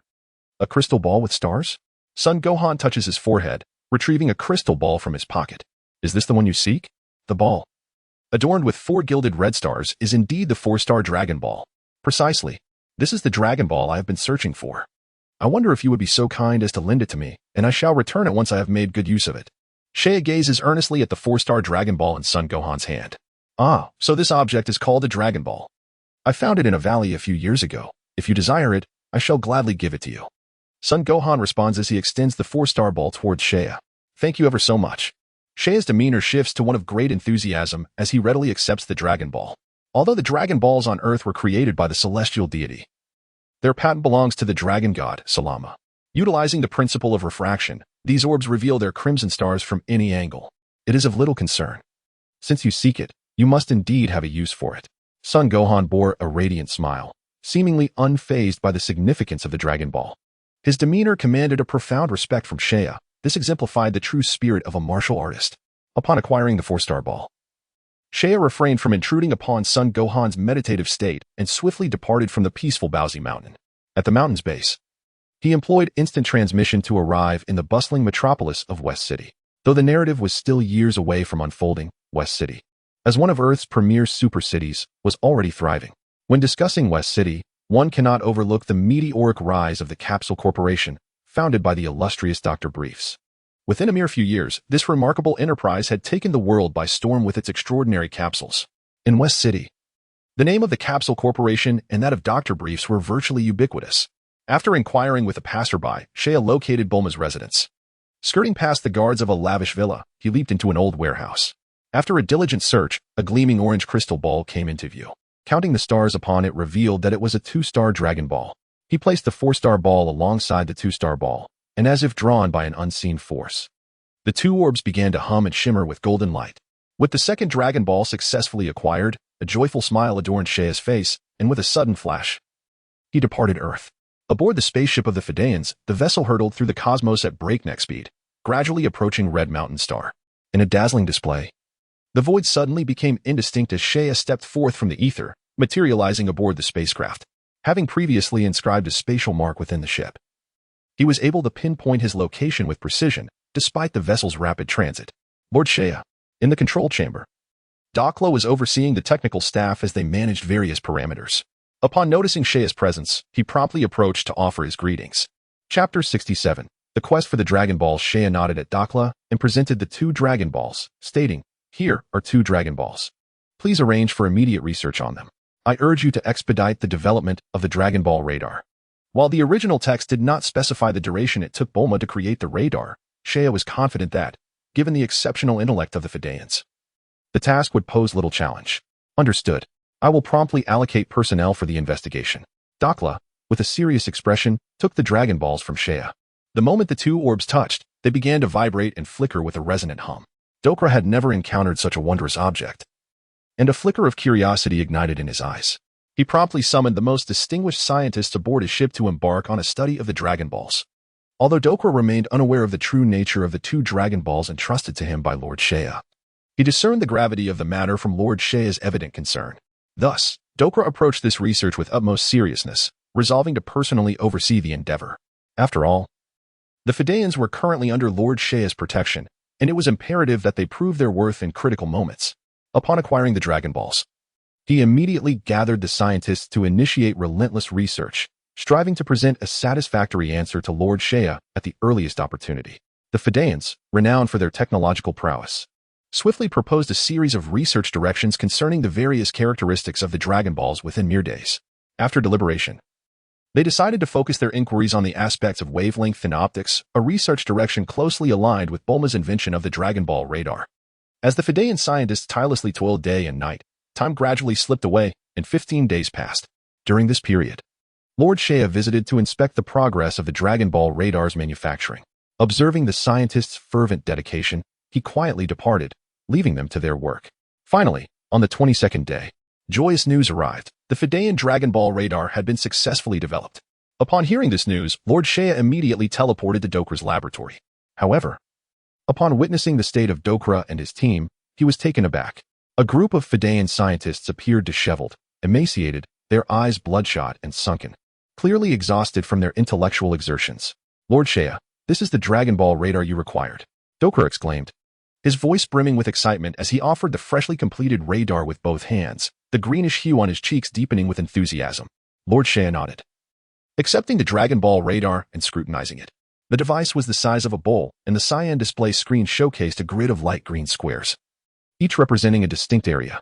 Notably, the detection map on the screen was not a mere flat surface. It was a three-dimensional spherical projection. As one manipulated their fingers across the display, the spherical model above would rotate akin to a globe. At the apex of the radar's central axis were two buttons, allowing for the adjustment of the detection area's size. During our research on the Dragon Balls, we discovered that when placed together, they emit a uniquely coded electromagnetic wave. By capturing this electromagnetic wave, we have devised this Dragon Ball radar. However, considering the potential widespread distribution of the Dragon Balls across the planet, we designed the radar's display to take the form of a planetary projection.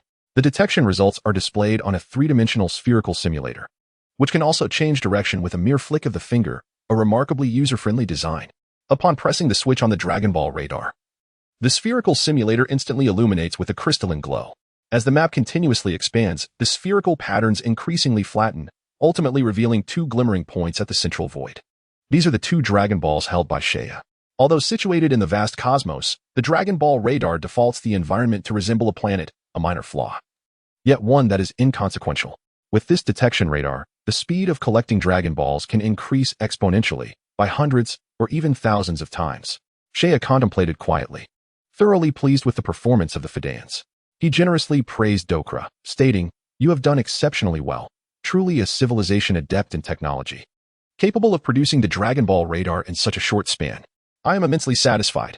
The Fedayans, having received Shea's commendation, felt as though they had just indulged in a chilled watermelon on a sweltering summer day, their every pore relaxing, realizing that their recent efforts had not been in vain. "Your kindness is appreciated, my lord. It is our honor to serve you. Rest assured, we shall remember your acknowledgement of our contributions."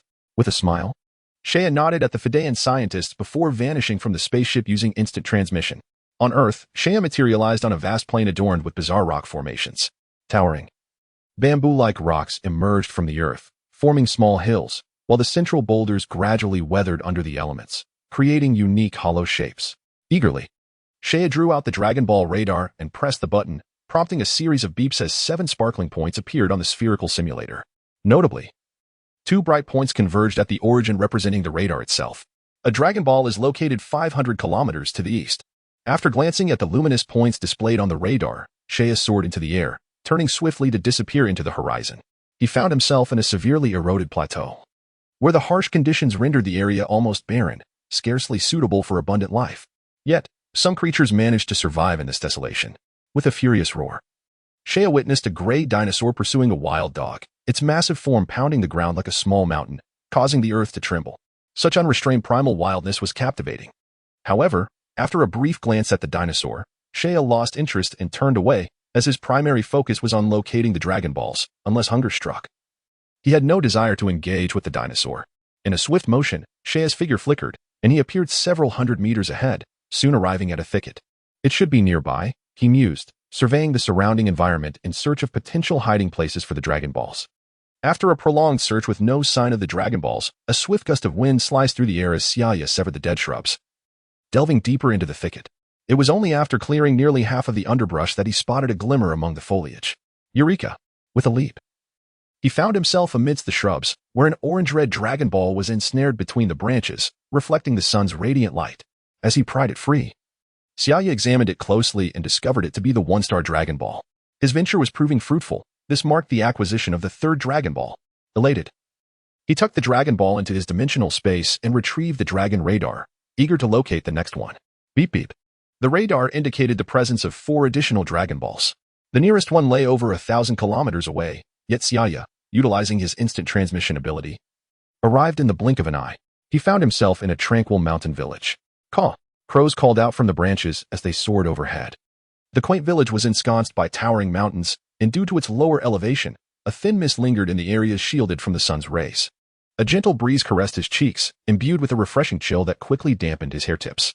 The search for the 4th Dragon Ball proceeded smoothly, as Saiyan discovered the 6-star ball nestled within a bird's nest. When he placed the 4 Dragon Balls together, they shimmered with a golden light, twinkling in synchrony like stars in a clear night sky, a truly mesmerizing sight.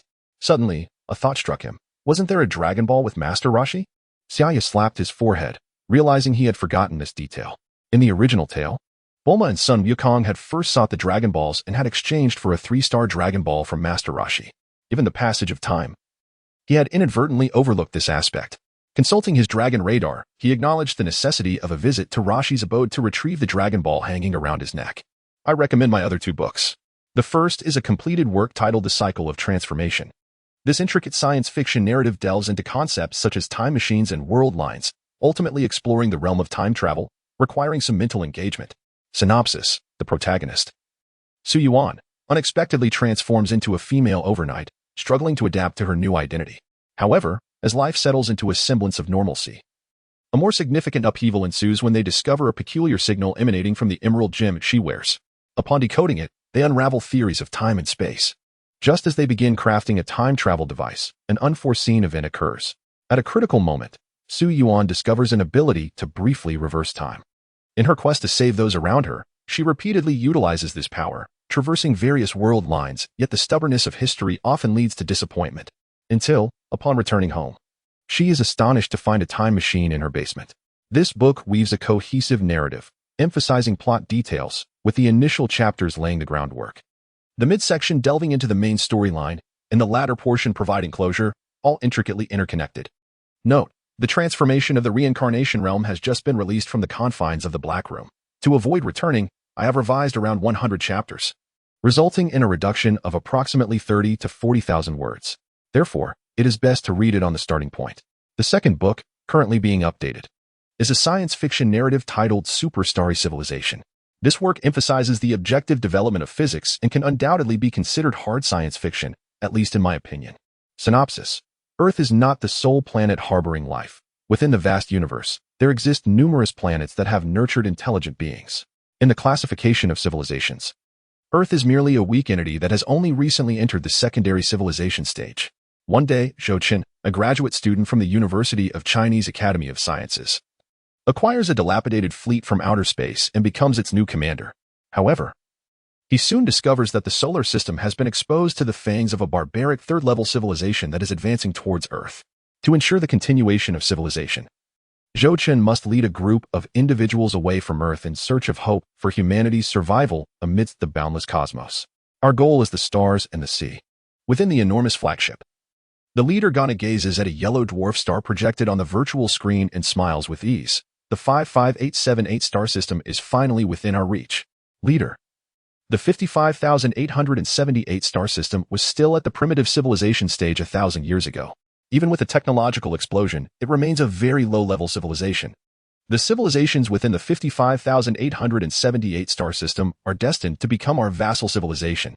Chapter 68, Wishing to the Divine Dragon after making up his mind. Saiyan ascends to the skies once more, progressing towards the next target. With the assistance of the more advanced Dragon Ball radar, he swiftly locates the 5th and 6th Dragon Balls amidst the primitive forest and desert, one of which was discovered in the original work within the castle of the Bull Demon King. After gathering 6 Dragon Balls, Saiyan immediately heads towards the location of the final Dragon Ball. According to the descriptions in the original narrative, the Kame House should not be too far from the island city where Saiyan previously encountered Master Roshi. It could be reached by speedboat. Thus, with a swish, a brief glimmer of light passes, and Saiyan appears over the vast ocean, thousands of kilometers away. The azure waters are tumultuous, currently surging with towering waves. Seiya consults the Dragon Ball radar, confirming his position before flying towards Kame House. Soon, a dark spot emerges on the horizon of the ocean. It is a small island, swaying gently upon the waves. As he approaches, he discovers that the island spans merely over 100 square meters, featuring only a small pink house and a few scattered coconut trees. Haha, I have finally found Kame House. Seiya smiles as he gazes at the outline of the island ahead, and with a swish, he accelerates towards Kame Island. At this moment, on Kame Island, the sea breeze caresses and seabirds chirp. The gentle sunlight casts a warm glow, creating a cozy atmosphere. Beneath the coconut trees, dappled rays of sunlight cascaded down like fragments of the sun itself. The turtle sage, adorned with sunglasses, reclined on a sun chair. Basking in the warmth while indulging in a blissful slumber, a Risku magazine casually gripped in his hand. What a serene tableau this was. Yet, just then, a sudden gust of wind arose, whipping up sand and debris, instantly obscuring the view, as the coconut trees swayed wildly in the tempest. What is happening?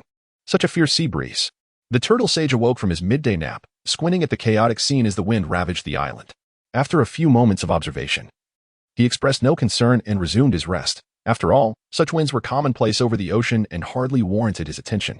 However, by evening, the turtle sage discovered that the crystal ball he had worn around his neck had inexplicably vanished, leaving only a frayed string behind. Where could it have gone? He pondered, but could not recall its whereabouts, ultimately dismissing it from his mind. Yet, having worn that crystal ball for over a century, its sudden disappearance stirred a twinge of regret within him. Several dozen kilometers from the turtle sage's abode lay a desolate island. Here, Seiya placed 7 Dragon Balls upon the ground. The moment these spheres touched, they radiated a golden glow, each pulse accompanied by a sound reminiscent of a dragon's gentle hum. Buzzing and flickering, the Dragon Balls emitted a rhythmic light. Gazing at the luminous orbs, Seiya felt an undeniable surge of excitement. Though he had been in the Dragon Ball realm for 11 years, this was his first genuine attempt to summon the dragon. "Come forth, dragon," Seiya exclaimed, taking a deep breath and waiting in silence. In the original tale, summoning the dragon seemed to be as simple as a loud declaration, though somewhat juvenile. It was undeniably effective. Indeed, with Seiya's call, the frequency of the Dragon Ball's flickering quickened, growing more frantic, and soon a vast expanse of dark clouds rolled in, swiftly cloaking the sky and plunging the surroundings into an eerie darkness. Thunder rumbled ominously in the gloom, and golden lightning flashed like furious dragons weaving through the black clouds. Striking down with ferocity, the thunderous booms echoing like the harbingers of the apocalypse. The golden radiance of the Dragon Balls intensified, growing ever brighter. Resonating with the golden lightning above, the dragon was about to emerge. Suppressing his mounting excitement, Seiya fixated his gaze, his eyes unblinking. Having only witnessed the dragon's appearance in animation, witnessing it in person was still a breathtaking spectacle. With a resounding roar, a torrent of golden light erupted from the 7 Dragon Balls, spiraling upwards and merging with the celestial lightning, a colossal dragon's cry resonating throughout the heavens. In the sky, the green dragon circled amidst the black clouds, finally fixing its glowing red eyes upon the earth below. "Human, state your wish, for I can grant any desire you hold." Seiya gazed at the eternal dragon, taking a moment to compose himself before articulating his wish. "Eternal dragon, I possess a list of Saiyans, and my desire is to transfer all those named within it to the planet Red Mountain in the eastern galaxy at the moment of Vegeta's destruction." As he spoke, Seiya raised a tome high above his head, his eyes shining with anticipation as they met those of the dragon. This list contained the names of over 10,000 Saiyans, a culmination of considerable effort from Adeli and his companions. Each individual on the list had been deemed worthy of evacuation to Red Mountain after thorough deliberation. Yet various circumstances had prevented their earlier relocation. The prospect of evacuating such a multitude at the last moment, even with Seiya's immense capabilities, was implausible. Thus, the powers of the Dragon Balls of Earth became essential. Naturally, the staunch loyalists of King Vegeta and the admirers of Frieza were excluded from this list, effectively eliminating a substantial portion of the Saiyan population from Vegeta. The remaining candidates included those of uncertain allegiance or temperamental disposition, ultimately narrowing the selection to a mere 12,000 souls. Given the significance of the lineage of Saiyans on Red Mountain, Seiya regarded this matter with utmost gravity, patiently awaiting the dragon's response. However, the dragon lingered in silence for an extended period, leading Seiya to believe that his wish might be beyond realization. Just as doubt began to creep in, the dragon finally spoke, its resonant voice echoing through the heavens. "Human, due to the nature of your wish being tied to future events, I cannot fulfill it instantaneously. However, I may bestow the power of the Dragon Balls upon the Saiyans listed. When the destruction of Vegeta occurs, this power will activate automatically. This, however, is contingent upon their survival. If any of them perish before the demise of Vegeta, the power shall not manifest. The dragon's response aligned with Saiyan's intent, prompting him to affirm, "Eternal Dragon, please grant my wish." The dragon's voice boomed with ease, and its eyes glowed a brilliant red. Saiyan understood that the dragon was now channeling the power of the Dragon Balls, and the number of individuals who would ultimately reach Red Mountain depended on their survival until the cataclysm of Vegeta. "Human, your wish has been granted. Farewell." With that, the dragon spiraled gracefully, transforming back into the 7 Dragon Balls, which twirled in the sky before preparing to disperse across the world. At that moment, Saiyan, having anticipated this, leaped high into the air, activating his spatial abilities to catch the soon-to-flee Dragon Balls, namely, the 2-star, 4-star, 3-star, and 7-star balls. Upon inspection, he discovered that these 4 Dragon Balls had transformed into white stones, requiring a year to revert to their original forms. Saiyan chuckled nonchalantly, slicing through the air to create an opening and tossing the stone orbs inside, intending to return the Dragon Balls to Gohan and the others at a later time. With the primary objective of his visit to Earth successfully accomplished, Saiyan felt elated. He then explored the various landscapes of Earth, procured a substantial quantity of provisions, and finally departed from the planet. Chapter 69. King Vegeta on the planet Vegeta. Within the resplendent palace, a grand hall illuminated by radiant lights presents itself. The ivory-white stone walls, devoid of any embellishments, reveal an alternating pattern of horizontal and vertical masonry under the glow of light. This bold and unrefined style, rather than appearing chaotic, imparts a majestic and overwhelming aura. The Saiyans, a race of warriors, disdain triviality and affectation, thriving instead on such grandeur that seems capable of swallowing mountains and rivers. In the palace hall, a red carpet stretches forth from the grand entrance to the throne. Elevated several steps above the hall, King Vegeta sits regally in a lavish dark red battle attire. One hand supports his head against the armrest of the throne as he closes his eyes in contemplation. The armor on his chest gleams like white jade, shimmering faintly, exuding an air of opulence. Suddenly, King Vegeta opens his eyes and beckons his aide nearby, inquiring, "Pewter, how prepared are our forces?" Pewter, a robust bald Saiyan and a high-ranking warrior responsible for all matters within the palace, replies with fervor, "Your Majesty, we have gathered over 200,000 Saiyans, all responding to your call, willing to confront that scoundrel Frieza to the death." A fierce glint sparkles in Pewter's eyes, his excitement palpable. "Only 200,000 Saiyans. It is far too few. Have the others forgotten our pride as a warrior race? Frieza is not to be trifled with. Just look at how many of those who once followed him remain." King Vegeta's voice rises, filled with anger and dissatisfaction, his dark brown hair standing defiantly. A wave of formidable energy sweeping through the entire palace. Though ambitious, King Vegeta is deeply devoted to the Saiyan race, unwilling to witness its decline. Years ago, after a fierce battle with the Zafar race, the Saiyans seized control of Planet Vegeta, yet the reconstruction faced immense challenges. It was during this tumultuous time that Frieza's forces appeared, attempting to hire the Saiyans. Reflecting on it now, accepting Frieza's employment was indeed a grave error. King Vegeta had sensed long ago that Frieza's surveillance over the Saiyan race was gradually intensifying, which he viewed as an absolute affront. As a warrior race, the Saiyans could accept death on the battlefield, but would never tolerate being treated like livestock under someone else's control. Thus, long ago, King Vegeta began to amass strength, biding his time for a confrontation with Frieza. However, many within the Saiyan race did not comprehend this, and a considerable number even developed a sense of admiration for Frieza, a sentiment King Vegeta would not permit. He could tolerate indifference to rebellion, but not allegiance to the enemy. Once his rebellion succeeds, these individuals will require rectification. Is there anything else? Wong, I have recently uncovered that some individuals are clandestinely engaging in subversive actions, seemingly conspiring something sinister.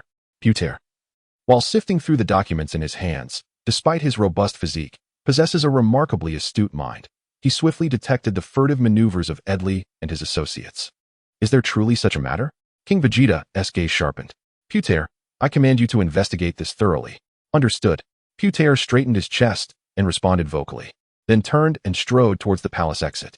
Within the opulent hall of the palace, only King Vegeta remained seated upon his throne, his eyes closed in contemplation, lost in his own thoughts. Days later, Pewter reappeared at the palace, clutching a substantial dossier containing a list of missing persons. Your Majesty, the investigation has been concluded. This is the list of Saiyans who have inexplicably vanished from Planet Vegeta over the past few months. It appears they have departed from the planet. Is that so? King Vegeta's eyes gleamed momentarily, a smirk playing upon his lips. How could they manage to disappear from Planet Vegeta without anyone noticing? Have the Tagians failed to detect this? The Tagians control the transportation off Planet Vegeta, maintaining records of all spacecraft departing the planet. King Vegeta had long harbored discontent towards the Tagians. Were it not for the need to avoid drawing Frieza's attention, the Tagians would hardly remain alive on Planet Vegeta. They seem to have left without utilizing any spacecraft. Puter remarked in confusion. How could these individuals have exited the planet? Who are these people that have departed? Primarily, they are low-level warriors, with about 100 mid-tier warriors and only 5 or 6 high-ranking ones leading the group. Just these worthless individuals? King Vegeta perused the list, a look of disdain and scorn immediately crossing his face as he incinerated the document with an energy wave. Forget them for now. Erase their names from the Saiyan clan's records. Humph, they are unworthy of being called Saiyans. Our main focus should be on consolidating our strength. It is unwise to provoke unnecessary complications. We shall address these individuals after the decisive battle with Frieza. Puter, witnessing King Vegeta destroy the list, was left pondering the monarch's thoughts, hesitating to speak on several occasions. Logically, such rebellious intentions should have been dealt with immediately. Yet, King Vegeta chose not to act, instead opting to erase their existence from the Saiyan roster. Perhaps in King Vegeta's mind, he was leaving a potential escape route for the Saiyan race. Should he successfully rebel against Frieza, those who left Planet Vegeta would undoubtedly face doom. However, if he were to fail, those individuals might represent the last vestige of hope for the Saiyans. Yet, this hope seems precariously dependent on a handful of feeble low-level and mid-tier warriors, an uncomfortably desperate gamble. For months later, on a bustling street of Planet Vegeta, the throngs of people flowed continuously, each Saiyan clad in simple battle attire, carrying satchels filled with various provisions. The shops lining the street were filled with peculiar extraterrestrials, for Saiyans, aside from their prowess in battle, were ill-suited for commerce. One day, Shea ventured alone onto the bustling thoroughfare to shop, traversing from the eastern to the western end, acquiring but a few items of everyday clothing. As he passed a jewelry store, it struck him that Xiling had yet to possess any adornments. Perhaps he should purchase a few trinkets for her. Glancing briefly at the window display, he entered the shop.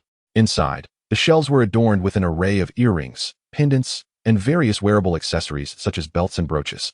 Shea ambled through the shop, overwhelmed by the choices, unsure of what Xiling might favor. Ultimately, he decided to procure several aesthetically pleasing ribbons, pendants, and bracelets. After all, he had an abundance of task points, which would be rendered useless once Planet Vegeta met its demise. As Shea prepared to pay for the jewelry, the enthusiastic extraterrestrial in charge of marketing approached him, meticulously placing each item into exquisite little boxes, tying them with silk ribbons. A smile graced Shea's lips as he thought, I hope Xiling will cherish these gifts. He collected his purchases and stepped out of the store. Shortly thereafter, he spotted a small figure swaying toward him, clutching something akin to a candied hawthorn stick. Chapter 70. The God of Destruction Beerus, could it be? Upon recognizing the approaching figure, Shea paused momentarily, his eyes narrowing slightly. The swaying child was none other than Myers, the student of Edry. Observing her closely, Shea noted that Myers' energy signature had remarkably surged to nearly 850 in combat power. My word, such prodigious strength at such a tender age. It was no wonder she held herself in such high regard. If memory served, Edry's pupil was not yet 5 years old, and such combat prowess was exceedingly rare even among elite warriors. Legend had it that Vegeta could contend with the mysterious beings by the time Planet Vegeta was annihilated. Myers' potential was likely on par with Vegeta's, with only Vegeta himself among her peers capable of surpassing her. Fortunately, Myers was a girl. Had she been male, her life would likely not be as carefree as it was now. Yet, with such latent talent, it was certain she was already on King Vegeta's radar for training. Shea chuckled lightly, dismissing the matter as irrelevant to him, and turned to depart. However, Myers had already spotted him through the crowd and waved energetically from a distance. Feigning ignorance, Shea began to walk away in the opposite direction. That rascal is pretending not to see me. Myers' charming brows furrowed slightly, her cheeks puffing in displeasure as she hurried after him, blocking his path, her beautiful eyes glaring at him. You, how dare you pretend not to notice me? Do you even know who I am? Ah, is that not Miss Mers? I am in a hurry to return. Might you please step aside? You. Shea's dismissive demeanor incited considerable ire in Mers, who firmly grasped his sleeve and, with a serious expression, declared, let me tell you. Had you not been the nephew of Master Adri, I would hardly have paid you any attention. With that, she proudly lifted her chin, as if to convey that he ought to be grateful for the privilege of her conversation. Indeed, I must extend my gratitude to Miss Mers for deigning to acknowledge my humble self. I shall forever remember her kindness." Shea was taken aback by her inexplicable air of superiority, finding it rather amusing. Instinctively, he reached out as if to pat her head, but upon noticing her pouting face, he withdrew his hand with a chuckle. After all, she was merely a child of not yet 5 years, with little desire to engage further. He offered a few words to appease her modest vanity before planning to take his leave. However, at that moment, a purple figure emerged from the crowd in the distance. It was a gaunt creature with elongated ears, resembling a skeletal being that had just risen from the grave, its sunken eyes slightly bulging, adorned in an eccentric garb reminiscent of an Egyptian pharaoh. Given the eclectic array of extraterrestrial beings on Planet Vegeta, the creature's bizarre attire did not attract undue attention. Yet, upon the first sight of it, Shea felt a chill coursing through him, cold sweat trickling down his spine. Lord Beerus, how could he possibly be on Planet Vegeta? Shea gasped, utterly astonished to witness the presence of the god of destruction. This was a deity known for his capricious temperament. The Dragon Ball universe is replete with hidden gods, yet none stand at the pinnacle of the cosmos, quite like Beerus, who could justifiably be deemed the mightiest of all. To provoke him would mean that with a mere flick of his finger, Planet Vegeta could be obliterated from existence. At Beerus's level, the acts of destruction and creation are but a fleeting thought. The phrase heaven and earth are indifferent, treating all creatures as mere fodder encapsulates their nature. They show no particular favor or disdain, and the concepts of good and evil hold little significance in their eyes. Their duty is to maintain the balance of the universe impartially. Destruction, when required, must be executed without hesitation. The realm of the god of destruction transcends mortal comprehension. The standards of good and evil have lost their meaning for him. They operate under the grand rules of the cosmos, with mortal judgments regarded as trivial. The king of hell will determine such matters. Nevertheless, Shea felt a slight sense of relief, as it appeared that no Saiyans had yet incurred the displeasure of Beerus. Oh, as if aware of Shea's gaze, Beerus's golden eyes turned towards him. Upon noticing both Shea and Mers, a faint smile of intrigue graced his lips. The power levels of life forms within the universe are generally not very high. Exceptional beings like Shea are indeed rare. Although he has restrained his power, it is of little consequence in the eyes of a formidable entity like Lord Beerus, the god of destruction. How amusing it is to discover that among these wild monkeys, there exists someone who has cultivated their abilities to such a level. With that thought, Beerus approached Shea and his companions. The god of destruction is actually coming over. Shea felt a wave of despair wash over him. What misfortune had he brought upon himself? He had merely ventured out to procure some goods, only to encounter such a colossal deity. With Beerus's aura locking onto him, Shea found himself utterly incapable of executing any moves, as if the very space around him had solidified. As Beerus stood before Shea, resting his chin on his hand, he circled around him, examining him like a country bumpkin marveling at a finely crafted artifact. "Young man, your skills are quite impressive. You even know how to conceal your energy. Unlike those brutish monkeys who only know how to waste their power without any semblance of restraint." In the eyes of the god of destruction, the Saiyans' disregard for energy conservation was akin to shining a searchlight in the dark of night, blindingly obvious and indicative of a barbarian who knows nothing of civilization. "Thank you for your kind words, Lord Beerus." As soon as Shea uttered those words, he regretted it deeply, realizing he had inadvertently revealed Beerus's name. Naturally, Beerus's eyes lit up with interest as he inquired, "You know my name? I once encountered your likeness in an ancient temple on a distant planet during a mission." Shea fabricated, attributing Beerus's existence to a fictitious temple. "Ah, quite impressive." Beerus nodded, his mood evidently lifted. Although such a high-level deity seldom ventured out, it was conceivable that someone would know his name and keep an image of him for worship. "Hey, Shea, what is this strange creature? You seem quite terrified of it." A youthful voice suddenly pierced the tense atmosphere, causing it to freeze. Shea's heart raced, his pulse quickening as he felt an ominous chill. "Oh, strange creature. Do you intend for your planet to vanish from the universe?" Beerus's expression darkened dramatically, his voice turning icy and devoid of emotion, sending a shiver down Shea's spine. "Oh dear, could you please refrain from causing more trouble?" Shea felt dizzy, his body bristling with fear, wishing desperately that he could silence Myers before the god of destruction. To obliterate a planet was but a mere snap of Beerus's fingers in such a scenario. Shea would not even have enough time to utilize instant transmission to rescue Shieling and the others. Shea swiftly covered Myers' mouth, refusing to release her despite her struggles, and repeatedly apologized to Beerus. "Lord Beerus, please do not take the child's words to heart." Beerus, with a stern countenance and piercing golden eyes, exuded an overwhelming aura that caused the temperature around them to plummet drastically. "Boy, since you are aware of my name, you must also comprehend the nature of a god of destruction. To insult a deity is an unpardonable offense, and you, along with this planet, shall vanish from the cosmos. As he spoke, a radiant light flickered at his fingertip, conjuring a small purple energy sphere, encircled by shimmering rings of light that spun gracefully around it. This was a formidable energy orb capable of obliterating the entire planet of Vegeta.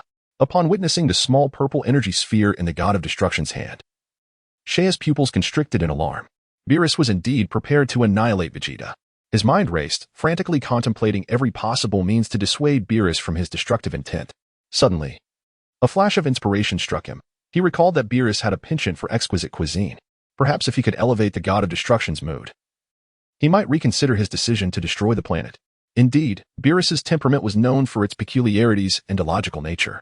Without a moment's hesitation, Saiya opened a dimensional space and retrieved steaming platters of delectable food, which he had recently brought from Earth. Lord Beerus, these are some culinary delights from my collection. I hope they please your palate. Is that a superpower? Beerus discerned Saiya's trick at a glance. However, having lived for countless years, he had encountered many wielders of supernatural abilities, and Saiya's talent failed to pique his interest. Yet, the enticing aroma emanating from the steaming dishes did warm his demeanor. They appeared quite appetizing. Setting aside the energy sphere, Beerus curiously tapped a finger on the dishes, their irresistible fragrance igniting his appetite. After savoring a plate, the delightful flavors danced upon his taste buds, and a look of surprise crossed his face as he quickly devoured several dishes, exhaling warmth with each bite. Haha!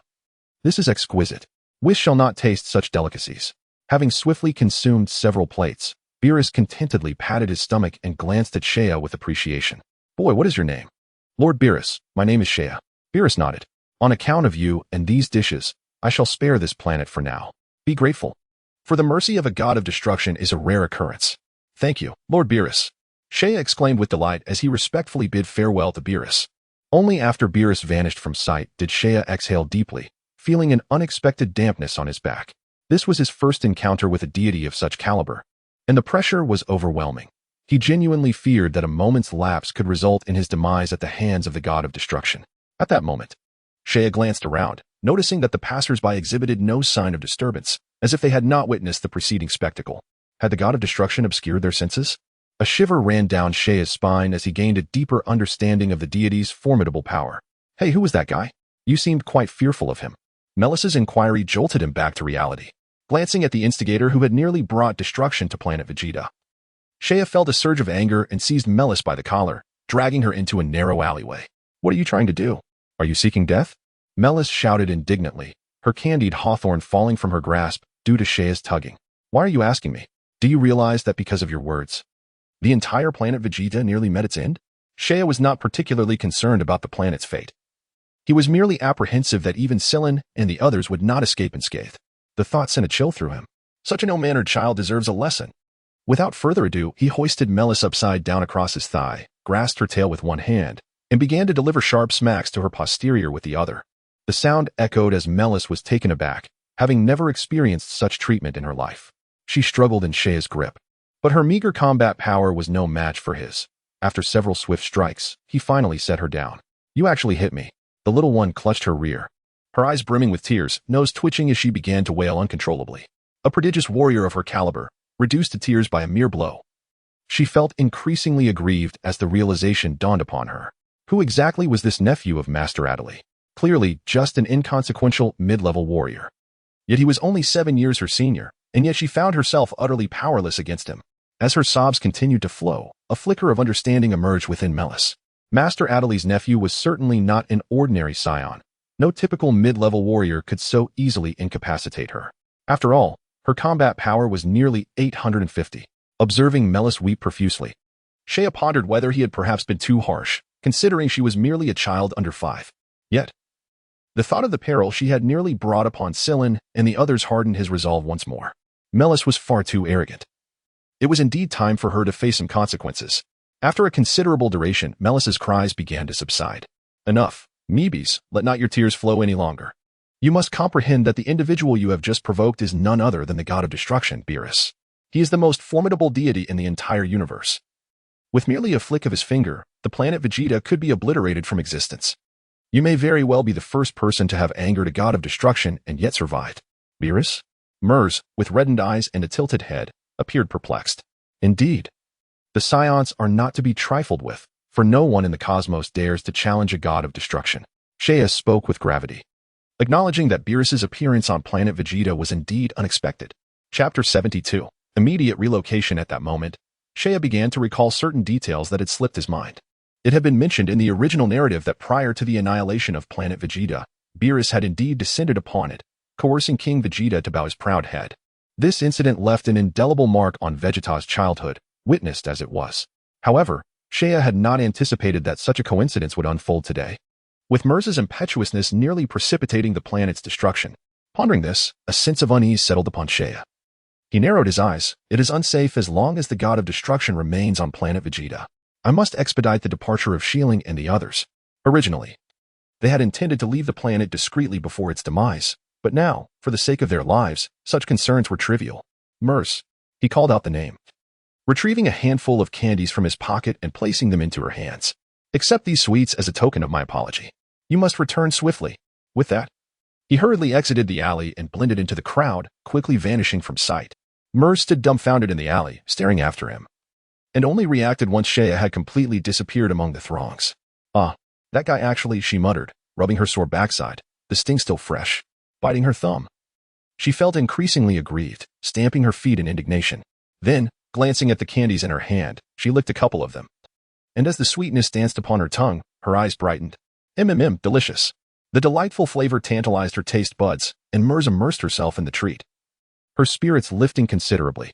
Nonetheless, the memory of Seiya, that insufferable wretch, remained etched in her mind. With her vengeful nature, she vowed to repay this slight. Back at the residential quarters, Seiya hurriedly returned home, finding Edri and Rebecca present. Uncle Edri, is Shieling at home? He inquired urgently. She is resting inside. What is the matter? Edri responded, surprised by Seiya's distress. There is no time for explanations. Uncle Edri, you must immediately notify Uncle Baruch and the others. We need to leave Planet Vegeta at once. Very well, I shall contact them immediately. Upon hearing the news, Adley immediately sensed that something significant must have transpired. Otherwise, given Seiya's character, he would not exhibit such urgency even in the face of Frieza. His expression grew grave. Seiya nodded at him and strode directly toward Shieling's room, forgoing the courtesy of knocking and simply pushing the door open. Inside, Shieling lay languidly beneath the covers, the thin blanket barely concealing her. Without hesitation, Seiya scooped her up along with the bedding. Hey, what are you doing? Shieling exclaimed, startled awake. Not now. We have matters to discuss once we leave this place. Seiya's stern demeanor silenced Shieling, who, though filled with curiosity, followed him into the living room. At that moment, Adley set down the communicator, casting a surprised glance at his daughter still wrapped in the blanket. I have already informed Baruch that they are waiting at home. Very well, let us proceed. Seiya replied with a nod and promptly activated his instantaneous transportation. In the blink of an eye, their surroundings shifted, and the four of them found themselves on a desolate planet. On the barren world, the sky was tinged with a somber yellow, and the air was piercingly cold. 7 towering spires stood resolutely, like valiant sentinels guarding the border, their surfaces marred by the ravages of wind and rain. Uncle Adley, please wait in the gravity training chamber while I fetch the others, Seiya instructed before vanishing once more. Observing Seiya's frantic demeanor, Shieling inquired with concern. What on earth has happened? Why is Seiya in such a hurry? Has Frieza launched an attack on Planet Vegeta? After spending many years together, she had never witnessed Seiya in such a disheveled state. In her mind, he had always been the epitome of calm and confidence, a figure who seemed invincible. What could possibly cause him to lose his composure? The only plausible explanation she could surmise was an impending assault from Frieza on Planet Vegeta. Adley shook his head, clenching his fists, his expression grave as he gazed towards Planet Vegeta. Could it truly be that Frieza had made his move? Shieling, you should change your clothes in the gravity training chamber. Observing her daughter wrapped in a blanket, Rebecca frowned, unable to bear the sight. Though Saiyans were known for their carefree nature and disregard for appearances, Shieling was no longer a child. Such casualness was inappropriate. Fortunately, when the Fedayans constructed the gravity training facility, they designed it with unparalleled luxury, featuring not only upper-level training rooms but also lower levels equipped with dining, washing, and living areas stocked with all necessary daily supplies. Shieling glanced at her own appearance and, with a slight exclamation, hurried into the gravity chamber to change. Shortly thereafter, Baruch, Paladi, Liz, and Alice were transported in, followed by Shakta, Atasia, and other members of Seiya's team. When Seiya initially planned to relocate to Red Mountain Star, he had already revealed the truth to the members of his team. At that moment, each member appeared invigorated, gazing at Shea with eyes brimming with admiration. "Captain, what is the situation? Has Frieza made a move?" Shakta's handsome features stiffened, his expression turning rather grim. "Indeed, why the haste in relocating us? What has transpired?" queried Baluk and the other Saiyans. Shea shook his head, carefully organizing his thoughts before speaking. "It is not that Frieza intends to attack Planet Vegeta, rather. Remaining on Planet Vegeta has become increasingly perilous." "What do you mean?" Adri furrowed his brow upon hearing this. If Frieza was not planning an assault on Planet Vegeta, logically, no matter the circumstances, their current strength should suffice to handle any situation. Why then did Shea assert that staying on Planet Vegeta was more dangerous? Were there unforeseen developments? But what could they be? Taking a deep breath, Shea exhaled a cloud of anxiety. "If it were merely Frieza, I would possess the capability to relocate you even in the event of planetary destruction. But do you know whom I encountered on Planet Vegeta just now? The god of destruction, Beerus. That divine entity appeared on Planet Vegeta." Reflecting on the moment he narrowly brushed past death, Shea felt a twinge of nostalgia. Indeed, he was fortunate that Beerus had an almost obsessive fondness for gourmet cuisine, as it was the only reason he survived. Before the god of destruction, his own superpowers felt as if they were frozen, utterly unexecutable. Chapter 73. Never to look again, the god of destruction, Beerus? Adri stood in place, pondering deeply. Yet, even with his extensive experience, he had never heard of such a title. Shaking his head, he turned to Baluk and the others, who similarly responded with confused shakes of their heads. At this point, the younger generation, including Shakta and Atasia, remained silent. Recognizing that they were unaware of the god of destruction as title, Shea understood that they could not grasp his apprehension. Beerus had slumbered for so long that few in the universe were familiar with his name. Sighing softly, he continued, "The god of destruction, Beerus, is a deity from ancient times, considered the most powerful god in the universe. The strength of Frieza pales in comparison to that of the god of destruction. Akin to a firefly competing with the brilliance of the full moon, there is simply no comparison. Even if Frieza were 1,000-fold stronger, Beerus could eliminate him with a mere flick of his finger. Such strength?" Shieling gasped in astonishment. "Indeed, a mere sneeze from him could obliterate Planet Vegeta." Shea lamented. Even if Frieza's power were to increase 1,000-fold, he would only reach the level of Majin Buu. The god of destruction, Beerus, could effortlessly annihilate him with a single finger. A sneeze could destroy Planet Vegeta? Frieza 1,000 times stronger, and yet he merely needs to move his finger? Upon hearing Shea's account, Edri and the others could not help but gasp in astonishment, their faces reflecting sheer horror. In their eyes, Frieza's power was already unparalleled, and now, a god of destruction had emerged. The thought that even if Frieza were to become 1,000 or 10,000 times more powerful, he could still be effortlessly vanquished by this entity was utterly terrifying. How could it be that they had either fallen behind, or that the world had changed so rapidly? In the past, a battle power of merely a few thousand could dominate the realm, yet now they felt as feeble as ants. But, isn't a god of destruction a divine being? Why then should we fear him obliterating Planet Vegeta? Adishia inquired, articulating the very question that plagued them all. Shea shook his head. Though Beerus, the god of destruction, is indeed a deity, he presides over destruction and annihilation. His duty is to obliterate, should anything displease him. He can mercilessly eradicate an entire planet. Such is the capriciousness of a god of destruction. Upon hearing Shea's elucidation, everyone fell silent. According to his explanation, remaining on Planet Vegeta was indeed perilous. Should the god of destruction take offense, they would all meet their demise. Simultaneously, they realized that their meager strength was utterly insignificant in the eyes of true masters. What was there to be proud of? Just look at how others effortlessly destroy planets and entire galaxies, occasionally illuminating the cosmos with grand displays of annihilation, while they squabbled on a mere speck of a planet. Such a comparison rendered their ambitions rather trivial. They were light years away from such grandeur. To be fair, Edri and his companions, with their battle power exceeding 10,000, could indeed thrive within the universe, for creatures like Frieza were exceedingly rare, and gods of destruction existed beyond the realm of normalcy. Even the younger generation, like Shakta, could live well if they exercised caution. Witness the arrogance of Raditz, who boasted a mere battle power of over 1,000. He had once roamed the cosmos and had undoubtedly encountered other life forms. His continued bravado suggested that the overall strength of other cosmic beings was relatively low. Stay on the desolate planet for now. If Planet Vegeta remains intact in a few days, you may return.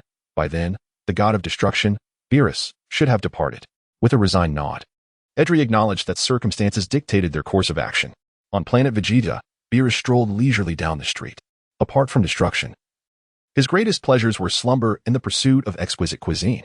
After awakening from his slumber, Beerus had stealthily descended to the lower realm, rampaging through the Milky Way. obliterating any disagreeable planets along the way, and finally arriving at Planet Vegeta. There, he was fortunate enough to encounter some palatable food. Otherwise, he might have been compelled to destroy the planet once more. Just moments ago, he encountered a Saiyan who piqued his interest and received a delectable morsel from him. Beerus vowed that he had seldom tasted such exquisite flavors, for it had been a century, or perhaps even 3, since he last indulged in such culinary delights. Oh, what a marvelous taste it was! Licking his lips, the lingering aroma of the delicacy still danced upon his palate, leaving Beerus somewhat unsatisfied. In light of that young fellow's generosity, perhaps Lord Beerus would bestow a rare act of kindness today. With his hands clasped behind his back, he strolled down the street when, suddenly, a sneeze escaped him, and a flash of inspiration ignited within his mind. If that young Saiyan could possess such delightful fare, then the ruler of this planet must surely have much to offer as well. With this thought, Beerus felt a surge of renewed vigor replace his earlier lethargy. First, to locate the royal palace of this planet. There, he anticipated a bounty of gastronomic wonders. With that intention, Beerus ascended into the air, his golden eyes glinting with determination as he soared towards the palace. In another dimension, at the end of a long serpentine path lay an expansive, serene expanse, suffused with a divine tranquility. The azure sky was adorned with wisps of pale yellow clouds, beneath which resided a diminutive planet, the home of the North Kai, who governed the entire North Galaxy. On the Kai's planet, the North Kai lay anxiously upon a patch of grass, resembling a restless ant on a hot skillet, his lips pale and quivering.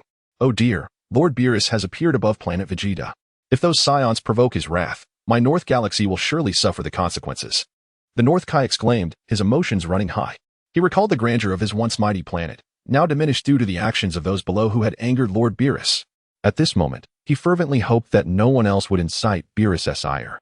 With his hands clasped in prayer, he beseeched for mercy, not wanting the little remnant of his planet to be obliterated, for he would then have nowhere to reside. Should that come to pass, the illustrious reputation of the North Kai would be tarnished, leaving him unable to face the other Kais with any semblance of dignity. The North Kai's corpulent form remained prostrate upon the ground, cautiously observing the events unfolding on Planet Vegeta. Suddenly, a chilling glare emanated from the direction of Vegeta, locking onto his gaze, piercing through his very soul with an icy intensity. The North Kai gasped, jolting upright, his face awash with terror. This is dire. Discovered by Lord Beerus. I hope he chooses not to come my way. The North Kai's complexion turned ghostly pale, his entire being trembling with fear. In a frenzy, he scurried into the small, humble dwelling on his planet. Oh, I swear I shall not observe the mortal realm again until Lord Beerus departs from the North Galaxy. Chapter 74. I do not wish to see Planet Vegeta within a training chamber of the royal palace on Planet Vegeta, amidst a dimly lit atmosphere. 2 or 3 bioengineered warriors encircled a small figure at the center, hesitating to make a move. It is noteworthy that these bioengineered beings were crafted using advanced technology, each possessing combat prowess exceeding 1,000. The figure they surrounded appeared to be a mere Saiyan child, not yet 5 years of age, nevertheless. An instinctual fear gripped the bio-warriors. Humph! The young Saiyan scoffed, adjusting his stance in preparation to launch an assault. In an instant, he surged forward, leaving behind a flurry of ethereal afterimages. A brilliant flash enveloped the room, and radiant energy seemed inexhaustible, flooding the entire training chamber. Following a thunderous roar, smoke obscured the vision. As the haze slowly dissipated, only the proud figure of the young Saiyan remained standing triumphantly. Pathetic. Casting a disdainful glance at the charred bio-warriors sprawled in the crater, the young Saiyan spoke in a tone that was cold and unfeeling. Before donning his cloak and exiting the training room, after his departure, the Saiyan tasked with cleaning up the scene surveyed the uneven ground. Reflecting, the Prince of Vegeta is indeed formidable. At such a tender age, he can vanquish bio-warriors, destined to become an exceptional king. Indeed. Under the leadership of King Vegeta and Prince, our Saiyan race will grow ever stronger. Another middle-aged Saiyan gazed in the direction of Vegeta's disappearance, responding with envy. On Planet Vegeta, the distinction between the strong and the weak is stark. Those of middling talent, like themselves, are relegated to menial tasks. For the Saiyan race to thrive, it requires prodigies like Prince Vegeta. As Vegeta strode through the palace corridor with a composed demeanor, despite surpassing a combat power of 1,000, he remained unsatisfied. At that moment, several guards hurried past him, carrying large platters of food. Vegeta, intrigued, seized one of the guards. Why the haste? Whom are these provisions for? He inquired, puzzled. The guard, drenched in sweat, replied, a peculiar visitor has just arrived at the palace. These delicacies are to be delivered at the king's behest. Your Highness, please allow me to pass. The guest has been waiting impatiently. Releasing his grip and watching the guard's retreating figure, Vegeta felt a pang of curiosity. Who could this guest be? And why would my father arrange for such an abundance of food? Contemplating this, Vegeta made his way toward the inner sanctum of the palace. As he approached one side of the grand hall, a voice of derision echoed from within, the tone unfamiliar and harsh. You dare present such rubbish to entertain me? King Vegeta. Know that the cost of deceiving a destroyer is one you cannot afford. The voice of Beerus was both commanding and icy. Lord Beerus, I would never presume to deceive you. This is truly the finest cuisine available on Planet Vegeta. The voice of King Vegeta was tinged with trepidation. His hands pressed against the ground, fully prostrated. His expression was grotesquely contorted. A man of immense pride, akin to the future Vegeta. He found himself compelled to bow his haughty head and appease the entity before him. For should this being become enraged, the entirety of Planet Vegeta would vanish from the cosmos. With a disdainful grunt, Beerus placed one foot upon the head of King Vegeta, nonchalantly digging in his ear before blowing on his fingers, revealing his impatience. Truth be told, the feast prepared by King Vegeta was utterly unsatisfactory, far inferior to the delicacies he had previously tasted. Is this what you call delectable? Beerus glared with his golden eyes, hurling the food onto King Vegeta's head, who could only endure the humiliation in silence. What was happening? Who was this individual, and why did his father tolerate such indignity? Hidden behind a stone pillar, Vegeta watched in disbelief, unable to comprehend how the proud Saiyan king could submit in such a manner. Clenching his fists, he felt a surge of defiance. Suddenly, Beerus noticed the presence concealed behind the pillar, casting a menacing glare. His overwhelming power permeated the rock, striking Vegeta, who instantly felt as though struck by lightning. Collapsing to the ground, paralyzed. With a swift motion, Beerus seized Vegeta by the head, lifting him effortlessly.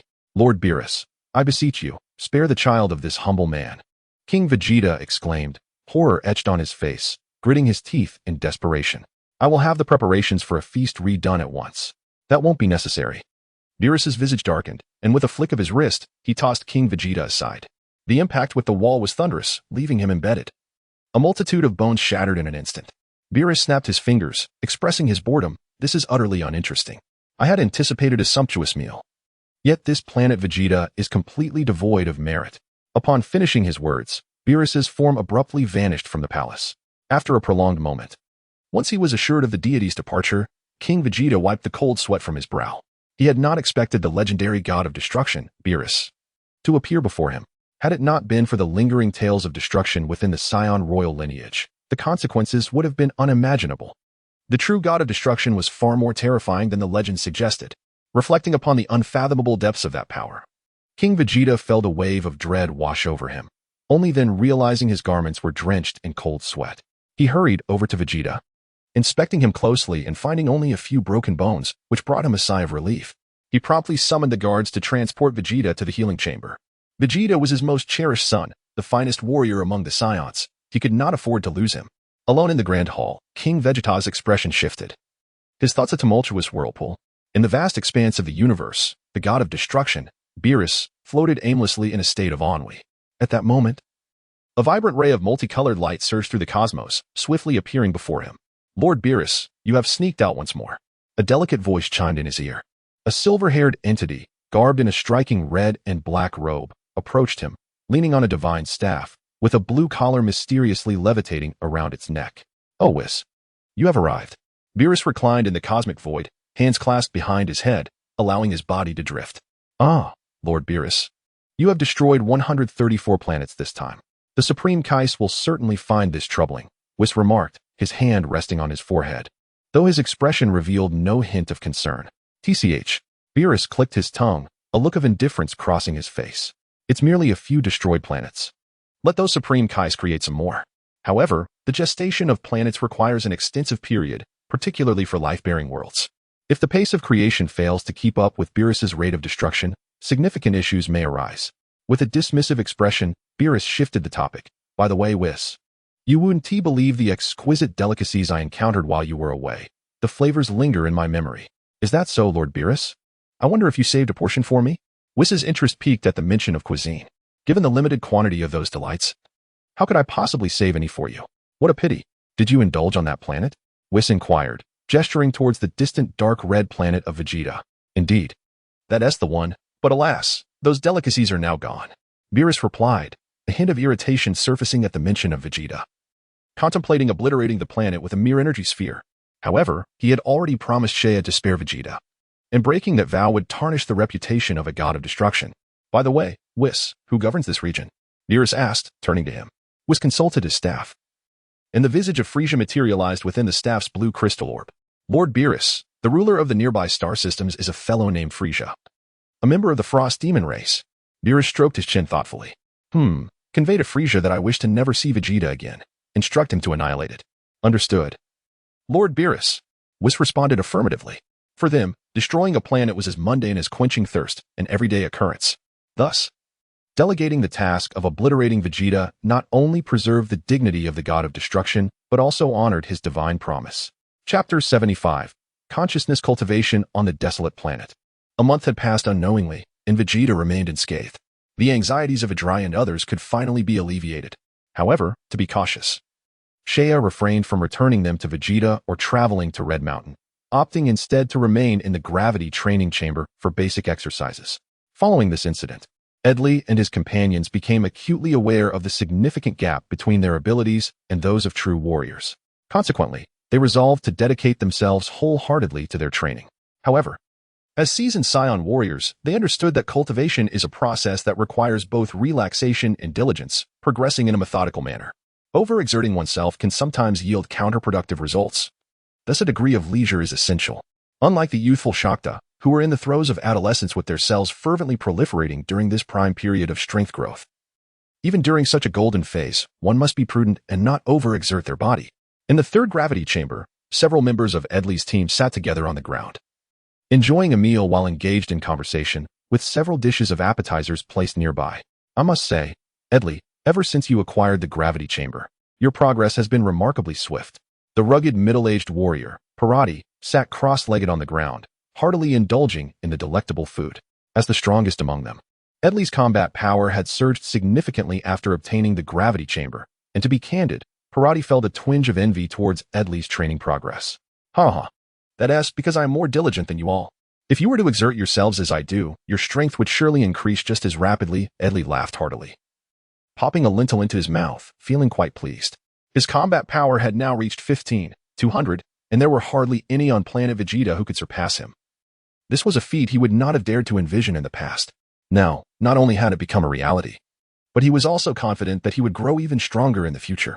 However, the recent pace of his growth had noticeably slowed, bringing him back to a sense of sober realization. Come now, it's only because you have Saiyan guiding you. If I could spar with Saiyan all day, I would have surpassed you long ago. Parati scoffed dismissively, though inwardly he envied the captain for having Saiyan as a mentor. Just look at how his strength has flourished, surpassing theirs by several thousand. As of now, besides Edley and Rebecca, the combat power of the other members of Edley's team lingered around 12,000, the strongest among them. But look, was nearing 13,000, yet there remained a considerable gap compared to the captain, and that difference was steadily widening. Although Edley's recent growth had diminished, it still eclipsed theirs at a pace that elicited admiration. Edley chuckled, recognizing that his rapid advancement was attributable not only to the gravity chamber, but also to the invaluable experience gained through his sparring sessions with Saiyan. After sharing a laugh, Edley's expression turned serious as he addressed his companions. Currently, the Saiyan population on Red Mountain Star has approached 3,000.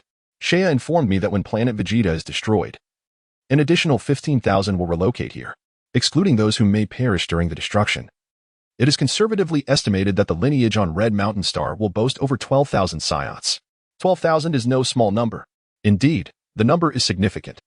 Everyone gasped in astonishment and subsequently fell into silence. The survival of over 10,000 Saiyans is no small feat, however, compared to the peak population of 1 million. This figure seems rather meager. At this rate, the Saiyans are destined to become a rare ethnicity. They harbor a singular conviction: the Saiyans must not decline. By the way, I suspect that King Vegeta may have already sensed our movements. Adrai suddenly interjected. Is that so? If King Vegeta is aware of our clandestine population transfers, how could he remain utterly indifferent? Parody responded, astonished. The reason King Vegeta has not reacted, I believe, is that he is feigning ignorance while fully aware. Baluk replied with a cold smile. What advantage does this provide him? One possibility is that his own preparations have reached a critical juncture, one that allows no room for error. Internal strife at this point would be detrimental to him. The 6 members of Adrai possess combat powers exceeding 10,000.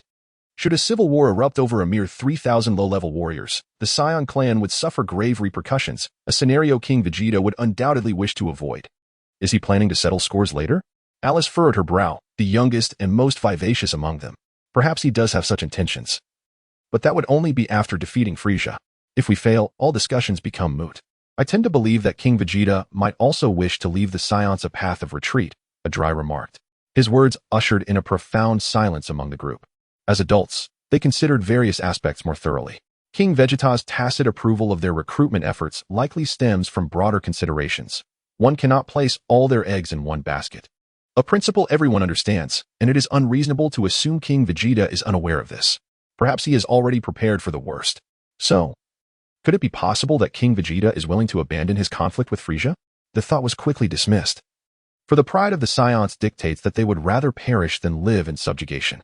They would never fear battle, whether one calls it reckless bravery or not. King Vegeta cannot abide the thought of the Saiyans groveling like servants at Frieza's feet. Of course, a more pressing reason is that King Vegeta has not fully grasped the terror of Frieza. Had he comprehended Frieza's true horror, his mindset would likely have shifted considerably. Much like how he could set aside his royal demeanor before a god of destruction when the disparity in power reaches a certain threshold. Submission to a stronger foe does not equate to a loss of dignity. It offers some solace. However, it is too late to ponder such matters now. Even if King Vegeta refrains from rebellion, Frieza will not spare the Saiyans. Lisa's hoarse voice echoed. Events unfold irrespective of their desires. All they can do now is lead a portion of the Saiyans from Red Mountain Star. The group remained silent for a moment before resuming their chatter with laughter about other topics. Meanwhile, the younger generation, like Shakta, was fervently engaged in rigorous training within the gravity chamber, striving to enhance their strength. Adri and his companions are seasoned experts, occasionally offering guidance. In the gravity chamber, the vast training hall appeared unremarkable, devoid of the activation of the gravity apparatus and other parameter devices. At its center, Shea and Shieling sat cross-legged, locked in mutual gaze, reminiscent of venerable monks in deep meditation. Upon closer inspection, one could discern their furrowed brows and slight tremors coursing through their bodies. With beads of sweat forming on their foreheads, both were engaged in a form of consciousness training. Within the ethereal realm of consciousness, the expanse of the universe could not be measured by the constraints of reality as the two engaged in a fierce confrontation, their figures entwined in a relentless struggle. Soaring from the ground to the sky and back again, resonating with the sounds of their intense clashes and explosive reverberations, a multitude of illusory figures emerged, each bearing the likeness of Shieling, moving with agility and swiftly populating the consciousness space. With a glint of determination in her eyes, Shieling raised her delicate hand, and the myriad of phantoms launched a vigorous assault on Shea. With precision, Shea intercepted Shieling's fist, and in an instant, he darted forward like an arrow, his seemingly light attacks imbued with an overwhelming, suffocating force. One by one, the phantoms were vanquished. Suddenly, the consciousness space shattered, causing Shea and Shieling to tremble, gasping for breath. After a brief respite, their breathing steadied once more. Consciousness training is a profound method of cultivation, transcending the mere refinement of energy. Unlike the physical augmentation derived from energy, consciousness training hones the mind and spirit to a greater extent, enhancing instinctive combat abilities. In the original narrative, Gohan and Krillin had similarly engaged in such training while en route to Namek. This form of training is not simply about cultivating energy. It echoes the Taoist philosophies of Shea's past life, representing a form of spiritual enlightenment that confers advantages in the development of ultimate techniques and liberation from the constraints of the physical body. Shea and Shieling harnessed consciousness training to augment their combat experience, yielding remarkable results. After this period of rigorous practice, they discovered an increased mastery over their energy control. Chapter 76, Bardock and kind Shea settled into tranquility, feeling a vast torrent of energy flowing within him, yet upon the slightest stir of his will, the energy obediently subsided. His control over this force had reached an impressive level of mastery, allowing him to manipulate it at will, despite not engaging in deliberate training. His strength continued to rise steadily, a testament to the benefits of consciousness training. Clenching his fist, a subtle smile graced Shea's face. Shea, my battle power is nearing 120,000. After a brief rest, Shieling lifted her head, her snow-white complexion slightly flushed with excitement. During this time, she had diligently pursued her growth, finally elevating her battle power to 118,000, nearly catching up to Shea from a year prior. However, the gap between them had not diminished. My combat power has just reached 145,000. Shea chuckled softly. Upon hearing this, Shieling felt a wave of despondency wash over her. Oh, I have worked so hard. Yet why can't I catch up to you? Placing his hand upon her head and savoring the delicate texture of her hair, Shea replied, do not dwell on such matters all day long. It is exhausting and ultimately meaningless. Remember, haste makes waste. Sometimes, too many concerns can lead to confusion. It would be better to think of something else, such as, perhaps delectable cuisine. Shieling pouted, brushing away his hand from her head and caressing her smooth abdomen. I am unhappy. I want to feast. Shea looked at her with mild amusement. This girl always transformed her frustrations into an appetite. Fortunately, she was a Saiyan, blessed with a robust stomach. If she were an ordinary person, she would have long since distorted her figure with such indulgence. All right, Shea acquiesced, opening a dimensional space and retrieving an abundance of food, then observing with keen interest as the girl devoured it voraciously. Her manner was rather unrefined and lacking in elegance. Yet watching Shieling relish her meal was quite entertaining. Nearby the spaceport of Planet Vegeta, in a vast and desolate plain devoid of any signs of life, a series of makeshift sun shelters had been erected behind protruding rock formations. It was midday, and the scorching sun hung directly overhead, causing the rising heat to blur the vision. Within the shelters, several hundred Saiyans had gathered, some huddled in conversation while others lay down in solitude, quietly awaiting the arrival of more comrades. At that moment, more Saiyans began to converge from all directions, and soon the gathering swelled to over 1,000 Saiyans. Among them were low-level warriors as well as elite fighters, each brimming with excitement and anticipation, eager to participate in the grand battle mission that occurred only once a year on Planet Vegeta.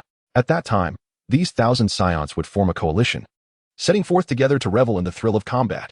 This large-scale battle mission was designated as a special-level task by the Task Management Bureau, necessitating the deployment of elite warriors with combat powers nearing 10,000. This particular mission aimed to conquer the mysterious planet of Kanasha. Bardock, once we arrive at Kanasha, be cautious and avoid unnecessary risks. A petite yet striking female Saiyan adjusted her husband's hair and retied his headscarf. Bardock chuckled heartily, his broad hand patting her shoulder, a gentle smile gracing his scarred face. Kind, do you doubt my strength? A mere planet like Kanasha poses no challenge for me. You need not worry. Nevertheless, do exercise caution, Kind retorted, casting her husband a disapproving glance. It was then revealed that these two were none other than the biological parents of Son Goku, Bardock and his wife Kind. 12 years have elapsed since Shea first encountered Bardock, who has now matured into a robust and formidable warrior. He has taken Gnei, a petite Saiyan woman reminiscent of Alice, as his wife. Amidst the rugged Saiyans, she appears almost like a child yet has already borne 2 offspring. Bardock is on the verge of embarking on a mission to vanquish the planet Kanasa, while Gnei remains on Planet Vegeta, responsible for the logistics of meat processing. By the way, how is Raditz faring? Bardock inquired, adjusting his satchel. Upon mentioning their eldest son, Gnei's face radiated with joy. Raditz is accompanying Prince Vegeta on a mission and should have already arrived at the target planet. Bardock nodded, reflecting on how, like himself, Raditz is merely a low-ranking warrior, yet he has been assigned to work alongside Prince Vegeta. It raises questions about the task management's decisions. Perhaps it is merely to provide Prince Vegeta with an additional burden, Bardock mused with a hint of self-deprecation. However, Bardock feels no shame in being a low-ranking warrior, for he understands that even those born as such can, through combat and training, rival the might of higher-ranking warriors. He himself is a testament to this, as his power has far surpassed that of an ordinary elite warrior. As the commander of this mission, Bardock's combat prowess approaches 10,000, placing him among the select few low-ranking warriors to achieve such a feat. Meanwhile, over 2 months' travel from Planet Vegeta lies Frieza's headquarters, within an opulent palace. Frieza floats beside a window in a small, egg-shaped spacecraft, his long tail swaying in the air. Lord Frieza, here are all the data regarding the Saiyan ships launched in recent years. A Taji-Star person reported, waving his arms. Frieza's spacecraft shifted direction, his crimson eyes gleaming with malevolence, and his purple lips parted slightly as he coldly addressed Dodoria, who stood nearby. Mr. Dodoria, issue a command to exterminate all the Saiyan children dispatched on missions according to the list. Ensure not a single one remains. This matter must remain confidential. The Saiyans of Planet Vegeta must not learn of it. Yes, my lord, Dodoria replied, his expression turning serious. Before hesitating, I have heard that the son of King Vegeta is also participating in a mission. Should we consider him as well? Frieza waved his hand dismissively. Leave King Vegeta's son be. He is quite an amusing toy. Let us keep him for a while longer. By the way, Mr. Dodoria, would you care to join me for a fireworks display? Dodoria's face lit up with excitement. Are you planning to annihilate Planet Vegeta, my lord? At last, we shall witness that magnificent spectacle again. Since the last time he witnessed the grandeur of planetary destruction, Dodoria has been consumed by the desire to experience it once more.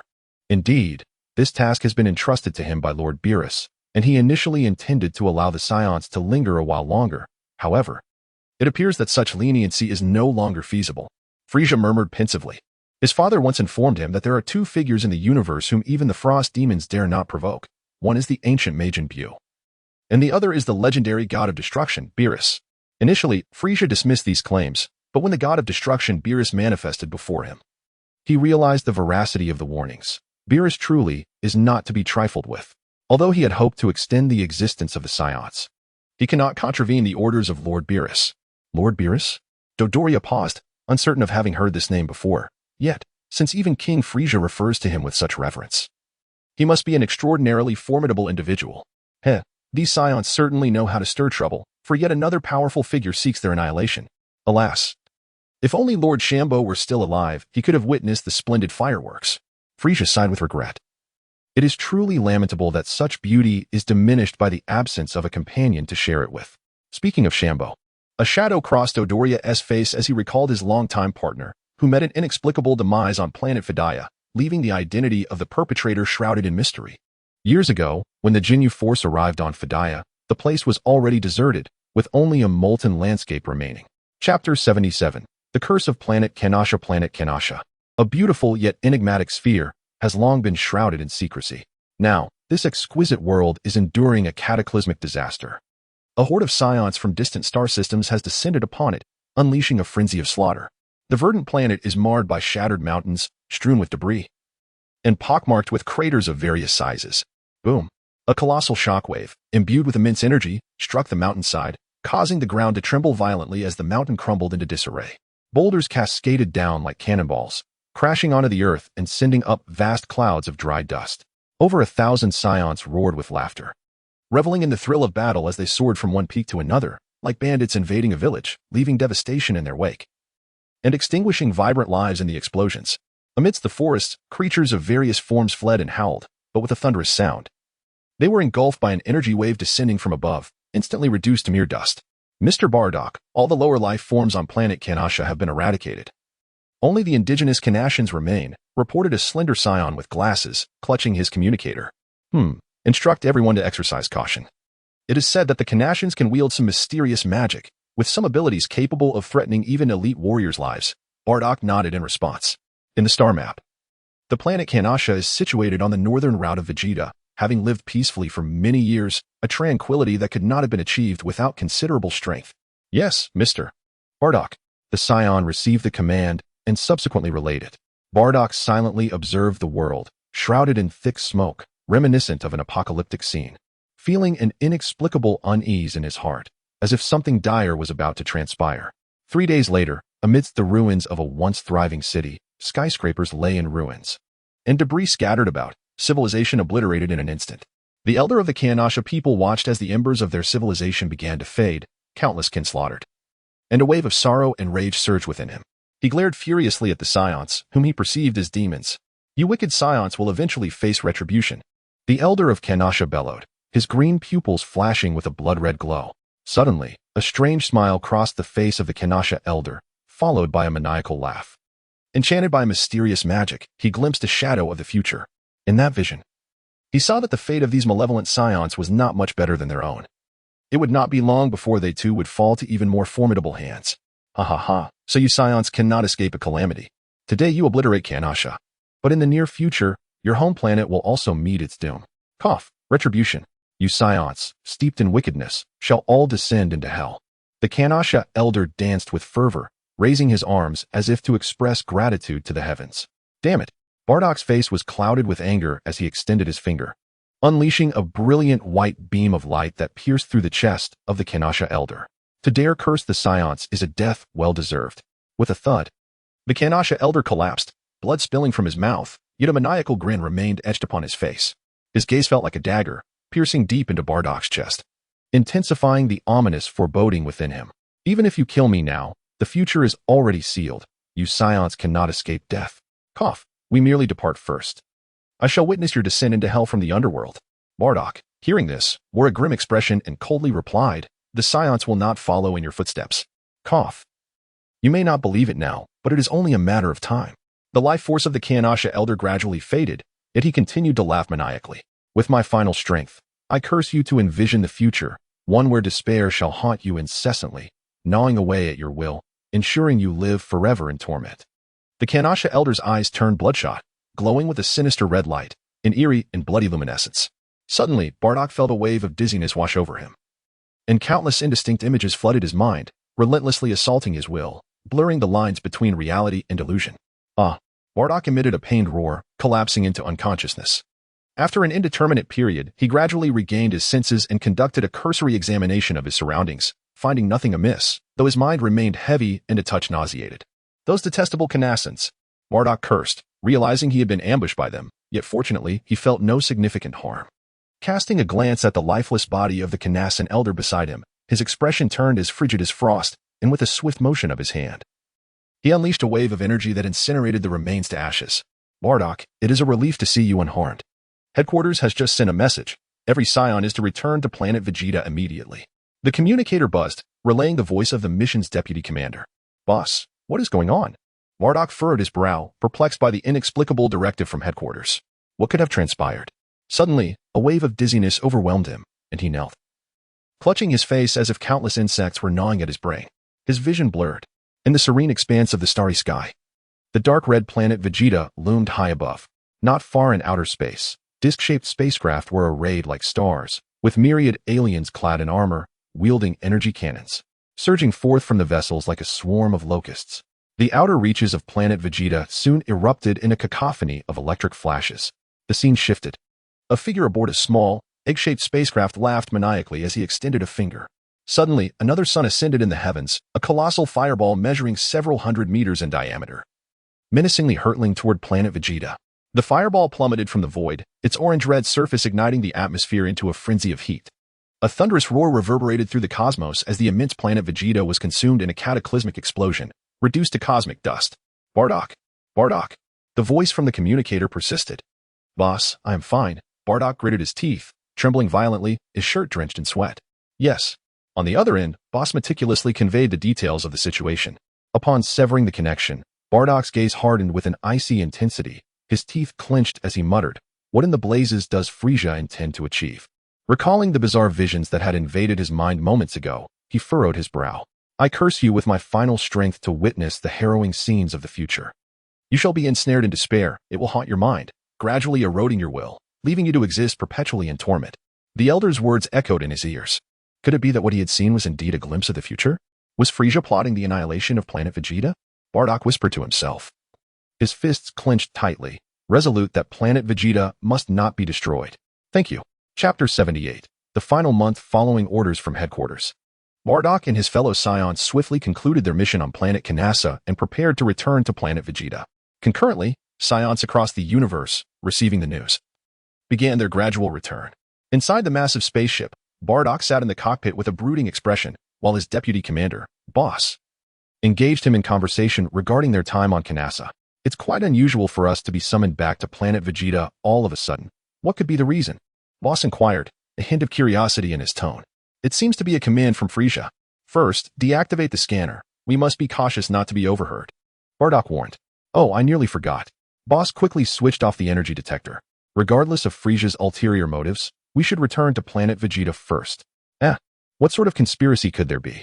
Perhaps he has discovered a remarkable planet that requires a significant number of personnel for operations, Boss chuckled.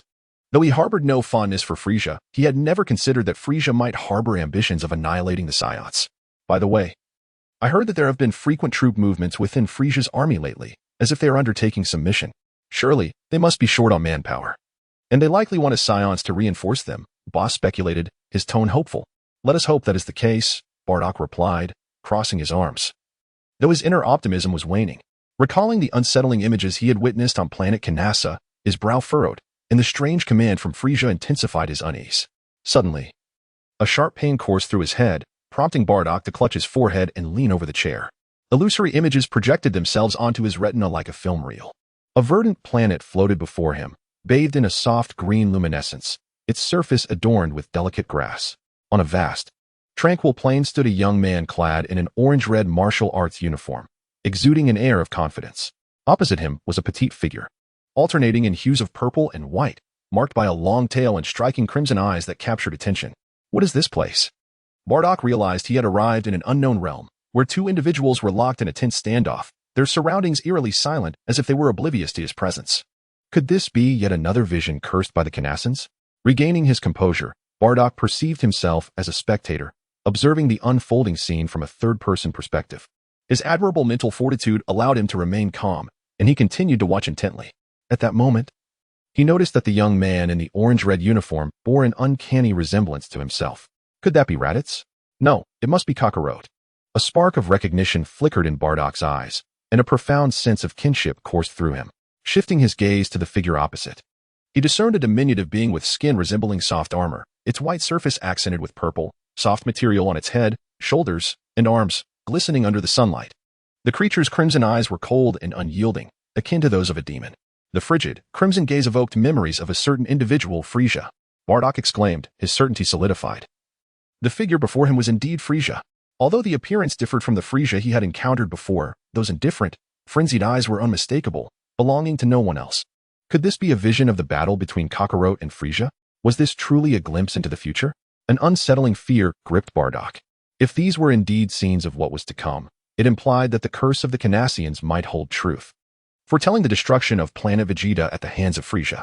At that moment, a figure strikingly similar to him engaged in combat. Their movements were as swift as the wind, as if they danced like lightning, their speed surpassing the limits of human perception.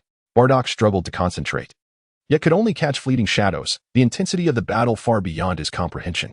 The imagery sped by relentlessly, and Bardock felt like an observer, witnessing it all in a blur. The sky darkened ominously, and the air crackled with brilliant flashes of lightning. Thunder roared, the waves surged, and the earth cracked open. The young warrior clad in an orange martial arts gi, bare-chested, let out a furious roar amidst the tempest, his black hair flickering before transforming into a radiant golden hue. His emerald eyes were deep and cold, devoid of emotion. Then, the golden-haired youth unleashed a flurry of attacks, overwhelming his opponent with sheer dominance. Could this be the legendary Super Saiyan? Bardock was astounded by the youth's transformation, excitement coursing through his veins, though he struggled to grasp such a level of existence. It was undeniable that the ancient legends of the Super Saiyan were real, and his son Kakarot had likely achieved this incredible power. Suddenly, the imagery became hazy. Bardock, drenched in sweat, slumped in his chair, while his deputy commander, Boss, looked at him with concern.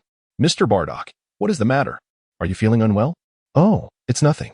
Just a bit fatigued.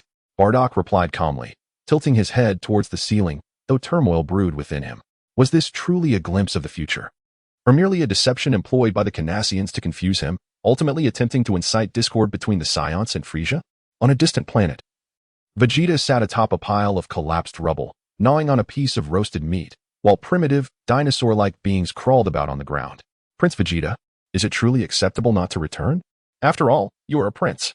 Raditz inquired, nursing a wound on his arm. Let it be. Feigning ignorance is sufficient.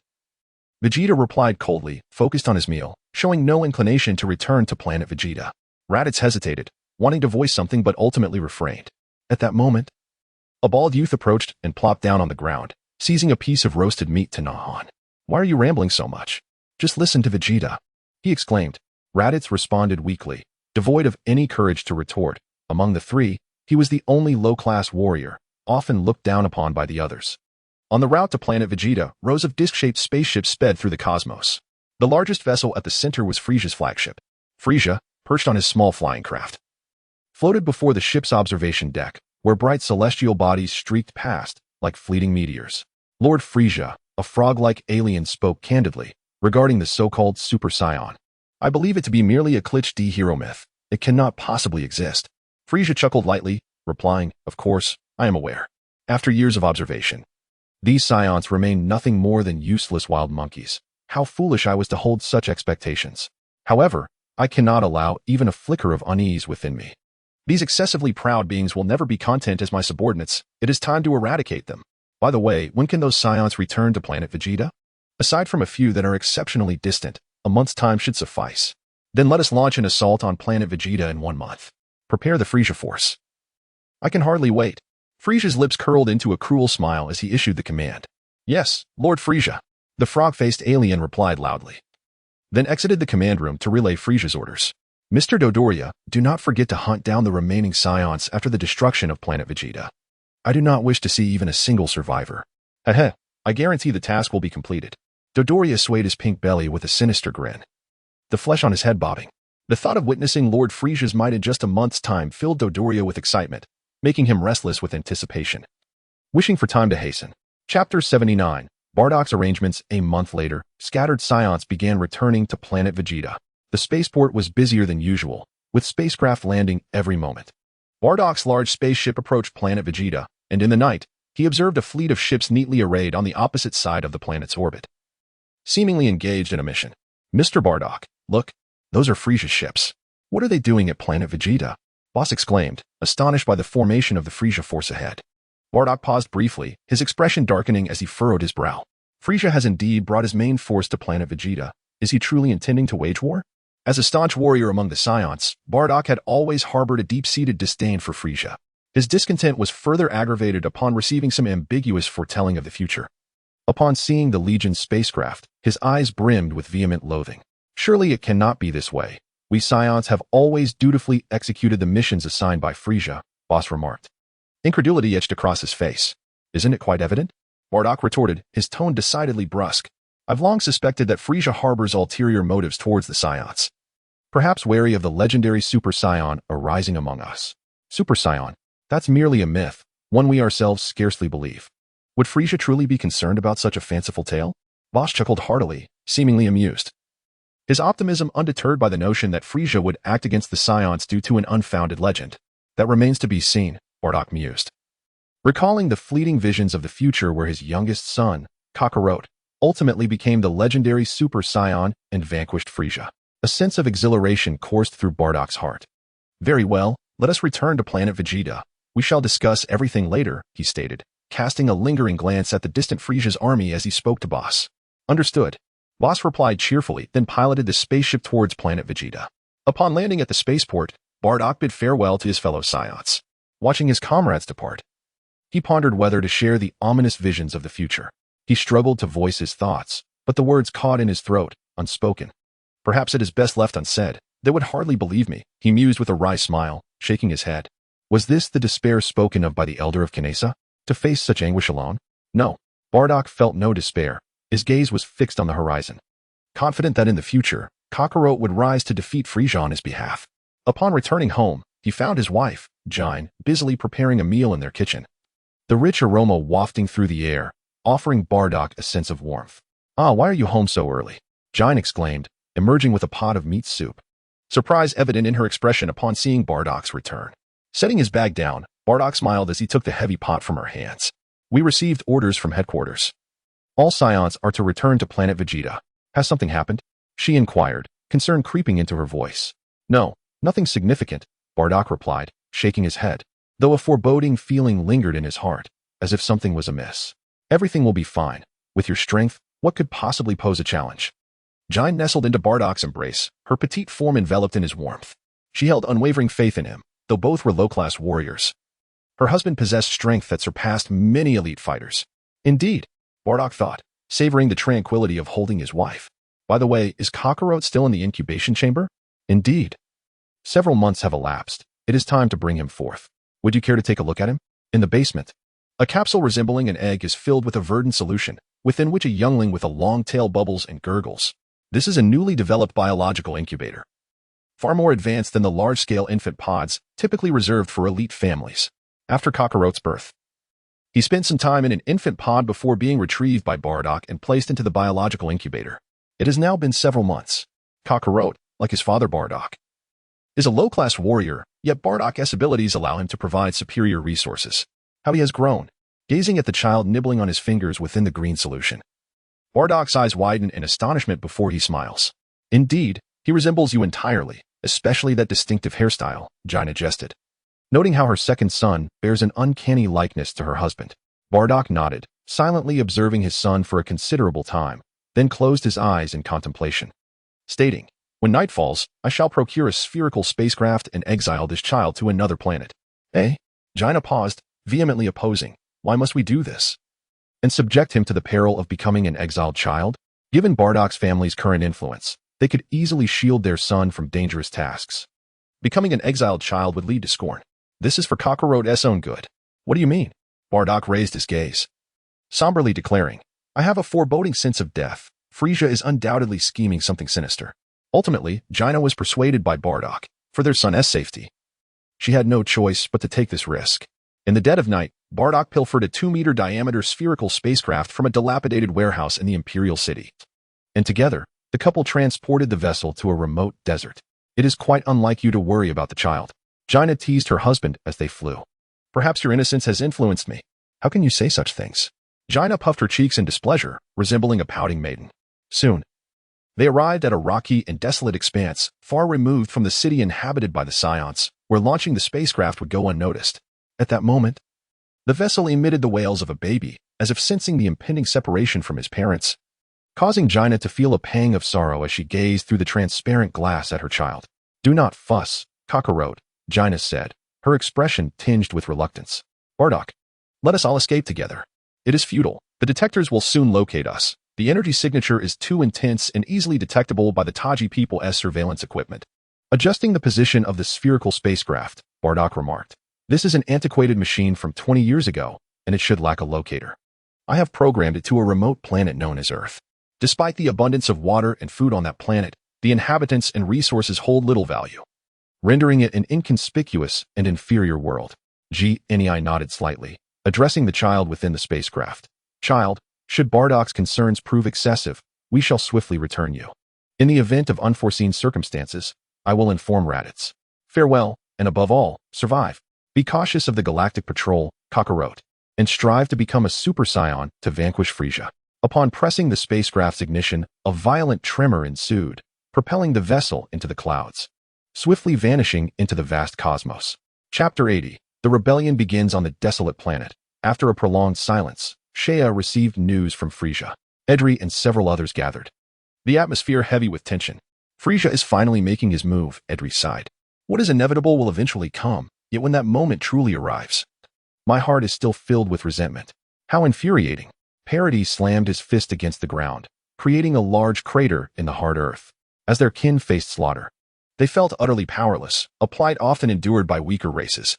Indeed, those who commit numerous atrocities ultimately face retribution. "Uncle Edri, speaking now is futile. It is better to wait here while I venture to Planet Vegeta. Perhaps I can rescue some of our people," Shea stated. Although a wish had been made upon the Dragon Balls, no one could predict how many would reach Red Mountain Star. Shea prepared to visit Planet Vegeta, not only to rescue some Saiyans, but also to witness firsthand the extent of Frieza's power.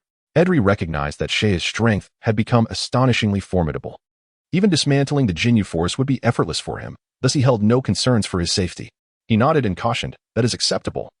But you must avoid encountering Frieza. Some sacrifices must be made. Remember, you are the most vital among the Saiyans.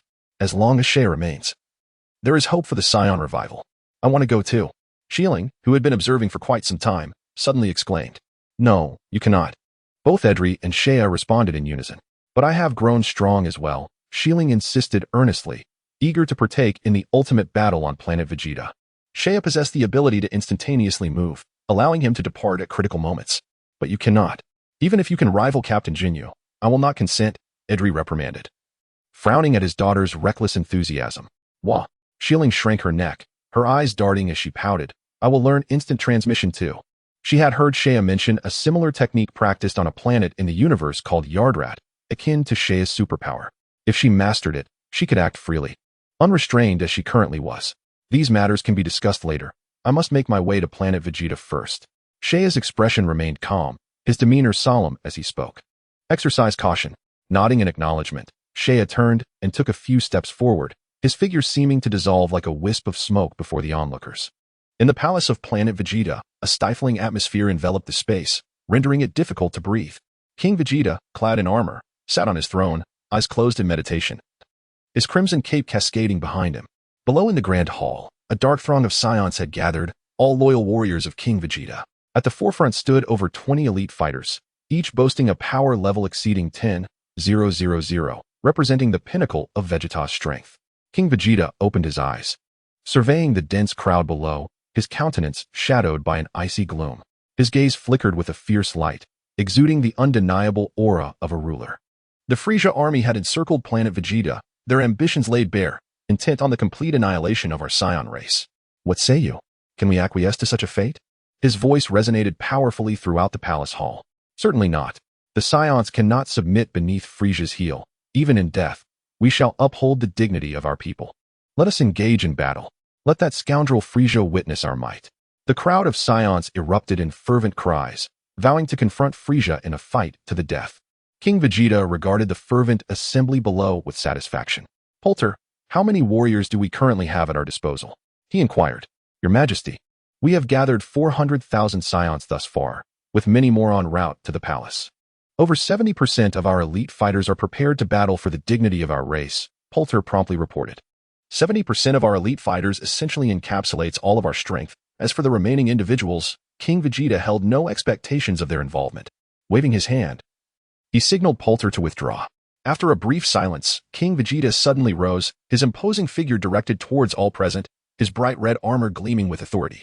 Raising his arms, he proclaimed with fervor, "The Saiyans stand at the precipice of life and death. Now, in the name of the king, I command all Saiyans to prepare for battle, to ready themselves for a confrontation with Frieza's legions. Elite warriors shall form 7 battalions, led by those whose power levels surpass 10,000. Serving as the primary force to breach Frieza's 1st and 2nd battalions, intermediate fighters will provide support, ensuring no enemy escapes. Furthermore, I shall issue a decree to all Saiyans. Eradicate every Taji star inhabitant on Planet Vegeta. I demand not a single one be spared." King Vegeta's tone was chilling and merciless. These Taji star beings, bolstered by Frieza, had long overstepped their bounds on Planet Vegeta, and the time for reckoning had come. The orders from the palace swiftly disseminated, and all Saiyans sprang into action. However, many Saiyans remain oblivious to the situation, filled with confusion over King Vegeta's commands. Even some of Frieza's worshippers refused to accept the reality, hastily flocking towards the royal palace, only to be ruthlessly slain by the palace guards poised for battle. In an instant, the entire planet of Vegeta was engulfed in chaos. The alien populace was gripped by fear, hesitant to venture onto the streets. Aha! These Saiyans have finally met their comeuppance. A group of Dodorians gathered, their faces alight with satisfaction. Once, the Saiyans had annihilated their home planet and enslaved them. Their hearts brimmed with animosity towards the Saiyans, and today, they beheld the impending doom of the malevolent Saiyans. The cycle of karma is inexorable. The heavens spare no one. Such a wicked race as the Saiyans must ultimately descend into oblivion. Numerous other tribes akin to the Dodorians exist, who, though they often suppress their anger, now illuminated their surroundings with festivity, rejoicing together in anticipation of Frieza's swift extermination of the Saiyans. At the encampment of the Tajians, dome-shaped structures stood, with 12 pristine white pillars extending outward. The task management office had long lost its tranquility since King Vegeta issued his orders. The Tajian settlement had become the prime outlet for the Saiyans' wrath. With a thunderous roar, the towering edifices collapsed in a cataclysm of energy waves, obliterating everything in their wake. The Tajians, trembling with frail bodies, rasped in dismay, "What are you Saiyans doing? Frieza will not spare you." To which the Saiyans retorted with cold smirks, "What are we doing? We are here to eliminate you." They regarded the Tajians' threats with indifference, dismissing them as mere cannon fodder. Frieza's intent to annihilate the Saiyans would not necessitate their removal. Now, both old and new grievances would be settled. The end for the Tajians had come. The Saiyans unleashed their pent-up fury and hatred towards Frieza, and in an instant, the Tajians found themselves in dire straits.